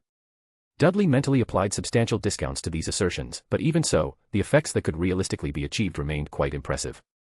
Quite a few dark magic items can reach the potency level of grade 3 sealed artifacts, and these dark magic objects have very minimal negative effects, or virtually none at all. They remain quite practical for actual use. Some others might even reach the level of grade 2 sealed artifacts, though their specific effects aren't entirely clear. You'd only know their true capabilities by using them personally. As for grade 1 or even grade 0 sealed artifacts, items from the magical world probably can't reach that level of power. Perhaps the Philosopher's Stone could qualify as grade 1, since it has no apparent side effects and can create the elixir of life, but it's still quite distant from those grade 0 sealed artifacts. Dudley made these assessments about the dark magic items while browsing. Quite a few objects in Borgin and Burke's captured Dudley's genuine interest. If Kingsley and the others weren't nearby, he would probably have inquired about prices to see if he could purchase a few items for experimentation. Before long, Kingsley and his colleagues finished examining the merchandise and found no suspicious objects. After all, they didn't possess a search warrant and didn't dare push their investigation too aggressively. "Dudley, did you discover anything noteworthy?" Kingsley approached Dudley's side and asked in lowered tones. "Just various dark magic items, nothing particularly unusual." Dudley shook his head. Dudley had already carefully examined everything within reach. He hadn't found any sealed artifacts here. They were all conventional dark magic objects. "I see," Kingsley said with obvious disappointment. "Mr. Borgin, thank you for your cooperation. We've completed our investigation." Kingsley nodded politely to the shopkeeper. "You're quite welcome. If you need anything else, please feel free to return," Borgin replied with practiced courtesy. "Let's depart," Kingsley said without further discussion and led everyone out of Borgin and Burke's. After emerging onto Nocturne Alley proper, numerous people's gazes turned toward them, but most maintained respectful distance, not daring to stare too obviously at Kingsley's group. Dudley glanced around carefully but didn't spot the dark wizard who had been spying on him earlier among the crowd. "Let's examine the shop systematically, one by one," Kingsley announced. Everyone immediately took action, starting from Borgin and Burke's and checking the establishments on both sides of the alley in methodical fashion. More than 10 minutes passed, and Kingsley's group still discovered nothing significant. Dudley also didn't uncover any useful clues. These shops contained many dark magic items, but he found no sealed artifacts among them.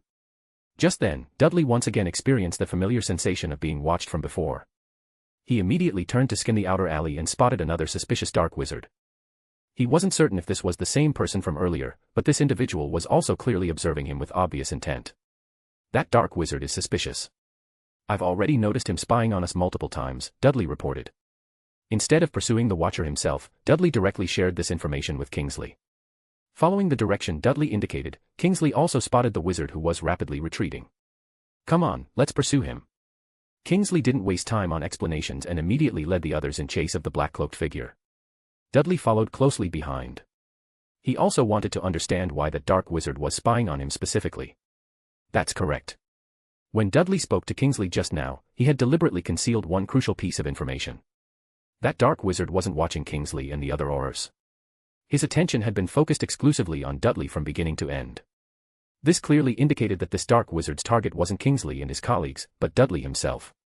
But Dudley couldn't comprehend why he, a first-year Hogwarts student, about to be a second year, would attract these people's attention. Stupefy. Seeing the person about to escape, Kingsley directly employed magic. Bang. A brilliant beam of light shot forward, striking a wall nearby and blasting a massive gap through the stone. Ah! Screams erupted as wizards scattered in panic. The already chaotic Nocturne Alley became even more frenzied. The sounds of spells being cast rose and fell continuously. The wizard's panicked flight made everything impossible to control. In just a few heartbeats, Dudley found that Kingsley and the others had vanished from sight, and he had been pushed by a crowd of dark wizards into an unfamiliar narrow alley. Something's wrong, there's definitely a problem. Dudley's expression changed dramatically. Everything had happened far too quickly, leaving him somewhat caught off guard. Suddenly, something hard pressed against Dudley's back. "Be a good boy and don't move." Chapter 160, Chapter 162, The Ambush Revealed. Dudley's pupils contracted sharply. The surrounding chaos seemed to instantly fade away. The screaming voices and fleeing figures at this moment appeared to come from another world entirely. Dudley could almost hear his own heartbeat thundering in his ears. The next moment, Dudley took a deep breath and regained his composure. Facing a crisis, he clearly understood the absolute necessity of remaining calm. The object pressed against his back was undoubtedly a wand.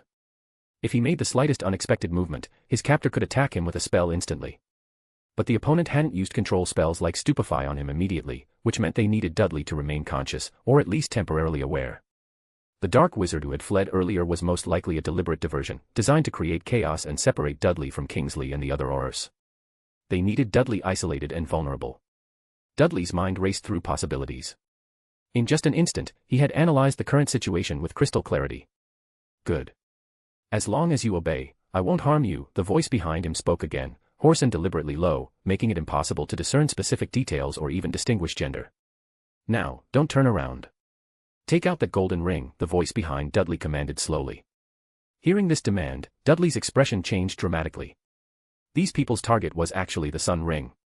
How did they know the Sun Ring had fallen into his possession? "Don't resist. I know that ring is in your possession.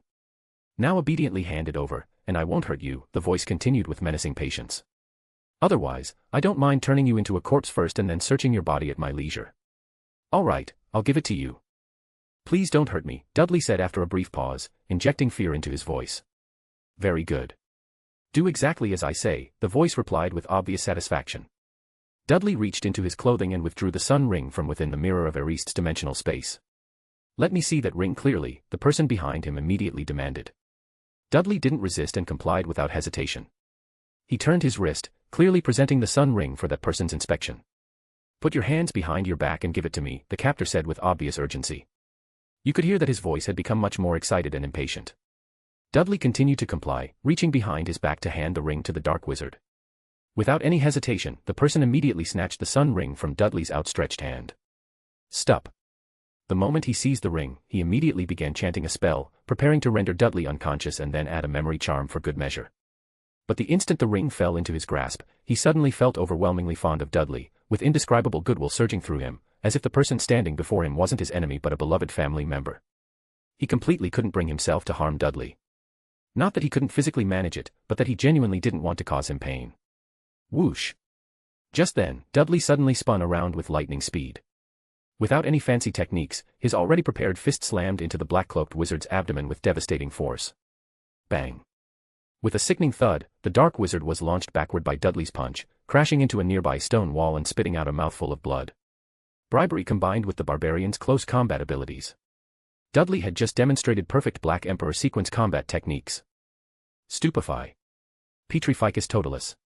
Immediately afterward, Dudley chanted 2 spells in Ancient Hermes, with almost no preparation time needed, directly striking the dark wizard and leaving him completely motionless on the cobblestone ground.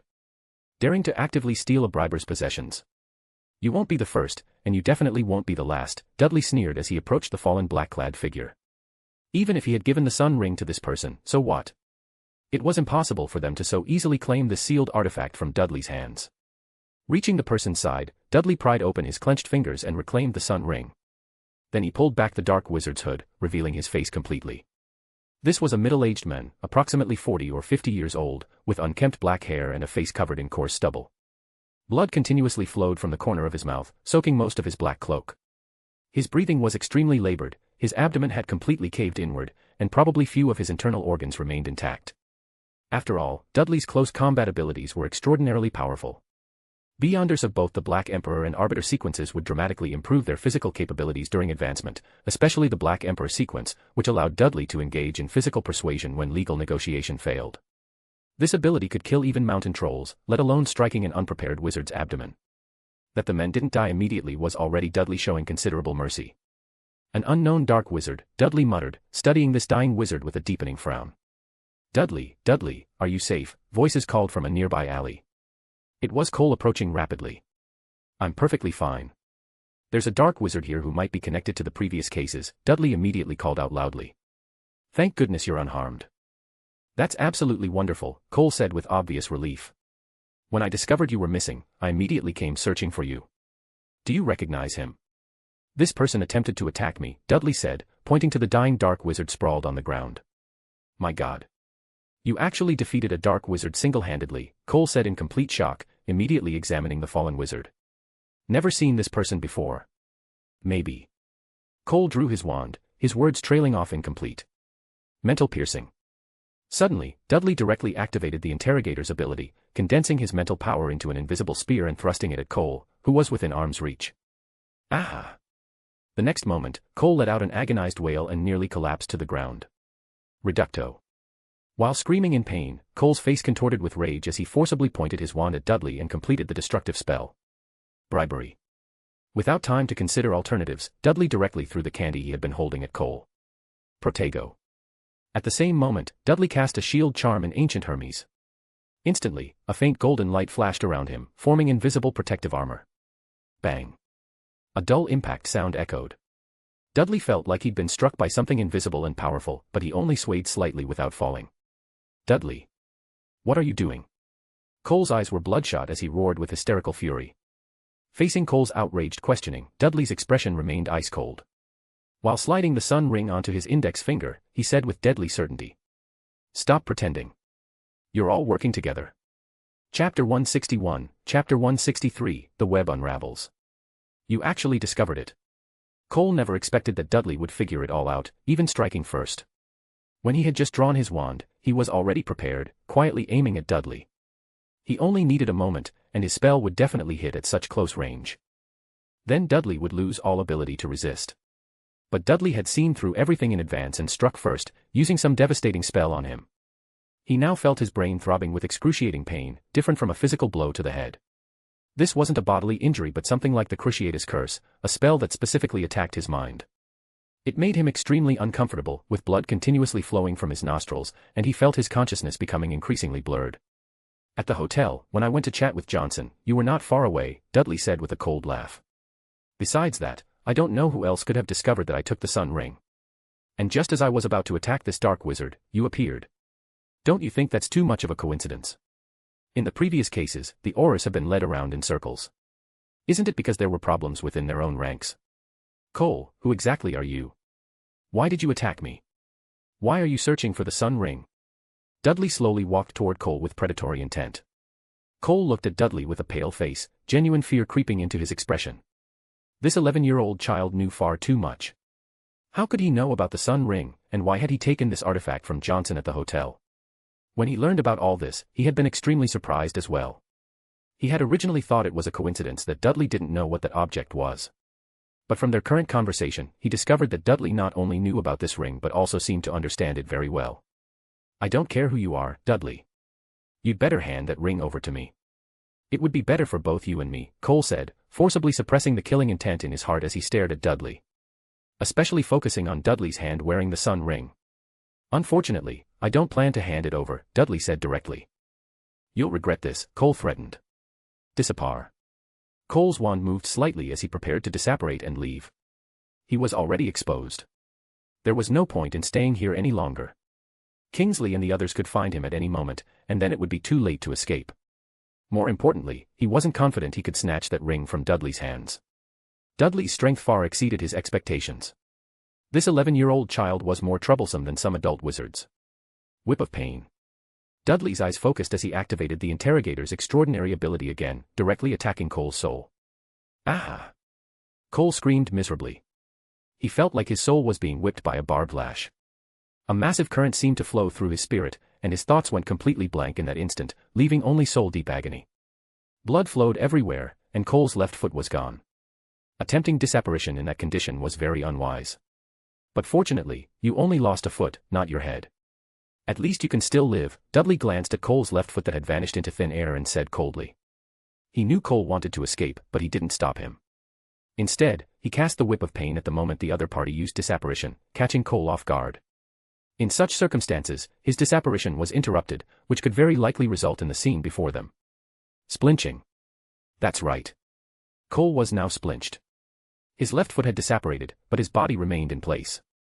This situation often happened to those not skilled in disapparition. It was extremely dangerous, which was why disapparition was such a difficult spell to master. Tell me, who ordered you to do all this? Dudley asked with a cold expression. I can't tell you. You. Cole's face was pale with terror as he looked at Dudley like he was looking at a demon. The calmness and decisiveness in Dudley's eyes made him feel chilled to the bone. Such a gaze, such an attitude, even among the most vicious dark wizards, this was rarely seen. More importantly, Dudley's eyes lacked the madness and hysteria of those dark wizards. He was calm, intelligent, and ruthlessly decisive in his actions. Such a demeanor should never appear on an 11-year-old child. Solar holy light. Dudley's right hand, wearing the sun ring, waved lightly. A brilliant light appeared from nowhere and struck Cole. After a blood-curdling scream, his chest was almost charred, thick smoke rising and dissipating into the air. You can actually use. Cole looked at Dudley in both pain and shock. He never expected Dudley could actually wield the sun ring's power. He thought Dudley would be like those fools. After putting on this ring, he would become blindly arrogant until he became an idiot who only praised the sun and finally stared directly at the sun and turned to ash. That might have been his only chance to escape the current crisis. But unexpectedly, Dudley directly used the sun ring's ability. This meant Dudley understood this ring very well, even. Is it strange? Dudley stared at Cole with a cold smile. This was originally mine, Dudley said calmly. You. Cole's pupils suddenly contracted. Things he couldn't understand before all made sense in this moment. However, before this, he could never have connected Dudley with these supernatural artifacts. Stupefy.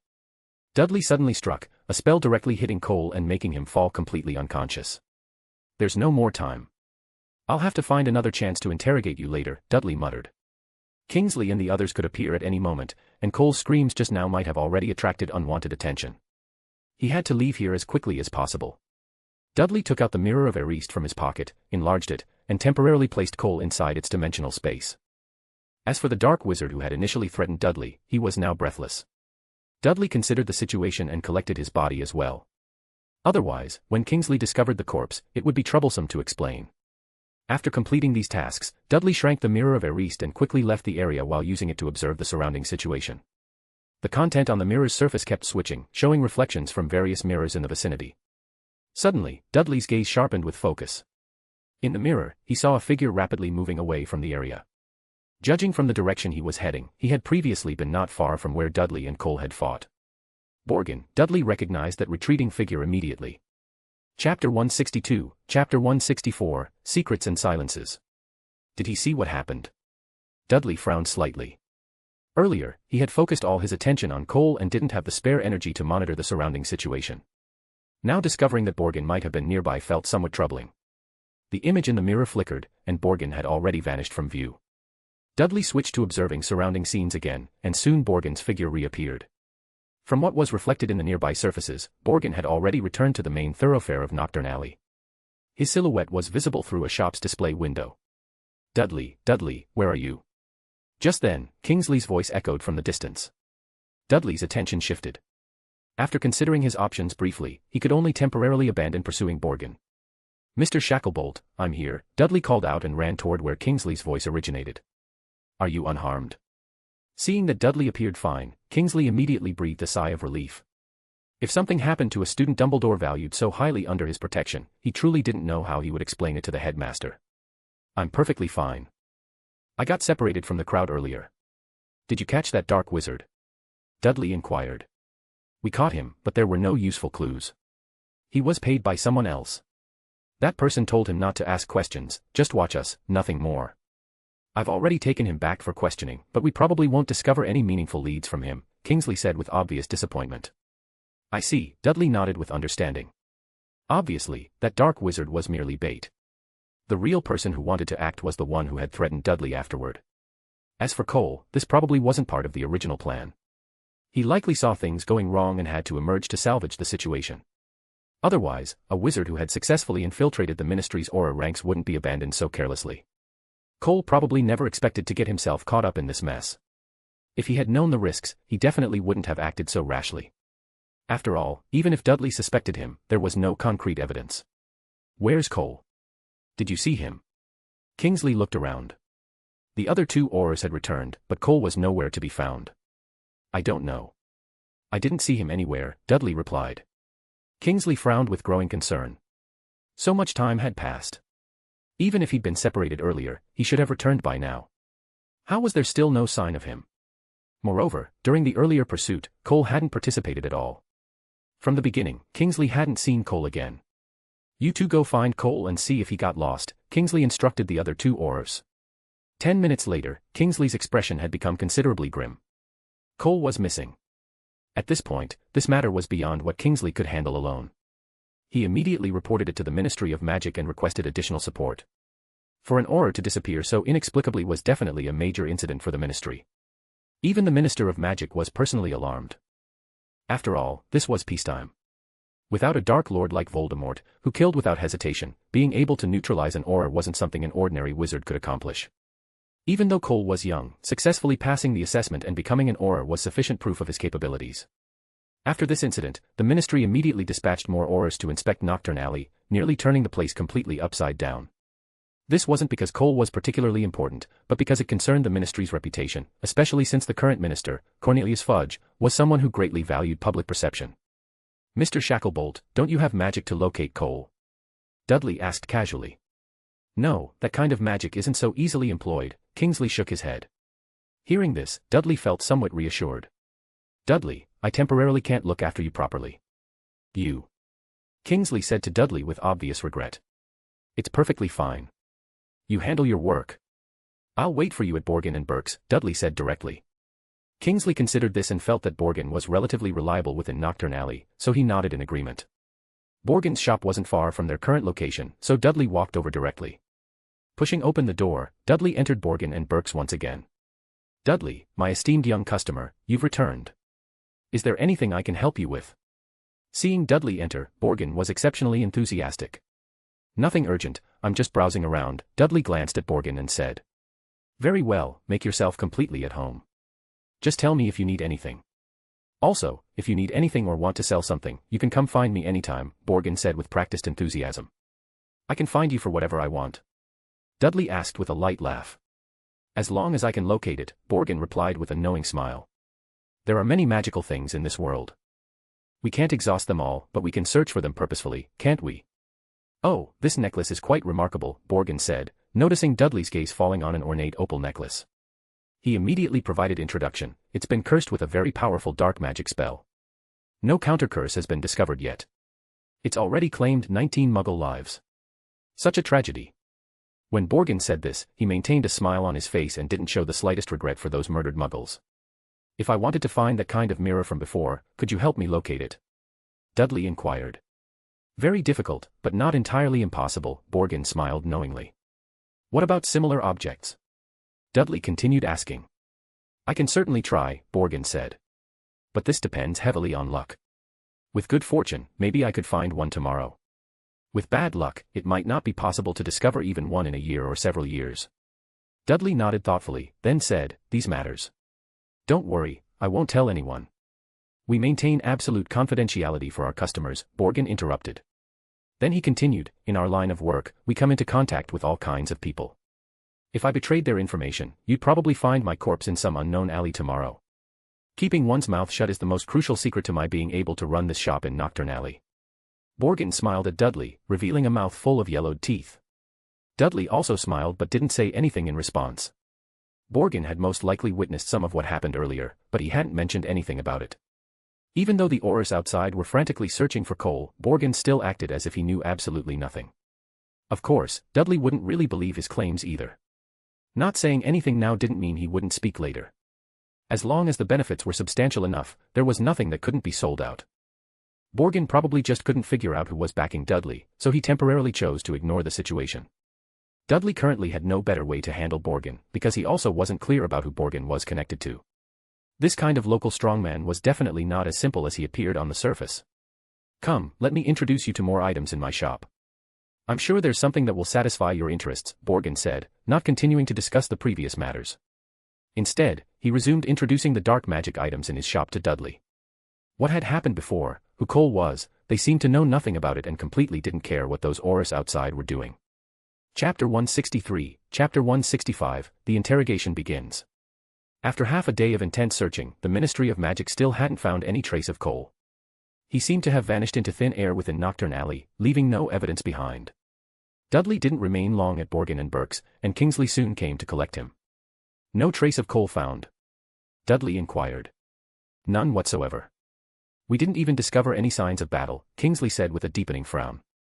Dudley displayed a thoughtful expression, while the corner of his mouth curved into an almost imperceptible smile. During the previous confrontation, he had basically left no magical traces, using mostly beyonder abilities. It would be extremely difficult for the Ministry of Magic to find any clues under such circumstances. Moreover, with Cole's backers potentially stirring things up, this made the matter even more complicated. Let me take you back. Thank you very much for your assistance today, Kingsley said with genuine appreciation. You're quite welcome. If you need me in the future, you can contact me anytime, Dudley replied graciously. He grasped Kingsley's arm again, and after a bout of dizzying sensation, his figure materialized directly at number 4 Privet Drive. After Kingsley bid him a brief farewell, he disappeared instantly. The smile on Dudley's face gradually faded into serious contemplation. There are already wizards who have recognized the power of sealed artifacts and want to collect them.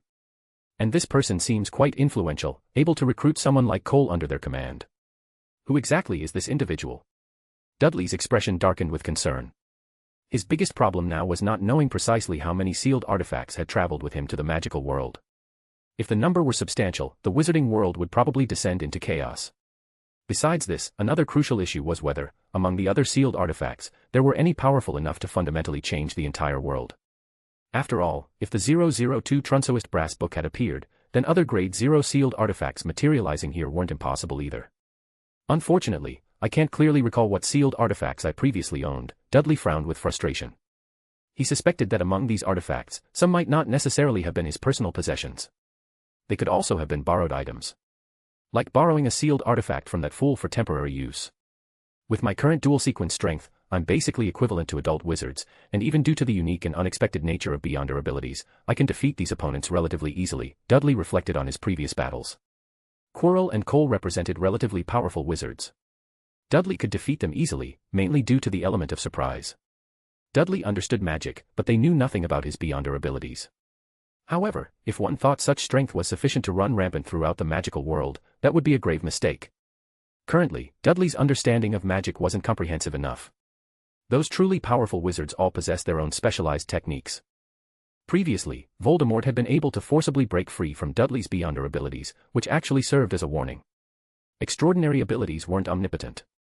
Even if his current strength was already impressive, he must remain cautious and avoid carelessness. In that bizarre otherworld, weren't there countless Beyonders with formidable power, even reaching demigod level, who had ultimately fallen? High offense, low defense. That roughly describes my current state. My offensive capabilities are decent, but my defensive abilities aren't exceptional. Once Beyonder abilities don't have sufficient effect and the opponent's magic is very powerful, I'll fall into a disadvantage or even be easily eliminated. Remember, never be too reckless, and don't underestimate this world, Dudley silently warned himself. Perhaps Hogwarts' comfortable campus life had made Dudley too relaxed overall. Otherwise, he should have discovered Cole's problems much earlier. After completing his self-reflection, Dudley entered the house. Vernon and Petunia weren't surprised by Dudley's return. They even asked if his educational activity had proceeded smoothly, completely forgetting the terrible events of the previous night. Only Harry looked at Dudley with eyes full of unspoken questions but couldn't ask them in front of Dudley's parents, which clearly frustrated him. More than 10 minutes later, Dudley excused himself to use the bathroom, finally giving Harry an opportunity to follow. "Did you discover anything significant?" Harry asked directly. "No, and some other incidents occurred." Dudley briefly described what had happened in Nocturne Alley but only mentioned that Cole had disappeared without explaining specifically what had transpired there. That chaotic. Even an aura vanished without a trace. Harry's face paled considerably. Could it be Voldemort? He asked nervously.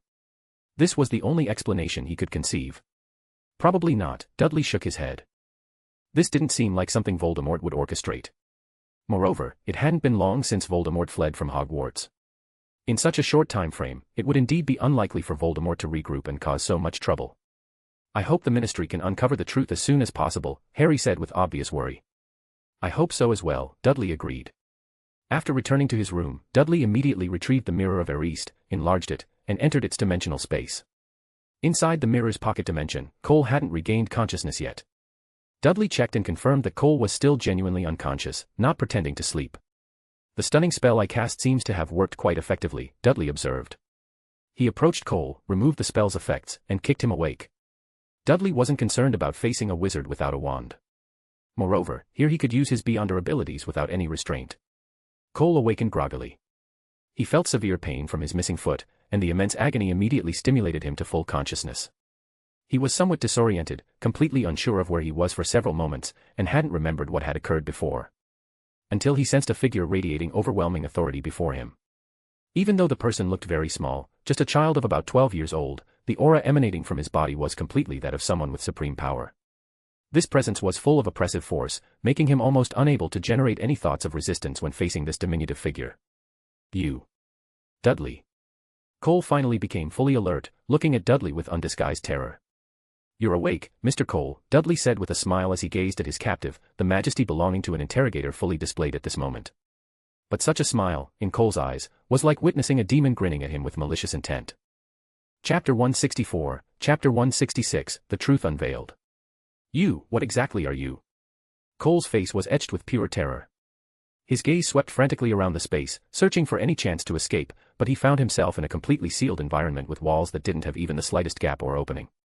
Obviously, this was a magical pocket dimension, and an advanced one that could even contain living people. All of this combined made Dudley, who was smiling at him from nearby, seem even more mysterious and terrifying than before. He had never imagined that one day, when facing an 11-year-old child, he would be so frightened he might lose control of his bladder. "Now I'm the one interrogating you, Mr. Cole." Dudley's gaze sharpened as he restrained the smile on his face. At this moment, it was as if the temperature of the entire space had dropped several degrees. Why are you collecting sealed artifacts? Dudley suddenly raised his voice, asking with overwhelming authority. No, it's not me, I'm just. Cole's face turned ashen, and under Dudley's overwhelming presence, he almost blurted out everything directly. But he managed to hold back at the last moment. He couldn't speak. If he did, he might die. Facing the threat of death, he had no choice but to resist. I don't know what you're talking about. What sealed artifacts? Cole forced himself to calm down and said with his head lowered. The Sun Ring, the Soul Requiem Mirror. They're all sealed artifacts, and they're also things you've been collecting and using. Tell me, who exactly is masterminding all of this? Dudley asked with icy coldness. Cole's entire body trembled from the interrogation. I don't know if those are sealed artifacts. I'm just helping others with their work. Dudley, please let me go. I'm an Auror. I've been missing for so long. The Ministry of Magic definitely won't just ignore this. It's still not too late if you release me now. I can pretend nothing happened, Cole said desperately. He was now certain that this Dudley before him was definitely not an ordinary person. There were probably very powerful wizards behind him orchestrating everything. Otherwise, how could an 11-year-old child possess such formidable strength? He had once heard that there were ancient wizards sleeping in this world who were powerful, dangerous, and masters of many ancient and terrible magics. In front of such wizards, the vast majority of practitioners had no ability to resist. He guessed that Dudley was now very likely being controlled by some powerful ancient wizard. This was the only explanation he could conceive. Whip of pain. Dudley directly employed his beyonder ability without saying another word. Ah!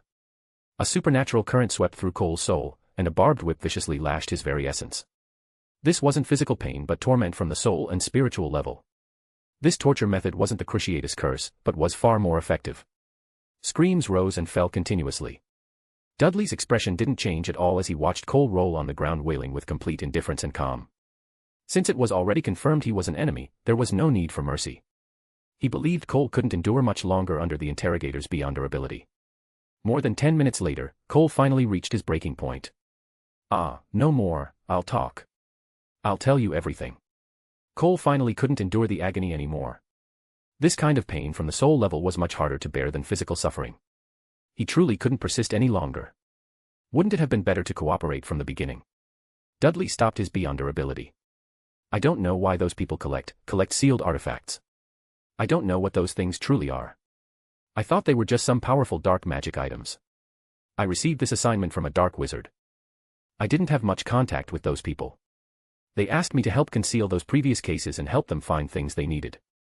These people were generous with money and paid extremely well. I really don't know about the deeper aspects of these matters. Cole regretted everything immensely. If he had known it would turn out like this, he would never have accepted such a dangerous task. It was just that in the previous instances, he had successfully gotten paid, and this money was much more than his salary as an Auror at the Ministry of Magic. With such lucrative income, he couldn't bring himself to stop. Dudley frowned with displeasure. Another hired scapegoat. Just like that dark wizard from before. Thinking of that dark wizard, Dudley couldn't help but glance at the corpse thrown to one side of the space. Don't kill me. Cole's face was extremely pale, his eyes filled with absolute terror. He had previously held on to hope, thinking Dudley might not be so ruthless, but now he would never think that way again. This child was simply more demonic than an actual demon. If you were just following orders, why didn't you say so before? Dudley narrowed his eyes and asked with dangerous quiet. They would eliminate people who leak their information, including my family. Once you accept their tasks, you can never escape their control, Cole said with deep regret. Dudley studied Cole carefully. Based on his interrogator's keen intuition, he felt Cole was probably telling the truth. The person you contacted, who is he? Where can he be found? I don't know his real name. I only know others called him Mr. White Sheep. In our previous meetings, he always wore a white sheep mask, Cole revealed. Mr. White Sheep. Dudley murmured softly, mentally noting this title. Next, Dudley questioned him about more details, but Cole didn't know much additional information. Their previous meeting place had been in Nocturne Alley, but now that this incident had occurred and Cole's disappearance had become widely known, how could that Mr. White Sheep possibly still appear there? I hope you're not lying, Dudley said with finality. Stupefy. Dudley cast the stunning spell again, making Cole fall unconscious. Then Dudley left the space within the Mirror of Erist. How troublesome, Dudley frowned and put away the Mirror of Erist. Now it seemed this matter was far more complex than he had initially imagined. Someone was secretly collecting sealed artifacts. What did they want to use these dangerous objects for? Moreover, after this incident, they might have been alerted to the danger. They might guess this matter was related to Dudley. So would they continue to take action next? Just as Dudley was contemplating these concerns, there was suddenly a knock on his door. Sensing it was Harry outside, Dudley walked over to open it. As soon as the door opened, Harry immediately rushed in, holding the snow-white Hedwig carefully in his arms. "What's wrong, Harry?" Dudley asked with surprise. "Hedwig is injured, and she returned at the wrong time. Do you understand what this means?" Harry said urgently. "What does it mean?" Dudley looked at Harry and asked with growing concern. "It means our letters might have been intercepted. The reason Hermione and Ron haven't been writing is also because of this," Harry said, his breathing rapid with anxiety. Chapter 165, Chapter 167, The Web Tightens. Intercepted. Dudley's expression shifted with concern. His first thought turned to the dangers lurking in the shadows. Previously it had been Voldemort, and now there was also that group of mysterious wizards collecting sealed artifacts. But soon, Dudley dismissed both possibilities. The letters between him, Harry, Ron, and Hermione contained almost no information worth intercepting. The correspondence consisted of simple greetings or interesting events that had happened after returning home. What value could such mundane letters have for theft? Moreover, this was done far too obviously. Generally speaking, if someone wanted to intercept letters, the best approach would be to read them and then continue delivery undisturbed so as not to arouse suspicion. But the current situation was that even Harry could tell the letters had been intercepted, and Hedwig was even slightly injured. This was directly announcing to Harry and Dudley that their correspondence had been taken. Given Voldemort's methods and those artifact-collecting wizards' style, they would never do something so crude. It might be a prank, or because of other matters. Don't worry for now. I'll think of a solution, Dudley said thoughtfully. Then Dudley examined Hedwig's injuries and found they weren't serious. Just some feathers missing from her head, making her look somewhat bald. However, it was clear that Hedwig was extremely angry, so furious she didn't even want to eat. Whether this was because the letters were intercepted or because she looked ridiculous after losing feathers, he couldn't tell. Can we still contact others now? Harry asked with obvious concern. It's fine, I'll figure out a way, Dudley assured him. Previously at the hotel, he had borrowed the Ministry's owl to write to Dumbledore, and that letter hadn't been intercepted. This meant the other party might only be monitoring the situation around Dudley's house, and letters sent from other locations might not be detected. With this realization, Dudley immediately formulated a solution. Early the next morning, Dudley took his written letter and Hedwig, quietly slipping into a taxi and heading toward the suburbs. Throughout the journey, Dudley carefully observed the surrounding situation and found nothing unusual. After reaching the suburban forest, Dudley confirmed once more that there were no problems in the area before tying the letter to Hedwig's leg. This is a letter for Professor Dumbledore. Don't deliver it to the wrong place, Dudley said while gently stroking Hedwig's feathers. Last night he had found some white feathers and managed to attach them to Hedwig's head, which greatly improved her mood. Otherwise, Dudley estimated this owl would definitely go on strike for quite some time. Hedwig gently pecked Dudley's hand affectionately, then quickly took flight, soon disappearing into the forest canopy. Next, I need to find a suitable place, Dudley surveyed his surroundings. Cole couldn't remain in the Mirror of Erased Space forever. He needed to locate an uninhabited house to temporarily settle Cole there. Previously, Dudley had considered doing this through Malfoy, since he was currently his only believer. But after considering the implications, he abandoned the idea. Although the Malfoy family was powerful, Draco was still just a child. If he did certain things, it might attract unwanted attention, and Dudley didn't want others to notice Malfoy's connection to him yet. So he could only handle this himself. This wasn't easy for a 12-year-old child, but for a dual pathway beyonder, the difficulty wasn't insurmountable. After spending an entire morning searching, Dudley finally found a small abandoned wooden cottage at the edge of the suburban forest. This location was far from where Muggles were active and wasn't on any main road. Few people would pass by here. After thoroughly inspecting it, Dudley began casting protective spells around the area. Muggle-repelling charms were essential, along with some simple protective enchantments to separate this place from the mundane world. After completing all this preparation, Dudley brought Cole out and used additional spells to seal the entire house, preventing Cole from escaping. Indeed, mastering more spells is always beneficial, because you never know when they'll prove useful, Dudley said with quiet satisfaction. Previously at Hogwarts, he had read extensively about magic, including spell-related theory, where Dudley had conducted many experiments. Some basic spells posed no difficulty for him to cast. Moreover, without using a wand and using spiritual power to sever the trace connection, the Ministry of Magic couldn't detect Dudley casting magic either. Cole remained unconscious. Dudley secured him with binding spells, left some basic food, and departed. That evening, after dinner, Dudley strolled outside. Calculating the timing, Hedwig should be returning soon. He needed to get away from home before Hedwig returned to prevent the letter from being intercepted. Events proved Dudley's caution was justified. This time he intercepted Hedwig 5 kilometers away from home. Seeing Dumbledore's reply still tied securely to Hedwig's leg, Dudley confirmed that the person secretly intercepting their letters was indeed operating near his house. Unfolding the parchment, Dudley read Dumbledore's characteristically warm reply. "He's already had Oris investigate the letter interception, so I don't need to worry about it for now." Dudley smiled with relief. Where he could utilize others' resources, there was no need to be overly modest. Letter interception could be significant or trivial. If it were some other child's correspondence being stolen, it probably wouldn't attract any attention whatsoever. It was only because of Harry's special status, plus Dudley's recent involvement in various incidents, that Oris could be mobilized to investigate this matter. Otherwise, given the Ministry's typical efficiency, this would be virtually impossible. Also, there's the elixir of life formula. Professor Dumbledore really is remarkably accommodating, Dudley observed.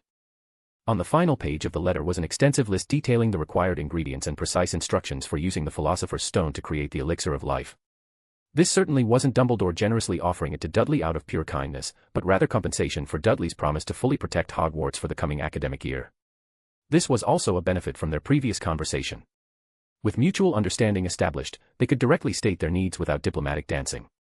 Moreover, since the Philosopher's Stone had been given to Dudley, retaining the elixir of life formula served little purpose. Better to seize the opportunity to establish favorable terms and grant Dudley the spoon. Second year approaches, and I don't believe Voldemort can infiltrate Hogwarts again, unless he has a death wish, Dudley mused. This reward is essentially free. Dudley smiled and, organizing his thoughts, walked toward home. He needed to begin preparing to brew the elixir of life. This substance would be excellent to have as a precaution. He could also provide it to his parents. This would represent Dudley's greatest repayment to his family for this miraculous second chance at life. Chapter 166, Chapter 168, The Alchemist's Kitchen. Over the following period, Dudley began seriously studying the Philosopher's Stone. For this purpose, he expanded the basement at home, transforming it into an alchemy laboratory exclusive to wizards, storing various magical items and potions inside. In just 2 days, Dudley used the Philosopher's Stone to create his first gold bar. Although the Philosopher's Stone was said to be capable of transmuting base metals into gold, it wasn't something that could be achieved by simply touching it. The process required precise alchemical techniques to refine the stone together with metals. And because different metals were used, the amount of gold produced would vary significantly. During this process, Dudley had to guide the power of the Philosopher's Stone as carefully as possible, coaxing those metals to transform into pure gold. Any slight error in the process could lead to complete failure. Given Dudley's natural talent, taking 2 days to produce results showed that this method of getting rich wasn't something just anyone could accomplish. With the first gold bar successfully created, the second wouldn't be far behind. After a week of intensive work, Dudley calculated that the gold he had produced would be worth approximately £1 million when converted to British currency. At this point, Dudley stopped the production entirely. Money was certainly useful, but too much of it could become problematic, especially for someone like Dudley, who had grown much more indifferent to material wealth. For him, as long as he wasn't completely destitute, it was sufficient. This amount was already enough for their family to live very comfortably. Any more would easily invite unwanted attention and trouble. The remaining time was devoted to brewing the elixir of life. For this endeavor, Dudley made a specific trip to Diagon Alley to purchase the necessary ingredients. It was fortunate he now possessed adequate funds, otherwise he wouldn't have been able to afford several of the rare magical components. This was precisely why Dudley hadn't started with brewing the elixir but had first produced gold to fund his research. Some of the ingredients couldn't be purchased with Dudley's current student status, so he had to write to Dumbledore again, having the headmaster step in to help him obtain the restricted materials. Next came the actual brewing process, and this time, the complexity far exceeded what Dudley had anticipated. So much so that during the entire summer vacation, he devoted most of his energy to this challenging project. A month passed with remarkable swiftness. During this period, the Aurors had completed their investigation of the letter interception incident. They claimed it was caused by some rogue magical creature, but they hadn't managed to capture the culprit. After the Aurors intervened in this matter, Dudley and the others could finally send and receive letters normally, and they finally received correspondence from Ron and Hermione, telling them about various events that had occurred during this time. Besides managing his alchemical experiments, Dudley would visit the abandoned wooden house in the suburbs every day or two. On one hand, it was to bring Cole some basic food, and on the other hand, it was to continue interrogating him. This person's greatest value now was helping Dudley digest his Beyonder potion through practice. Under Dudley's relentless interrogation, Cole had already confessed everything imaginable, including embarrassingly personal details about his first romantic encounter, but still couldn't escape Dudley's persistent questioning. In any case, Dudley would find various reasons to interrogate him, even though he had already revealed his entire dark history. Late July arrived with its characteristic summer heat. This day marked Harry's birthday, and for once, Dudley wasn't buried in his basement studying magical theories. "Oh, my dear little Dudley, you've gotten thin again recently." Petunia embraced her son with obvious concern, tears threatening to fall. "It's perfectly fine, Mom. I've grown taller, so I naturally look thinner." Dudley didn't resist and simply allowed Petunia to hold him. He was now almost as tall as Petunia, and it probably wouldn't be long before he completely surpassed his mother in height. In the future, being held in Petunia's arms like this would become physically impossible. "Dudley, I think you should eat more and develop a build like mine.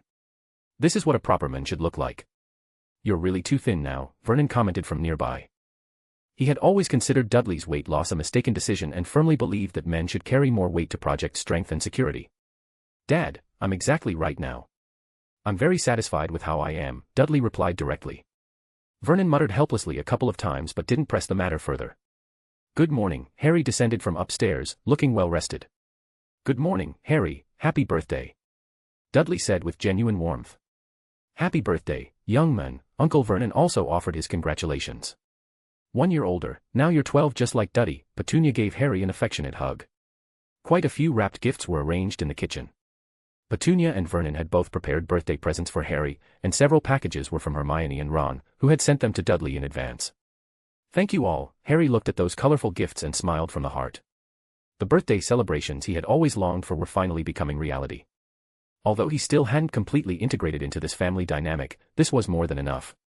To celebrate Harry's birthday properly, I've decided that for lunch today, I'll be doing all the cooking, Dudley announced to everyone with theatrical flair.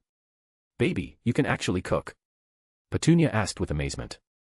"Of course I can," Dudley nodded confidently. "Oh. My little Duddy can cook. He's really, really amazing." Petunia was moved to tears once again. "Are you sure you won't end up like Seamus?"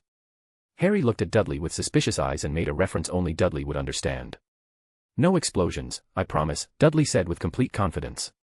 Then Dudley diplomatically escorted Harry and the others out of the kitchen and began cooking independently. Dudley could indeed cook, he just rarely chose to do so. In that otherworldly realm, many times Dudley had been forced to solve his own meal preparation. Close to noon, the food was finally ready. However, it wasn't standard British cuisine, but incorporated sophisticated cooking methods from that mysterious world's culinary traditions. Not bad at all. Although I haven't cooked in quite some time, the skills are definitely still there. Dudley tasted a sample and nodded with satisfaction. It was still that familiar, complex flavor. "Dudley, is the food ready?" Vernon called out loudly from the dining room. He had already detected the incredible aroma wafting through the house. Originally having modest expectations, he was now practically salivating with anticipation. Harry was also filled with eager anticipation. The scents emerging from the kitchen were indeed remarkably appetizing. As for Petunia, she had already been moved to tears by Dudley's thoughtfulness. Her son had not only become a wizard, but now could even cook sophisticated meals. This far exceeded her wildest expectations for Dudley's development. "Almost finished," Dudley responded loudly. Then he said quietly to himself, "Just one final step." As his words faded, Dudley retrieved a small medicine bottle from the mirror of Ariste. After opening it carefully, faint green vapor emerged, and a strange, almost intoxicating fragrance filled the air, making the entire kitchen pulse with vibrant energy. Dudley took a deep, appreciative breath, then added a single drop of crystal-clear liquid to each carefully prepared dish. Chapter 167, Chapter 169, The Elixir's Gift. As Dudley stirred the mixture evenly, this elixir of life-infused meal was officially completed. According to Professor Dumbledore's explanation, the elixir of life doesn't grant eternal life after a single dose but must be taken at regular intervals. At the same time, this potion can slow aging but cannot completely stop it, Dudley murmured softly to himself. But this is more than enough. Being able to keep his parents by his side for hundreds of years was already an extraordinary gift. When the time was right, they could relocate somewhere peaceful and live a carefree life from then on.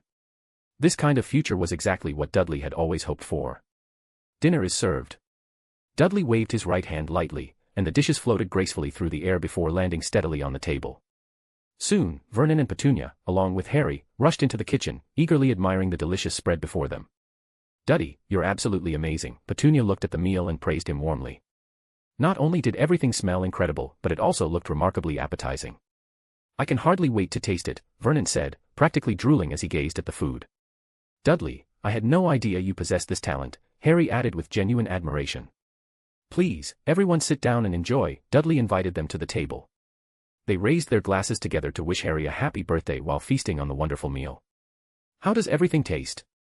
Dudley asked midway through the meal. Excellent, the three of them said almost in perfect unison. And I sense an indescribable fresh fragrance in the food. After eating it, I feel wonderfully refreshed all over, Petunia observed. Really? I don't notice anything like that, Vernon said, secretly licking his lips and trying to detect the fresh fragrance Petunia mentioned, but he still couldn't identify it. Regardless, eating this delicious meal my son prepared makes me feel much more energetic too, ha ha ha, Vernon said cheerfully. Dudley, what did you add to the food? Harry asked quietly. After eating this meal, Harry clearly felt subtle changes throughout his body. If he didn't understand potions, he might have ignored these sensations. But Harry was a wizard after all. He knew about various potions' effects on the human body. Dudley's cooking was delicious, but that alone wouldn't cause physical changes. This meal obviously contained something additional. Something beneficial. You don't need to worry about it. I would never harm you, Dudley replied softly. Dudley hadn't told Harry about the Philosopher's Stone and didn't want him to know for the time being. Harry understood that Dudley wouldn't hurt him. He was simply curious. At the same time, he found Dudley becoming increasingly mysterious. Even he couldn't casually enter that magical laboratory in the basement. The birthday lunch concluded on this pleasant note, leaving Harry thoroughly satisfied. Ahem, Harry, we were originally planning to take you out this afternoon, but I'm terribly sorry. I have an important business meeting to discuss today, so. Vernon said to Harry in an apologetic tone. It's perfectly fine. We already celebrated during Dudley's birthday last time. Uncle Vernon, you should focus on your business, Harry said graciously. If this were in the past, Vernon definitely wouldn't have considered Harry's opinion, but under Dudley's influence, he had genuinely changed. Wonderful, Vernon smiled happily. If this business deal succeeds, I can buy a villa in Majorca. Then we can vacation there during the summer. Darling, it will definitely work out, Petunia said with an encouraging smile. Dudley wanted to mention that they didn't need this deal to succeed to purchase a villa in Majorca, but after considering it, he kept quiet. Rather than directly giving his parents gold bars, it would be better to help them close this deal. This would be child's play for Dudley. All right, let's rehearse tonight's dinner party procedure, Vernon announced. At 8 o'clock, everyone takes their positions. Petunia, at this time you should. Vernon looked expectantly at his wife. Be in the living room, warmly welcoming them. Very good, excellent. Dudley, what about you? Vernon turned to his son. I'll open the door for them, Dudley said with a smile. Then help them with their coats and greet Mr. and Mrs. Mason. Oh, and I can also prepare some small gifts to present when they arrive, Dudley added thoughtfully. Excellent, Dudley. They'll definitely be charmed by you, Vernon exclaimed with pride. Dudley smiled knowingly. Harry, what about you? Ah, me, should I just stay in my bedroom? Harry asked uncertainly. Usually in such situations, Vernon would require him to remain in his room and avoid making any noise. At least that's how things used to be. They never let others know of his existence. Although Vernon was much kinder to him now, Harry didn't feel comfortable participating in the family dinner party. He thought it would be less awkward to stay in his bedroom. No, no, no. I mentioned you to the Masons, and they're very interested in meeting you too. So you should wait in the kitchen and warmly welcome them. How does that sound? Vernon suggested. This, all right, Harry agreed reluctantly. He thought it might be rather awkward, but since Uncle Vernon had made the request, he couldn't refuse. For the next hour, Vernon meticulously reviewed every detail of the entire procedure, including everyone's positioning and exact words, rehearsing everything step by step. This demonstrated how much importance he placed on this business deal. Dudley really wanted to say that as long as he was present, this deal couldn't possibly fail, but he ultimately remained silent. He didn't want his parents to know he possessed the ability to influence others' thoughts. Therefore, he could only cooperate with their preparation. The entire rehearsal process lasted about an hour. By the time it ended, both Dudley and Harry were thoroughly exhausted. Dad, I want to know something. If this business deal succeeds, would you be able to start your own company? Dudley asked. That would certainly be possible. This way I'd have substantial startup capital. The only concern would be that when the company first launches, I might struggle to attract enough clients, Vernon said with slight hesitation. I see. Let's see how tonight progresses then. Dudley's eyes gleamed with calculation, already formulating a plan. For the remaining time, Dudley didn't return to the basement to continue studying potions, instead going to his room to rest. Just as he was about to draw the curtains, Dudley's senses detected something amiss. Something has entered the property. This was Dudley's home, and he was intimately familiar with every inch of this place. The interrogator's abilities would be considerably enhanced here.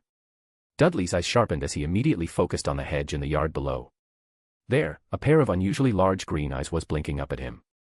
Chapter 168, Chapter 170, The Mysterious Visitor. Those eyes hadn't spotted Dudley. They were focused on Harry's bedroom window. Whip of pain. Without hesitation, Dudley directly activated the interrogator's beyonder ability. Strike first. Regardless of whether this creature had malicious intent, since it had infiltrated his property secretly, Dudley wouldn't show mercy. Not using mental piercing immediately was already Dudley exercising restraint. The next moment, the creature's body trembled violently and tumbled out from the hedge. Its eyes filled with terror, its features somewhat twisted with pain. Who are you? Dudley looked down at the magical creature and asked with cold authority. However, the intruder didn't give Dudley a chance to continue his attack. It snapped its right fingers and vanished completely. Escaped. Dudley's eyes narrowed with focus. He immediately left his room and entered the yard, carefully examining the spot where the magical creature had been hiding. No magical traces or traps detected. So what was its purpose in infiltrating my home? Dudley frowned with growing concern. Suddenly, Dudley turned back to look at Harry's window. Just moments ago, that magical creature's attention hadn't been directed at Dudley's side, but at Harry. From the appearance of that thing, it seems to be a house elf mentioned in the books. Only pureblood magical families possess these creatures, right? Dudley thought to himself. He had roughly identified the magical creature, but regarding its purpose, Dudley had no clear answers.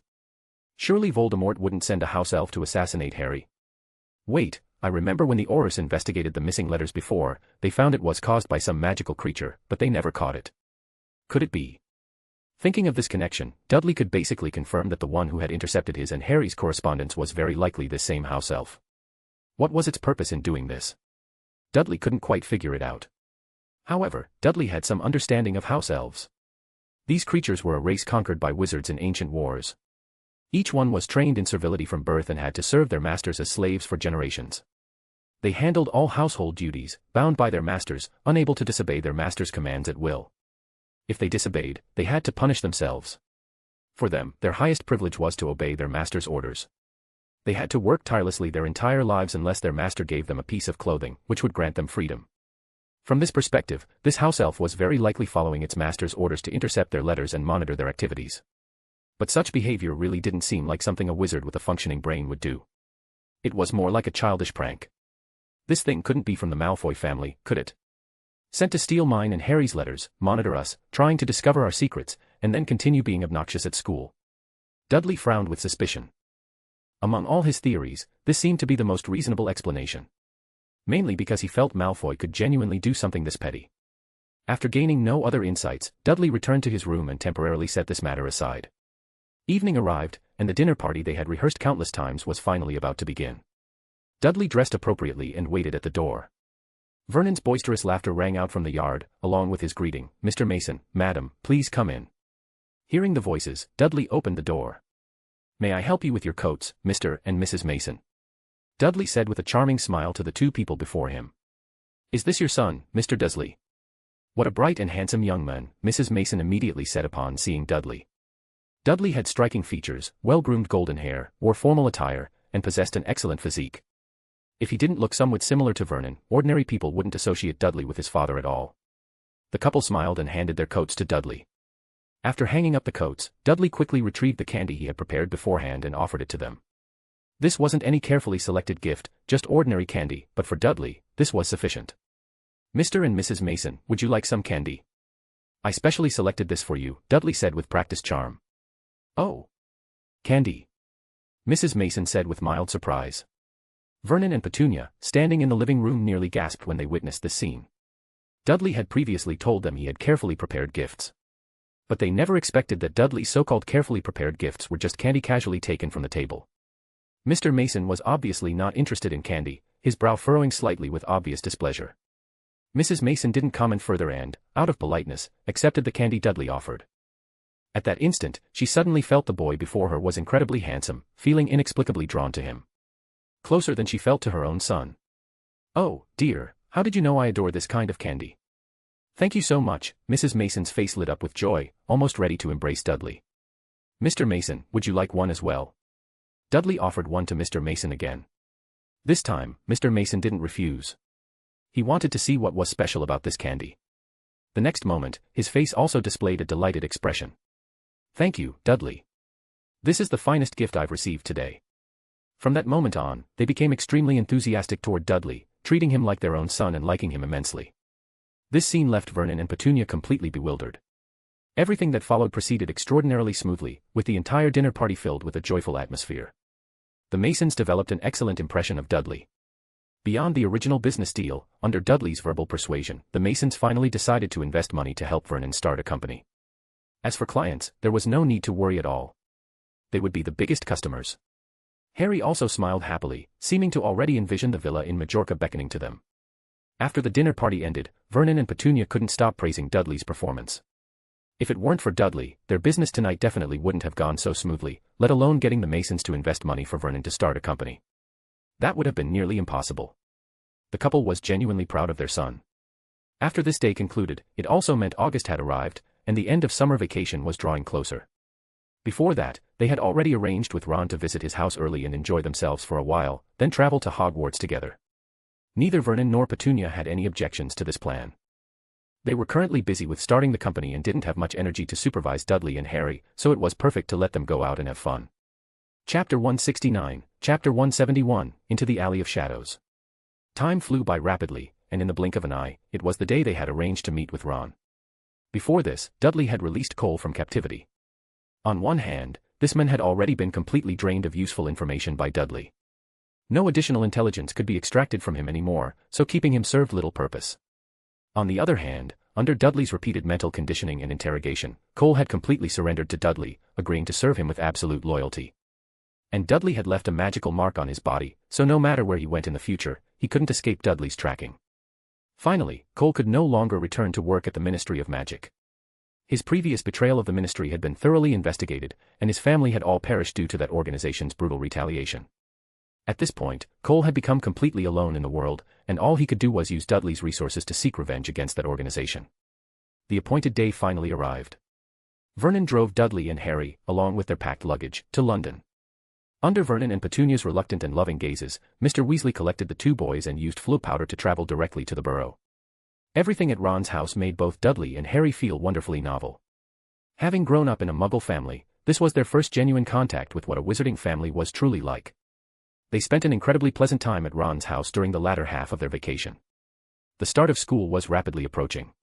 Hogwarts sent the new terms book list to everyone, including Harry and Dudley, of course. The school always seemed able to find their students' exact locations, which was probably related to the trace magic. Why are all the books on this list written by someone called Gilderoy Lockhart? Harry looked at the book list and said with a puzzled frown. Ours too, George and Ron answered simultaneously with obvious confusion. Must be the new defense against the dark arts teacher, but... Dudley looked at the book list, always feeling this instructor was somewhat pretentious. There were 8 books total on the list. Apart from Miranda Goshawk's Standard Book of Spells, Grade 2, all 7 others were authored by Gilderoy Lockhart. And judging by their titles, these books seemed more like adventure novels or travel journals rather than proper textbooks. More importantly, these were all books he had written himself. Forcing his students to purchase so many of his own publications really didn't create a favorable impression of him. These books aren't inexpensive, George observed with concern. These books are genuinely expensive, Fred also spoke up with worry. We'll find a way, Mrs. Weasley said, but her expression showed obvious anxiety. Harry and Dudley exchanged meaningful glances and tactfully said nothing. They both understood the Weasley family's financial situation was rather modest, and both Harry and Dudley weren't lacking funds now. They were certainly willing to help. But they both understood that the Weasley family wouldn't be willing to accept such assistance. After spending so much time together, they understood the Weasley family's principles very well. No matter how difficult circumstances became, they wouldn't accept charity from others. To them, this wouldn't be help but an insult to their dignity. The next day, Hermione contacted Dudley and the others, arranging to meet in Diagon Alley together on Wednesday to purchase the needed supplies. When that day arrived, Mrs. Weasley woke everyone up early in the morning. Everyone hurriedly ate some bacon sandwiches and put on their coats, preparing to depart for their shopping expedition. This time, they planned to use flu powder to travel directly to Diagon Alley. Having previous experience with flu powder, Dudley and Harry weren't unfamiliar with this mode of magical transportation. Dudley even specifically asked Mr. Weasley about some technical details regarding flu powder usage. Just like last time, grab a handful of flu powder and clearly pronounce Diagon Alley. Harry, Dudley, you two go first, Mr. Weasley instructed. Harry looked questioningly at Dudley. Little brother goes first, Dudley said, directly pushing Harry toward the fireplace. Harry didn't argue further, grabbed a handful of the silvery powder, and clearly pronounced the 3 words, Diagon Alley. Bang. As the powder fell, Harry's figure quickly vanished in the brilliant green flames. Next was Dudley, then Ron, and the others would follow. Accompanied by the swirling green flames, Dudley's figure also disappeared from the burrow. When he materialized again, he was already standing in Diagon Alley. Walking out of the fireplace, Dudley glanced around the busy terminal area. There was a series of connected fireplaces here, specifically designed for various wizards to use flu powder to enter Diagon Alley conveniently. Green flames lit up intermittently in the surrounding fireplaces, as wizard after wizard appeared here before walking toward the bustling streets of Diagon Alley. Before long, Ron and the others appeared one after another from the magical flames.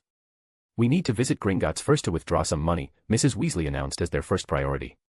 Right, I'll go exchange some currency then, Dudley agreed. Soon, their group arrived at the impressive marble building of Gringotts. Mrs. Weasley took Harry with her, riding those small mine carts straight down to the underground vaults. Dudley remained in Gringotts' grand main hall. He needed to find a goblin clerk here to exchange his gold bars for wizard currency. This wasn't particularly difficult. There were quite a few people with such needs, especially during the school season when children from Muggle families all needed to exchange pounds for galleons here. When Dudley produced several gold bars from his pocket, he could clearly see the goblin across from him looking somewhat stunned. Oh, very high purity gold. Just from one glance, the goblin exclaimed with obvious admiration. Then he took the gold bars Dudley handed over, began carefully weighing them, determining the precise gold content, and converting it into wizard currency. Before long, Dudley's money pouch was filled with a substantial pile of galleons. Quite a considerable fortune, enough for Dudley to purchase many needed items here. Of course, Dudley had additional plans.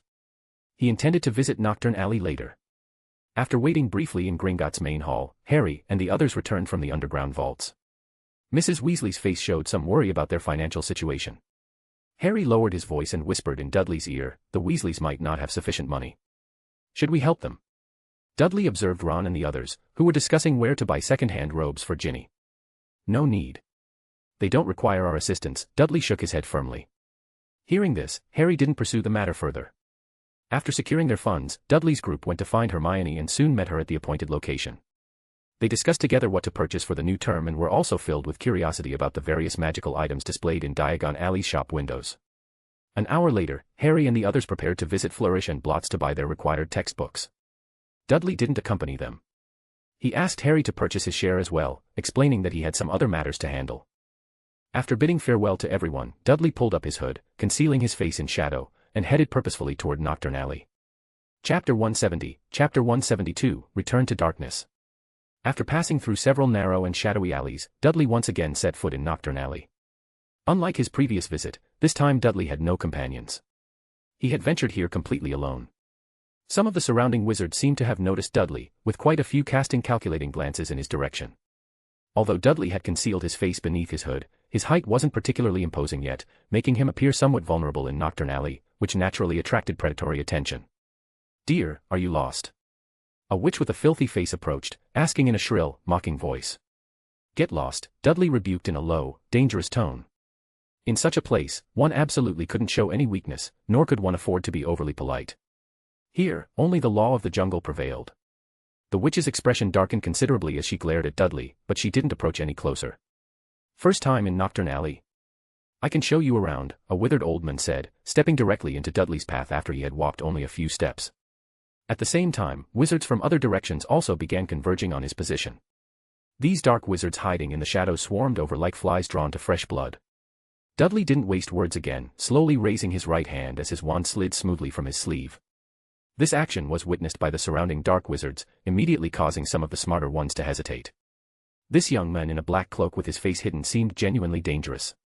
However, there were still plenty who weren't afraid of taking risks. Just one wand wasn't enough to inspire real fear in hardened criminals. "Oh, threatening me with a wand.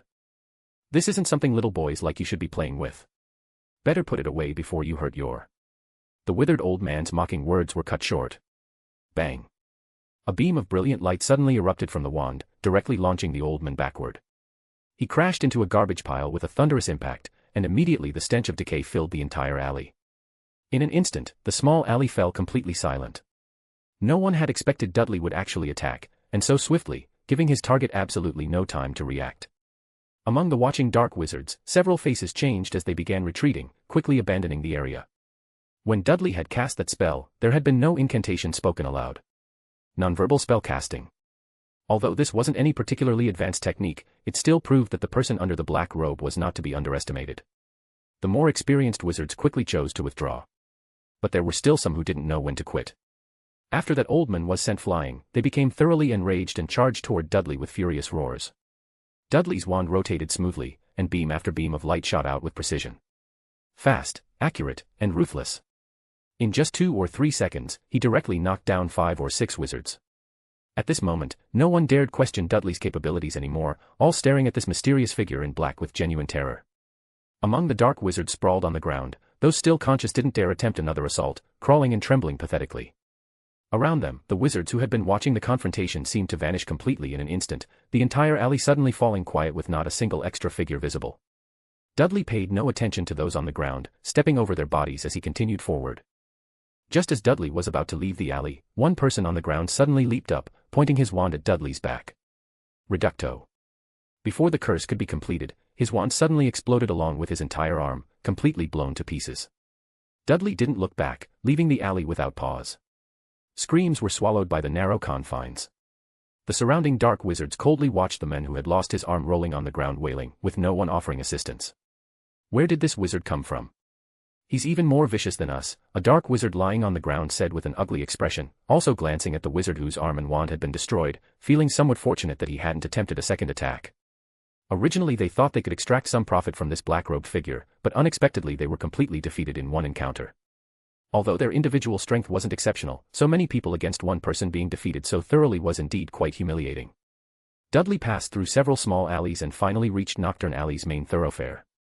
He looked around, quickly identifying directions and walking purposefully toward Borgin and Burke's. Several minutes later, Dudley approached the shop entrance. Just as he was about to enter, his expression suddenly shifted, and he stepped aside into shadow. The door of Borgin and Burke's opened, and 2 familiar figures emerged first. Lucius Malfoy and Draco. Following closely behind was the shop owner, Borgin, himself.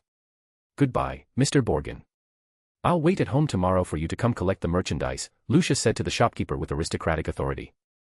"No problem at all, Mr. Malfoy," Borgin responded with obvious deference, personally escorting Lucius and Draco to the door. "It seems the Malfoy family indeed maintains connections with dark wizards," Dudley observed the father and son departing, thinking to himself. Lucius already had documented connections with Voldemort. This wasn't any secret. Dudley seeing Lucius and his son here wasn't particularly surprising. He was simply curious about what business they had conducted. After waiting for the two to completely disappear, Dudley approached Borgin and Burke's and pushed the door open. "Welcome," Borgin said, seeing a black-cloaked figure enter his establishment, greeting him with practiced courtesy. Dudley said nothing initially, removing the hood from his head. "Oh, Mr. Dursley, long time no see." After recognizing his visitor, Borgin immediately became much more enthusiastic, quickly emerging from behind the counter. "Mr. Borgin, it has been a while," Dudley nodded politely. "Any interesting items recently?" Dudley inquired. "Several, actually. Would you like me to show you?" Borgin immediately offered. "Certainly," Dudley agreed. He wanted to first determine if any new sealed artifacts had appeared in the shop. Borgin immediately began introducing various dark magic items he had acquired during this period. "What did Lucius come here for?" Dudley asked casually during the presentation. Borgin's expression hesitated momentarily. After considering his response, he smiled diplomatically and said, "Sir, we cannot reveal client information." "I'm sure you understand." Dudley said nothing in reply. Borgin continued showcasing various dark magic items in the shop. After a while, Borgin observed, "It seems you're not particularly interested in this current inventory. I wonder if Mr. Dursley has time the day after tomorrow. My shop will receive a new shipment tomorrow. Perhaps there will be something more to your liking." Dudley's gaze sharpened with interest. When Lucius had departed earlier, he had mentioned having Borgin come to the Malfoy estate tomorrow to collect goods. Dudley looked at Borgin with newfound understanding. Borgin responded with a knowing smile. Very well, I'll come take a look the day after tomorrow, Dudley agreed with a nod. Chapter 171, Chapter 173, Hidden Connections. Dudley didn't linger at Borgin and Burke's. After confirming he would return the day after tomorrow, he departed the establishment. Walking outside in Nocturne Alley, Dudley wasn't in any hurry to return. Instead, after wandering for a while, he pulled up his hood and slipped into a side alley. After navigating through the dark and winding passages for several minutes, he arrived at an unfamiliar location. The alley here was extremely narrow, barely wide enough for one person to pass through comfortably. Dirty, stinking wastewater flowed along the ground, and the air was thick with an unbearable stench. This should be the place. Dudley identified the direction and entered a dilapidated building, climbing the stairs and turning left. Swoosh. A figure flashed out, wand pointed directly at Dudley's chest. Relax, Cole, Dudley said, facing the black-clad figure with complete calm. It's you. Cole looked at Dudley with obvious panic. How are things progressing? Have you found any leads on that Mr. White Sheep? Dudley asked, ignoring Cole's unusual reaction. Cole lowered his hood and shook his head in defeat. The originally handsome and confident man now looked utterly haggard, with sunken cheeks and unkempt stubble, no longer possessing the imposing presence he once had as an aura. They seemed to have completely vanished. I can't find any trace of them anywhere, Cole said with dejection. He had already searched countless locations in Nocturne Alley and questioned numerous contacts, but there was no news of that group. Even people who had previously had dealings with them completely forgot about the organization when Cole inquired. Memory charms? Dudley speculated upon hearing this report. Most likely. From this alone, you can see they're extremely meticulous in their operations. Even the slightest risk of exposure, they'll eliminate completely, Cole confirmed. Dudley frowned and, after considering this information, said, while this makes sense, there's something contradictory. If they're truly that afraid of exposure, they shouldn't have committed those public cases in the first place. This seems somewhat inconsistent with their supposedly meticulous methods. Hearing this observation, Cole fell into deep contemplation. Indeed, the concentrated outbreak of those previous cases had actually attracted significant attention from the wizarding community. Especially the Ministry of Magic, which had given the Aurors direct orders to solve the cases as quickly as possible. Even with Cole as an inside saboteur, the disruption he could cause had been increasingly limited. Suddenly, Cole thought of a disturbing possibility. His gaze shifted to Dudley. What is it? What occurred to you? Dudley asked. Is there any possibility it's because of you? Cole suggested carefully. Me. Dudley's eyes sharpened, displaying a thoughtful expression. Cole quickly explained his theory. That organization is searching for powerful dark magic items, and you can easily utilize these artifacts. What I mean is, after they became aware of your existence, they didn't dare act recklessly anymore and chose to eliminate all traces and go into hiding. Even if you hadn't captured me, they might have chosen to kill witnesses anyway. Cole became increasingly animated as he spoke, standing up and pacing back and forth in the cramped room. That's it, it must be. Otherwise, why would they move to eliminate my family immediately after I went missing? Cole's eyes revealed a hint of murderous intent. Everything was because of that organization. It seems our enemies are more cunning than we initially imagined, Dudley said, rising to his feet. I should depart. Continue your investigation. Also, if you temporarily can't locate that group, you can help me investigate Voldemort's whereabouts first. Voldemort. When hearing this name, Cole's body visibly trembled with fear. That's correct. I need him to completely disappear from this world, Dudley said without any attempt at evasion. But, isn't he already dead? Killed by your cousin? Cole asked in confusion. No, Voldemort isn't dead. His soul still remains in this world. Just 3 months ago, I fought an intense battle with him, Dudley stated matter-of-factly. You. Cole's throat constricted. He didn't believe Dudley would lie about such serious matters. And this revelation also meant that Dudley possessed the ability to confront Voldemort directly. What couldn't this 12-year-old accomplish? I'm leaving. Take care of yourself, Dudley said, pulling up his hood to hide his face in shadow before turning to leave the shabby building. After Dudley departed, Cole leaned against the wall and slowly sank down to sit on the floor. How did he find me? Cole pulled up his sleeve, where a large cursive letter D was visible. This was what Dudley had specifically left on his body to track his location. But before this encounter, Cole had already found ways to dissipate much of the mark's magical power and obtained an item that could shield magical perception. Yet even so, Dudley had still located him easily. This was why he had panicked upon seeing Dudley. I didn't sense any magical traces. Could he find my location without relying on magic? Cole wondered to himself. After a while, he shook his head in resignation. It seems I can't escape his control. Well, my goal aligns with his. We're both dealing with that organization, so cooperating with him isn't necessarily a bad choice, Cole reasoned. But Voldemort. Thinking of this name, Cole still felt genuine dread. He had lived through Voldemort's reign of terror. Even though he was still young during that dark period, the shadow Voldemort cast over the entire magical world still loomed in his heart like a nightmare that could never be dispelled. On the other side, Dudley quickly exited Knockturn Alley. Under his hood, the corners of his mouth curved into a contemptuous smile. Think that by shielding my magical mark, you can escape my control. Without absolute certainty, do you believe I would let you leave? Dudley thought to himself. This encounter is a reminder. Next time, I won't be so accommodating.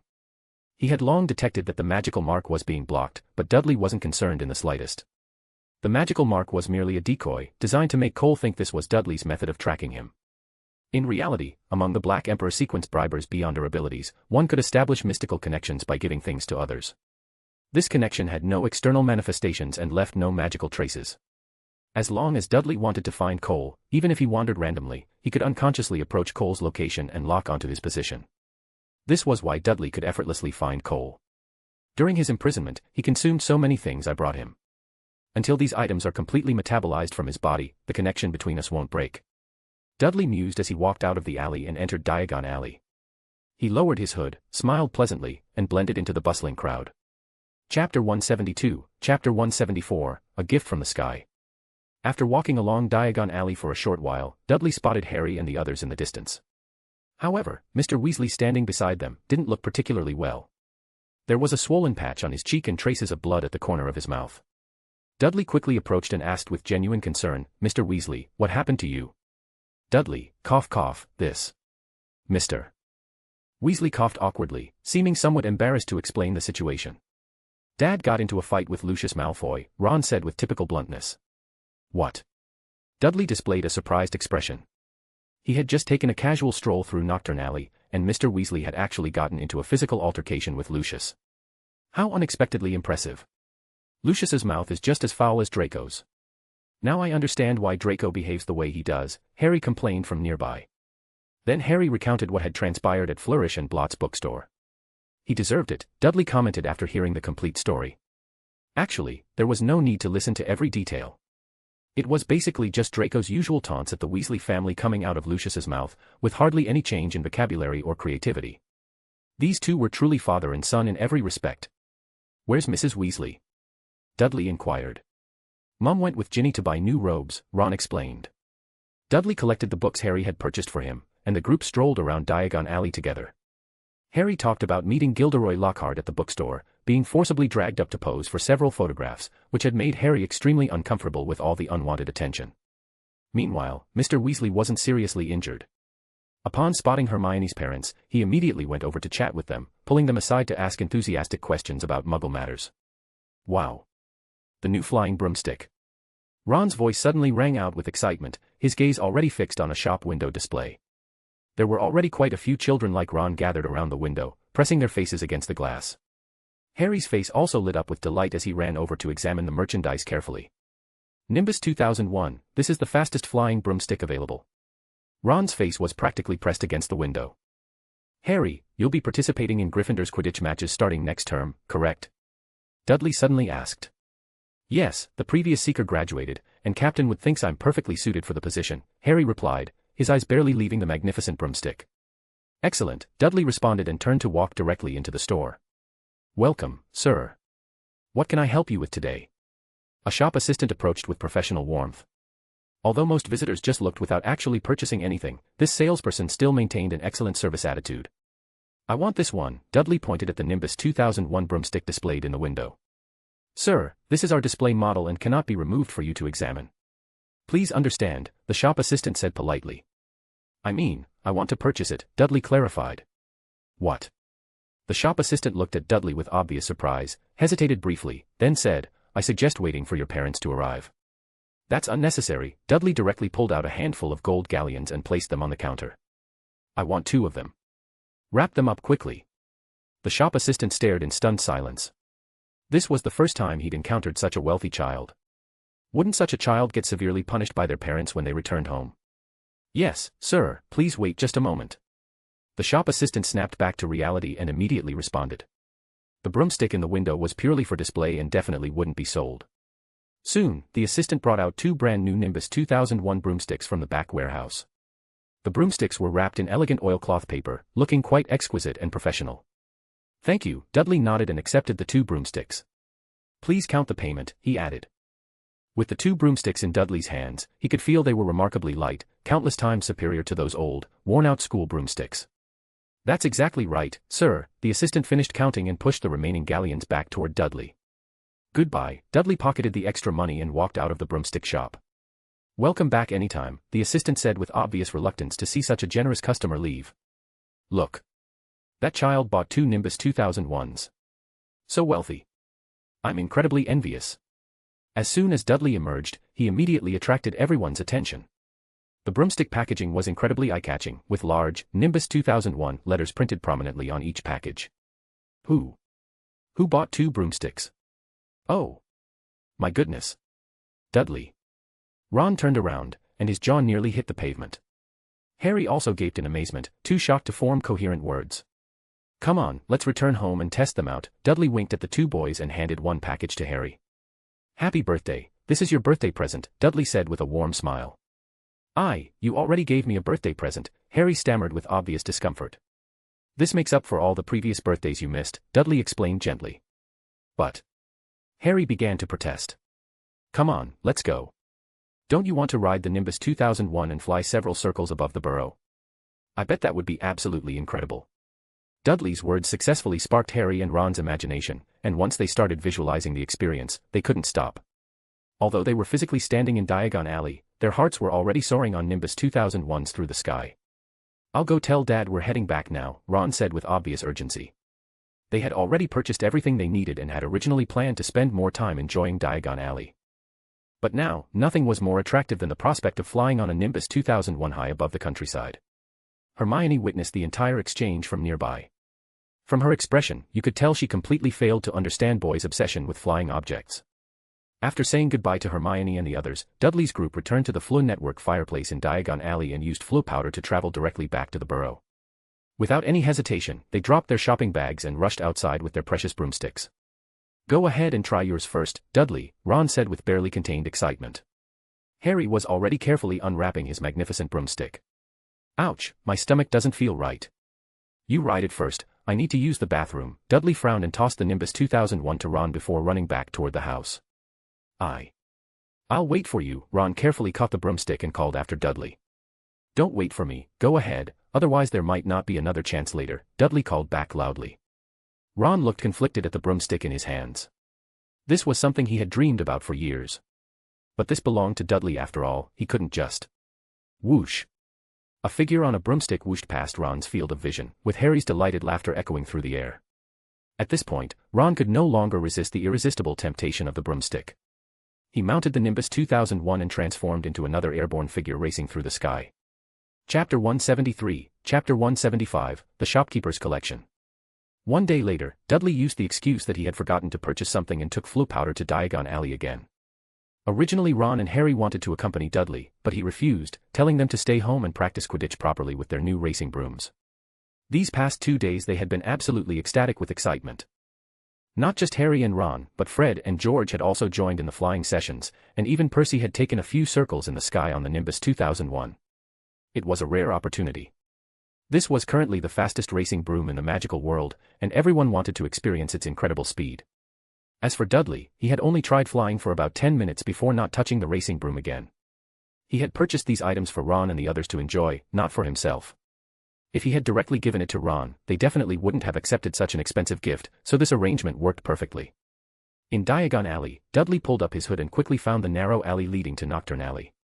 "Young man, are you lost?" A withered witch approached him, but before she could finish her predatory greeting, she screamed and ran away in absolute terror. Some dark wizards in the alley who had originally been watching him also showed terrified expressions at this moment, turning and fleeing immediately. Several wizards even disapparated away instantly, afraid that running too slowly would get them killed by this dangerous wizard.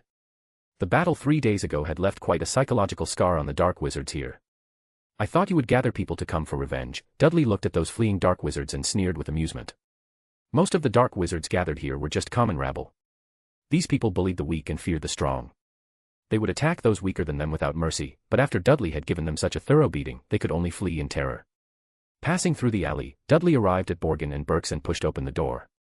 "Welcome, Mr. Dursley." Borgin had been waiting for Dudley and immediately greeted him warmly upon seeing him enter. "Has the new merchandise arrived?" Dudley asked directly. "Yes, there are quite a few exceptional items." Borgin led Dudley to a small back room, where many dark magic items were displayed. A blood-stained headscarf, a pitch-black frying pan, a bone dagger, and various other sinister objects filled the space. "You've acquired quite an impressive collection," Dudley said with a light laugh. Borgin smiled but didn't elaborate on his sources. Dudley activated his spiritual vision to examine these dark magic items. These objects all carried some evil aura, though several things had more concentrated malevolent energy. "Let me introduce them to you," Borgin said with enthusiasm, seeing Dudley's gaze fall on several particular items. "This headscarf is said to be hundreds of years old. The blood on it supposedly comes from a dark wizard.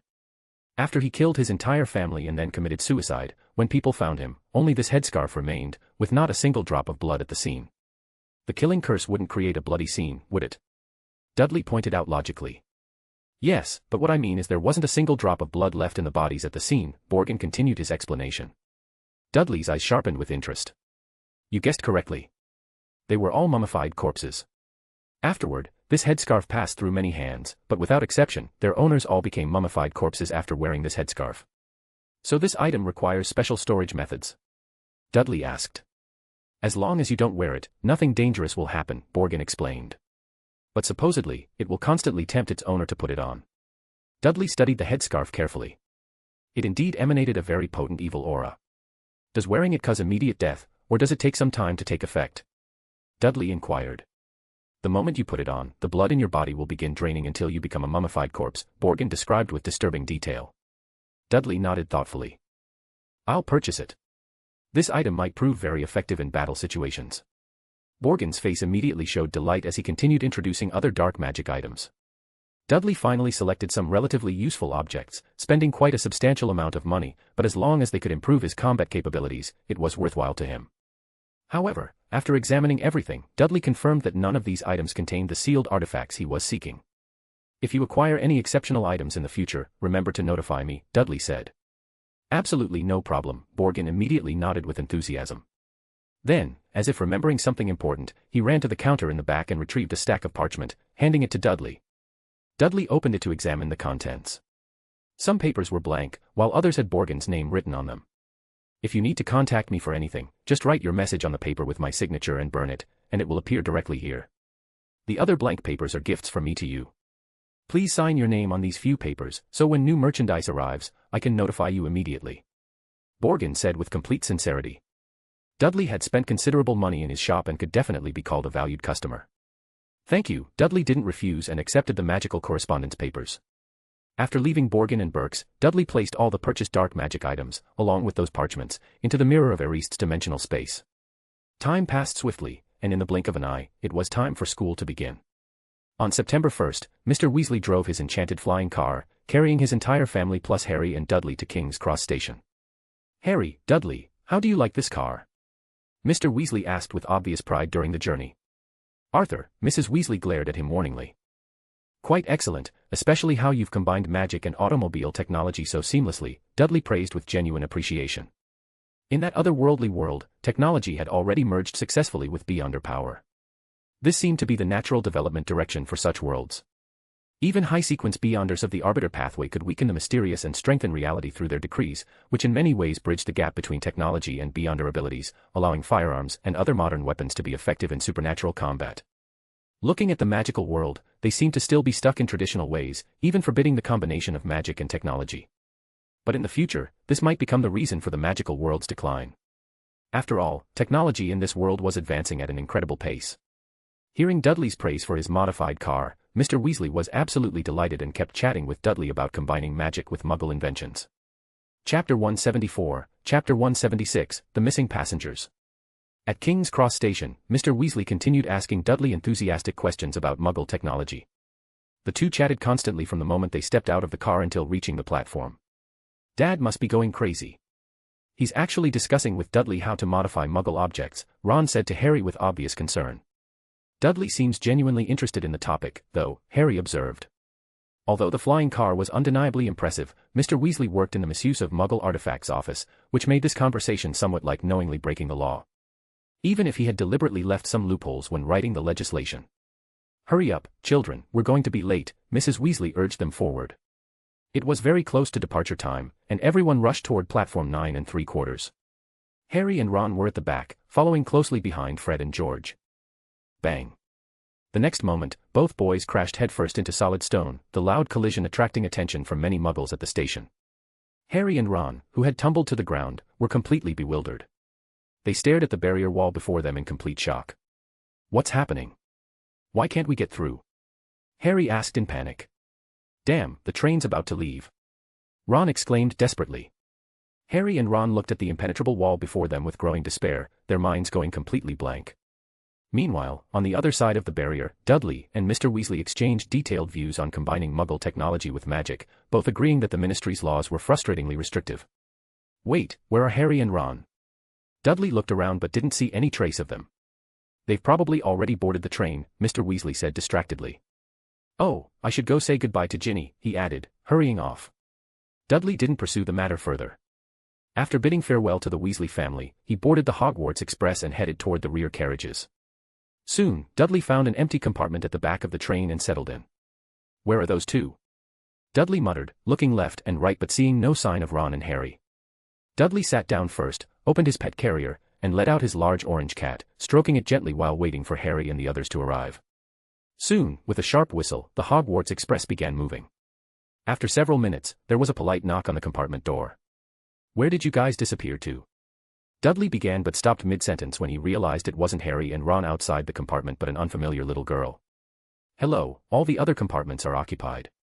May I sit here?" the girl asked with perfect politeness.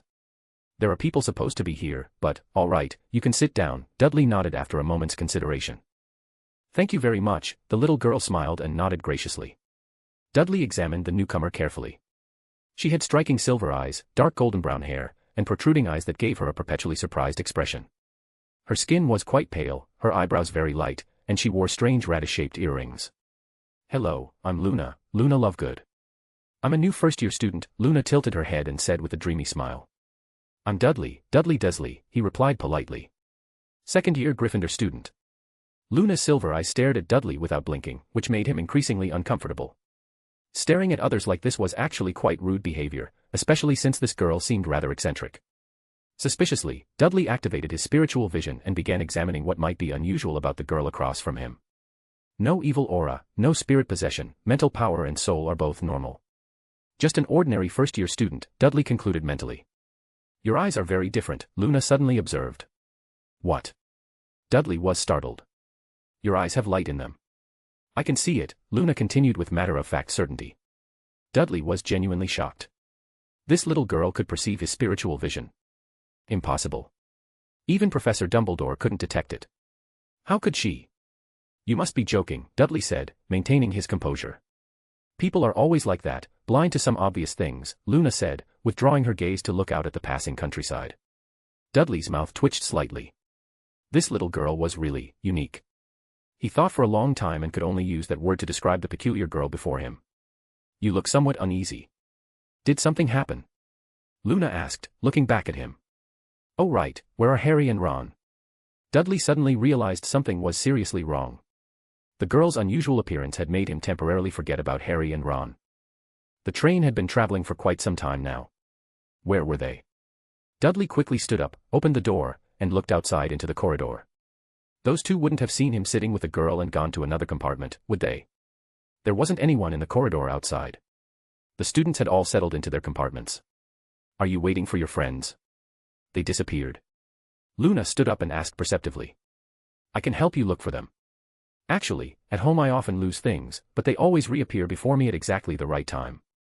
"You don't need to be so nervous," Luna said consolingly. "No, that's not right. They don't seem to be on the train at all," Dudley said, his brow furrowing with growing concern. He and Harry shared a close bond, and there was a mystical connection between them. With just slight concentration, Dudley sensed that Harry's presence seemed quite distant from the train. What happened? Dudley's expression changed dramatically. Harry and Ron weren't on the train. Had they been captured by someone? But he hadn't sensed any dangerous aura. Had his spiritual sensing failed him? Dudley immediately left the compartment and began checking other compartments systematically. Seeing his urgency, Luna followed quietly behind. Soon, Dudley stopped in front of a familiar compartment. "Hey, Dudley, want to come have some sweets?" This is. Fred saw Dudley and proactively opened the door to invite him in. "Have you seen Ron?" Dudley asked directly. "Ron?" Fred and George looked at each other and shook their heads. They hadn't seen their younger brother since boarding. "What's wrong? Did something happen?" Seeing Dudley's obviously troubled expression, both twins became nervous. "Ron and Harry don't seem to be on the train," Dudley said bluntly. "What?" The other students in the compartment also showed surprised expressions. "I'll go search for them." "Maybe Ron is in Ginny's compartment or with Percy," Fred immediately volunteered. Although the twins often teased Ron mercilessly, when it truly mattered, they cared deeply about their brother. After searching the entire train thoroughly, they confirmed that Harry and Ron were genuinely not aboard. "I'll go find a professor," Dudley decided. He remembered there had been Professor McGonagall and others on the train during their first year. "Dudley, there usually aren't professors on the train. Last time was a special exception," George quickly informed him. Chapter 175, Chapter 177, Sky High Companions. Dudley frowned, realizing that Professor McGonagall had been on the train previously specifically to protect them. "Can the prefects contact the school professors?" Dudley asked. "Percy has already contacted the school," Fred informed him. Dudley nodded, displaying a thoughtful expression. He didn't believe Ron and Harry would fail to board the train without good reason. They must have encountered something that prevented them from boarding or even from notifying him immediately. However, they don't seem to have encountered anything particularly dangerous either, Dudley thought to himself. He had previously given Harry a hollow glass orb, creating a mystical connection between himself and the magical artifact. If Harry encountered genuine danger, he could shatter this glass orb, and Dudley would be able to sense the disturbance through their mystical link. Dudley had specifically concentrated just moments ago and hadn't detected the orb breaking. Moreover, judging by the spiritual distance, the glass orb and Harry should still be together. This meant that Harry was most likely not in immediate danger.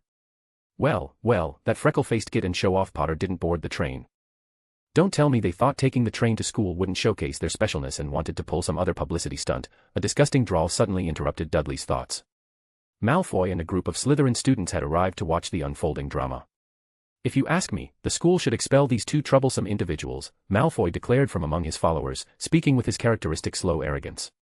"Malfoy, I'm in a very bad mood right now," Dudley said, looking at the mocking Slytherin with dangerous calm.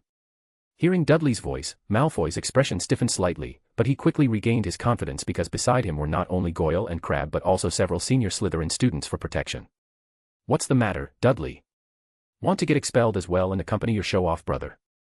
Malfoy said in his long, mocking drawl. "Perhaps I could throw you off the train and let you get some fresh air outside," Dudley replied, looking at Malfoy with deadly seriousness. You wouldn't dare." Malfoy's expression changed as he shouted with false bravado, immediately retreating and hiding behind his group of Slytherin bodyguards. Even knowing such a possibility was extremely unlikely, Malfoy didn't dare be careless in the slightest. He genuinely felt Dudley might actually follow through on such a threat. Dudley looked at Malfoy coldly. Just as he wanted to further intimidate the coward, his expression suddenly shifted with realization. In some mysterious way, he sensed that Harry didn't seem far from his current position. If he could previously determine with certainty that Harry wasn't on the train, now he could no longer make that judgment confidently. "The glass orb is also getting closer," Dudley observed. After discovering this change, Dudley had no time to deal with Malfoy and immediately ran toward the rear of the train. He felt Harry's spiritual presence seemed to be behind the moving train. However, after reaching the rear compartments of the train, Dudley still didn't see Harry and Ron anywhere. "Dudley, what did you discover?" Fred asked with obvious concern. Dudley shook his head, simply closed his eyes, blocked out all external interference, and began carefully sensing that faint mystical connection. Soon, he opened his eyes and looked directly at the train's ceiling. In the sky. Dudley's expression shifted as he immediately entered a nearby train compartment, pressed against the window, and looked outside. But outside was nothing but clear blue sky with no visible objects. Could it be that flying car? Dudley suddenly realized the truth. Only that enchanted vehicle could, under such circumstances, make Harry and Ron appear above his head, and only that car's invisibility charm could make all this happen without leaving traces. What are these two idiots doing? Dudley's expression darkened with frustration. Could it really be for showing off their magical abilities? But Dudley quickly dismissed this speculation. No matter how reckless these two were, they understood what serious consequences this would cause, and they weren't the type of attention-seeking people. Dudley, what are you looking at? Fred and George also pressed against the window, looking outside with confusion. Unfortunately, they found absolutely nothing.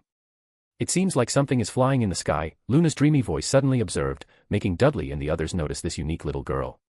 Luna was now wearing very peculiar-looking glasses, resembling cartoon character sunglasses, also gazing out the window. What? Fred and George were completely puzzled. It couldn't be one of those muggle-moving contraptions, what do they call them?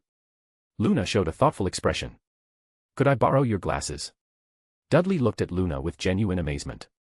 Of course, Luna didn't hesitate, removed her glasses, and handed them to Dudley. You need to concentrate, and then you can see things you usually can't see, Luna explained in her characteristically eccentric manner. Dudley felt like he was wearing funhouse mirror spectacles. Everything around him became distorted, especially the view outside the train window. But through these magical glasses, Dudley soon spotted what appeared to be a rather distorted area in the sky, where something was moving rapidly, matching the exact outline of an automobile. It really is them. Dudley's eyes sharpened with confirmation. What are you talking about? Fred and George asked again with growing frustration. They felt completely foolish. Clearly in the same position, yet Dudley and that peculiar little girl could see things they couldn't. Nothing important. Ron and Harry should be perfectly fine.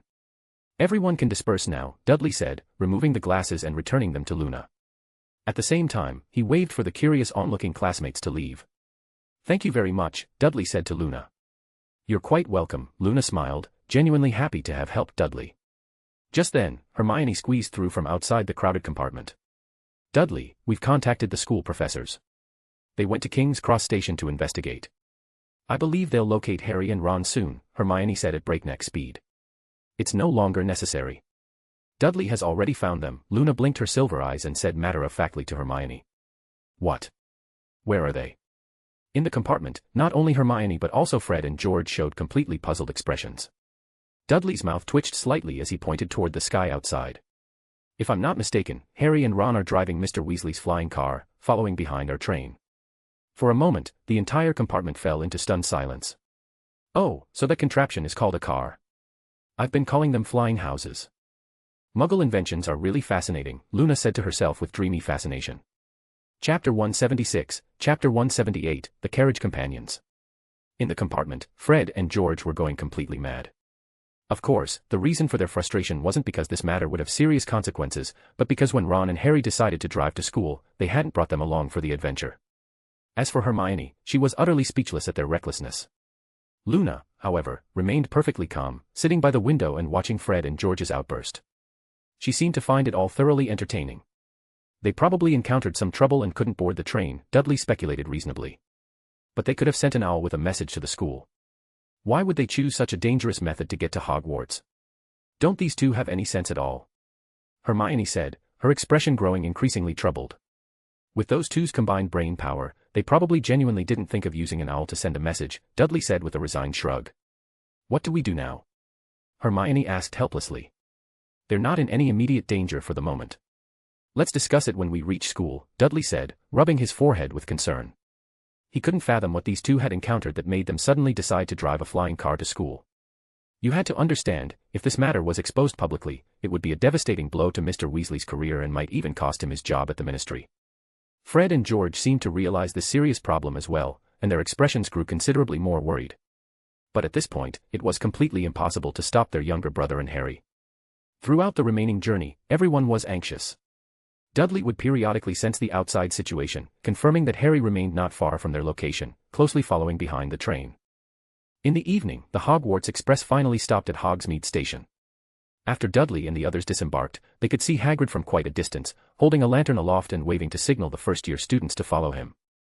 Hey, Dudley, Hermione, welcome back to Hogwarts, Hagrid greeted them warmly upon spotting the group.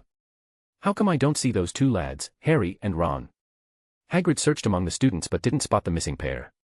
They had some urgent matters to attend to, Dudley said diplomatically. What happened exactly? Hagrid immediately asked with obvious concern. We'll discuss it another time, Dudley said hurriedly. Hagrid frowned but didn't press the matter further. He had first-year students to guide. See you at Hogwarts, Luna said goodbye to Dudley and the others, then skipped away cheerfully, following Hagrid out of the station. She's rather odd, Hermione observed, watching Luna's retreat. She's indeed a very fascinating person, Dudley commented thoughtfully. Don't you think she's, well, how should I put it, eccentric? Sorry, I'm not trying to speak ill of her, just expressing my honest impression, Hermione said carefully. I understand what you mean perfectly. But she really is intriguing, isn't she? Dudley replied. Hermione frowned. She felt Dudley had somehow been influenced by that peculiar girl. What about Harry and Ron? Can you still detect their location? Hermione asked in lowered tones. They should already be at Hogwarts by now, traveling faster than us, Dudley confirmed. That's reassuring, Hermione breathed a sigh of relief, and the two followed the main group of students toward the castle. Now they were second-year students. They didn't need to cross the Black Lake by boat anymore and could take carriages directly into Hogwarts grounds. After traversing a muddy road, Dudley and Hermione arrived at the area where the carriages were stationed. Looking across the clearing, quite a few carriages had already departed, slowly progressing toward the illuminated castle. These carriages appeared to be pulled by invisible forces. Whenever students climbed aboard and closed the doors, they would automatically begin moving. What are those creatures? Dudley suddenly stopped, looking at the carriages with a deeply puzzled expression. What? Hermione followed Dudley's gaze and saw only carriages parked in the clearing. Is there something wrong with the carriages? Hermione asked with growing confusion. There's nothing wrong with the carriages themselves, but what are those things pulling them? In Dudley's vision, some eerie black animals stood between the shafts of each carriage. They had no flesh whatsoever, with black hides stretched tightly over their skeletal frames, every bone clearly visible. Their heads resembled dragon skulls, with white, pupilless eyes staring unblinkingly ahead. From the ridge where the shoulder bones met, wings sprouted, large, black, leathery wings that looked like they belonged to gigantic bats. These creatures stood motionless, quietly positioned in the increasingly thick darkness, appearing both strange and ominous. Dudley blinked and activated his spiritual vision. He immediately discovered that these animals were magical creatures with powerful supernatural energy contained within their bodies. What's wrong, Dudley? Hermione asked, seeing Dudley standing perfectly still, staring fixedly at the carriages as if there really were something terrible there. She felt a wave of unease wash over her. Can't you see them? Dudley asked with genuine surprise. See what exactly? Hermione's anxiety increased dramatically at Dudley's words. The animals pulling the carriages. Some very eerie, skeletal black creatures. Wait, I think I know what they are. Similar images surfaced in Dudley's memory. He had encountered this type of animal in a book. Thestrals. Dudley, what are you talking about? What animals pulling carriages? There's nothing pulling them. They're enchanted and move by themselves, Hermione said fearfully.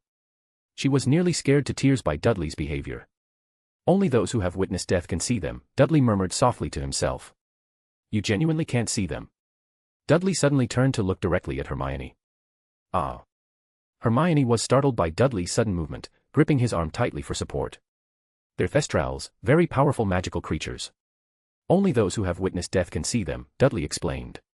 Logically speaking, you should be able to see them as well. Back in the Forbidden Forest, Dudley had personally ended Quirrell's life, and this had been witnessed by Hermione and the others. Therefore, Hermione should also be able to see Thestrals clearly.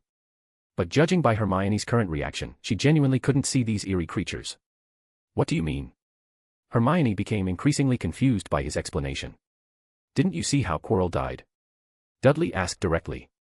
Quirrell. Hermione's face paled considerably as she instinctively looked at Dudley with new understanding. Didn't you, kill him? Hermione asked quietly. At this moment, Hermione seemed to recall the terrifying intensity in Dudley's eyes during the confrontation. Dudley studied Hermione's expression for a long moment. Let's go. We'll miss the carriages if we don't hurry, Dudley finally said, choosing not to pursue the matter further and pulling Hermione toward the waiting transportation. When climbing aboard, Hermione carefully examined the front of their carriage. It was completely dark there, and she indeed saw absolutely nothing pulling them forward. Chapter 177, Chapter 179, Return to the Castle.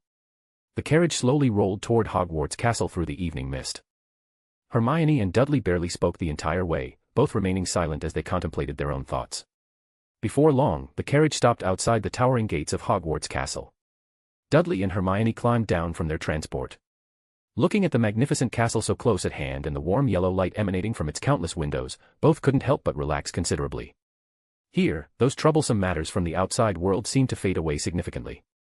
Hogwarts Castle was like a protective sanctuary. As long as they returned here, they were simply students again. No matter what happened, there was still a group of capable teachers above them to handle serious situations. I wonder how Harry and Ron are doing, Hermione said, looking around but not seeing the two missing boys anywhere. Her expression showed obvious disappointment and worry. Previously, she had always felt that when Harry and Ron were around, they were far too noisy. The two were constantly chattering, seeming to have endless topics to discuss, preventing her from reading in peaceful quiet.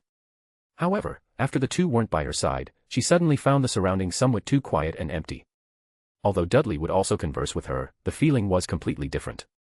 He was too composed and mature. Sometimes he didn't seem like a 12-year-old child but rather like an elegant gentleman, which created a sense of emotional distance. From what I can sense, they might have already entered the castle. Come on, maybe we can see them in the Great Hall, Dudley said with a slight smile, walking toward the castle entrance. Hearing this reassurance, Hermione quickly followed behind him. How do you sense these things? Why don't I feel anything at all? Is it because you and Harry are brothers? Hermione inquired with obvious curiosity. She had always been fascinated by Dudley's so-called intuitive feelings.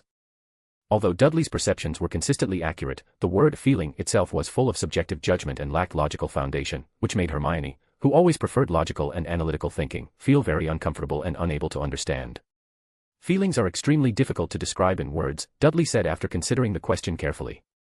You don't need to pay too much attention to this kind of perception. Everyone's way of understanding the world is different. For me, intuitive feelings are a very important tool, but this method isn't necessarily suitable for you. Do you understand what I mean? Hermione seemed to grasp his meaning partially but not completely. However, she could tell that Dudley was advising her not to worry too much about these things and to recognize the world in her own analytical way. The two soon arrived at the Great Hall. Brilliant light poured out from the entrance, illuminating the stone corridor, and cheerful sounds dispelled the lingering worries from their journey. They quickened their pace and entered the brightly lit hall. See, I told you they might already be here, Dudley said, his eyes flashing as he quickly located Harry and Ron beside the Gryffindor table. They looked reasonably well, just somewhat haggard, with robes stained with mud and looking rather disheveled, but overall nothing too serious. That's wonderful, Hermione said with visible relief, hurrying over to join them. What on earth happened to you two?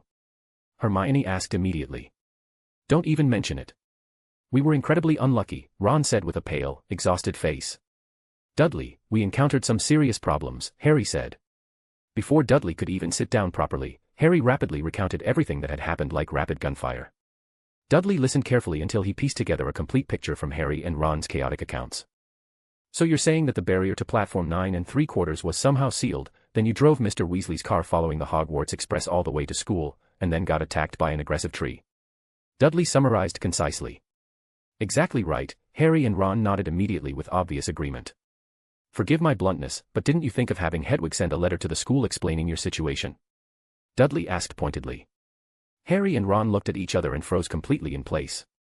Hermione couldn't help but roll her eyes. She was genuinely worried about her two friends' decision-making abilities. We completely forgot, Harry admitted with a slightly reddened face. Thinking about it now, their best course of action would have been to wait where they were and send an urgent letter to the school administration. Forget it. I doubt it would have worked even if you had sent a letter, Dudley said, shaking his head. Although sending a letter was the most logical approach, since platform 9 3/4 had been mysteriously sealed, any correspondence probably wouldn't have gotten through either. This situation reminded Dudley of the previous letter interception incident during the summer. What was the purpose of doing this? To prevent Harry from coming to school. But even Malfoy wouldn't use such a crude and childish method of obstruction, Dudley thought to himself. On the staff table, the annual sorting ceremony had already begun, but Dudley and the others weren't in the mood to pay much attention to the proceedings. They only noticed that Ginny was sorted into Gryffindor House. Besides that, Dudley also observed that Luna was sorted into Ravenclaw. This matched Dudley's expectations perfectly. Although that peculiar little girl seemed somewhat eccentric, she was quite intelligent. For sorting purposes, it would most likely be Ravenclaw or Gryffindor.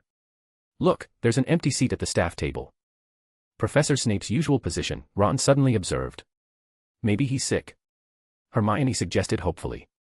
Maybe he left the school entirely, because Professor Dumbledore would rather have Gilderoy Lockhart as the defense against the dark arts teacher than let Snape teach that subject, Harry said with obvious excitement. Fired. That's absolutely brilliant. This is the best news I've heard today. Everyone completely hates. Ron also said enthusiastically. Dudley wanted to stop them, but it was already too late. These two were talking far too quickly and loudly. Perhaps, a cold, low voice appeared directly behind them. He's standing right behind you, waiting to hear why you two didn't take the school train as required. Oh.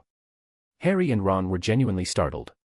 When they turned around, they found Snape had appeared behind them at some point, his long hooked nose almost touching their faces.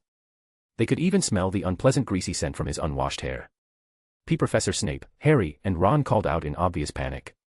"You two, come with me immediately," Snape commanded, ignoring the curious stares from surrounding students and speaking coldly to Harry and Ron. Dudley stood up, wanting to follow and provide support. "Can't you understand what I'm saying, or do you really think of yourself as their personal babysitter?" Snape's icy gaze turned to Dudley with obvious irritation. "Umph." With a dismissive cold snort, Snape turned and left, his black robes billowing dramatically behind him. Harry and Ron didn't dare say anything in response. After giving Dudley a desperate, pleading look, they reluctantly followed in Snape's intimidating footsteps. "They won't be expelled again, will they?" Hermione asked with obvious nervousness. "Probably not," Dudley replied, glancing at the staff table, where Professor Dumbledore was still conversing quietly with Professor McGonagall. Professor McGonagall's expression appeared somewhat grave and concerned, but Dumbledore seemed relatively relaxed and untroubled. Judging from this observation, expulsion was highly unlikely, but some form of punishment was definitely inevitable. Chapter 178, Chapter 180, Shadows and Agreements. "Dudley, come with me for a moment." Just then, Dumbledore suddenly looked up toward Dudley's direction, and immediately after, the headmaster's voice appeared directly in Dudley's ear through magical means. Dudley nodded in acknowledgement. On the staff table, Professor Dumbledore and Professor McGonagall stood up together and entered a private room nearby. Dudley quickly followed, pushing the door open behind them. "Professor Dumbledore, Professor McGonagall," Dudley greeted them with proper respect. "Dudley, how have you been during our summer apart?" Dumbledore asked with his characteristic warm smile. Dudley shrugged with obvious weariness. "As you probably know, not particularly well." He had encountered quite a few troubling incidents during this summer vacation. Dumbledore smiled knowingly but didn't press for details. Harry and Ron chose the car because the barrier to platform 9 3/4 was mysteriously sealed, so they couldn't board the school train, Dudley explained proactively. "We've already investigated this matter thoroughly." There was indeed a serious problem with the platform, Professor McGonagall confirmed. However, even considering that circumstance, they shouldn't have driven that enchanted car to school. They violated numerous school rules along the way, not to mention several magical laws. Professor McGonagall spoke with obvious seriousness and disapproval. "So what does the school plan to do about this situation?" Dudley inquired. "Necessary punishment is unavoidable," Professor McGonagall stated firmly, then looked to Professor Dumbledore for guidance. "Let's punish them both with detention, Professor Dumbledore." "What do you think?" "You're the head of Gryffindor House. You can make that decision," Dumbledore replied diplomatically. "You children always give me such terrible headaches," Professor McGonagall said, shaking her head with frustration. After nodding to Dumbledore, she turned and left, presumably to handle Harry and Ron's disciplinary matter. After Professor McGonagall departed, Dumbledore's profound gaze turned to focus entirely on Dudley. "Do you have any theories about what happened, Dudley?" Professor Dumbledore asked with obvious interest.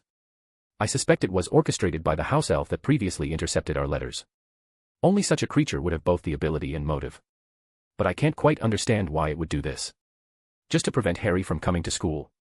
That seems rather extreme and presumptuous," Dudley analyzed thoughtfully. Dumbledore remained silent, displaying a deeply contemplative expression. After a considerable pause, Dumbledore slowly began to speak. "Dudley, the magical world hasn't been very peaceful recently. I can sense dark undercurrents stirring ominously in the shadows." Dudley frowned with concern. "This has nothing to do with us directly. I didn't say it was related to you specifically. There are some matters I'm currently investigating myself. I'm telling you this because for the next period of time, I may be away from the school for extended periods, and I need you to honor our previous agreement," Dumbledore said, his penetrating blue eyes gazing carefully at Dudley through his half-moon spectacles. "Protect Hogwarts well. I need to unite all forces that can be united. Do you understand what I mean?" Dudley looked directly at Dumbledore with full comprehension. He understood that the forces Dumbledore referred to didn't mean Dudley's personal strength. Dumbledore didn't place particular faith in Dudley's limited abilities. His real meaning was hoping that the Knight Emperor would stand firmly on Hogwarts' side. "I understand your meaning perfectly, Professor. This is our agreement, and I've always been someone who keeps my promises," Dudley said with complete seriousness. "Very good," Dumbledore nodded with visible relief. "Professor, I'd like to know, has something significant happened in the magical world recently?" Dudley inquired carefully. "Certain things have occurred, matters that even I cannot fully grasp or control.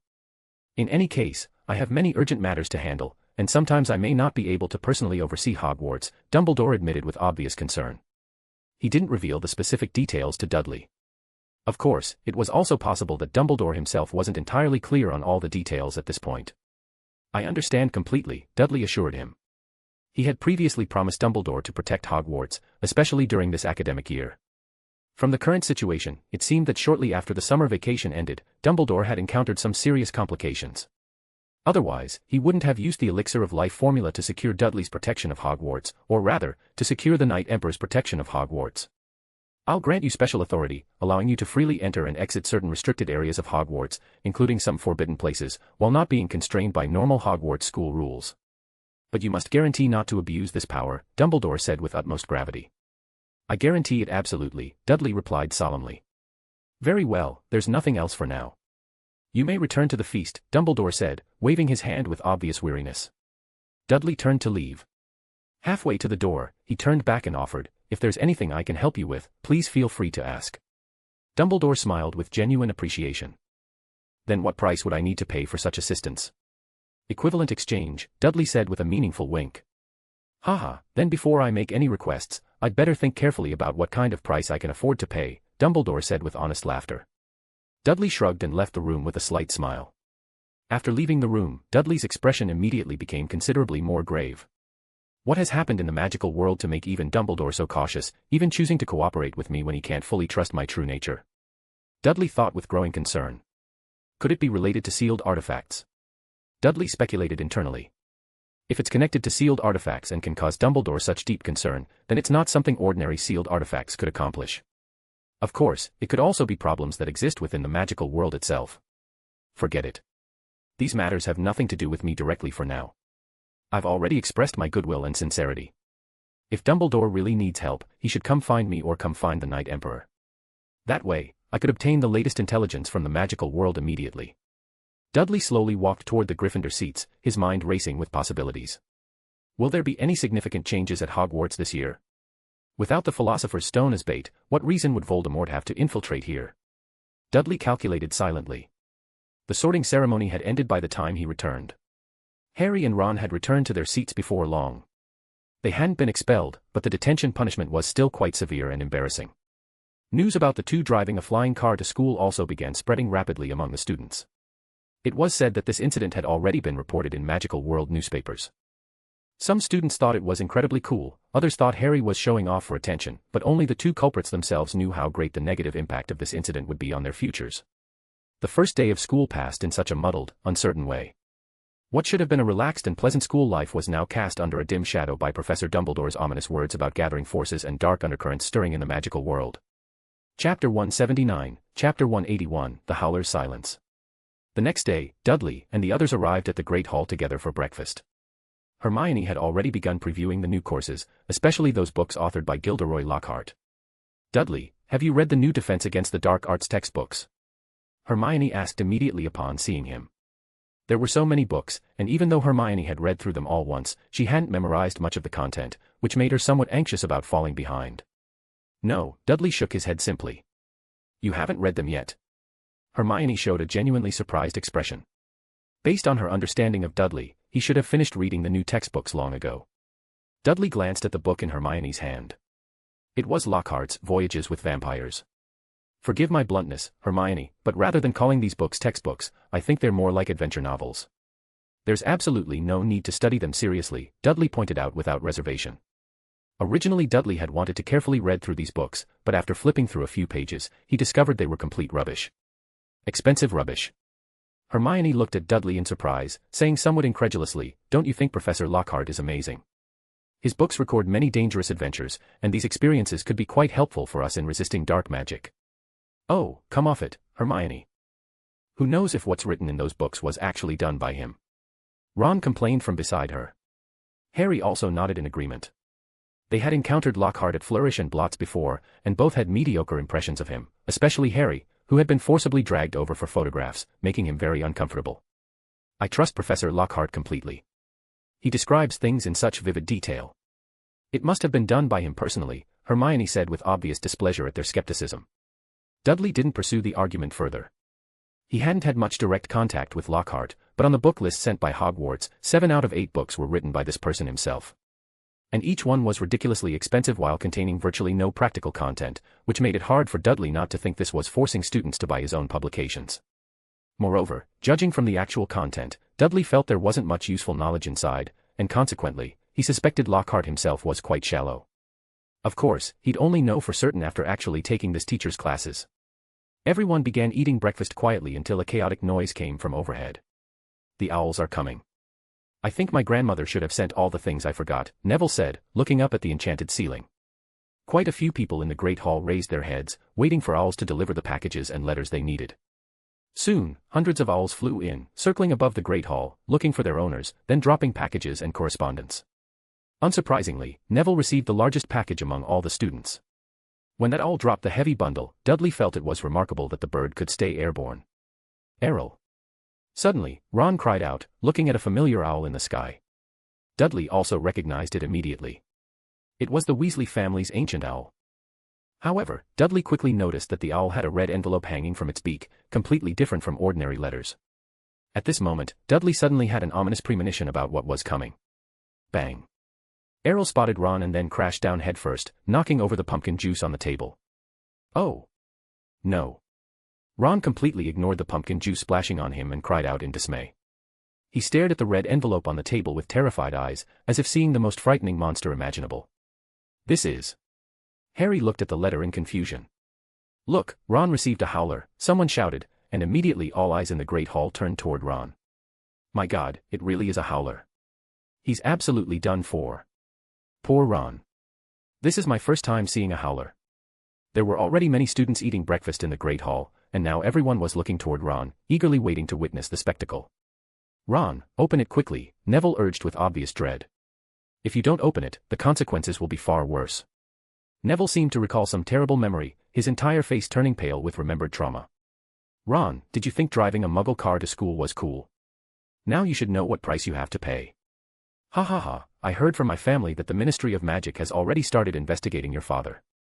If they fire your dad, how will your Weasley family with so many children survive? Malfoy's mocking voice carried from across the hall, laughing so hard he was doubled over with malicious glee. Oh, they won't end up on the streets, will they? Crabbe chimed in from beside him. Very likely, Malfoy laughed with cruel satisfaction. They might not even be able to pay tuition fees. The surrounding Slytherin students were also watching this scene unfold, their faces showing amused smiles at Ron's obvious distress. Ron's face was deathly pale as he frantically picked up the howler with shaking hands.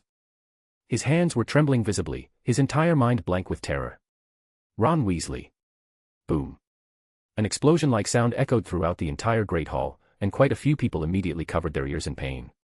Mrs. Weasley was obviously extremely angry. If Ron had been in front of her right now, she might very well have torn him to pieces with her own hands. Muffling charm. Just then, Dudley raised his hand and waved his wand with practiced precision.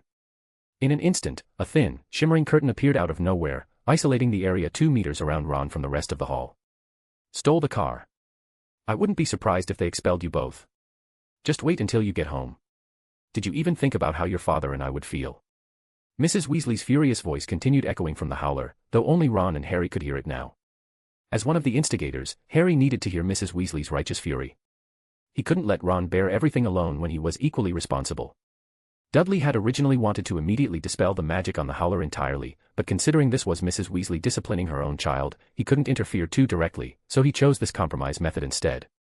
In the Great Hall, everyone stared wide-eyed at this unexpected turn of events. The Slytherins who had been preparing to mock Ron mercilessly were now completely dumbfounded by this development. They could see Ron and Harry behind the gauze-like magical barrier but couldn't hear any sound from inside at all. The taunts that had been on the tip of their tongues could no longer be spoken. Putting away his wand, Dudley continued eating with a perfectly calm expression.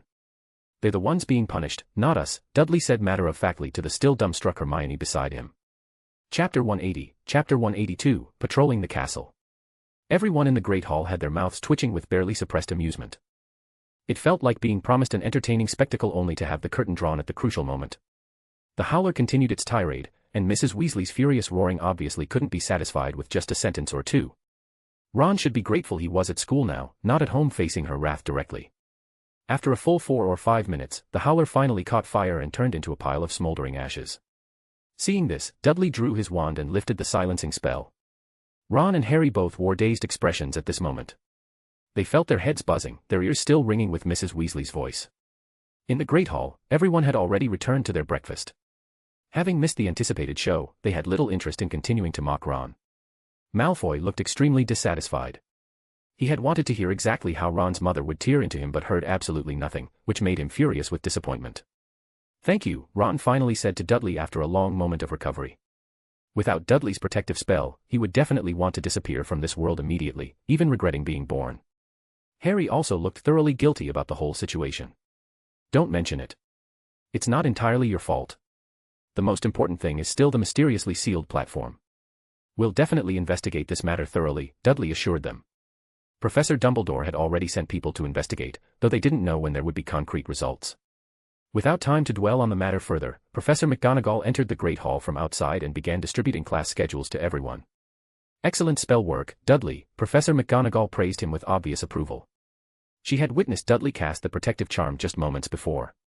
"Thank you, Professor," Dudley replied with a modest smile. "You too, I hope you can properly reflect on your mistakes." "Understood." After praising Dudley, Professor McGonagall turned to Harry and Ron with a stern expression. "Yes, Professor McGonagall," Harry and Ron said in perfect unison. The first class was herbology. Everyone didn't have much time to process what had happened earlier, so they hurriedly finished breakfast and went to class together. Professor Sprout had brought fascinating mandrakes, and their lesson involved repotting the magical plants. This wasn't an easy task, because the baby-like mandrake roots would twist their bodies violently, kick wildly, and even attempt to bite people. They also had to wear protective earmuffs to prevent being harmed by the dangerous sounds these herbs produced. However, this proved remarkably easy for Dudley. These slightly intelligent creatures were always sensitive to natural authority, and in Dudley's hands, the mandrakes couldn't cause any trouble whatsoever. This scene appeared to others as Dudley being extraordinarily lucky. The mandrake he was assigned was completely well-behaved, not crying or making a fuss, like a perfect little angel. After herbology came Professor McGonagall's transfiguration class. This time they needed to transform beetles into buttons. The difficulty wasn't overwhelming, but it wasn't as simple as it initially appeared either. Dudley and Hermione still completed the spell excellently, earning valuable points for Gryffindor, while others had their various struggles. What left Professor McGonagall utterly speechless was that two explosive talents appeared in this class. One was naturally Seamus, and the other was Ron. Ron's wand had broken in the previous flying car accident. He had attempted to repair it with spellotape, but unfortunately it didn't work properly, causing him to make mistakes when casting spells and accidentally blow up his beetle. Finally making it to noon, Ron and Harry already felt completely defeated. They had been humiliated by a howler in the morning, then tormented by aggressive mandrakes, and then criticized by Professor McGonagall. Both felt this semester was going disastrously wrong. "Give me your wand," Dudley said to Ron. Ron lay slumped on the table, dazedly taking out his damaged wand and handing it to Dudley. Dudley drew his own wand. "It's no use. Wands are extremely difficult to repair properly. I asked Professor McGonagall, and she told me to get a new one." Before Ron could finish his dejected explanation. "Reparo," Dudley spoke the spell clearly, and Ron's broken wand immediately connected, showing no visible trace of the previous break. "It's actually fixed." Harry and Hermione witnessed the scene and were too surprised to speak coherently. Ron quickly picked up his wand to examine it closely. The originally broken section had been perfectly joined. All that useless spellotape was completely unnecessary compared to Dudley's single spell. "Oh. Dudley, you're my absolute savior," Ron said with overwhelming gratitude. "I can't restore it to its original pristine state, but it should function normally now." "I still suggest you get a new one when you have the opportunity," Dudley cautioned. His spell was remarkably powerful, but it hadn't reached the level where it could completely restore a wand to perfect condition. However, compared to ordinary students, the power of spells Dudley cast was obviously much stronger than theirs. This might be related to Dudley's exceptionally powerful spiritual strength. "How did you accomplish that?" Hermione asked with obvious shock. She had been working incredibly hard to catch up with Dudley, but she felt the gap between them wasn't shrinking. Instead, it seemed to be growing larger. "Maybe this is natural talent." Dudley smiled mysteriously. He couldn't explain the true source of his abilities to Hermione, so he could only use this vague term. Hermione looked at Dudley with complete bewilderment. "All right, you should rest after eating. We still have defense against the dark arts this afternoon." "I'm going to walk around the castle," Dudley announced, standing up and leaving the Great Hall. "Time to patrol my territory," Dudley thought to himself with satisfaction. Away from Hogwarts, his beyonder characteristic digestion had slowed down considerably. He still hadn't advanced to Sequence 6 Judge, which made Dudley somewhat anxious about his progress. Fortunately, after returning to Hogwarts, he clearly felt the speed of beyonder characteristic digestion had increased significantly. Completing the advancement within this academic year shouldn't be problematic. It's just that briber is somewhat troublesome, he mused. It seems I need to find some people and properly bribe them for advancement. Dudley pondered while beginning his patrol. Or I could bribe Dumbledore in exchange for greater authority and privileges. Yes, this is indeed an excellent idea. I could also bribe Professor McGonagall for some special privileges. Dudley calculated these possibilities secretly. It's just that the next sequence 6 corrupted Baron represents the real challenge. Hey, Dudley, what are you doing? Suddenly, a dreamy voice came from behind him.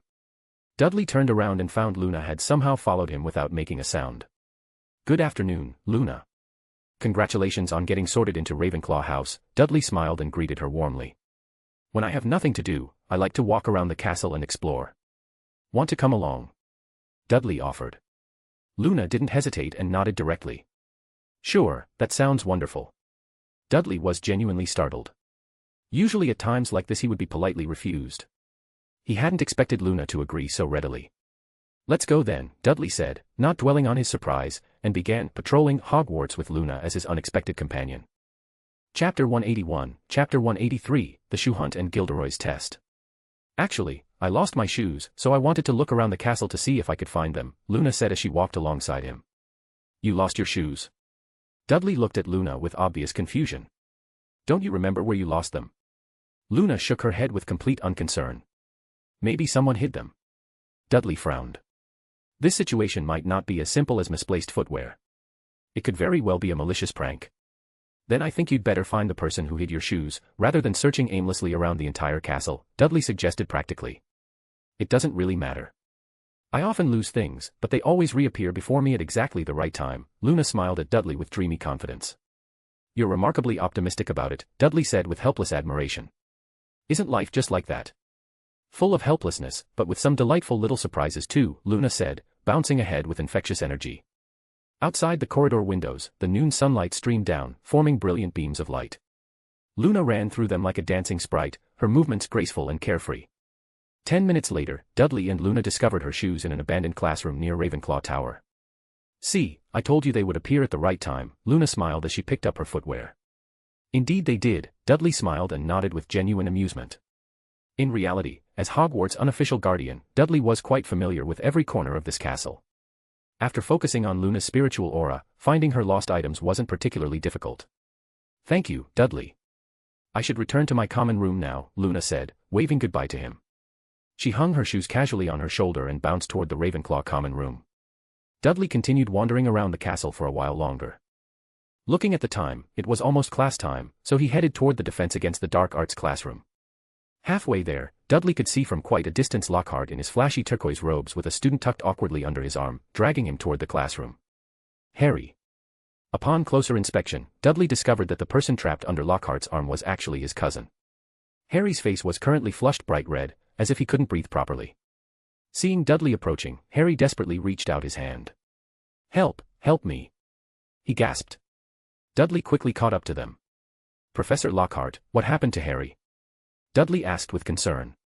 Lockhart stopped and looked at Dudley with theatrical confusion. Who are you exactly? Dudley Dursley, Harry's cousin, Dudley gave a simple self-introduction. Oh, I've heard of you. Professor McGonagall mentioned you to me, Lockhart said, displaying his practiced charming smile and finally releasing Harry from under his arm. Harry quickly took several desperate breaths of fresh air. What happened here? Dudley asked directly. Nothing particularly serious. I just discovered Harry handing out signed photographs of himself to other students, which is really quite inappropriate for someone Harry's age. I needed to remind him not to let fame go to his head so early. It's partly my fault as well. When we took that photograph together at Flourish and Blots that made the front page, it gave Harry some dangerous ideas about showing off. You see, later they actually drove a flying car to school just to make headlines and show off for attention. Sigh, Harry, you should thank me for intervening. Otherwise, people would think you're someone who constantly seeks fame and glory. Lockhart said with an exaggerated sigh of concern. I didn't do any of that. Harry's face turned bright red, even showing genuine anger at the false accusation. Dudley's mouth twitched slightly.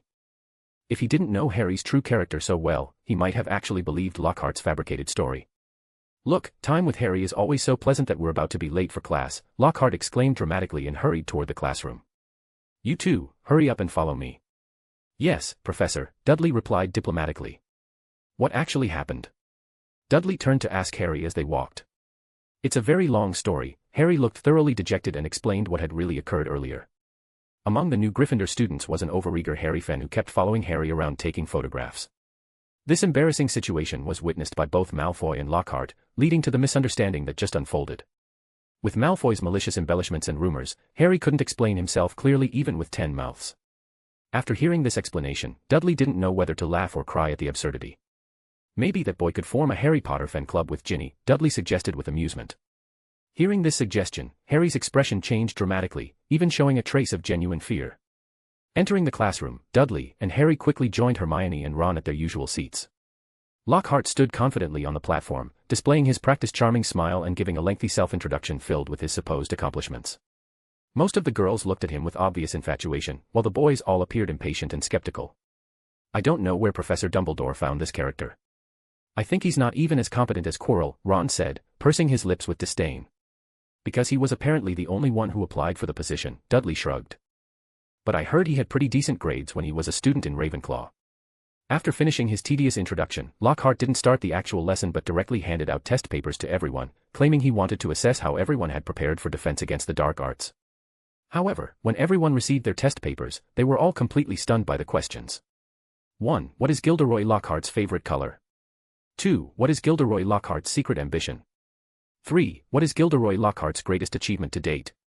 Are these supposed to be test questions? Dudley's mouth twitched with disbelief. Almost all the questions revolved around Lockhart himself, his birthday, what gifts he preferred, his personal preferences, etc. After 30 minutes, Dudley directly submitted a completely blank paper.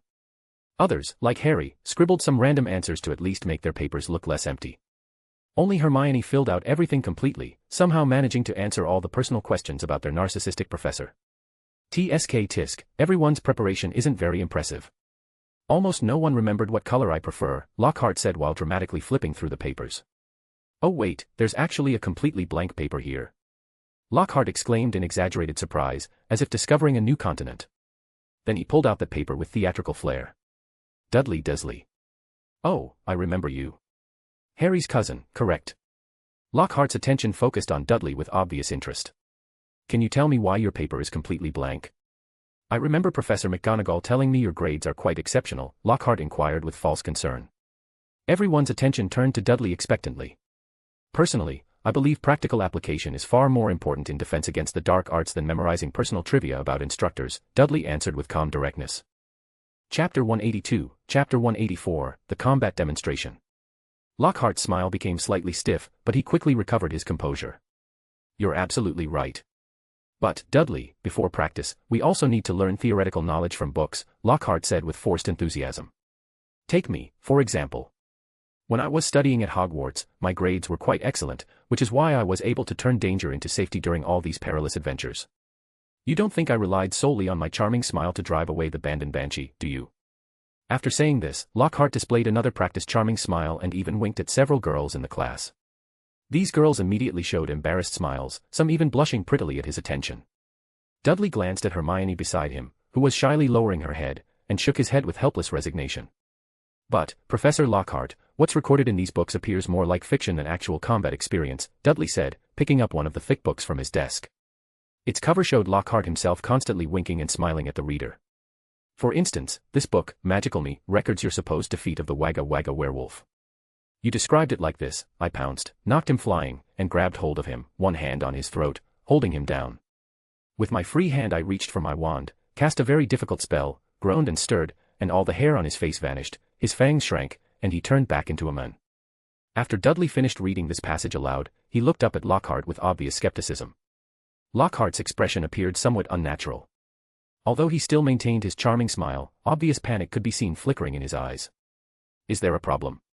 These are all things I personally experienced. I dare say no one could have performed better than me in such dangerous circumstances. Lockhart tried to explain with growing defensiveness. Dudley shook his head thoughtfully. As fiction, there's indeed no problem with this account, but if it were genuine experience, I feel there are quite a few tactical issues. For example, from what I understand, werewolves possess incredible strength with extremely powerful close combat abilities, and their teeth carry deadly venom. Once bitten by them, one would also become a werewolf. Therefore, when wizards fight them, the optimal approach is to maintain a safe distance and use spells to attack them remotely, rather than engaging in reckless close combat. After all, a wizard's body generally can't compete with a werewolf's physical prowess, and close combat unnecessarily increases the risk of being bitten and torn apart. Moreover, from what I've studied, the spell to restore a werewolf to human form is extremely complex, requiring concentrated attention to cast properly, and no mistakes can be made midway. So I don't think casting this spell in such chaotic circumstances would be a wise choice. If it were me, I would perhaps first use spells to control the werewolf from a safe distance, then find a secure way to cast the transformation spell. Dudley explained his reasoning simply and clearly. Actually, he hadn't completely avoided reading Lockhart's books. He had skimmed through some of them. It's just that he felt the scenes described in these books had undergone extensive artistic embellishment.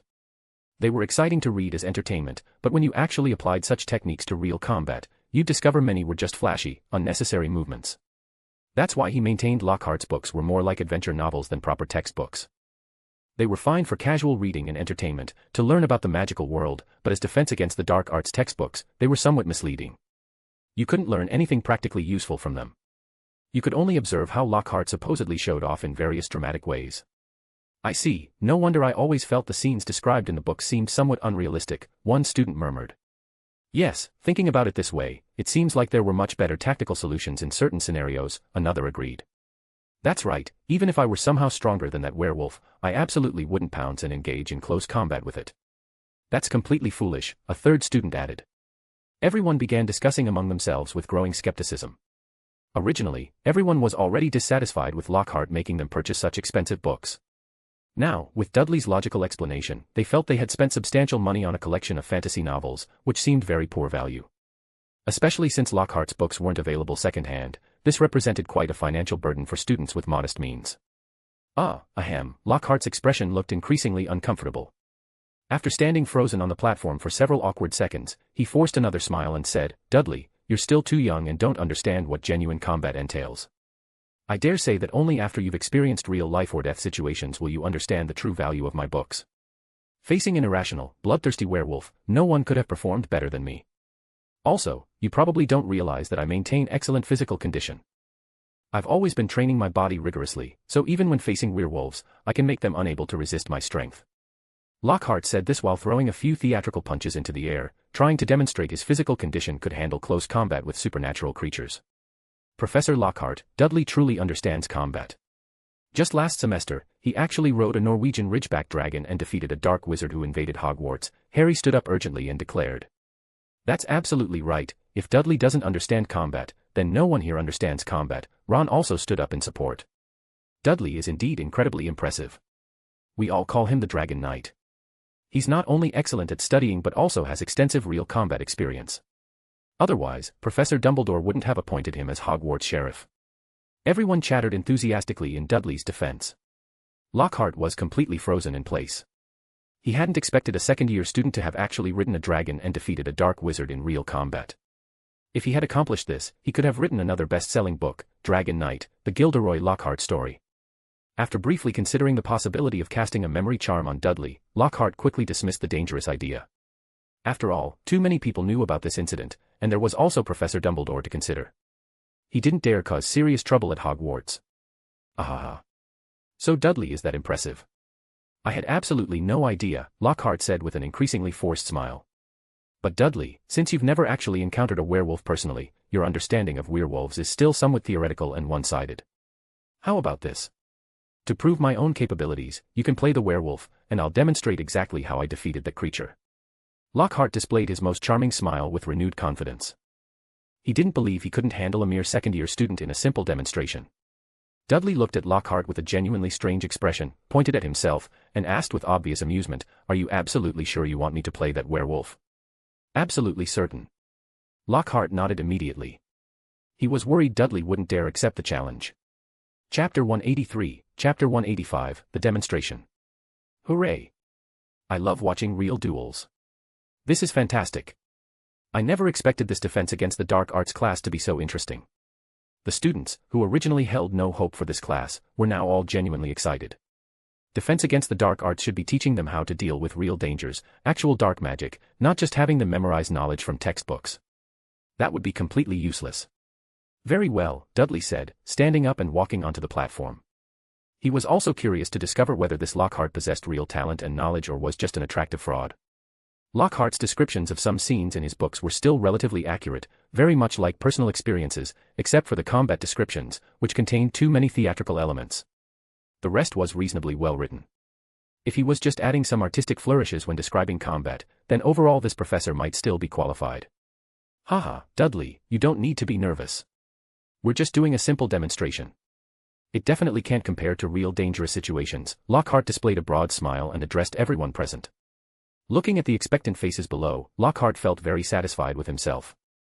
Although Dudley was somewhat troublesome and had criticized quite a few aspects of his work, as long as he dealt with Dudley convincingly, the others naturally wouldn't question him anymore. Besides, he could also learn about that Dragon Knight versus Dark Wizard battle from Dudley. Although he couldn't copy it completely, he could adapt it. Change the setting to another country, and it could easily become another best-selling novel. Thinking of this possibility, Lockhart became genuinely excited. He temporarily moved all the furniture on the platform aside, creating enough open space.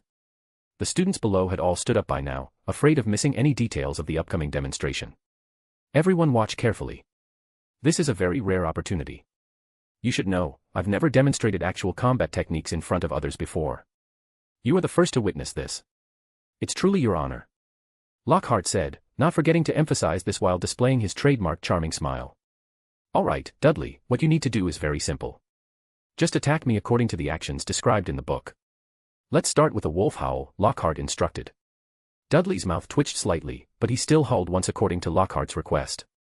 Not bad, but the sound is a bit quiet. Louder, please, Lockhart critiqued. Dudley gritted his teeth and howled again, more loudly. Good, very good. You howl quite realistically, Lockhart finally nodded with obvious satisfaction. Below the platform, Ron whispered to Harry, I feel like Dudley's eyes are about to murder someone. There's going to be quite a show. I've never seen Dudley look so humiliated, Harry replied with anticipation. The two watched the scene on stage like they were observing entertaining theater. Since coming to Hogwarts, Dudley had always given them the impression of being mature, steady, and possessing a wise temperament. This was the first time they'd witnessed Dudley howl like a wolf in front of so many people. It was really completely out of character for him. Excellent. Next, Dudley, I'll suddenly pounce at you and pin you to the ground, Lockhart explained his plan. Professor, may I resist? Dudley asked with deceptive politeness. Of course, you can certainly resist. You're a werewolf now, an irrational werewolf. Use your strongest power, Lockhart said confidently, waving his wand. But I should remind you, you can't use a wand. You're a werewolf now. Do you understand what I mean? Lockhart added with obvious smugness. Understood perfectly, Dudley nodded and clenched his fists meaningfully. Very good. Come on, bare your teeth. Lockhart looked at the expressionless Dudley and instructed. You don't look like a werewolf at all. Dudley clenched his fists even tighter, then opened his mouth to show his teeth in a menacing grimace. Yes, much better. Now you look more like a proper werewolf, Lockhart nodded approvingly and continued speaking to the audience below. Next, students must watch very carefully. I'll demonstrate this technique once. When I pounce at the werewolf, I'll cast a shield charm on myself. This way I can prevent being bitten by the werewolf. Also, believe me, I only need one hand to completely subdue a werewolf. How absolutely shameless, Harry muttered under his breath. The current werewolf was just a second-year student. If this person weren't Dudley, Harry believed Lockhart would hardly need to expend any effort to subdue them. After all, the supposed power gap between a second-year student and a werewolf was enormous. Lockhart repeatedly emphasizing this point was just manipulating concepts, making people equate Dudley with an actual werewolf. Professor, can we start now? Dudley couldn't help but ask with growing impatience. Yes, we can start immediately. I need to let everyone see my movements clearly so they can learn proper technique, Lockhart said with theatrical importance. Ready, Dudley. I'm going to pounce at you now, Lockhart said to Dudley with confident smugness. Ready, Dudley replied with ominous calm. Very good. As Lockhart's words concluded, he suddenly pounced at Dudley while waving his wand and chanting a protective spell. Protego. Just as Lockhart made his move, Dudley also moved with lightning speed. His velocity reached the extreme as he suddenly stamped on the ground and charged directly at Lockhart with devastating force. He didn't use magic, nor did he employ beyonder abilities. Actually, under the enhancement of dual sequences, Dudley's physical strength was already exceptionally high. He completely didn't need to use magic or beyonder abilities to enhance his natural power. After all, this was just a classroom demonstration, not genuine combat. A thin, shimmering barrier sprayed from the tip of Lockhart's wand, forming a defensive shield around his body. Students, watch carefully. This shield charm. Before his words could finish, Dudley's fist had already arrived, directly smashing through the thin defensive shield, then continuing unabated to slam into Lockhart's chest with a sickening crash. Crack. The next moment, Lockhart's body flew backward through the air, crashing into the stone wall behind him, then falling heavily to the ground with a dull thud. At this moment, the entire classroom fell into stunned silence. Everyone stared at this scene in complete shock, unable to speak or even breathe properly. Their new defense against the dark arts teacher, that best-selling author, the supposedly powerful wizard who had experienced numerous thrilling battles, recipient of the Order of Merlin 3rd Class and honorary member of the Dark Force Defense League, Professor Gilderoy Lockhart, had been sent flying by a single punch from a second-year student. Professor, are you all right? With a scream of alarm, several students closest to Lockhart hurriedly ran over to check on the extremely pale and motionless figure. Intense pain radiated from Lockhart's chest, but to maintain his dignified image, he squeezed out a very twisted expression that was supposed to be a smile. I'm perfectly fine. Oh my. Professor Lockhart, your ribs are broken. Hermione cried out in genuine alarm after examining him. Chapter 184, Chapter 186, The Substitute Professor. Everyone could clearly see that Lockhart's chest had completely caved in. Moreover, during the previous demonstration, they had heard the distinct, sickening sound of bones breaking. Quick, someone go find a professor, a student shouted, and immediately another student ran out of the classroom in panic. No need. Lockhart wanted to stop them, but it was already too late. He really didn't want people to see him in such a pathetic state. On the other side, Dudley looked at Lockhart, who had been sent flying by his punch, and pressed his lips together with concern. He hadn't even used much force. He had actually held back considerable strength at the last moment. Because he had originally assumed Lockhart's shield charm could absorb his attack, but he hadn't expected that when his fist connected, that thin magical barrier would shatter like glass. He had tried to quickly restrain part of his strength, otherwise Lockhart at this moment probably wouldn't even be able to speak. He should have already lost consciousness or even be on the verge of death. Professor Lockhart. Dudley approached with obvious concern. Don't come any closer. Seeing Dudley approach, Lockhart shouted in genuine terror. Now when he looked at Dudley, it was like seeing a dangerous predator. How could a second-year student possess such devastating strength, even more terrifying than an actual werewolf? He now extremely regretted choosing Dudley for the demonstration. He should have picked a girl, or even Harry. Why did he have to choose this particular Dudley? Lockhart felt like crying without tears. He had thought Harry's previous claims about Dudley fighting dragons had been exaggerated boasting, but now it seemed it was completely true. This student was genuinely terrifying. Oh. My goodness, what happened here? Professor McGonagall quickly entered under the guidance of a student, immediately spotting Lockhart collapsed on the ground. Moreover, blood was flowing from the corner of Lockhart's mouth at this moment, indicating he had suffered serious internal trauma. Nothing wrong. Professor McGonagall, Lockhart said weakly. He didn't want Professor McGonagall to know he had been sent flying by a second-year student with a single punch. Professor Lockhart was demonstrating a fight with a werewolf using Dudley as the werewolf, then got punched and sent flying by Dudley playing the part. A helpful student stood up and explained loudly. Professor McGonagall looked at Dudley with complete disbelief, then at the injured Lockhart. Professor, this really was just a classroom demonstration, Dudley said helplessly.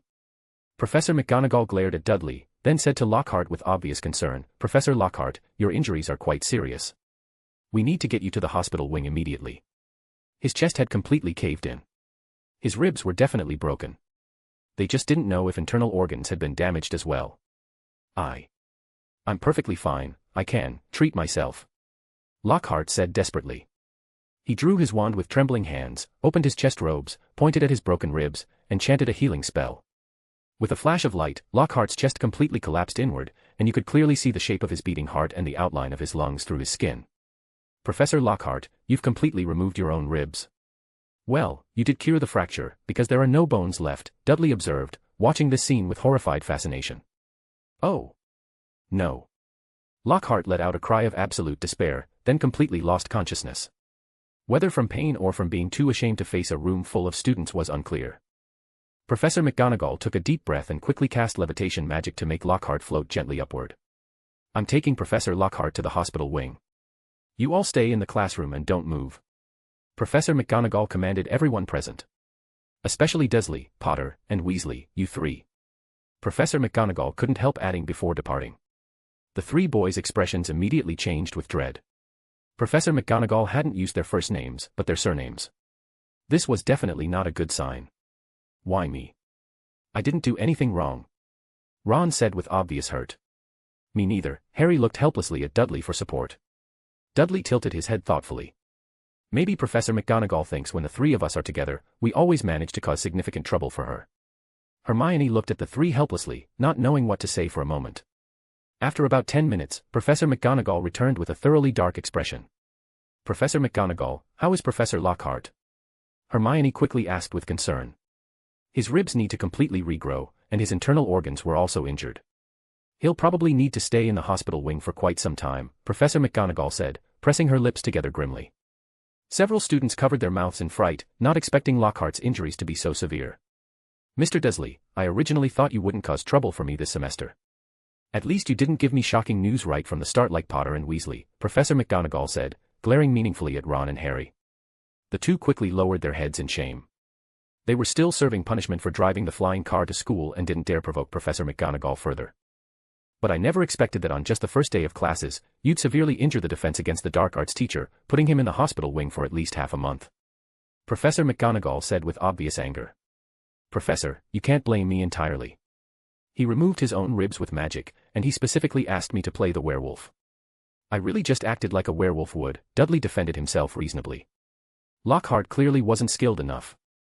Not only was his shield charm pathetically weak, but his healing spells were dangerously incompetent.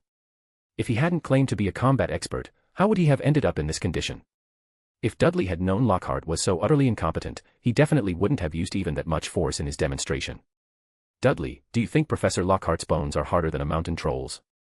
Professor McGonagall asked with pointed sarcasm. Last year, Dudley had beaten a troll to death with his bare fists. What ordinary wizard could possibly handle such devastating combat power? Professor, you really can't blame Dudley.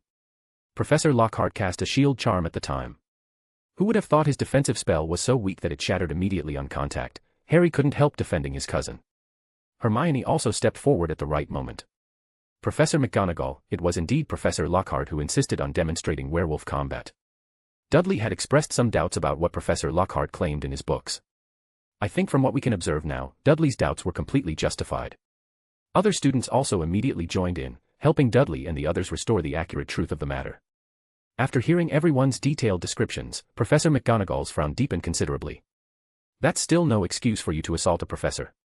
Professor McGonagall finally concluded. Starting today, Dudley, you'll serve detention with Harry and Ron. Hearing Professor McGonagall use their first names, all three breathed a sigh of relief. At least it meant this matter should be resolved and they wouldn't face more serious punishment.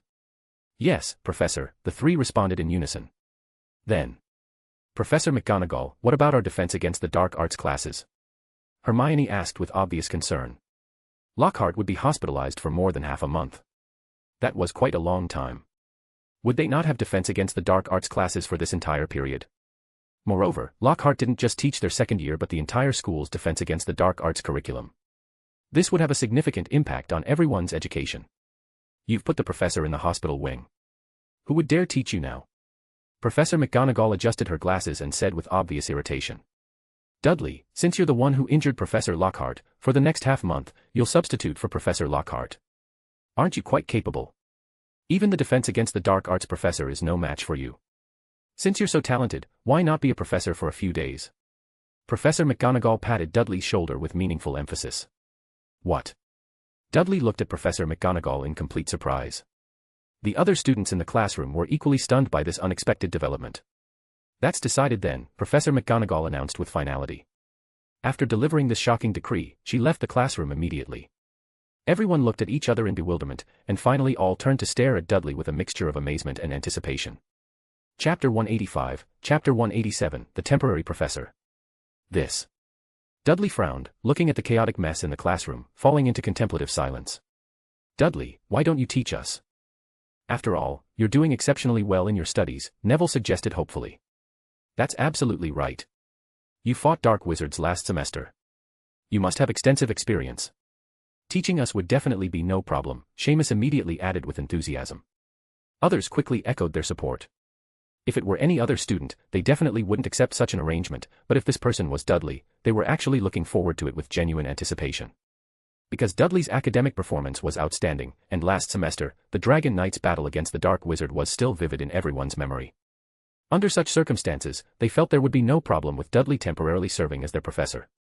Very well, Dudley said after a moment's consideration, no longer hesitating.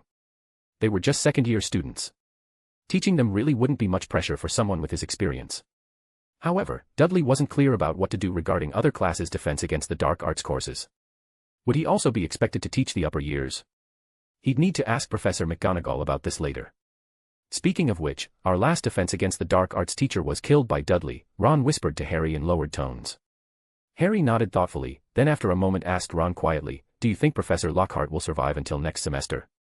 Ron pressed his lips together, considered the question seriously for a moment, then replied, "Given the current situation, it might be somewhat difficult." "What are you two whispering about?" Hermione poked her head over with obvious curiosity. "We're discussing whether Professor Lockhart can survive until next semester under Dudley's instruction," Ron explained matter-of-factly. "Oh." Hermione immediately made the connection and showed a genuinely terrified expression. Meanwhile, Dudley looked at the time. There was still plenty of time before class ended. He needed to think about what to teach everyone during the remaining period.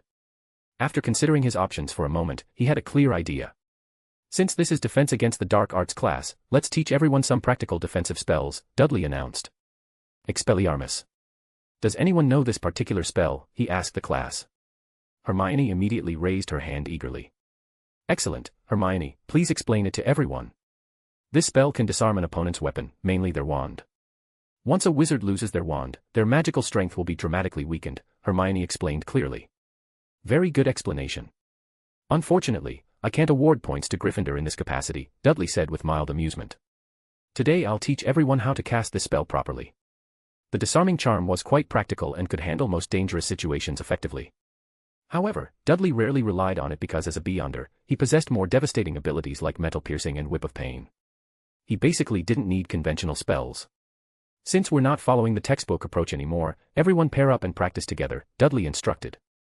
As his words concluded, he directly waved the wand in his hand and cast a complex spell. In an instant, all the desks and chairs in the classroom levitated gracefully, quickly moving toward the back of the classroom and stacking together in perfect order, clearing a substantial practice area. "Wow. That's amazing," several students exclaimed with genuine admiration. Dudley's control over magic was remarkably precise and appeared effortlessly elegant. This spell seemed simple enough, and many people appeared capable of attempting it, but to accomplish moving all the furniture according to one's exact will in such a short time while arranging everything neatly together required exceptionally advanced magical skills. This was also Dudley demonstrating his capabilities to everyone, proving his strength was more than sufficient to teach them effectively. Then Dudley positioned himself in the center of the group, allowing everyone to clearly observe him. "Everyone watch my wand movements carefully. They must be very precise," he instructed. "Then chant the incantation clearly, Expelliarmus." Everyone followed Dudley's example, waving their wands while carefully reciting the spell. For the specific casting technique, it works like this, Dudley demonstrated, waving his wand and aiming at Harry. Expelliarmus. A brilliant red light flashed, and Harry's wand flew out in response, spinning through the air. "Incredible," everyone exclaimed with obvious enthusiasm. "Now you can try it with each other," Dudley told the class. Hearing this instruction, everyone began practicing with eager determination. This method of teaching was far more engaging than the previous approach of simply reading textbooks. Moreover, since Dudley was their classmate after all, everyone didn't feel intimidated around him and could learn this spell in a relaxed and natural atmosphere, making the process much more efficient than before. Dudley moved through the practicing pairs, checking everyone's learning progress and correcting problems they encountered when casting spells. "Ron, there's an issue with the angle of your wand movement. It should be positioned like this," Dudley said, demonstrating the proper technique. Suddenly, his senses sharpened with alertness. He felt like something was observing him intently. After considering the sensation for a moment, Dudley quickly located the source of that surveillance. He looked up toward a window and happened to see a familiar cat elegantly passing by the opening. "Professor McGonagall still can't rest completely easy," Dudley smiled to himself and withdrew his gaze. After more practice time had passed, Harry made his breakthrough. Expelliarmus. Harry waved his wand with focused concentration, and a red beam of light shot out, striking Ron directly. The next moment, Ron's wand suddenly flew out and landed in the distance with a clatter. Harry succeeded, others called out, gathering to observe. Harry was the first person to successfully cast this spell with full effect. "Not bad at all. You seem quite naturally gifted at casting this particular spell," Dudley said to Harry with an approving smile. You taught it very well, Harry replied with obvious gratitude. All right, you two are being quite enough, Ron couldn't help but complain, though he was smiling. By the time class was about to end, Hermione and several other students had also successfully cast the spell, though their results were still somewhat inconsistent. The spell worked sometimes and failed at others, requiring significantly more practice to master. All right, class is dismissed, Dudley announced. Thank you, Professor Dursley, someone said with obvious amusement. Dudley smiled at the joke. After most people had departed, he used magic to restore all the desks and chairs to their original positions, then left the classroom with Harry and the others. In the corridor outside, Ron brought up an interesting question. Do you think, since Professor McGonagall asked Dudley to temporarily teach our defense against the dark arts class, that means Dudley should also have the authority to award and deduct house points? It's only temporary. I probably don't have the right to award or deduct points, Dudley replied thoughtfully. Not necessarily. After all, you also have some prefect privileges, Harry pointed out reasonably. Hermione considered this for a moment and said practically, what's the use of speculating here? It's best to verify it directly. Follow me. Hermione led everyone through the castle corridors with obvious purpose. Dudley quickly realized where they were heading. Soon, they arrived at an alcove where 4 huge hourglasses stood prominently, each one representing a different house's point total. Chapter 186, Chapter 188, The Power of Points. The hourglasses contained peculiar magical gems instead of ordinary sand. Each gem in the sphere at the bottom of the hourglass represented 1 point that house currently possessed. Gryffindor's hourglass sparkled with brilliant rubies, Ravenclaw's shimmered with deep sapphires, Slytherin's gleamed with emerald gems, and Hufflepuff's glowed with golden yellow stones. To verify it, you can simply award us points directly, Hermione suggested with practical logic. As Hogwarts deputy headmistress, Professor McGonagall's appointment of you should be completely effective as well. Dudley's expression shifted with understanding as he spoke clearly, 5 points to Gryffindor.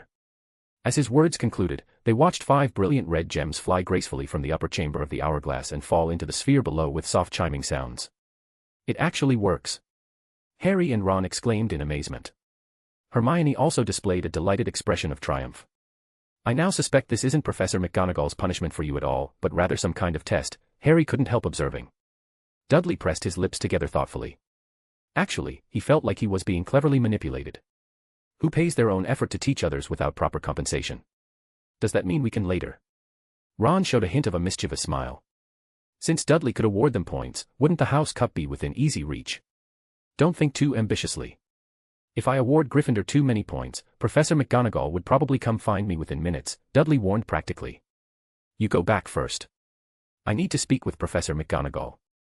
After considering his next move, Dudley made his decision. All right, we'll wait for you in the common room, Harry said. After the 3 friends said their goodbyes, they departed for Gryffindor Tower. Dudley walked alone toward Professor McGonagall's office with purposeful steps. On the way, he retrieved a box of exotic candied fruits from the Mirror of Erist's dimensional storage. This was a rare opportunity. He was going to attempt bribing Professor McGonagall. Arriving at Professor McGonagall's door, he knocked gently on the wooden frame. Come in, Professor McGonagall's authoritative voice called out. Dudley pushed the door open and entered her well-organized office. Professor McGonagall was reviewing some important documents behind her imposing desk. When she looked up and saw Dudley entering, she set aside what she was holding. Dudley, is there something you need? Professor McGonagall asked with professional courtesy. Professor, you asked me to temporarily replace Professor Lockhart in teaching defense against the dark arts. I have no objections to that arrangement, but what about the upper-year students? They won't respect or listen to me, Dudley explained his concern. Oh, isn't that a very simple matter for someone like you? Professor McGonagall adjusted her glasses and replied with obvious amusement. Ah. Simple. Dudley didn't immediately understand her meaning. Just beat them up. Isn't that what you're apparently best at? Professor McGonagall gazed at Dudley with pointed sarcasm. Dudley fell silent, recognizing the criticism. Only then did he realize Professor McGonagall was being deliberately sarcastic about his tendency toward physical solutions. Seeing the uncomfortable expression on Dudley's face, Professor McGonagall couldn't help but allow her lips to curve into a slight smile. All right, Professor Snape will temporarily substitute for the upper-year classes, but he doesn't have unlimited time available, so years 1 and 2 will still be your responsibility. I observed earlier, and you taught quite effectively. Professor McGonagall spoke with genuine seriousness.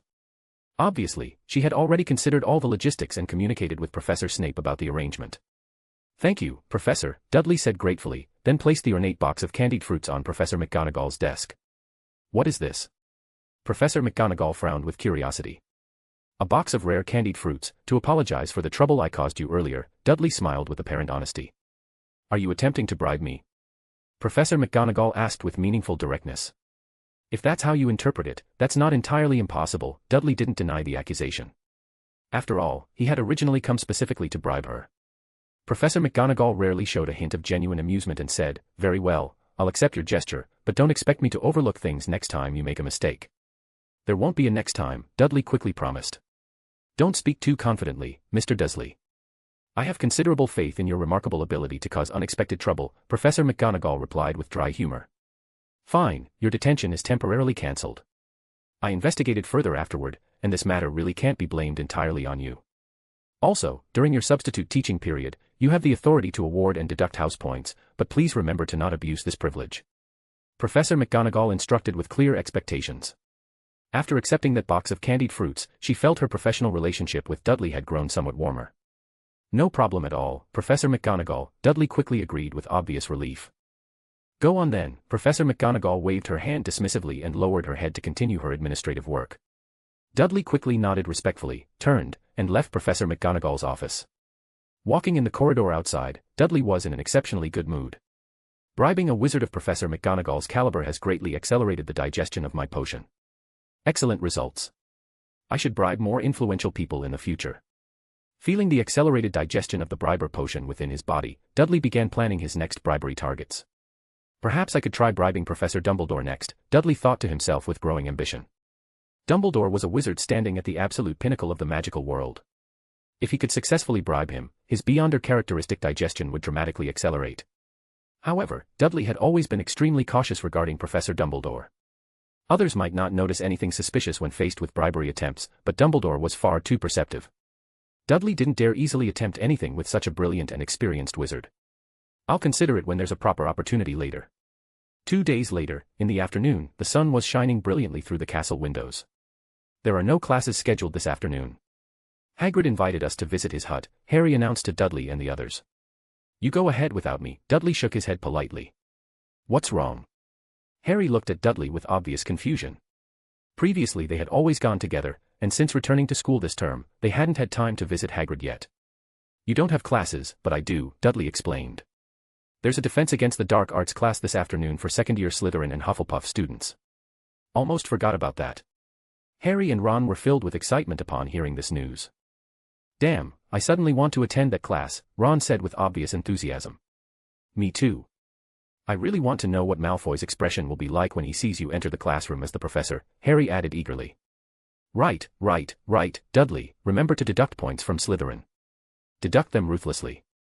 However, Professor Snape used to deduct our points unfairly, you should return the favor exactly the same way, Ron said with vindictive glee.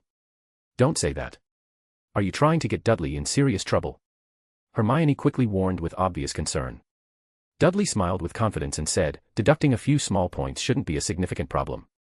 All right, I need to prepare for class. I hope you have a wonderful time at Hagrid's this afternoon. Also, please give my regards to Hagrid. I'll visit him properly on the weekend. After Dudley finished speaking, he stood up and walked purposefully toward the Defense Against the Dark Arts classroom, anticipating what would surely be an interesting lesson. Chapter 187, Chapter 189, Professor Dursley's First Lesson. When Dudley arrived at the classroom, the students had already entered and were waiting inside.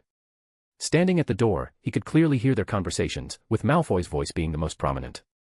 These books are absolutely tedious and boring. I can't even get through a single page, Malfoy said in his characteristic long drawl. I haven't read them either, came the agreeing voices of Crabbe and Goyle. Don't know what these books are even supposed to be about. Draco, keep your voice down. Professor Lockhart might hear you, a girl warned him nervously. What's there to be afraid of? That Professor Lockhart seems to be injured and is lying in the hospital wing right now. When I passed by earlier, I heard him making pitiful sounds in there, Malfoy said with casual indifference. Professor Lockhart is injured. What happened? Someone immediately asked with curiosity. Obviously, Lockhart's incident hadn't spread widely. Not many people knew about the embarrassing details. But that was perfectly normal. Having finally built up his image as a powerful wizard, how could Lockhart let people know he'd been punched into the hospital by one of his own students? He had specifically asked everyone not to discuss it and even had Professor McGonagall warn the students who had witnessed that class. I'm not very clear about the specifics either, Malfoy's voice came again with obvious disinterest. Who cares anyway? But I know that during this time, our defense against the dark arts classes will probably be taught by Professor Snape. That's what the upper year students told me, Malfoy said with obvious satisfaction. Compared to that Lockhart, who had appeared from nowhere, Malfoy, as Snape's favored student, naturally preferred Professor Snape to teach them. Because in Snape's classes, he could always earn points easily, which made him feel very good about himself. Unfortunately, you miscalculated this time, Dudley said with amusement, pushing the door open and entering. The sound of the door opening made quite a few students turn to look behind them. When everyone saw it was Dudley who had entered, they all showed puzzled expressions. Today's class wasn't shared with Gryffindor students, so why would Dudley appear here? Dursley, have you lost your mind? Today isn't Gryffindor's class, Malfoy said with a frown upon seeing Dudley. I didn't come to the wrong place. I'm here for defense against the dark arts class, Dudley replied while walking toward the platform at the front. Dudley, did you get the time wrong? There's no Gryffindor class scheduled today, a Hufflepuff student kindly reminded him. I didn't get it wrong. I'm substituting. Before Dudley could finish his explanation, Malfoy jumped down from the desk he was sitting on and positioned himself before Dudley. Dursley, get out of here right now. This isn't your place. If Professor Snape sees you, just wait to have points deducted, Malfoy said with cold authority. Facing Dudley, Malfoy rarely showed no signs of fear. Because he knew Dudley couldn't do anything to him here, and Professor Snape could appear at any moment, making him even more brazen than usual. Malfoy, return to your seat, Dudley looked at Malfoy with complete indifference. Professor Snape won't be coming here.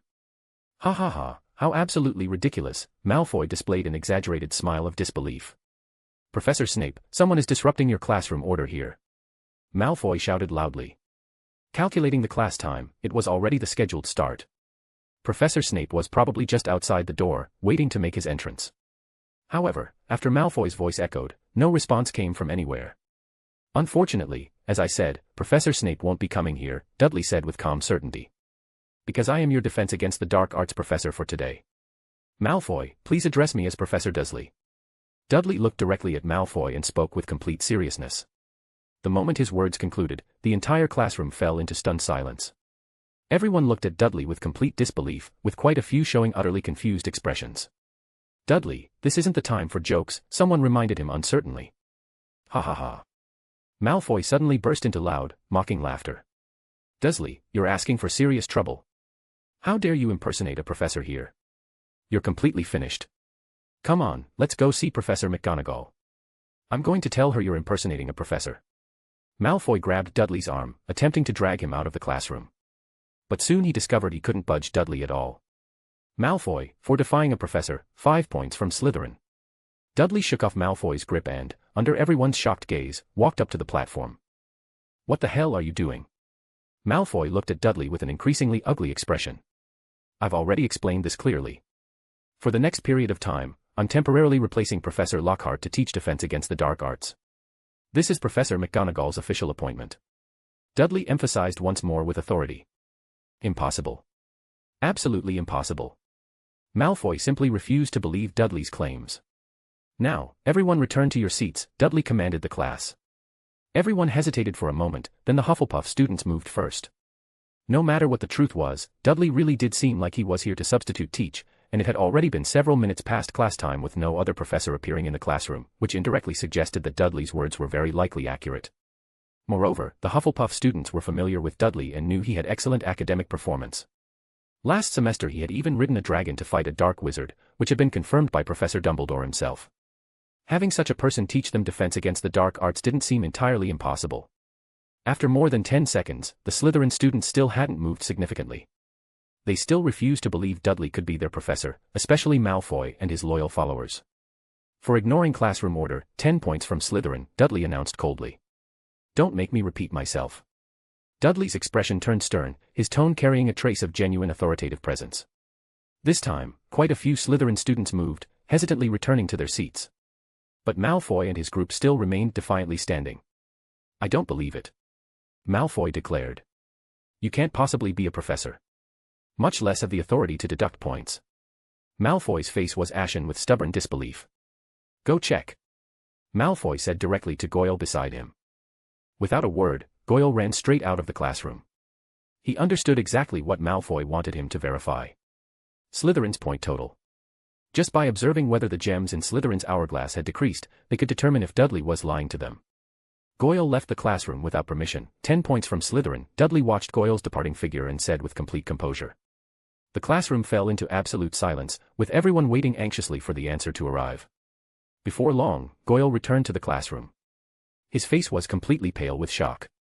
He really is a professor. Slytherin has actually had points deducted. Goyle announced loudly as soon as he entered the classroom.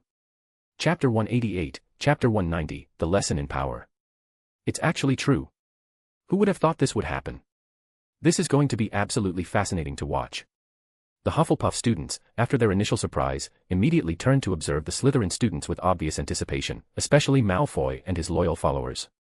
In stark contrast, most of the Slytherins looked completely stunned, with Malfoy displaying a mixture of disbelief and barely contained fury. Why would Professor McGonagall let this idiot teach us? Malfoy nearly lost his composure entirely. Fortunately, he managed not to blurt out the forbidden word, mudblood. This restraint was probably because Malfoy vividly remembered the severe consequences of using those words previously. Oh! My goodness! Malfoy, what are you saying? Everyone exclaimed in genuine shock. Since it was now confirmed that Dudley could actually deduct their house points, it was definitely best not to speak out of turn in such circumstances. Just like when Professor Snape had previously deducted points from Gryffindor, it was wiser not to resist, or they'd only lose even more points. Malfoy for insulting the professor, 10 points from Slytherin, Dudley announced with perfect calm. Malfoy's expression became extremely ugly, but he understood he couldn't continue opposing Dudley at this point, or there would be severe consequences. Very well, let's begin class, Dudley declared. As his words concluded, he raised his wand and waved it with practiced precision. All the desks and chairs immediately levitated and flew toward the back of the classroom, clearing the central area completely. This single demonstration was enough to convince everyone present of his magical competence. The lesson focused on teaching everyone the disarming charm, and Malfoy became the perfect practice target. With Dudley's permission for Malfoy to cast any spell he wanted, Malfoy didn't hesitate to use what he considered his most powerful and vicious magic. But the result was, unsurprisingly, completely predictable. Malfoy never had the opportunity to complete a full incantation. Often, just as he raised his hand and uttered 1 or 2 syllables of a spell, his wand would already fly from his grasp. This pattern repeated itself several times in succession. However, this served as an effective warning to the other students. Don't provoke Dudley during class. He indeed possessed magical abilities that far surpassed other students their age. Near the end of class, 2 students from Hufflepuff had successfully cast the spell, while 1 student from Slytherin had also achieved success. However, Malfoy hadn't succeeded at all, not because he lacked natural talent, but because he simply refused to practice properly. He felt profound disdain for Dudley's teaching from the bottom of his heart, so he didn't listen to anything Dudley was explaining. After class concluded, the other students quickly departed, but Malfoy didn't rush to leave. Hogwarts must be completely insane. I'm going to inform my father about this outrageous situation, Malfoy declared with cold fury. They actually let a second-year student teach us. This is the most ridiculous decision I've ever witnessed. If Professor Dumbledore doesn't want to continue being Hogwarts headmaster, he can be replaced at any time. And you, Dudley Dursley, I will definitely make you pay for this humiliation. I'll make you understand exactly what the Malfoy name means and just how much power pure blood can wield in the magical world. Malfoy spoke to Dudley with ice-cold hostility. As his threatening words concluded, Malfoy turned to leave the classroom. Bang! Dudley waved his wand, and the classroom door slammed shut with finality. What are you planning to do? Malfoy asked, immediately panicking at this development. I'm warning you, don't do anything reckless. Seeing the classroom door close ominously, Malfoy's composure cracked entirely. You, don't come any closer, he stammered. Crabbe and Goyle's faces also turned deathly pale at this moment. Although they positioned themselves in front of Malfoy protectively, their visibly trembling legs already revealed the terror in their hearts. Stupefy. Goyle secretly attempted to cast an offensive spell. But just as he uttered 2 syllables, a red light struck down with precision, and his wand flew from his hand, clattering on the ground nearby. Whoosh, whoosh. Following that swift disarmament, Malfoy's and Crabbe's wands also flew out of their grasps. Dudley flicked his wand lightly, looking at them with complete calm. Look at this. You're absolutely no match for me at all, he observed matter-of-factly. If I wanted to attack you seriously, you'd have no way to resist whatsoever. Dudley approached them step by step, his presence becoming increasingly oppressive and intimidating. This is a school. What are you planning to do? Malfoy's face was deathly pale with genuine fear. He began to deeply regret provoking Dudley so openly. Malfoy, do you think you're particularly superior? Born into a pureblood family, with a noble bloodline, from a powerful family, with people bowing and scraping wherever you go. Dudley asked with complete indifference. Everyone respectfully calls you young Master Malfoy. Malfoy didn't dare answer Dudley's pointed questions. His face had lost almost all color. You can bully whoever you want, and no one can resist your power, Dudley continued his psychological assault. Those you bully can only silently endure, not even daring to show you disrespect. Dudley stood directly before the three cowering boys. Although Crabbe and Goyle were tall and physically imposing, facing Dudley, they couldn't muster even a fraction of courage. So, when my strength is sufficient to crush you completely, can I also bully you, humiliate you? Dudley let the implication hang in the air. After all, in my hands, you have absolutely no power to resist. Just like right now. Dudley said this while gently waving his wand in a deliberately threatening manner. Oh. Malfoy let out a terrified scream of pure panic. But soon he realized Dudley was merely intimidating him and hadn't actually cast any harmful spell. Remember this moment when you bully others in the future, Dudley said with quiet intensity. Your supposed superiority, your precious bloodline, they mean absolutely nothing before real power. After Dudley finished delivering this lesson, he raised his hand and waved. The classroom door burst open with force. Then, without even glancing back at Malfoy, he quickly left the classroom. The three boys, Malfoy, Crabbe, and Goyle, collapsed to the ground in exhaustion. Their clothes were completely soaked with cold sweat from the terrifying encounter. Dudley's overwhelming presence had been truly suffocating, almost making them unable to breathe properly. What did he mean by all that? Crabbe asked with a trembling voice. Goyle shook his head with obvious confusion, unable to process what had just occurred. Only Malfoy showed a thoughtful expression on his pale, shaken face. Before absolute strength, bloodline and family connections mean nothing, Malfoy said in a low, contemplative voice. Huh? What? Crabbe didn't catch what Malfoy was saying.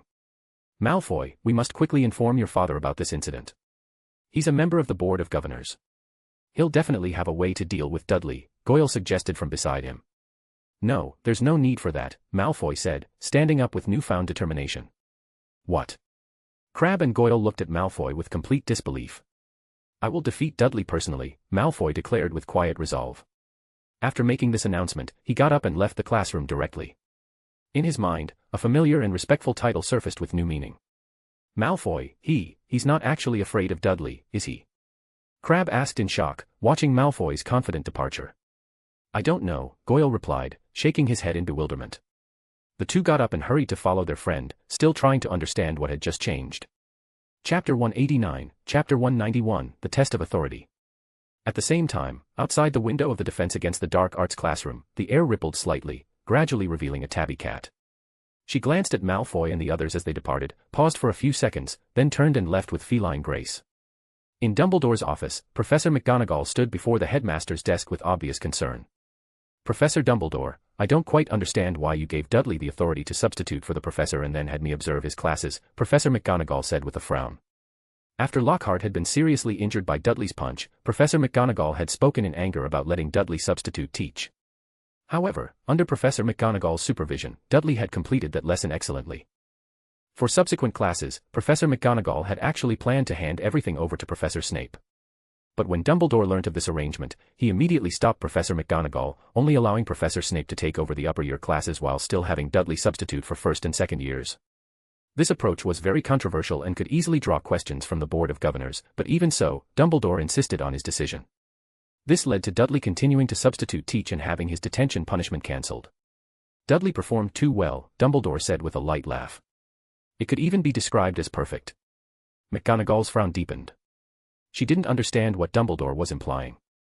I'm sorry, Professor Dumbledore, I don't understand what you mean, McGonagall said after thinking for a moment but still unable to grasp what Dumbledore was trying to express.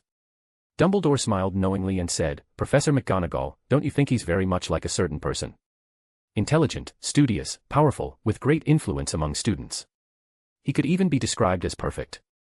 Hearing this description, Professor McGonagall immediately understood who Dumbledore was referring to, and her face couldn't help but pale slightly. Professor Dumbledore, do you mean Dudley might become like that person? Professor McGonagall asked, covering her chest and speaking with obvious shock. No, I don't mean that at all, Dumbledore waved his hands repeatedly. I just think the two of them are very similar, but I don't believe Dudley will become that person. At least, from what I've observed so far, there are still quite a few differences between Dudley and that individual. Professor McGonagall hesitated before asking, so you had him substitute teach to test him? Dumbledore nodded with serious consideration. To test a person, the best way is to give them power and see what they do after gaining authority. I've given Dudley quite a few privileges before, but he seems truly careful. Every time he breaks rules, it's to uphold other rules. Even with some excessive behavior, I can't say he did wrong. He indeed grasped that balance very well. But I still wanted to see what would happen if I gave him more authority. For instance, giving him the right to deduct points. Would he deduct points from Malfoy for personal gain? And when facing someone he dislikes, would he use his authority to do certain things? Dumbledore explained his reasoning simply. So, did you get the answer you wanted? Professor McGonagall asked. Recalling what had happened in the classroom earlier, she considered Dudley's actions carefully. Dudley hadn't been entirely fair and impartial. He had found quite a few excuses to deduct points from Malfoy, and during spell practice, he had deliberately targeted him. Could such behavior be considered crossing the line? Moreover, at the end, Dudley had unhesitatingly used his superior strength to intimidate Malfoy. However, those words seemed more like educating Malfoy not to bully other students in the future, without causing any real harm. To be honest, Professor McGonagall had been ready to intervene to save Malfoy then, thinking Dudley would beat him up like that incident on the Quidditch pitch last semester. More or less. At least it let me see another side of this boy, Dumbledore smiled with satisfaction. What do you mean? Professor McGonagall asked with puzzlement. Don't you think this behavior is more like the normal emotions a person should have? If he had been truly impartial in front of Malfoy, I would have suspected he noticed you watching and was deliberately putting on an act.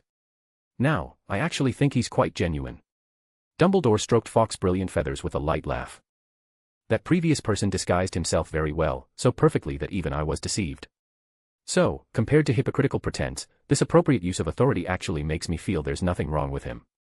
Professor McGonagall listened to Dumbledore's words, falling into her own contemplative thoughts. Well then, Professor McGonagall, thank you for your efforts these past few days, Dumbledore said with genuine appreciation. Professor McGonagall nodded and turned to leave the office. However, upon reaching the door, Professor McGonagall stopped, turned back to Dumbledore and said firmly, Dudley is our Gryffindor child. I believe in him. After saying this, Professor McGonagall left the headmaster's office without looking back. Dumbledore glanced at the closed door and fell into thoughtful silence. What you don't know, Professor McGonagall, is that he's not just like Tom. He's also very much like another person. Dumbledore showed a deeply contemplative expression, as if immersed in distant, troubling memories. Meanwhile, Dudley walked through the castle corridors with purpose. That should have been Professor McGonagall outside the window just now, he thought to himself. Disillusionment charm. Much worse than Harry's invisibility cloak. Even without activating spiritual vision, I could sense something unusual there. Was she afraid I'd beat up Malfoy? Dudley shook his head with mild amusement. Even if he wanted to fight, he wouldn't do it in the classroom. He'd definitely find a place with no one around. Professor McGonagall really worries too much. She has me substitute teach but doesn't trust me, coming to observe almost every class I teach. Isn't she tired? Dudley didn't dwell on these matters anymore. Harry and the others hadn't returned yet from their visit to Hagrid. He went to the Great Hall alone for dinner, then headed to the library with growing excitement. Hogwarts library has quite a few banned books. Ordinary students can't borrow these books at all. They need a professor's signature. Now that I'm a substitute professor, it would be very reasonable for me to look at books in the restricted section, right? Dudley thought with anticipation. He had previously wanted to wear Harry's invisibility cloak to see what was so special about those forbidden books but had never found the right opportunity. Now he had finally discovered a perfect loophole to exploit. Chapter 190, Chapter 192, Confrontation in the Corridors. After arriving at the library, Dudley headed straight for the restricted section. There was an imposing iron gate separating it from the other areas. Only with a note signed by a professor could one enter to borrow the required books. What are you doing? Before Dudley could approach the restricted section, a stern voice rang out sharply. Madame Pants, the librarian, emerged from behind a towering bookshelf and quickly positioned herself before Dudley. Hello, Madame Pants. I'd like to examine the restricted section, Dudley said directly. What did you say?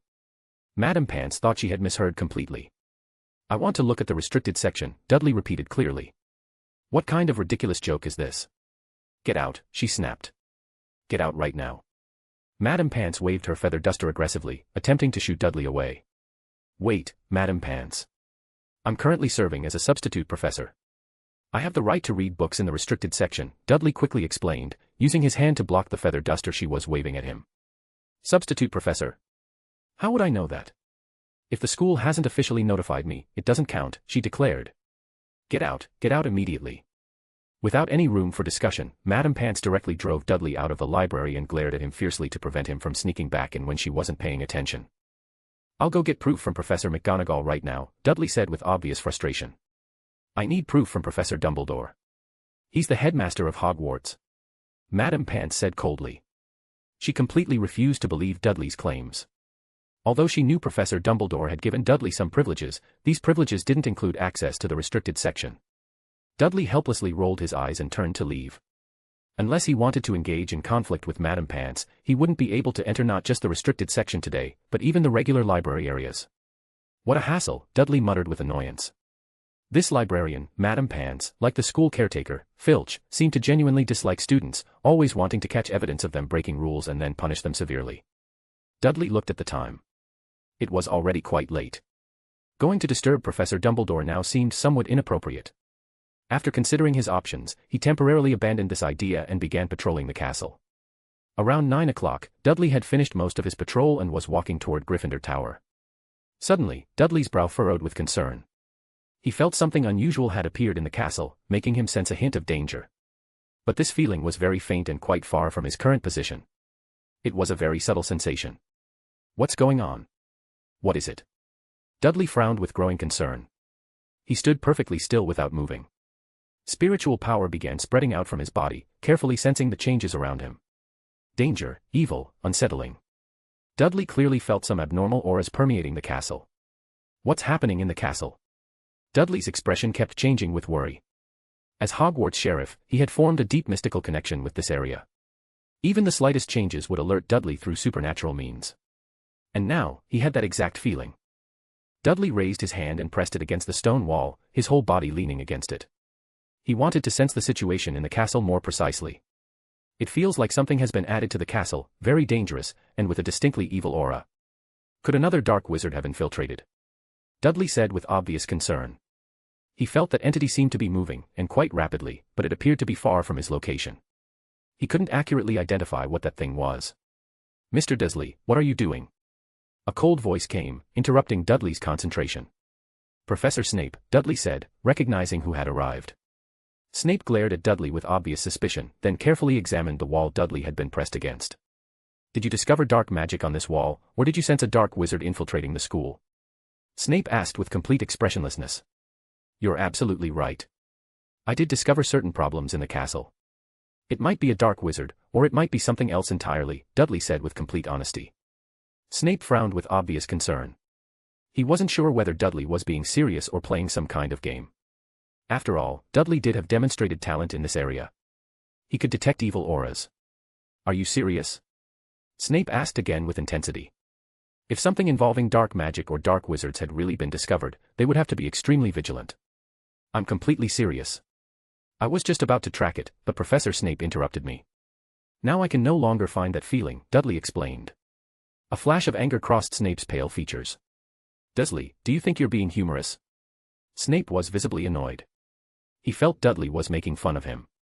I'm seriously answering your question, Dudley replied with calm directness.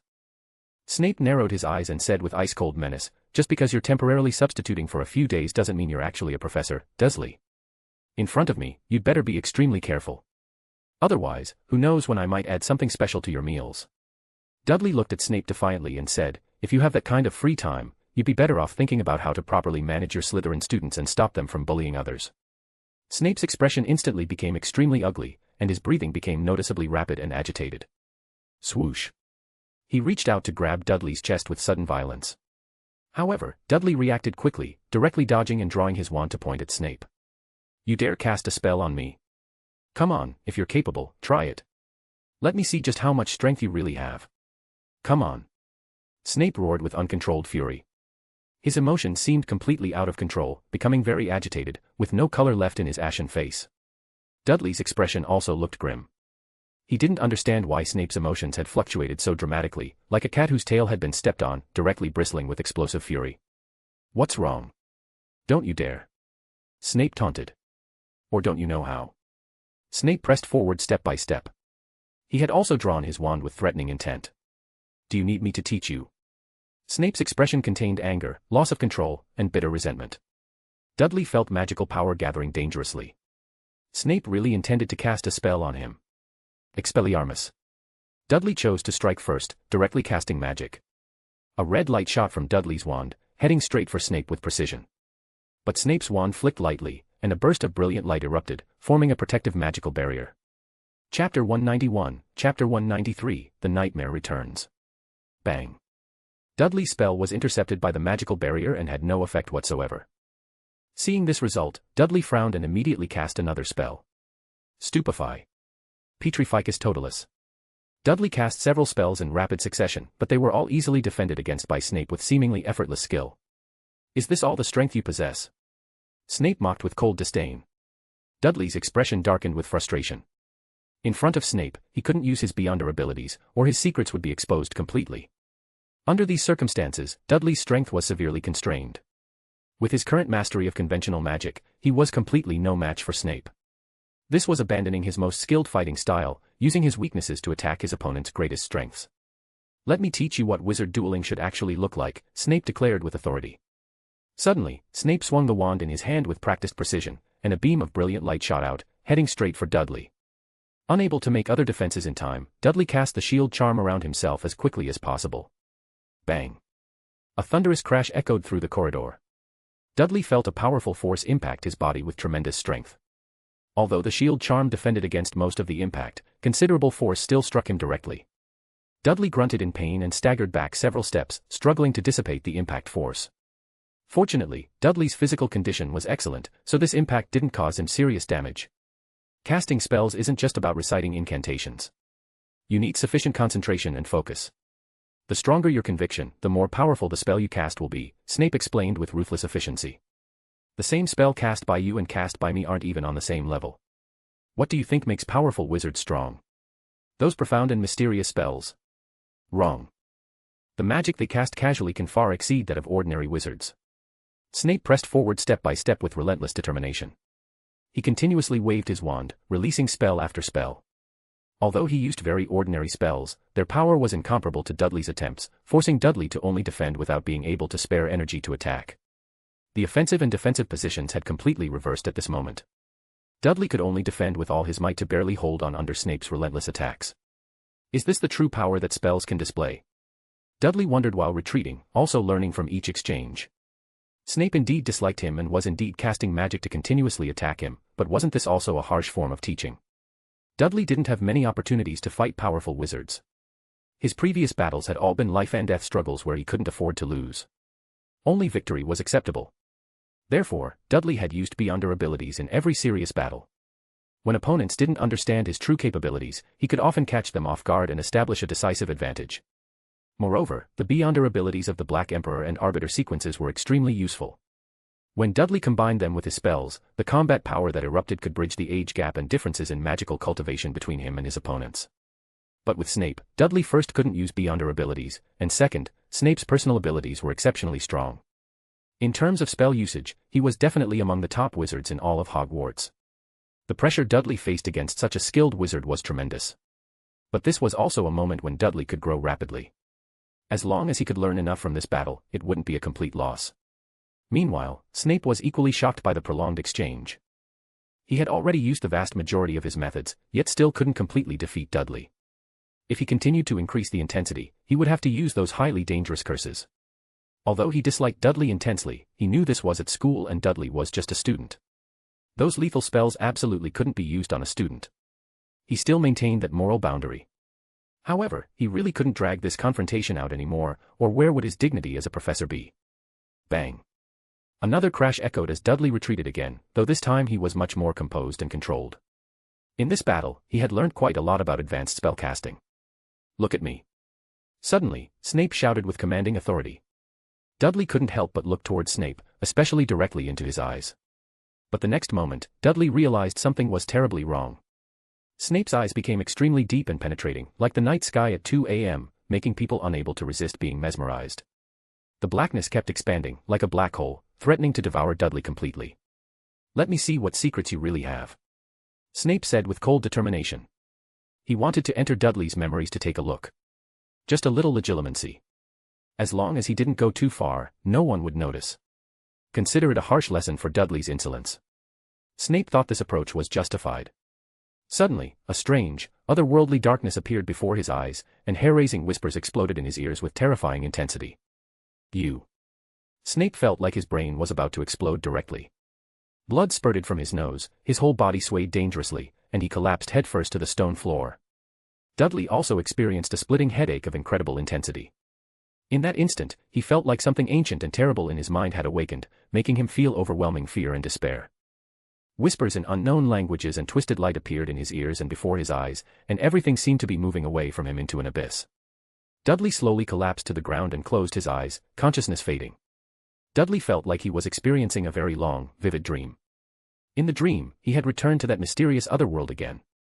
He saw those people from his past, flashing by before him one by one. He couldn't tell whether these figures were illusory or real. He reached out desperately, trying to grab someone to ask questions, but found his hand pass through their bodies without catching anything substantial. He looked around with growing confusion. This seemed to be Backlund, the capital of the Ruined Kingdom. Thick, choking smog shrouded this industrial city, and everyone was hurrying about their business, no one noticing Dudley's presence. Just then, Dudley's gaze suddenly focused with sharp recognition. In the crowd, he saw a figure that stood out distinctly from the others. Black hair, brown eyes, ordinary appearance, deep features, with a scholarly temperament, wearing a tall top hat in the style of the era. Dudley, remember our agreement, that person spoke with quiet authority. A familiar yet strange voice that sent chills through him. The young man smiled slightly at Dudley with knowing eyes. Then Dudley felt everything spinning violently, and his surroundings were instantly swallowed by absolute darkness. Huff. Dudley suddenly woke up and sat up in bed with a gasp. This is the hospital wing. Dudley looked around with growing awareness. This was no longer the smog-filled Backlund of his dreams but Hogwarts' familiar hospital wing with its clean white beds and medicinal smell. Chapter 192, Chapter 194, Awakening from the Abyss. Dudley, you're finally awake. How are you feeling? Harry's voice came through with obvious relief. Only then did Dudley notice that quite a few people were gathered around his hospital bed. Besides Harry, there were also Ron and Hermione, as well as Professor McGonagall standing nearby with obvious concern. Behind them stood Professor Dumbledore, his blue eyes watching carefully. Everyone was looking at him with genuine worry. What happened to me? Dudley was somewhat confused for a moment, his voice weak and uncertain. The memories of two worlds seemed to be entangled together at this moment, making it impossible for him to distinguish what was real and what was mere illusion. Dudley, you don't remember us, do you? Harry said with growing shock. The others also showed increasingly worried expressions at this possibility. What happened to me? Dudley gradually recalled what had occurred before his unconsciousness. He and Professor Snape had gotten into a conflict over some matters, then the two had engaged in magical combat. To call it a great battle would be an overstatement, but in reality it was more like Snape teaching Dudley how to fight through harsh practical demonstration.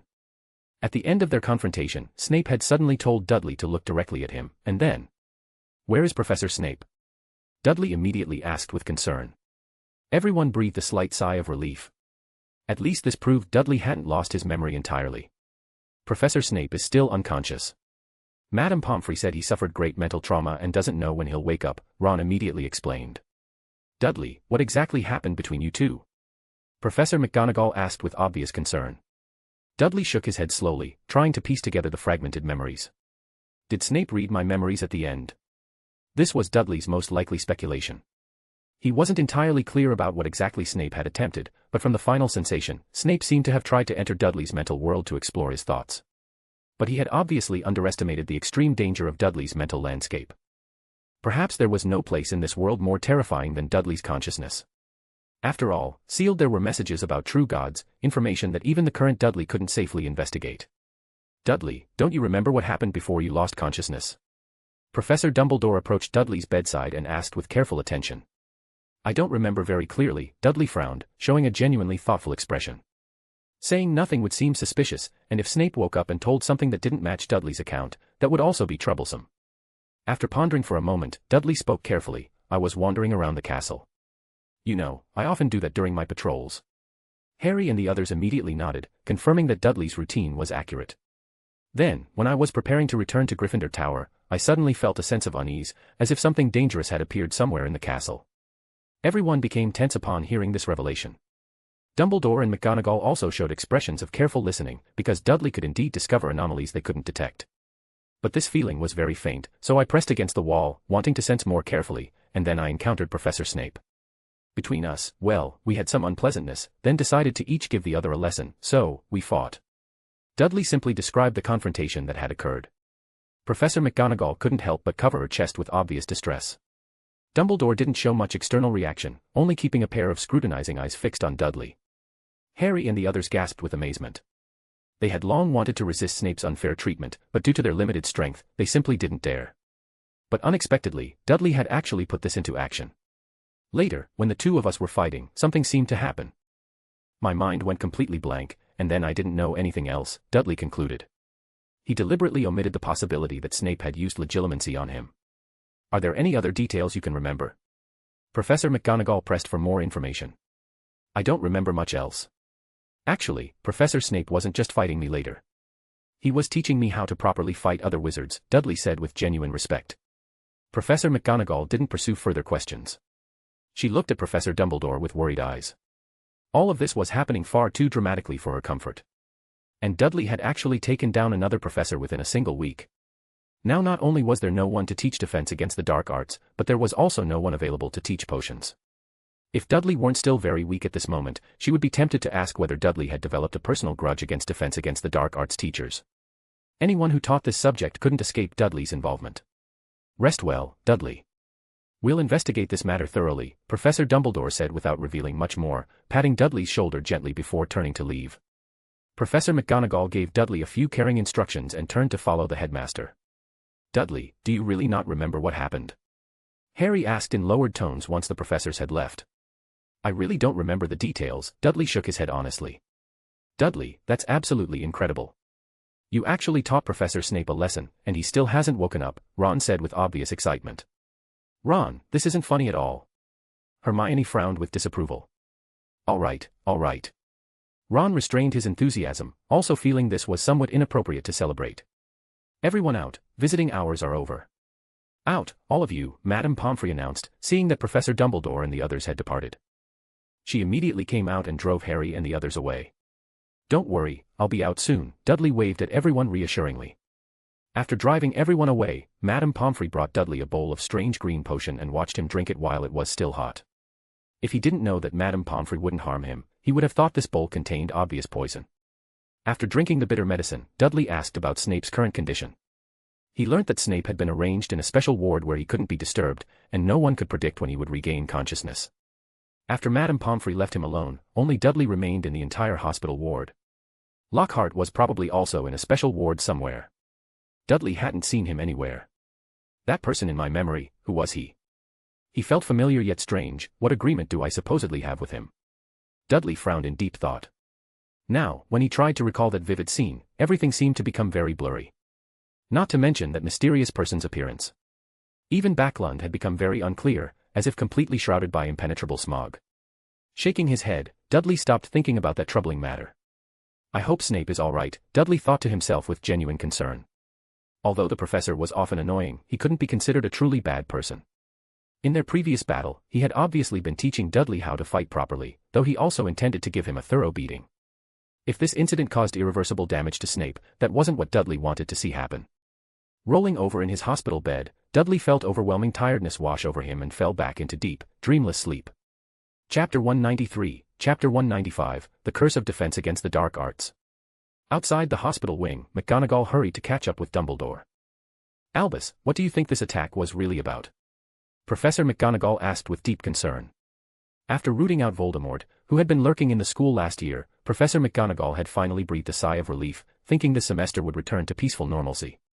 But unexpectedly, less than a week into the school year, 2 professors had been injured, and both were defense against the dark arts instructors. Was there some malevolent curse on this particular course? Did anyone who taught this subject have to suffer mysterious consequences? Wait, Dudley was currently also teaching defense against the dark arts classes. This had effectively taken down all the defense against the dark arts teachers. Perhaps it was just an unfortunate accident, Professor Dumbledore said after thinking for a moment. But Professor McGonagall still looked very worried about the implications. Minerva, we can't control everything that happens, Dumbledore said with serious gravity. Also, compared to the attack Dudley and Snape encountered, I'm more concerned about the danger in the castle that Dudley mentioned earlier. That's the real crisis lurking in the shadows. McGonagall frowned and asked with obvious puzzlement, don't you think it was that hidden crisis that attacked Dudley and Professor Snape? Dumbledore shook his head thoughtfully. Dudley mentioned that the sense of crisis was very faint, which means the danger was relatively far from his location. Also, after Dudley and Snape fell unconscious, they lost all ability to resist. In that situation, if you were the attacker, what would you do? Hearing Dumbledore's logical explanation, Professor McGonagall fell into contemplative thought. Soon, she roughly understood what Dumbledore was implying. Then, about Dudley and Snape's incident. McGonagall still had lingering questions about this matter. She felt like Dumbledore seemed to know something important but wasn't sharing it with her. Let's discuss that after Snape regains consciousness, Professor Dumbledore said diplomatically. Good night, Minerva. Dumbledore didn't want to elaborate further. After bidding good night, he hurried away through the corridors. Back in the headmaster's office, Dumbledore didn't rush to sleep but approached the ancient Sorting Hat. Oh, Professor Dumbledore, it's so late. Aren't you sleeping? The Sorting Hat stirred and woke up with obvious surprise. No hurry, Dumbledore said calmly. I want to know something. Last year when you were sorting Dudley Dursley, you tried to enter his consciousness, didn't you? Yes, but to be precise, it wasn't entering his consciousness. I don't possess that powerful an ability, the Sorting Hat said with self-deprecating humor. I only read his surface thoughts. Dumbledore nodded and continued asking, and then you discovered nothing, correct? Exactly right, the Sorting Hat nodded very humanly. Could you describe that experience to me in detail? Dumbledore requested. The Sorting Hat didn't answer immediately, showing a thoughtful expression. After a considerable pause, the Sorting Hat spoke, actually, I didn't have any particular sensation, because the moment I attempted to read his consciousness, I knew absolutely nothing. If I had to describe any feeling, I suppose I felt overwhelming fear, like encountering some incredibly powerful wizard who could destroy me at will. Yes, that's right, a genuinely terrifying presence. The Sorting Hat described with obvious unease. I understand completely, Dumbledore nodded and walked silently toward his desk. If it wasn't the danger Dudley mentioned that attacked them, then it should have been Snape himself. Dumbledore roughly guessed how events had unfolded. As the most excellent legilimency master, Snape might have wanted to invade Dudley's consciousness at the end of their battle, and then something similar to what happened with the Sorting Hat occurred. Dumbledore made his logical judgment. After discovering what had happened to the two, Dumbledore had carefully examined the scene. He found no traces of dark magic, nor any evidence of attack by other wizards, so he had initially judged that Snape might have been backlashed by his own legilimency attempt.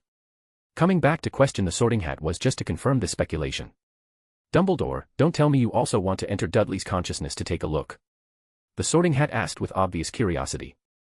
No, I don't want to die yet, Dumbledore shook his head with dry humor. Is it that serious? Then it seems I was genuinely lucky to survive, the Sorting Hat showed a frightened expression. Dumbledore smiled knowingly and said, you're just a hat, old friend. You can't actually die.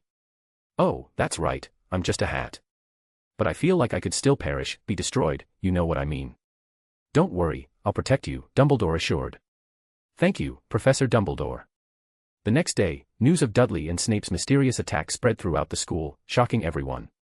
After all, this had happened within the supposedly safe school grounds, and those attacked weren't ordinary wizards but Snape and Dudley.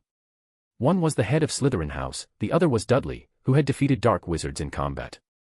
If they were both injured in an attack, one could imagine what might happen to ordinary students. At the same time, another disturbing rumor began to circulate. The curse of Defense Against the Dark Arts.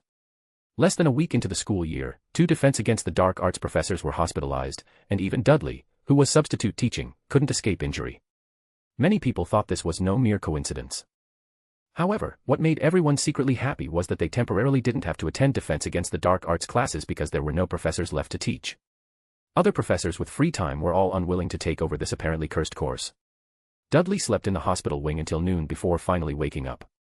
On the bedside table beside him were some food and fresh flowers. Harry and the others must have visited while he was unconscious. Dudley sat up and began eating the provided meal. He felt much better physically. If nothing unexpected happened, he could be discharged in the afternoon. But it depended entirely on whether Madame Pomfrey was willing to let him go. Just as he was eating, the hospital door suddenly opened a crack, and someone peeked in with obvious caution. Dudley glanced over and immediately recognized the visitor. Professor Lockhart, are you coming in? The visitor was indeed Gilderoy Lockhart. Shoo, Lockhart made a silencing gesture to Dudley, then looked around the room carefully. After confirming there was no one else in the hospital wing, he quickly entered. His face was still noticeably pale, and the bones in his chest hadn't fully regrown yet, supported by a magical brace. "Dudley, quick, tell me, is the defense against the dark arts curse actually real?" Lockhart asked with obvious nervousness. Dudley stared at him with complete bewilderment. Chapter 194, Chapter 196, The Curse's New Victim. "I know everything now. They say Hogwarts' defense against the dark arts class is cursed. Anyone who takes over this course won't have a good ending," Lockhart said with obvious excitement. "I must have been afflicted by this curse. Otherwise, with my powerful abilities, how could I have fallen under your single punch? It must be because of this curse. It has to be." Dudley didn't know what to say for a moment, staring at the delusional professor. "Professor, is it possible that it's simply a problem with your own abilities?" Dudley asked in return with diplomatic directness. Lockhart was stunned by this suggestion but quickly shook his head with vehement denial. "Impossible, absolutely impossible. But there's one thing that really makes me think deeply. I feel like ever since I took over defense against the dark arts, my magical power has been declining, and my strength has dropped significantly. This is clearly the curse taking effect. No wonder they say the defense against the dark arts professor position at Hogwarts is nearly impossible to fill. Take my predecessor, your former defense against the dark arts professor, Professor Quirrell, correct? After he left Hogwarts, he disappeared completely and was never seen again. Many people say he's already dead. Too terrifying, truly terrifying." Lockhart's face became extremely pale with genuine fear. Dudley remained silent, thinking to himself that Quirrell was indeed dead, killed by his own hand. However, Quirrell had been killed because he was possessed by Voldemort's evil spirit. Lockhart didn't have Voldemort attached to him, and although his abilities were pathetically weak, he wouldn't necessarily meet such a tragic end. "Well, Professor Lockhart, I think you're overthinking this situation. There's no such curse," Dudley said reassuringly.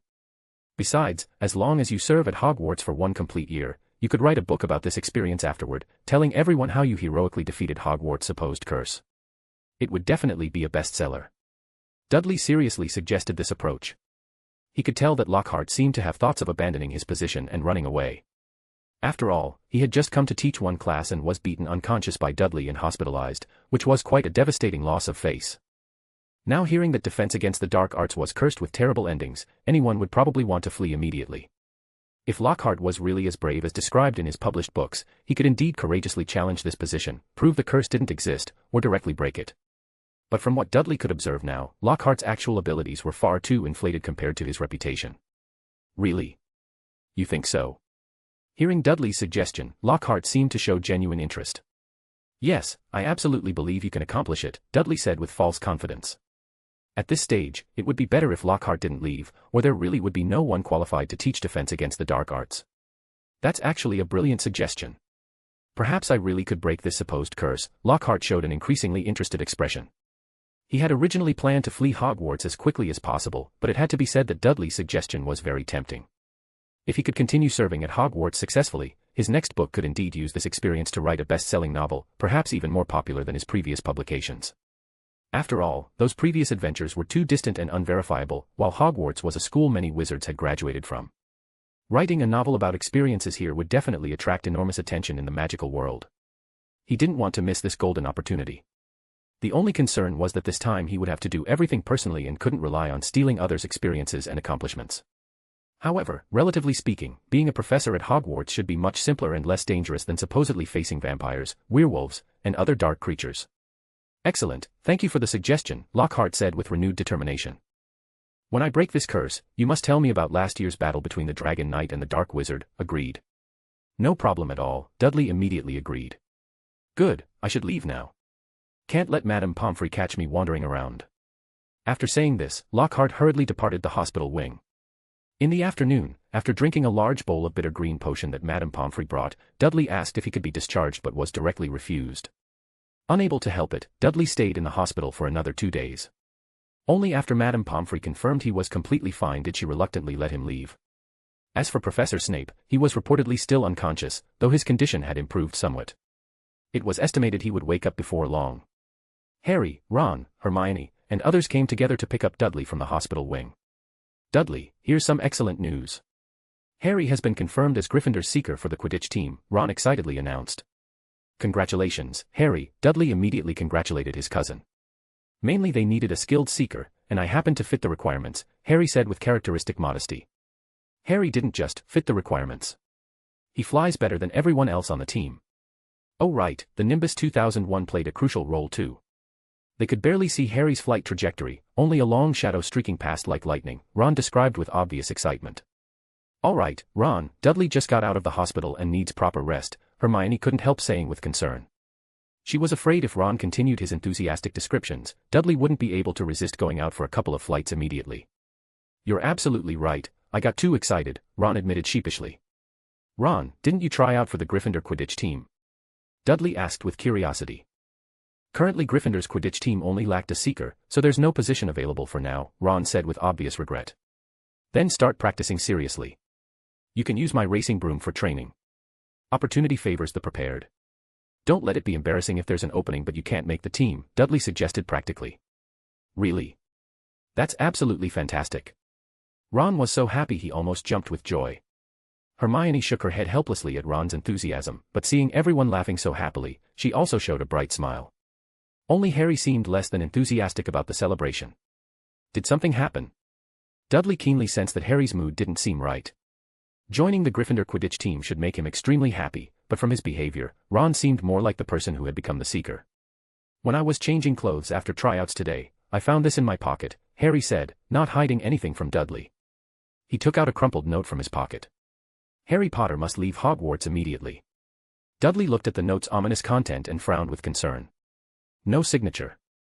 I don't know who gave me this note or why they would give me such a threatening message, Harry said with obvious worry. I could never leave Hogwarts. This is my home. Harry said with fierce determination. Dudley looked at this note and fell into deep thought about its implications. These past 2 days, several times I felt like someone was watching me from the shadows, but when I looked in that direction, there was never anyone there, Harry said with growing concern. This year's Hogwarts feels even more dangerous and difficult than last year. Chapter 195, Chapter 197, Voices in the Shadows. Listening to Harry's description, the image of the house elf he had encountered at number 4 Privet Drive gradually surfaced in Dudley's mind. Intercepting letters, blocking Harry from coming to school, and now giving Harry this kind of threatening note. What exactly was it trying to accomplish? Was it just to prevent Harry from staying at Hogwarts? But what would be the point of that? Dudley was completely puzzled by the situation. He always felt that this house elf's logic was very strange, making it impossible for him to see through its motivations. If it was simply to cause trouble, then giving Harry this note would be meaningless. Be careful lately. The castle might not be very peaceful, Dudley said with obvious concern. The unsettling aura he had sensed before, he still didn't know what it was even now. Combined with this note's warning, Dudley had to take it seriously. Have you discovered anything specific? Harry asked with growing worry. Not yet, Dudley shook his head with frustration. I'll patrol the castle more often recently to see if I can find anything suspicious. The weekend passed quickly, and before Dudley had much time to rest, it was time for classes again. Snape was still in a coma, and Lockhart's condition had reportedly improved considerably, but he still couldn't teach in the short term. Missing 2 important courses made everyone much more relaxed this week. Of course, this came at a cost. After all, when both teachers recovered later, they would still need to make up these missed lessons. Dudley no longer needed to substitute teach for the lower years, and his point awarding and point deducting privileges had also been taken back by Professor McGonagall. 3 days later, Professor Snape finally woke up. Professor Dumbledore had someone call Dudley over to inquire about what had happened at the time. Unfortunately, Snape couldn't remember what had occurred at all. He couldn't even remember using legilimency on Dudley. Besides this, after Snape woke up, his temper had become much more violent and unpredictable. According to his own description, he could always hear many chaotic voices echoing in his ears, making it difficult for him to concentrate and sleep well. Only after taking Madame Pomfrey's specially prepared potions could he feel somewhat better. This situation made Dudley feel deeply uneasy. If it were just ordinary sounds, that would be manageable, but he was afraid that Snape had heard whispers from some otherworldly entity or even an outer god. That would be no laughing matter. At best, he would go completely insane. At worst, he would be directly corrupted by forces beyond comprehension. If one day Snape suddenly experienced something truly horrific. Thinking of this possibility, Dudley felt his scalp tingle and quickly confirmed with Snape what exactly those voices were, only to be scolded by the irritable professor several times. Fortunately, it was ultimately confirmed that they were just meaningless sounds, not whispers from some malevolent deity. This made Dudley breathe a sigh of relief. At least he didn't have to worry about Snape suddenly going berserk or experiencing other supernatural horrors. As time passed, everything at Hogwarts seemed to return to normal. Lockhart and Snape gradually recovered and returned to their respective classrooms. Dudley also hadn't sensed that unsettling aura in the castle recently, and everything seemed to be developing in a positive direction. He visited Hagrid, as well as Firenze in the Forbidden Forest, and even played with Norbert for an entire day. Overall, it felt quite peaceful. October arrived with its characteristic chill. The Scottish climate gradually became cold and gloomy, with dampness creeping from the ground into the ancient castle, making quite a few people fall ill. Ever since Harry joined Gryffindor Quidditch, he had been in intense training sessions. Originally, everyone was confident about Gryffindor's chances, but Slytherin suddenly made a dramatic move. Malfoy also joined the Slytherin Quidditch team and equipped the entire squad with Nimbus 2001s, completely eliminating Gryffindor's original advantage. Fortunately, Harry's natural skills were excellent, much better than Malfoy's, so Gryffindor still had an advantage in direct comparison. But obviously, the others weren't so fortunate. Without powerful brooms to enhance their performance, they would have difficulty gaining the upper hand against Slytherin. During this time, Dudley had heard Harry and Ron discussing this matter more than once with obvious frustration. "If it really doesn't work out, you can borrow my broom," Dudley offered generously. Actually, it wouldn't help much. After all, the entire Slytherin team have Nimbus 2001s. Even if our team had one more, it wouldn't make much difference, Harry said with honest assessment. Malfoy is so shameless, using this method to join the Quidditch team. Ron said with obvious anger. Well, he's got the money, Dudley shrugged with practical acceptance. In Dudley's opinion, Quidditch itself had many unreasonable aspects. Especially the rules of the game. Catching the golden snitch ended the match and directly awarded 150 points. Under such rules, if the disadvantaged side was behind by more than 150 points, all they needed to do was interfere with their opponents and prevent them from catching the golden snitch. As long as the golden snitch wasn't caught, the match wouldn't end. Playing for several days and nights wouldn't be a problem. As long as one side didn't want to stop, they could keep playing indefinitely. Moreover, the golden snitch's point value was so high that if it was caught quickly, it made everyone else seem completely irrelevant.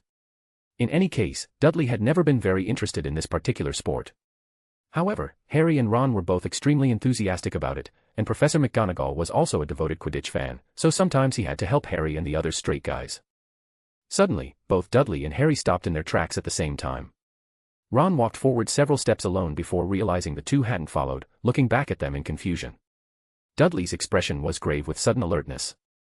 He once again felt that sense of unease. Something dangerous seemed to have appeared in the castle.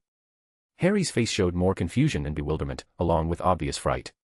"Did you hear that voice?" Harry looked at Dudley with wide eyes. "What voice?" Dudley asked with sharp attention.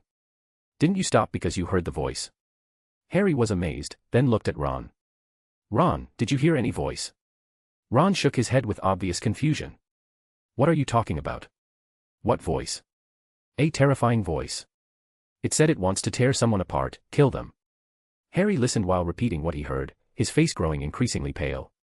"Where? Can you tell the direction?" Dudley quickly asked.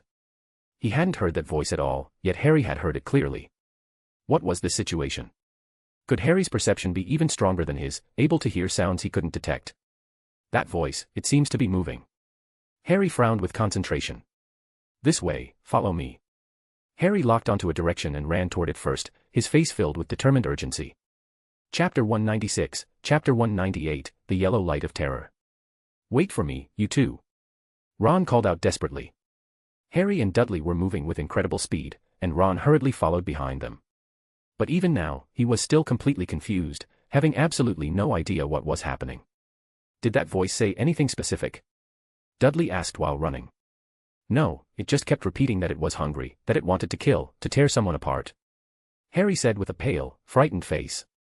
Although the voice was faint, it made him feel like he was falling into an icy abyss, as if the voice itself contained terrible supernatural power. "Why can't I hear anything at all?" Dudley frowned with frustration. He could sense that there seemed to be some danger lurking in the castle, but he couldn't hear the voice Harry was describing. As the two raced along the corridor, Dudley carefully sensed the changes throughout the castle. He could vaguely feel some dangerous aura moving rapidly through the building. "Wait." Suddenly, Dudley stopped Harry, preventing him from continuing the pursuit. "What's wrong?" Harry asked with confusion. He felt he was about to catch up to that terrifying voice but was stopped by Dudley. "Whatever is making that voice is extremely dangerous. If we just rush over like this, who can handle it?" Dudley said with direct concern. That entity gave Dudley an equally dangerous feeling, meaning it had the ability to threaten his life. Under such circumstances, if they rushed over so recklessly, the result would probably be catastrophic. "Then what should we do?" Harry was getting increasingly panicked. Now pursuing wasn't right, and not pursuing wasn't right either. Thoughts raced through Dudley's mind, then he quickly said to Ron, "Ron, go find Professor Dumbledore immediately." Okay, Ron agreed and turned to run, but after only a few steps, he stopped again. "What should I tell Professor Dumbledore?" he asked. "Tell him I've discovered something extremely dangerous in the castle," Dudley instructed urgently. Ron didn't hesitate and immediately rushed off toward the headmaster's office. "What do we do now?" Harry asked anxiously. Dudley didn't say much, but with a quick turn of his hand, he produced the Mirror of Erist. "Let me see if I can locate it directly," Dudley said, pouring spiritual power into the mirror and beginning to quickly examine the surrounding situation through its reflective surface. "What's this?" Harry looked at the palm-sized mirror in Dudley's hand, feeling it looked somewhat familiar, as if he had seen it somewhere before. But before he could figure it out, he was captivated by the images continuously flashing across the mirror's surface. One scene after another appeared, some crystal clear, some frustratingly blurry, almost all showing places not far from their current location as reflected by various mirror surfaces. What an incredible magical mirror! Harry couldn't help but exclaim with amazement. He quickly realized that this mirror could display everything reflected by all mirror surfaces around them, including but not limited to glass, mirrors, water surfaces, and so on. As long as something could cast a reflection, this mirror could show it. Just then, the image in the Mirror of Erist flickered slightly, and a cluster of brilliant yellow light appeared. Not good. The moment this cluster of light materialized, Dudley felt a cold, malevolent aura rushing toward him, followed by a mysterious force entering his body. Instantly, Dudley felt his body freeze as if it had turned to rigid stone. This sensation almost made him think he had encountered a marionettist's control. But soon, Dudley realized this was an exceptionally powerful dark magic. With this understanding, Dudley directly whispered an incantation in Hermes, Finite Incantatem. His spell was remarkably powerful, especially enhanced by the ancient Hermes language. But this finite incantation didn't dispel the dark magic completely, it only slowed the speed of the magic's deadly progression. At this moment, countless thoughts flashed through Dudley's mind as he desperately considered countermeasures. Suddenly, he remembered something crucial. His palm turned slightly, and a golden ring appeared in his hand. Using his last bit of strength, Dudley slipped it onto his finger. Instantly, a warm, protective aura burst forth from the ring, sweeping through Dudley's entire body and quickly dispelling that cold, evil sensation. Solar Halo. Dudley activated the Beyonder ability within the solar ring. A pale golden light spread out in all directions, boosting the courage of everyone within a 20-meter radius and dispelling evil from this area. At this moment, Dudley and Harry seemed to be bathed in holy sunlight. All evil auras were quickly dissipated in this pure, radiant light, including the dark magic affecting their bodies. Huff! Harry suddenly gasped for breath with relief. Just moments ago, he had felt like he was about to be completely petrified but suddenly felt a warm ray of sunlight appear, dispelling the bitter cold and that terrifying force within his body. "Harry, are you all right?" Dudley had already recovered and quickly asked with concern. I'm fine," Harry shook his head, still shaken by the experience. What was that thing just now? Both had seen that flash of brilliant yellow light. It looked like a cluster of crystalline gems, but the image was too blurry for them to make out what it actually was. "I don't know either," Dudley shook his head with obvious concern. The Mirror of Erist no longer showed that yellow light, and everything had returned to deceptive calm. Only Dudley truly understood how dangerous that moment had been. If he hadn't reacted in time, the two of them might have already become stone sculptures by now. Moreover, judging by the power of that dark magic, it wasn't at the level of something like Petrificus Totalis, but several times more powerful than an ordinary petrification curse. Normal spells couldn't dispel this level of petrification at all. But regardless, we've confirmed that something extremely dangerous has indeed appeared in the castle. Dudley's expression remained grim. He had only glimpsed that yellow light in the mirror for a brief moment and had nearly been petrified. If he had direct contact with it, it would probably kill him instantly. This was the first time Dudley had encountered such terrifying dark magic. It was comparable to the killing curse in its lethality. "You're absolutely right," Harry said, recalling what had just happened and also feeling chilled to the bone. "Can you still hear that voice?" Dudley asked. Harry frowned and listened carefully for a moment but found that the voice had completely disappeared. He shook his head with disappointment. "I can't sense any evil aura either," Dudley said at the same time. Dudley looked around but found nothing unusual. The second-floor corridor was eerily quiet, with only some water sounds coming from a nearby bathroom. He felt his body getting uncomfortably hot, while a bright sun appeared in his mind. Without hesitation, Dudley immediately removed the solar ring from his finger. Footsteps could be heard approaching in the distance. One set seemed to be Ron's, but the other definitely wasn't Professor Dumbledore's. Chapter 197, Chapter 199, The Gathering Storm. Soon, two people appeared together at the end of the corridor. One was indeed Ron, and the other was Professor Snape. What happened? Snape asked with his characteristic cold demeanor. I encountered Professor Snape on my way to Professor Dumbledore's office, Ron quickly explained to Dudley and Harry. Looking at Snape, Dudley immediately frowned with concern. There were some things he could tell Dumbledore, but definitely not Snape. I'm asking you directly, what happened? Snape asked again with a darkening expression. I have matters that need to be reported to Professor Dumbledore, Dudley said diplomatically. Professor Dumbledore is not at school right now. Whatever it is, tell me. Snape replied with authority. Professor Dumbledore isn't at school. Where did he go? Dudley immediately pressed with growing alarm. Now that such dangerous things were happening at Hogwarts, if Dumbledore wasn't present, then all the teachers and students on campus would be in serious danger. Professor Dumbledore has many positions besides being Hogwarts headmaster, Snape explained coldly, studying Dudley's reaction. We were just attacked.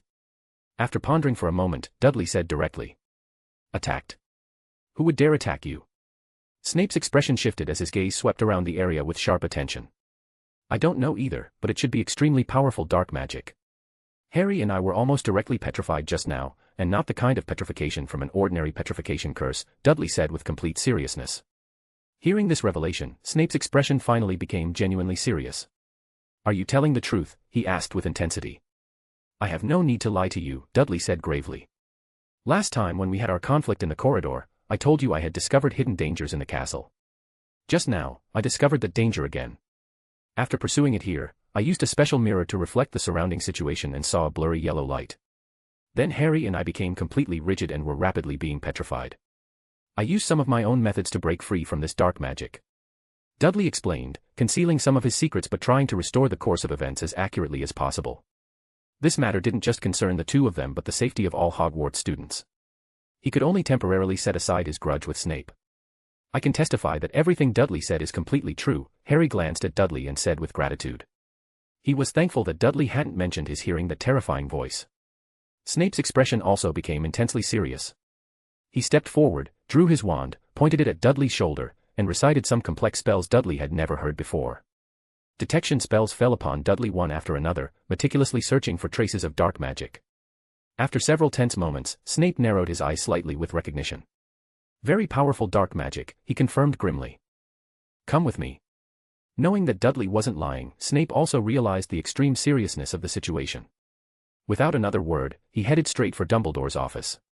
Ron, go find Professor McGonagall immediately. Harry, go get Lockhart. However, as his words concluded, Snape suddenly realized something and turned to look at Dudley. Wait, is that danger still present? No, it's gone, Dudley shook his head. Snape breathed a sigh of relief and indicated that Ron and Harry should do as he had instructed. More than 10 minutes later, everyone had gathered in Professor Dumbledore's office. Severus, what happened?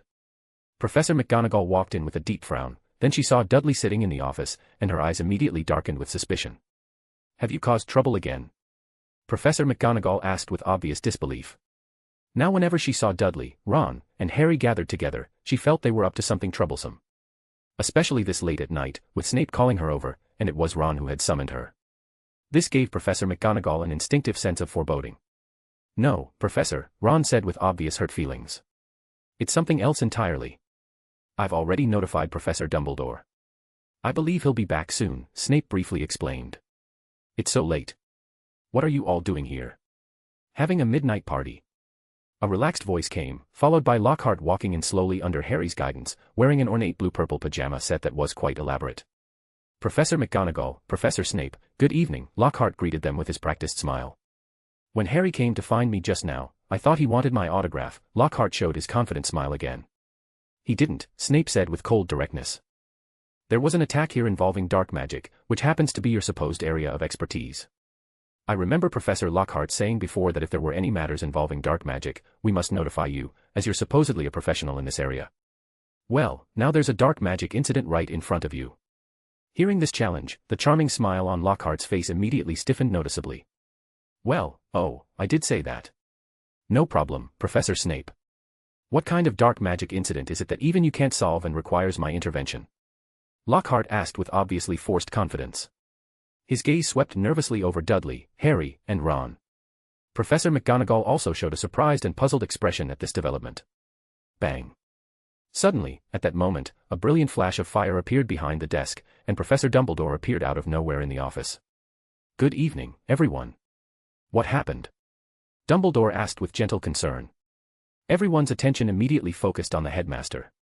Dudley noticed that Dumbledore looked somewhat tired, with heavy dark circles under his eyes, as if he hadn't had proper rest for a very long time. Thinking back to the beginning of the school year when Dumbledore had asked Dudley to protect Hogwarts, this likely meant that Dumbledore had encountered some serious matters outside the school. "Dudley, you tell us," Dumbledore said after his gaze swept over everyone present. He seemed very clear that when all these people appeared together, the key to the problem was often Dudley Dursley. "Professor, there's hidden danger in the castle. Harry and I were just attacked by dark magic and were almost instantly petrified," Dudley immediately reported. As his words concluded, both Professor McGonagall and Lockhart showed expressions of complete disbelief. Dudley paid no attention to their reactions and briefly recounted what had happened earlier. "I did indeed find traces of powerful dark magic on them. However, besides the traces of powerful dark magic, I also discovered a very special trace on Dudley. It seemed to be some kind of exceptionally strong purification spell." Snape finally spoke with professional assessment. Chapter 198, Chapter 200, The Authority to Interrogate. "A purification spell that can directly neutralize such powerful dark magic," Snape concluded after finishing his assessment, glancing sideways at Dudley with obvious suspicion. "That was the effect of my magical item," Dudley said directly without hesitation. "Is that so?" Snape replied with skepticism. "Then could that dark magic also be the effect of some magical item? After all, from your description, I can't think of anything that could petrify you and Harry through a mere mirror." Professor McGonagall frowned and immediately spoke with defensive sharpness. "Snape, what do you mean by that? Are you saying this was staged by Dudley?" Snape sneered coldly. "I'm simply describing this possibility. Perhaps our Dragon Knight felt that Hogwarts today was too safe and wanted some excitement. Or perhaps he felt his current authority wasn't sufficient and wanted to gain more privileges. In any case, I don't think we can rule out this possibility unless I'm allowed to examine all the magical items Dudley mentioned." "Oh right, and that mirror as well. Professor Snape, what evidence do you have to accuse us?" Harry said with rising anger. This was simply absurd. They had been attacked, yet someone suspected they had staged it themselves. "I can let Professor Dumbledore examine those magical items, but not you, Professor Snape," Dudley said with cold determination. "I don't trust you." Snape glared at Dudley but didn't continue the confrontation. "Very well, there's no need to argue about this. I know about Dudley's magical items," Dumbledore said after glancing meaningfully at Dudley. "About that yellow light you mentioned, are there any other details?" Dumbledore asked with focused attention. "None. The image was extremely blurry. We only saw a fleeting glimmer, then we were immediately petrified," Dudley explained. "Yellow glimmer, if I had been there, I definitely could have identified what it was immediately." "What a pity," Lockhart said with considerable theatrical regret. "Then does Professor Lockhart have any suggestions?" Harry couldn't help asking hopefully. "Well, without having seen the scene personally, I don't have any specific suggestions right now. Next time, if something like this happens again, you must remember to come find me," Lockhart said with his practiced smile. "Yellow glimmer." Dumbledore mused thoughtfully. "Dudley, Harry, you two come here." Ignoring Lockhart's words, Dumbledore looked toward Dudley and Harry with serious intent. The two walked forward and stood before the headmaster. Dumbledore examined them carefully, his penetrating blue eyes behind the half-moon spectacles seeming as if they could see right through them. After several tense moments, Dumbledore withdrew his gaze. "Indeed, it's exceptionally powerful dark magic," Dumbledore confirmed gravely. "Dudley, can you sense it every time danger appears?" he asked. Dudley thought for a moment and said, "I can sense it somewhat, but if the distance is relatively far, I might not be so timely, or if I'm not in the castle, I might not detect it." "If I asked you to search for dangers hidden in the school, could you do it?" Dumbledore asked with meaningful intensity. "Me?" Dudley frowned with surprise. "There are so many excellent professors here. I think I can give you the authority to interrogate others. If you discover problems, you can interrogate anyone, including professors," Dumbledore said with decisive authority. Dudley's pupils contracted slightly with shock.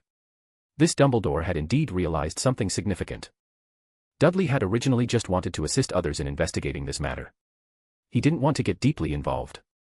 But Dumbledore had given him a reason that was almost impossible to refuse. Interrogation. His interrogator beyonder characteristic hadn't finished digesting yet. This might be an opportunity to help him advance quickly and reach Sequence 6 Judge. At that stage, the Arbiter Sequence's core ability, Decree, could be unlocked, and his strength would certainly see a huge improvement. "Professor Dumbledore, this isn't appropriate," Snape quickly protested. Dumbledore raised his hand to stop Snape's objection. "What do you say, Dudley? Can I trust you?" Dumbledore asked with pointed meaning. "Very well," Dudley finally agreed after weighing the pros and cons. The danger lurking in the castle was indeed frightening, but Dudley wasn't without countermeasures.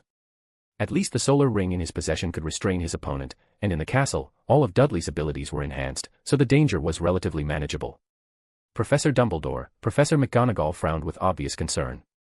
Even she felt that Dumbledore was giving Dudley far too much authority. "Extraordinary times call for extraordinary measures," Professor Dumbledore said with finality. "Don't worry, Dudley, if you have any problems, you can come ask me anytime. I'll definitely be able to help you," Lockhart said with his characteristic smile. When Dumbledore had looked at him just now, it had given Lockhart quite a fright. He was afraid Dumbledore would ask him to handle this matter, and then he would really have to consider fleeing as soon as possible. "Very well, all of you go back. Remind all students to be careful of yellow lights recently," Dumbledore finally instructed. Seeing that Dudley wasn't being investigated but had instead gained greater authority, Snape's expression was extremely ugly as he turned and left directly. He had only one thought in his mind, that Dumbledore had become completely senile. Harry and Ron both breathed sighs of relief and followed Professor McGonagall outside. Dudley remained behind. "Professor Dumbledore, have you encountered some trouble?" Dudley inquired with genuine concern. "I have encountered some trouble," Dumbledore didn't evade the question. "Perhaps I could help you," Dudley offered sincerely. Dumbledore's gaze wavered slightly, but he quickly shook his head with resolve. "This matter, I need to handle myself. I won't trouble you." "Very well, Professor Dumbledore," Dudley accepted gracefully. "I'll do my utmost to protect Hogwarts, but I'd like to know, if I discover problems and need help, how should I contact you?" "At Hogwarts, those who need help can always find it," Dumbledore said cryptically. Hearing this, Dudley was initially somewhat confused but soon understood what Dumbledore meant. Dudley glanced at Fawkes sleeping peacefully nearby. "Good night, Professor Dumbledore." "Good night, Dudley." Dudley turned and left Dumbledore's office. What trouble has he encountered that would make him put so much energy into matters outside the school and even refuse my help? Dudley frowned as he walked through the corridors. Does he not want me to know, or is there some other reason? Dudley shook his head. Since Dumbledore wouldn't say, he wouldn't press. School matters were most important right now. They related directly to his acting and advancement. Chapter 199, Chapter 201, The Authority Granted. When the group returned to Gryffindor Tower, it was already very late. The common room was almost empty, with everyone having gone to sleep. Only a single lamp was still lit in a corner area. Hermione was reading a book while gently stroking Dudley's orange cat. Hearing sounds from the entrance, Hermione stood up and looked in that direction with curiosity. What exactly was that yellow light? Ron's voice came through the portrait hole. I don't know. I hadn't even seen clearly what it was before I was petrified, Harry replied with obvious frustration. Meow. The orange cat sensed Dudley's presence and nimbly leaped to Dudley's feet, rubbing against his ankle affectionately. Why are you all so late coming back? Hermione asked with concern. Dudley often patrolled the castle, so returning late was normal for him, but for Harry and Ron to return so late after what should have been simple detention was quite unusual. Dudley bent down to pick up the orange cat and said to Hermione directly, "We were just attacked." "Oh my!" Hermione exclaimed with shock. In the following minutes, Harry and Ron recounted what they had encountered to her in vivid detail. Hearing about their dangerous situation, Hermione's expression became grave as well. "So you're saying there's some unknown danger hidden in Hogwarts right now?" she asked with growing worry. Dudley nodded grimly. "That's how it appears currently. I'm just not clear what exactly it is or whether it will actively attack students." Earlier, Dudley had actively used the Mirror of Eris to observe that yellow light and couldn't even determine its exact location. "Regardless, we need to be much more careful from now on," Dudley said with serious emphasis. "Also, I'm considering whether to teach you some life-saving methods." The three looked at each other, somewhat confused about what Dudley meant by this. "I can't always be by your side. Like today, if I hadn't been there, Harry would already have been petrified when he encountered danger. So I'm thinking it's time to improve your defensive abilities," Dudley said with complete seriousness. "How do we improve our abilities?" Harry asked with great interest. Hermione and Ron also showed curious expressions. "Wandless magic and silent spells," Dudley said simply. "These are advanced magical techniques. Can we really learn them now?" Harry said with obvious doubt. They knew Dudley was remarkably skilled at wandless magic and could use silent spells. These two techniques combined allowed Dudley to respond most quickly to sudden dangerous situations, much faster than ordinary wizards drawing their wands and reciting incantations. But they also knew these techniques were far too advanced for second-year students. Even Hermione wasn't confident she could learn them. You don't need to worry about that. I have my own methods to help you learn, Dudley said with quiet certainty. Excellent, I'm willing to learn, Hermione said without hesitation. I'm willing too, Harry and Ron quickly agreed. The three of them couldn't keep dragging Dudley down. In an increasingly dangerous environment, they had to learn to protect themselves. Especially Harry. He still had a powerful enemy hidden in the shadows. He had to improve his abilities as much as possible. Dudley nodded approvingly. Once I'm finished with these next few days, I'll teach you. He planned to teach Harry and the others part of Hermes, allowing them to cast magic with this spiritual language, thus gaining the initiative in battle. Moreover, Dudley didn't need them to completely master this spiritual language. He only needed them to understand the vocabulary of spells. As for other content, he didn't plan to teach them. Some things were better known as little as possible. Dudley had previously had the idea of teaching Harry Hermes, but he hadn't put it into practice, feeling it was too early. But now that the castle was no longer safe, and with Dumbledore off and away from school, he had to advance this plan. As a spiritual language, only through Dudley's instruction could Harry and the others master the method of casting spells with Hermes. Ordinary people, even if they mimicked the pronunciation of Hermes, couldn't achieve this. That is to say, in this magical world, only Dudley had the ability to teach others Hermes. Even if Harry and the others learnt the pronunciation of those spells, they still couldn't teach others. After settling this matter, Dudley and the others prepared to go to sleep. Oh right, Ron, you might need to pay attention to your sister, Hermione said, having already walked to the stairs of the girls' dormitory when she suddenly remembered something and turned back. Ginny? What's wrong with her? Ron asked with obvious puzzlement. While I was waiting for you just now, I saw her come back looking extremely pale, with water stains on her face, as if she'd been crying. When I asked what was wrong, she didn't answer me. I think she might be homesick or hasn't adapted to school life yet. You brothers don't care about her at all. Hermione said with obvious disapproval. Ron's face reddened slightly as he said, "Thank you for the reminder. I'll ask her tomorrow." Don't be so direct, understand? Be gentler with her, Hermione couldn't help but remind him. All right, Ron nodded with genuine understanding. He really hadn't paid much attention to Ginny's matters recently. He was either in detention or training with Dudley's flying broom. It had been far too long since he'd had a proper chat with his sister. Dudley and Harry exchanged glances, neither interrupting this conversation. The next day, an official Hogwarts announcement appeared at the Great Hall entrance, warning everyone of potential dangers within the castle and advising students not to wander aimlessly, to stay in groups when possible, and to avoid being alone. Especially to watch out for yellow light. At the same time, this notice also informed everyone that Dudley Dursley, due to his natural ability to sense evil auras, would represent Professor Dumbledore in investigating the attack incident. Everyone must cooperate with his investigation and accept necessary interrogation. This news caused tremendous discussion and controversy once published. There were quite a few people supporting Dudley, mainly Gryffindor students who felt Dudley indeed had the ability to handle this responsibility. In the other houses, most Hufflepuff and Ravenclaw students felt indifferent. Although they thought Professor Dumbledore had given Dudley too much authority, since Dudley had ridden a Norwegian ridgeback dragon to repel a dark wizard's invasion last semester, they felt it was acceptable. Moreover, the announcement explained that Dudley had special talent in this area, which they found reasonable. The most intense reaction came from Slytherin House students, which met everyone's expectations. They could not accept this decision under any circumstances. However, Professor Dumbledore's announcement wouldn't change because of their opposition. Some students wanted to pressure Dumbledore through the Board of Governors, but it wasn't very effective. According to their subsequent feedback, Professor Dumbledore's attitude was firm, and the Board of Governors seemed to be wary of something, not daring to pressure Professor Dumbledore too much, so the matter had to be dropped. After this incident, Dudley actually possessed very high investigative authority at Hogwarts. With reasonable use, advancing to Sequence 6 Judge was just a matter of time.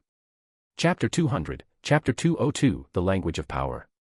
In the following period, Dudley focused on thoroughly examining the area where the attack had occurred but unfortunately still found nothing of significance. However, after this incident, no similar events occurred in the school, and quite a few people began to think that the previous attack might have been a lie deliberately spread by Harry and Dudley to gain power, since only these two had been present when it happened. Of course, most people who held the skeptical attitude were Slytherin students, who had never gotten along with Gryffindor's lions to begin with, and even less so after this controversial incident. Regarding these people's doubts, Dudley didn't bother to explain anything. Time would prove he was right. After more or less handling his investigative affairs, Dudley began teaching the three of them as promised. At 8 o'clock in the evening, in an abandoned classroom deep underground, Dudley was conducting his secret lessons.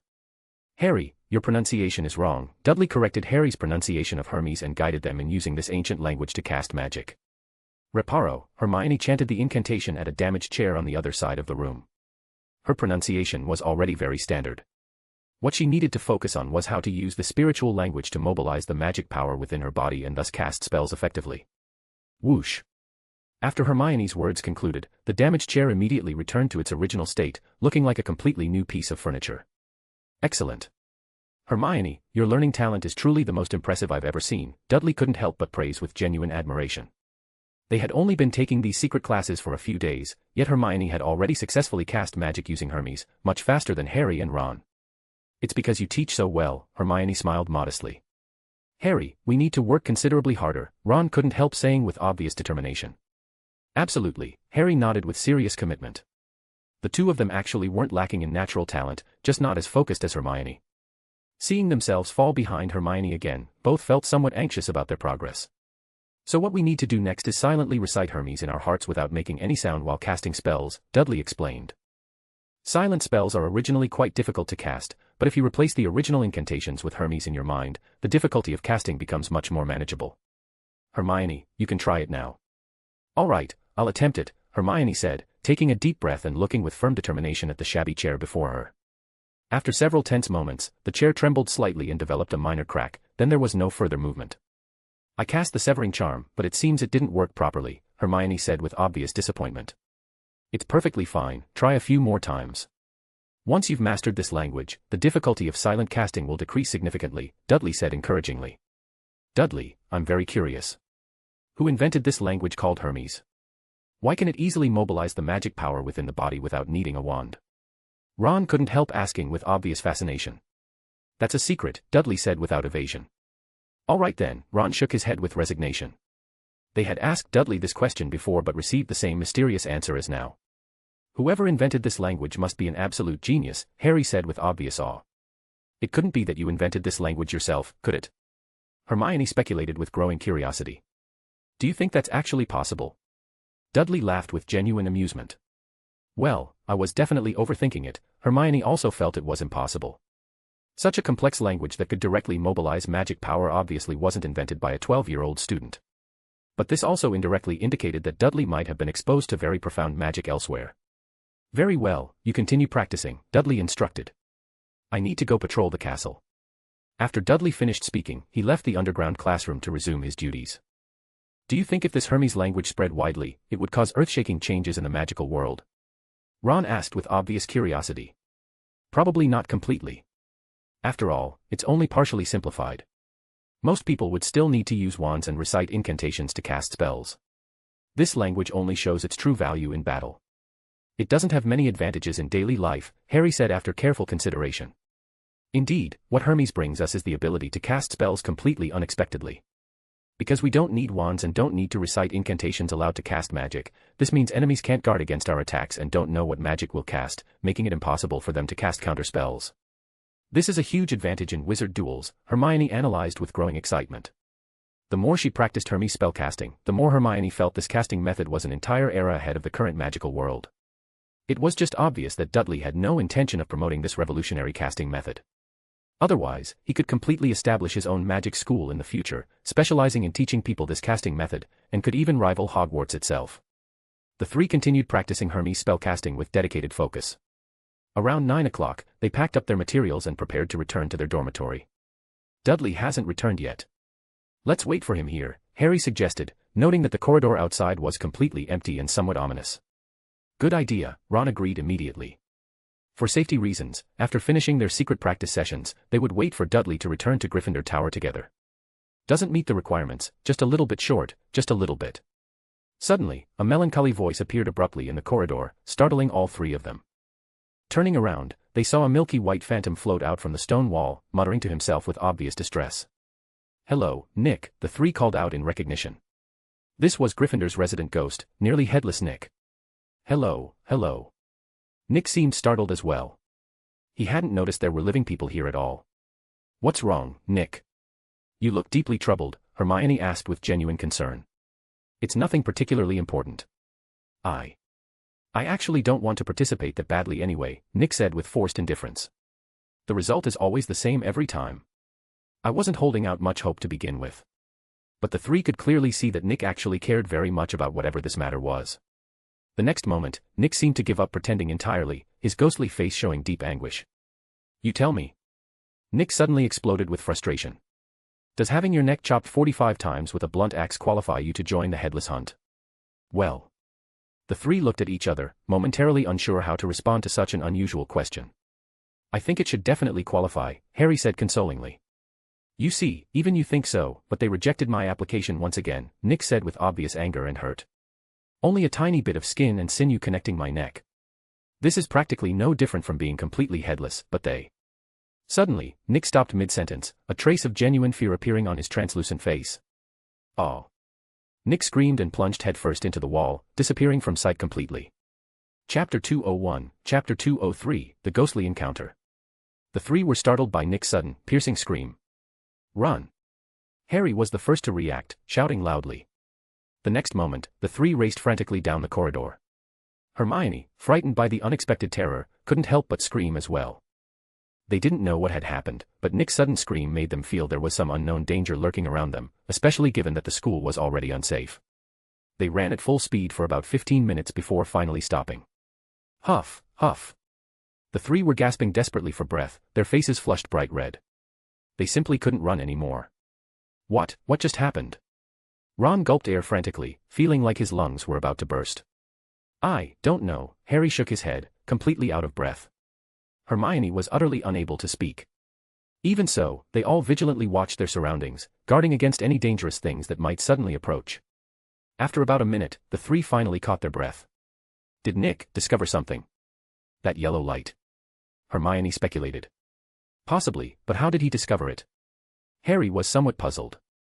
When they were fleeing, Harry had specifically looked around but hadn't noticed anything unusual.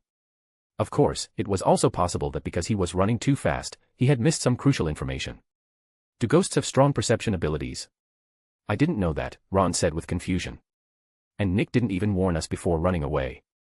Really, he's already a ghost but still so afraid of death. Can he die again? Ron couldn't help complaining about the situation. Maybe ghosts have their own things to fear, Harry said helplessly. Regardless, Nick's scream did remind us to run quickly, so it was another kind of warning, Hermione concluded reasonably. Ron didn't say anything more. He had just been venting casually and didn't really blame nearly headless Nick. What do we do now? Hide here, or go back to Gryffindor Tower? Ron asked. They were now hiding in an abandoned classroom. Due to running too fast earlier, they hadn't looked at their surroundings and didn't even know exactly where they were. Harry pondered for a moment and said, let's not go out yet. There might be danger in the castle. Let's wait for Dudley here. This was the safest approach, much better than wandering around outside. But can Dudley find us? Hermione asked somewhat uncertainly. He can find us, Harry said with complete certainty. Although he didn't know what methods or magic Dudley had, Dudley always managed to find them at crucial moments. Like when they had driven the car to school, Dudley had told them afterward that he had discovered them flying in the sky, so he hadn't been too worried about their situation.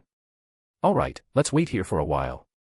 At least with Dudley around, I feel much safer, Ron said, sitting down against the wall. Just as he finished speaking, light footsteps could be heard from the corridor outside. That sounds like Dudley. Harry's expression changed as he recognized what sounded like Dudley's familiar footsteps. He quickly opened the classroom door and peeked out, indeed seeing Dudley approaching. Harry, how did you end up here? Seeing Harry, Dudley quickly walked over with obvious concern. We might have encountered the hidden danger just now, Ron hurried out to explain the situation. Danger? Dudley frowned. He hadn't sensed any danger at all. When I went back to look for you earlier, I heard a scream from downstairs.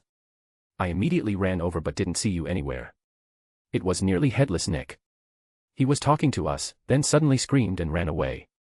We felt there might be some danger around, so we ran away too, Hermione explained. That Gryffindor ghost? Dudley's expression shifted with understanding. Yes, he didn't say anything.